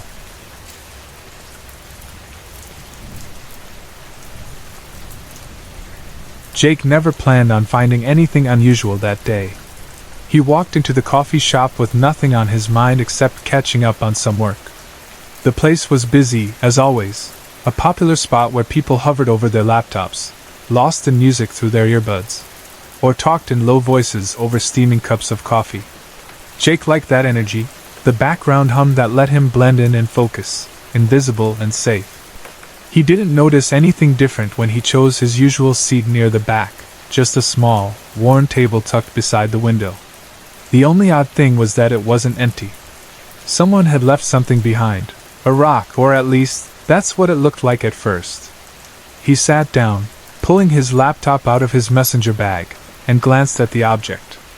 It was about 4 inches long, maybe 2 inches wide, its surface gray and rough, like a chunk of concrete broken from some old wall. But when he turned it over, he saw a pattern, a scattering of symbols carved into the flat side. They weren't letters from any language Jake recognized. Instead, they looked like the kind of marks you'd see in an archaeology exhibit: spirals, jagged lines, a few shapes that reminded him of stars or eyes. He picked it up, turning it over in his hands. It felt cool and surprisingly heavy, and as he tilted it toward the light coming through the window, he thought he saw something, a faint shimmer just beneath the surface. like a tiny light was moving deep inside the stone. He blinked, wondering if it was a trick of the light, but when he moved his hand, the shimmer seemed to follow, always right at the edge of his vision. Curious, he took the stone to the counter and showed it to the barista. She was a college student, maybe a year or two younger than him, with a tired smile and dark hair pulled back into a messy bun. "Hey, do you know what this is?" Jake asked, holding out the stone. She looked at it for a second, her eyes unfocused. "No, never seen it before," she said, shrugging. "People leave weird stuff here all the time. Lost and Found's got more travel mugs and scarves than I can count." Jake nodded, feeling a little silly. "Do you know who was sitting at my table before me?" "Somebody must have left it there." She shook her head. "Sorry, it's a busy day. Tables turn over pretty quick." She handed the stone back and turned to pour another coffee, already distracted. Jake went back to his table, the stone still in his hand. He set it down beside his laptop and tried to focus on his work, but he couldn't shake the feeling that the object was more than just a forgotten souvenir. Every time he looked away, he caught a faint glow out of the corner of his eye, like a tiny heartbeat of light pulsing from inside the stone. He kept telling himself it was just a reflection or a trick of the sun on the window, but the sense of unease stuck with him. When he finally packed up to leave, he hesitated for a moment before sliding the stone into his messenger bag. It felt almost wrong to take it, like he was picking up something sacred or forbidden. But curiosity got the better of him. He figured he'd bring it back if anyone came looking for it. Maybe he'd post a picture online or see if anyone on campus recognized the markings. That night, the dreams began. They started simply, the way all nightmares do, shadowy shapes moving at the edge of his vision, the faint sense that someone was watching him. But as he slept, the dream sharpened into something more. He found himself lying in bed, unable to move, while pale beings surrounded him. They weren't fully human, their skin a metallic, shining gray that glowed in the dark, their arms too long, their faces dominated by huge, black, unblinking eyes. They hovered above him, never touching, just watching as if they were waiting for something. Jake wanted to move, to scream, but his body refused to obey. He felt weightless, as if he was floating just above the mattress, and the cold terror that flooded him was so intense that it burned. He woke with a gasp, sitting bolt upright in bed, heart pounding in his chest like a fist. Sweat poured down his face. He stared at the clock on his nightstand, 3:14 a.m., and tried to remember what had woken him. The room was silent except for the distant sound of traffic and the soft hum of the heater. For a moment, he thought he'd imagined it all. Then his gaze fell on the nightstand, and his blood ran cold. The stone from the coffee shop was sitting there, right next to his phone and a half-empty glass of water. He was certain, absolutely certain, that he had left it in his messenger bag, zipped up and hung on the back of his chair in the living room. But here it was, sitting innocently in the darkness, its carved surface faintly glowing as if lit from within. He got up, hands shaking, and walked around his small apartment, checking every window and door. Everything was locked. No one could have come in. The stone hadn't moved on its own, had it? He tried to convince himself he must have taken it out and forgotten, that maybe he meant to look at it before bed. But that explanation didn't sit right with him. He didn't remember touching it after he got home. The next day, he brought the stone to work. He showed it to his coworkers, hoping that someone might recognize the symbols or offer a rational explanation for what was happening. Most just shrugged and said no. One guy, Mark, asked, "Where'd you get it?" Jake told him about the coffee shop, about finding it abandoned on the table. "Weird," Mark said. "Probably just some art student's project. But it's kind of cool, actually." Jake tried to agree, but the stone's steady warmth in his pocket made him uneasy. At lunch, he walked a few blocks to a small antique shop that sold everything from old books to vintage toys. The woman behind the counter had seen a lot in her day, but she shook her head when he showed her the stone. "Never seen anything like it," she said, handing it back to him. "But I'll give you $5 if you want to sell it." He forced a laugh and said he'd keep it for now. Later, he stopped by a pawn shop on his way home, hoping for a better answer. The guy behind the counter, a big man with a shaved head and a thick beard, eyed the stone for a long time. "No clue what it is, but I'll give you $20 for it," he offered. Jake shook his head. "No thanks. I think I'll hang on to it." That night, the dreams came again. They were worse this time, more vivid and inescapable. He was lying in bed, his body frozen, as the beings gathered around him. Some were tall, others short, all with that same smooth, gray skin and those enormous black eyes. Their mouths were just slits, and they had no noses, just small indentations where a nose should be. One leaned over him, so close he could feel its breath on his face, and stared into his eyes with an intensity that made his soul feel exposed. It spoke, but its mouth never moved. The voice sounded inside Jake's head, cold and flat. "Let's take him now," the being said. Another, taller and even more menacing, answered, "No. We must wait a few more nights." It bent over, its huge eyes reflecting Jake's terrified face, studying him as if he was a specimen in a lab. Jake woke up screaming, his sheets tangled around his legs, his heart hammering in his chest. He lay there for a long time, shaking, before he dared to move. When he finally got out of bed, he looked over at the nightstand. The stone was there, glowing even brighter than before, its symbols pulsing with a soft, steady light. He couldn't take it anymore. He needed to get rid of it, to break the cycle before the dreams drove him mad. That morning, after a sleepless night spent pacing his apartment, he made a decision. He got dressed, put the stone in his pocket, and felt its unnatural warmth radiate through the fabric. It was as if the stone was alive, sensing his intentions, growing more agitated with every step he took. Jake drove out of town, following the winding road to the lake, a quiet place where he sometimes went to clear his head. The water was dark and cold, the sky low and gray with the promise of rain. He parked the car and walked down the old wooden dock, the boards creaking under his weight. The lake stretched out before him, calm and silent, a perfect mirror for the overcast sky. He took the stone out of his pocket. Now, the glow was impossible to ignore, a bright, steady pulse that seemed to throb in time with his heartbeat. It almost felt like the stone was resisting him, pushing back against his grip. But he gritted his teeth and drew his arm back, hurling the stone as hard as he could into the water.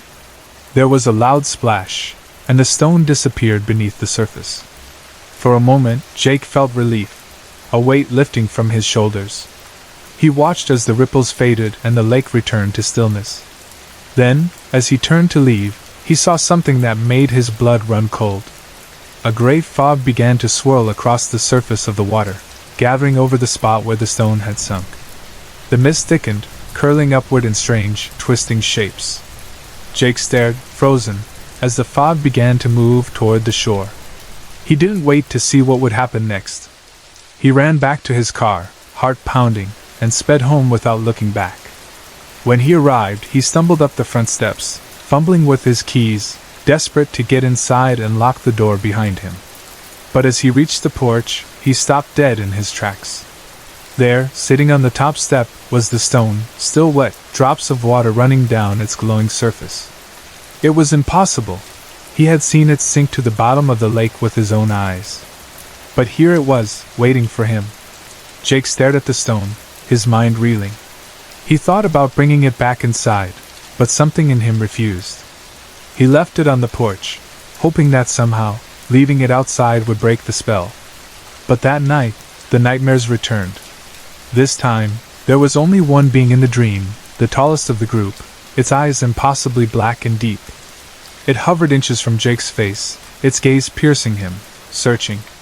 The voice was quieter now, almost gentle. "You can't just throw it away," the being whispered in Jake's mind. "We'll always come back. Now you're coming with me."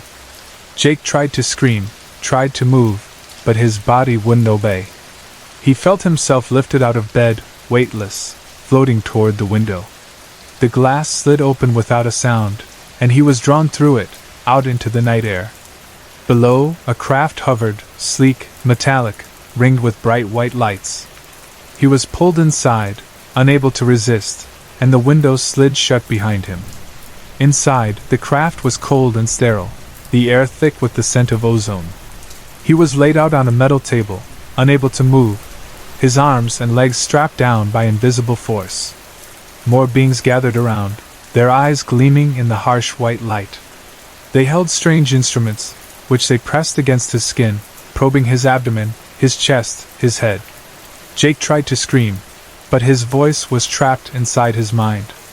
He could only watch as they worked, feeling every sensation with an unbearable clarity. The walls of the room were covered in symbols, just like those on the stone. He stared at them, desperate to understand, but they shifted and changed whenever he tried to focus. He felt himself slipping away, consciousness dissolving into darkness. When he woke, he was in another room, smaller and dimly lit. The floor was cold beneath him, the air thin and stale. He was alone, but he could feel the presence of the beings just outside, waiting. He yelled for help, his voice echoing off the smooth walls, but no one answered. He pounded on the walls, begging to be released.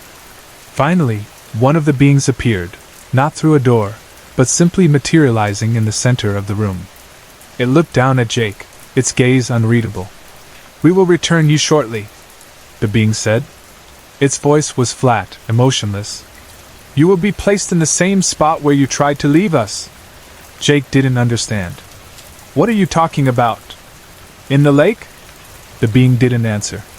It simply faded away, leaving Jake alone with his confusion and fear. He sat there for what felt like hours, the craft humming beneath him, moving through the night. Eventually, the motion stopped, and a section of the floor opened up beneath him. Jake fell through, tumbling into open air, the dark sky above and the cold water of the lake below. He hit the water hard, the shock stealing his breath. He clawed his way to the surface, gasping for air, and struck out for shore. His arms and legs burned with exhaustion, his ribs aching from the impact. But he kept swimming, refusing to give up. Finally, he dragged himself onto the grass at the edge of the lake, lungs burning, heart pounding. He looked up, searching the sky for any sign of the craft, but it was gone. Jake lay there for a long time, staring up at the stars, waiting for something else to happen. But nothing did. He was alone. When he finally stood and walked back home, he half expected to find the stone waiting for him on the porch again, but it was gone. He searched everywhere, turning over every stone and bush, but he never saw it again. The nightmares stopped. The beings never returned. For weeks afterward, Jake walked through life in a daze, haunted by what he had seen and felt. He tried to tell himself it had all been a dream, a trick of the mind brought on by stress or some chemical imbalance. But deep down, he knew the truth. The stone had chosen him, marked him, and for a brief time, he had glimpsed a world beyond understanding. He would never be the same. Sometimes, late at night, Jake would find himself standing at the window, staring out into the darkness, searching for a glimmer of light, a sign that the beings had returned. He wondered if anyone else had found a stone like his, if others had been taken and returned. He wondered what the symbols meant, what the beings wanted, and why they had let him go. He never found answers, only more questions.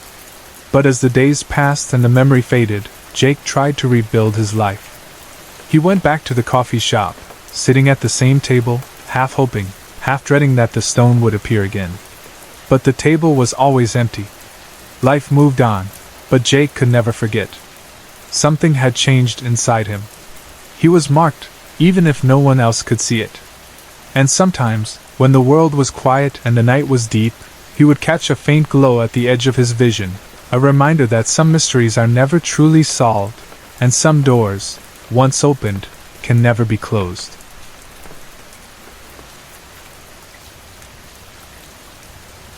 The night stretched across the countryside, thick and heavy, the kind of darkness that seemed to soak into your bones. Fog hung low, winding around the twisted trees along the old dirt road like restless spirits on parade.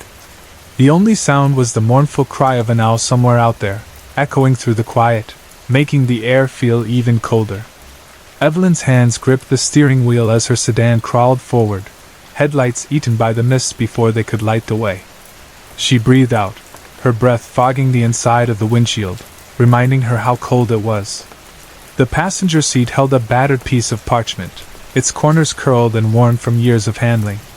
Left at the gnarled elm, right at the weeping stone. Trust the saffron seal. That's what it said. Stamped at the bottom was a faint image of a saffron flower, a detail she might have missed if she hadn't run her thumb over it 3 or 4 times already. It wasn't signed. Marge, her best friend for as long as she could remember, had slipped it to her over tea that morning with only a few cryptic words. "You're 60, Evelyn. It's time." Marge's eyes had danced with mischief, but her lips kept their secrets. Evelyn had never been the sort to go searching for riddles or adventures. Her days were spent with the predictable comfort of routine: book club on Tuesdays, tending roses in her little garden, baking for Sunday potlucks, and chatting with the neighbors over the fence about the weather and the best fertilizer for tomatoes. Yet here she was, her pulse thrumming in her ears, following a mysterious map into the mist, led only by an old friend's enigmatic smile. She wondered if this was how mysteries always started: one small step off the path of the ordinary, and suddenly the world was a very different place. Eventually the trees parted, and her car joined a small group of vehicles huddled in a muddy clearing. There were sedans like hers, a battered old pickup with dented doors, and a big SUV whose windows shone with the reflection of her headlights. People were climbing out, wrapping themselves in long, dark hooded cloaks. Evelyn fumbled with the musty robe Marge had given her. The fabric felt stiff, smelling faintly of lavender and something older, something she couldn't name. She pulled it around her shoulders and stepped out into the wet grass, her sensible loafers sinking with a squelch. No one spoke. Shadows moved ahead of her, drifting through the fog, their faces lost in darkness. Evelyn followed, her heart pounding, half expecting to be discovered as an imposter at any second. A house loomed out of the fog, a manor, really, but so battered and run down it barely looked fit for human life. Ivy tangled over its stone walls, clinging desperately to every crack. Its eaves drooped under the weight of years, and its windows were black holes staring back at the world, hollow and unblinking. The door was crooked, hidden behind brambles and half-rotted wood. Someone in the group rapped on the door, 3 slow knocks, then 2 sharp ones. The sound echoed in the fog, and the door creaked open, swinging back to reveal a staircase spiraling down into shadow. Evelyn hesitated, the scent of something warm and savory drifting up from the darkness below. She couldn't decide if the smell was reassuring or menacing. The others moved forward without a word, and Evelyn followed, each step down making her heart race a little faster. The air grew thick as they descended, the light from above swallowed up in the gloom. When the stairs finally ended, they found themselves in a chamber lit by the golden flicker of dozens of candles. Shadows danced across the stone walls, glimmering on faded tapestries that looked like they'd hung there for centuries. At the center of the room was a great cauldron, bubbling away, steam curling upward and filling the air with a heady mix of spice and earth. A tall figure in a black robe, this one trimmed with gold thread, stood at the cauldron, stirring slowly with a carved wooden spoon. The others arranged themselves in a ring around the cauldron, hoods up, heads bowed. Evelyn, uncertain, copied their posture, bending her knees until they creaked. She was no stranger to group rituals. She'd been to more than one church potluck, but this felt like a scene from another world. The figure at the cauldron raised their voice, deep and rich, echoing around the chamber. "Children of the saffron veil, we gather beneath the veil to shield what must remain hidden. We stand at the threshold, keepers of the old ways. Let none waver, lest the balance break." Only a glimmer of eyes showed beneath the shadow of their hood. "We stand firm," the group intoned. Their voices vibrated through the stone floor, making Evelyn shiver. She joined in, her voice trembling, eyes fixed on the surface of the cauldron. Was that just stew simmering, or something more mysterious? The leader began the ritual, stirring the bubbling mixture with deliberate care. Their words sounded ancient: terra viva, sanguis ignis, lumen quintum, and every syllable sent another chill through Evelyn's spine. One by one, members of the circle stepped forward, each bearing a parcel wrapped in brittle parchment, or a small jar or vial. Some held bundles of dried herbs, others tiny bottles of colored dust or paste. The leader took each offering with a solemn nod, murmuring, "The fivefold essence binds us," and scattered a pinch of crimson powder into the cauldron. Each addition sent up a hiss of steam and a new scent: cinnamon, pepper, earth, and a trace of something sharp that stung Evelyn's nose. Evelyn's mind whirled with possibilities. Were these real spells? Secret potions? Was this a coven? The idea was both ridiculous and strangely thrilling. She barely noticed Marge at her side, nudging her forward. "Your turn, love," Marge whispered, and Evelyn realized her hands were shaking as she reached into her pocket for her own contribution. It was only a recipe card, her mother's handwriting covering it in blue ink, listing out stuffed bell peppers in careful, spidery script. She had thought it was a joke when Marge handed it to her with her invitation, but Marge's eyes had been deadly serious. She stepped forward, feeling the old stones pulse under her feet, symbols she hadn't noticed before glowing faintly. The leader accepted her recipe card and placed it in a wooden chest carved with swirling saffron patterns. "The chain holds," the leader intoned, as if this simple offering was the final piece in a spell. A chalice was passed from hand to hand, filled with a steaming liquid whose fragrance was warm and strange, a blend of familiar herbs and something she couldn't place. Evelyn hesitated, her mind suddenly full of stories, potions, curses, old wives' tales. Was this safe? Was this real? But Marge gave her a gentle nudge and a reassuring nod, so Evelyn sipped. The drink was smooth, its flavor familiar yet elusive, tinged with cinnamon and sage. As she swallowed, the chanting rose around her, louder and faster, filling her head with the sound. The leader opened a leather-bound book, its pages crackling as they turned. From root to flame, from hand to hand, the secret endures. The hearth's fire, the soul's root. The candles blazed higher, and Evelyn felt her skin tingle, her head buzzing as if she'd taken a strong shot of whiskey. For a moment, the world seemed to tilt, the light flickering faster. Was this real power or just the thrill of the unknown? The ritual built to a peak, the cauldron bubbling furiously, the chanting now a single, powerful voice. A member tossed a handful of dried green flakes into the pot, and the steam thickened, filling the room with the comforting scent of garlic and onion. Evelyn's mouth watered, her fear mixing with a sudden pang of hunger. The leader snapped the book shut. "The saffron veil endures. Depart in silence, and hold the truth close." With that, the group broke apart, shuffling quietly back up the stairs.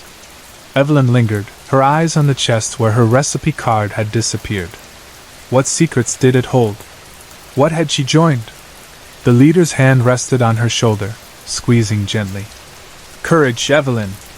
The burden is yours now." She turned and met the leader's eyes, bright and sharp beneath the shadow of the hood. She followed the others up, her mind swirling with questions, when she heard a whisper behind her. "Pick up some basil tomorrow, my patch is wilted." The ordinary words sounded strange in this setting, but she tucked them away, not sure what to make of them. When morning came, the fog had lifted, peeling away to reveal green hills and a cozy white farmhouse where the ruined manor had been. Its eaves were bright and neat, windows trimmed in lace, pots of geraniums glowing red on every sill. The stone wall was just a low garden divider, the ivy a careful trellis for climbing roses. Inside, the chamber she remembered was only a sunlit dining room, its tapestries now bright curtains, a checkered cloth spread on the table. The cauldron was a stockpot, set off the heat to cool, the chest now open and overflowing with recipe cards. Marge's spaghetti pie, Doris's enchilada bake, Ethel's fried chicken, and Evelyn's own stuffed bell peppers. The cloaked figures were gone, replaced by a half-dozen women in cardigans and aprons. Ethel, tall and wiry with a halo of silver hair, laughed as she stirred the pot. "Gave Evelyn the full treatment, didn't we? Nearly jumped out of her skin when I added the essence. Just chili flakes." Marge, untangling a ball of yarn from her knitting bag, flashed a grin. "My grandkids think I'm at knitting circle, not playing sorceress in a midnight coven." Doris, small and sharp-eyed, pushed her glasses up her nose. "My enchilada bake's famous at church." Don't let Linda from choir water it down with skim milk. Ruins the whole thing. Evelyn sat at the table, clutching her mug, everything finally clicking into place. Stockpot, recipes, aprons. This was no cult, no spell, just a secret society of women guarding their best recipes, holding on to their place in the world one secret ingredient at a time. Marge leaned close, her voice low. My spaghetti pie keeps my son's wife in line.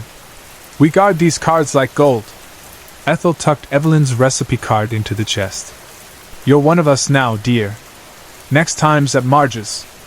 Bring your mother's chili. Something with bite. Laughter bubbled around the table as the women ladled out stew, the air rich with spice and warmth. Doris sighed, pushing her bowl aside. My arthritis pills cost a fortune, and the wait at the pharmacy's endless. Nearly missed my bridge game.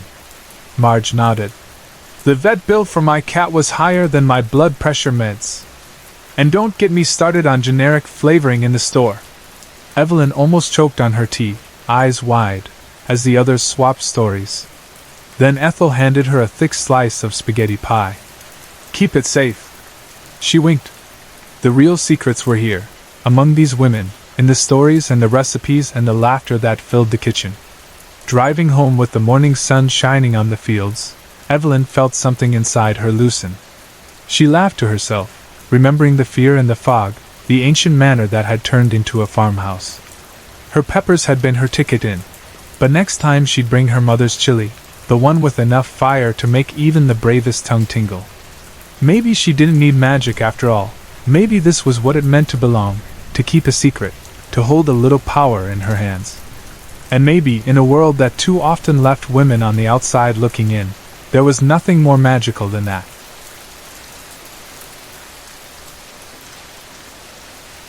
I never intended to join a secret society. Honestly, I just wanted to find a good antique map, one old enough to trace the city's lost lanes, something with hand-drawn lines and sepia stains. My search led me down Edinburgh's old town, past the tourist shops and crowded closes, to a street where half the storefronts had been boarded up for years.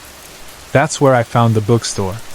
The sign out front was so faded I couldn't read it, but the door was propped open, and the faint smell drifting out, musty paper, old wax polish, something like lavender, pulled me inside. There was no bell. For a second, I felt as if I hadn't walked through the door at all, but simply shifted, the world outside blurring and fading as golden lamplight swallowed me whole. Inside, the shop felt like it was carved from shadow. Stacks of books pressed close together, towering almost to the low ceiling. There was a counter in the far corner, and behind it an old man slouched on a stool, reading with spectacles that nearly slid off his nose. A marmalade cat, curled on top of an open atlas, flicked its tail in its sleep. Neither of them looked up as I wandered deeper into the shop. The aisles narrowed as I moved, shelves crowding in until my shoulders nearly brushed the spines. Most had no titles, just gold leaf curls or symbols pressed into cracked leather. Some were labeled in languages I couldn't read. After a while, I found a section marked Cartography and Curiosities. I crouched down, searching the lower shelves, and my hand found a scroll tied with a red silk ribbon. The ribbon came loose in my hand, and the scroll unrolled with a sigh of old paper. I held my breath. It was a map of Edinburgh, dated 1784, but not like any I'd seen before. There were familiar streets, but others that had long since vanished beneath cobblestone and modern glass. Strange symbols dotted the map, keys, crows, stars, and beneath the castle, someone heading to a spiral staircase so fine it was barely visible. Tucked inside the scroll was a note, folded small and thin as a leaf. Only the 13th may descend. Midnight. South Bridge vaults. My heart stuttered in my chest. I looked up, meaning to ask the bookseller about the note, but the shop had emptied itself while my back was turned. The cat was gone, the old man's stool empty. For a moment, the silence pressed in close, and then I found myself back at the door, blinking into the daylight as if I'd never entered at all. All day, the note burned a hole in my pocket. I tried to forget it, but it had the gravity of a secret, something you can't unknow, no matter how hard you try. I spent the evening pacing my flat, half mocking myself for even considering it.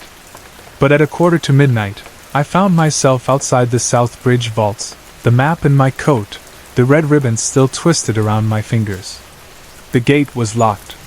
The air was warm, but a chill ran down my spine that had nothing to do with the weather. I almost turned back, but then, at midnight exactly, the old iron gate groaned open. A woman stood in the entryway, a lantern cupped in her hand. Her face was shadowed by the hood of a dark cloak. She said nothing, only nodded, then turned and started down the steps into the earth. The stone beneath my feet felt damp, breathing out centuries of secrets. I followed, one step at a time, my heart beating loud enough to drown out everything else. The tunnel twisted and turned, the air growing colder with each step. Candlelight flickered from hidden alcoves, and as we walked, more figures slipped from the darkness, each cloaked, faces obscured. 12 of us gathered in a vaulted chamber at the end of the tunnel, arranged in a circle that felt older than the stones themselves. The woman with the lantern stepped into the center and lifted the light. 12 have gathered, she intoned. Her voice was deep, every syllable heavy with memory. But the circle of 13 remains unbroken only when one new soul bears the key. Who holds it? I looked down, startled to see that the red ribbon from the map was wound around my hand, and tied to it was a small, ornate iron key I had no memory of picking up. My hands trembled as I raised it. The others bowed their heads, shadows flickering across their hidden faces. They called themselves the Vellum Circle, the woman told me. A society as old as the city's stones, born in the 1500s by printers, mapmakers, and scholars who'd seen too much, knowledge too dangerous to put in ink, wisdom that had to be kept between shadows and silence. Through plague, fire, and war, they survived by hiding what they learned in coded maps, encrypted books, and secret gatherings below the city's feet. Every generation, fate chose a 13th member, not through blood or promise, but through the strange gravity of chance. Now, apparently, it had chosen me. For a while, the thrill drowned out everything else. The ceremonies were strange but beautiful, candles lit, poems read in half-lost languages, wine shared from a pewter cup passed around the circle. They taught me to read between the lines, not as a metaphor, but literally, using ancient lenses and secret inks. A blank page would flower with invisible words. In the circle's library, buried beneath layers of old stone, I learned to read books bound in tree bark, parchment that tingled beneath your fingers, globes that spun only by moonlight. Knowledge was everywhere, hidden in plain sight, waiting for the right eyes. But there were rules. No names. No photographs. Nothing of the circle spoken beyond its walls. And above all, no leaving. Once you joined, your life changed shape, the way a river cuts a new bed through stone. The first sign that things had changed came the night I noticed the mirror in the meeting chamber. It hung on the wall, warped and clouded with age, but when I glanced at it during one meeting, it didn't show our group at all. Instead, it reflected 13 empty cloaks, and a red key dangling in the center of the circle. The sight made my skin prickle. The woman who had led me here stood beside me, her voice barely a whisper. Some truths are heavier than history. On the night of the blood moon, the circle gathered as usual, but this time, the ceremony shifted. The others pressed close, their hoods low, and the woman explained the truth behind their gathering. The Vellum Circle, she said, did not exist simply to protect knowledge. They were guardians of a door, a real one, hidden deep beneath the vaults, built in 1602 and sealed with 13 keys. They called it the Gate of Ink and Bone. Behind it, so they claimed, was the sum of all forbidden knowledge, blueprints for impossible machines, words that could raise the dead, the true name of God, and madness so pure it had no cure. 1/13 had opened it centuries ago, and though he re-emerged smiling, he was dead before sunrise, his lips frozen in silence. Now, only 5 keys remained. The rest had been lost, burned, buried, or forgotten. But I held the 6th. I was meant to be the last. After that night, the circle felt more like a shadow than a family. I stopped attending the gatherings, but the secrets followed me. Books that once gave me comfort now seemed to whisper as I read, maps revealing new lines in the margins, as if they were watching me. My dreams grew stranger, paper birds flying into my room, folding themselves into sharp-edged shapes, whispering in languages I'd never learned. One morning, I found the key from the map nailed to my front door with red wax and ash. I tried to run from the past. I sold my collection, left my apartment, and tried to lose myself in the city's crowds. But on the anniversary of the blood moon, I found myself at the vaults again. The gate was unlocked. No one waited for me. The tunnel was cold, darker than before. My lantern flickered. At the end, the meeting chamber stood empty, the mirror draped in a heavy cloth. On the stone floor, 13 cloaks lay folded in a circle, untouched by dust. In the center was the map I'd found months before, but it was changing as I watched. New lines drew themselves, shifting and spiraling down to a staircase that sank deeper than any foundation. A note had appeared beside it. 13 is not the number of guardians. It is the number of locks. The air thrummed with energy. I looked up and saw the mirror's cloth slip away.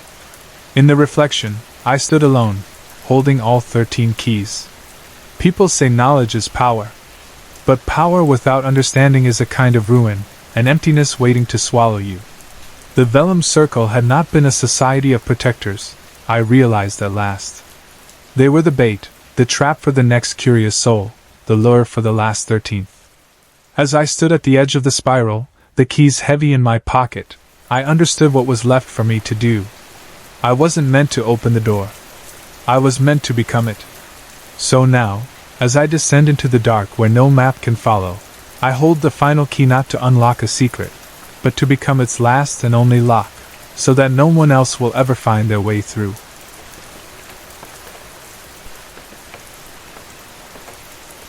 The attic above Willow Creek Library was a world apart from the rest of the building, a world most people never saw. Dust floated like tiny silver insects in a shaft of afternoon light that sliced through a crack in the boarded-up window. Stacks of yellowed newspapers leaned against tilting, cobwebbed shelves, and battered boxes overflowed with old pamphlets, faded library cards, and relics nobody had touched in decades. It was the kind of place you could lose track of time in, and sometimes, if you believed the stories the cleaning staff told each other, the kind of place you could lose yourself altogether. Arthur Penhaligon, head librarian, had spent his life in libraries, but he'd always felt a particular bond with this building, the grand old Willow Creek Library that had been the heart of their small town for more than 100 years. The library was more than bricks and books. It was a living, breathing thing, with creaking wooden bones and memories layered in its walls. And if Arthur had inherited anything from his father, who'd spent his last years researching the town's history, it was the itch to know everything about the place and the patience to follow his curiosity wherever it led. He went up to the attic one Tuesday morning, telling himself he was looking for old town records, but in truth, he was hunting for something to shake up the routine. The past few months had felt slow and gray, like a film of dust settling over his mind. He wanted to find a story, some forgotten bit of history, even if it was just a yellowing birth certificate or an odd signature in the old checkout logs. At first, the attic offered only the usual: boxes of outdated catalog cards, a stack of newsletters from the 1950s, brittle as autumn leaves, a child's drawing of a dragon tucked inside a 1920s ledger. He was reaching for a pile of maps, so fragile at the corners that they threatened to fall apart, when he spotted something wedged behind a broken chair in the farthest corner. It was a box, maybe the size of a shoebox, so black it looked almost wet, with carvings swirling over its surface like ancient writing. Arthur hesitated, feeling a little shiver that had nothing to do with the draft blowing through the window. He brought it into the light. Up close, the box felt impossibly smooth and warm, like it had soaked in the sun. Carved all over were patterns and figures, stars, crescent moons, strange animals with curling horns and wings, and shapes that might be mathematical or musical notations, except nothing quite matched anything he'd seen before. There was no lock, no latch, no seam he could see. It was just a perfect, seamless cube of polished wood, dense and heavy in his hands. Arthur's heart thudded with the familiar thrill of a new mystery. He set the box on the library's reference desk and spent the next hour tracing the carvings, trying to guess their meaning. In the days that followed, the box became an obsession. Arthur carried it home, set it by his bed, turned it over and over in his hands late into the night, hoping some detail would reveal itself. He pored over books about local history and ancient languages, wrote letters to university professors, and sent photographs to a friend in the city who knew about rare artifacts. No one could identify the symbols or even guess at the box's origins. Eleanor, his wife, was patient, but not endlessly so. She ran the bakery down the street and had a very practical approach to life, which Arthur had always admired. She watched him fondly as he spent his evenings hunched over the mysterious box, sometimes with concern, sometimes with amusement. "Arthur, darling," she said one evening as she kneaded bread dough, "you're going to go blind squinting at that thing. It's just an old box. Why not fix the bathroom faucet like you promised?" Arthur grinned at her, adjusting his glasses. I will. But there's something about it, Ellie. I can't explain." Eleanor shook her head, but he saw her smile, and it gave him permission to keep going. It was a week later, after a long night of research and failure, that Arthur remembered an article he'd read about antique boxes with invisible seams, how old clockmakers used specialized joints to make their work look seamless. That afternoon, he fetched a set of jeweler's tools from his workshop at home and set up at the library's reading table, careful not to scratch the wood. With painstaking care, he examined every millimeter of the surface. The only sound was the steady tick of the grandfather clock in the lobby below, marking out the long, quiet hours. At dawn, just as he was about to give up, he spotted a faint line, almost invisible, running along one edge. He slipped a thin, delicate blade into the seam and, holding his breath, applied gentle pressure. With a satisfying click, the lid sprang open. Inside, cushioned in a nest of faded purple velvet, lay a single object, a silver key, small and delicate, its bow shaped like a crescent moon and its shaft etched with the same strange symbols as the box. As he touched it, the key shimmered in the pale morning light, as if it were lit from within. Arthur's excitement warred with caution. What did the key unlock? What secret had lain hidden in the attic all this time? He spent the next several days scouring the town's archives, hunting for any mention of lost keys, secret rooms, or hidden vaults. The Willow Creek town records went back more than a century. He found hints of old buildings, land deeds, the odd reference to founders' secrets, but nothing concrete. Frustrated, Arthur began talking to local historians, including Maggie, a retired schoolteacher and one of the few people who loved town lore as much as he did. Maggie was sharp-eyed and quick-witted, still wearing her hair in the same practical bun she'd had since her teaching days. At first, she laughed at Arthur's story, but as he showed her the key and described the box, her skepticism gave way to intrigue. "You know," she said, "there's an old legend about a vault built by the town founders, supposed to be filled with wisdom, not gold. They say it was hidden away so only someone truly curious would find it." They began exploring together, wandering through cemeteries, old buildings, and the oldest streets in town.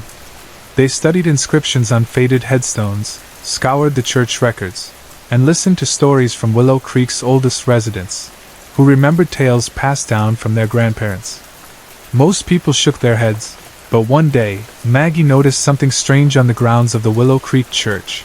A massive oak tree, roots knotted deep into the earth, stood at the center of the old graveyard. At its base was a worn stone marker, half covered in moss and ivy. Kneeling, Maggie pulled away the ivy and gasped. Carved faintly into the stone were the same swirling patterns and celestial symbols as the ones on Arthur's box and key. Heart pounding, Arthur fit the silver key into a small notch in the stone. For a moment, nothing happened. Then the stone shuddered, slowly twisting aside with a grinding sound. Beneath the oak, a hidden trapdoor yawned open, and a narrow flight of stone steps led down into darkness. They exchanged a look, a mixture of excitement, dread, and a little disbelief, then clicked on their flashlights and descended. The passage was cool and damp, lined with crumbling mortar. After a few winding turns, it opened into a small, circular chamber. In the center stood a low pedestal, and on the pedestal rested a single, leather-bound book. Arthur approached carefully. The book's cover was cracked and brittle, its pages yellowed, but the ink inside was clear, the handwriting elegant and steady. The book was a journal, written by one of the town's founders. Page after page recorded the struggles of the early settlers, harsh winters, crops that failed, the heartbreak of loss and the joy of survival. It was a chronicle of the town itself, a record of secrets, hard-won lessons, and on nearly every page short passages of philosophical reflection. The founder wrote about kindness, the importance of sharing knowledge, and the need to preserve wisdom for future generations. Arthur and Maggie spent hours in the chamber, reading and talking in low voices. By the time they returned to the surface, both felt changed. The true treasure, they realized, was never gold or jewels, but the knowledge, hope, and hard-earned lessons passed down through the years. They took the book to the Willow Creek Library, tucking it into a glass case in the local history room, where anyone curious enough could read it. The secret vault was resealed, the entrance disguised once more. As for the wooden box and the silver key, Arthur placed them carefully back in the attic, right where he'd found them. Someday, someone else with a nose for mystery and a stubborn heart would find them, and the cycle would begin again. In the weeks and months that followed, Arthur worked with new purpose.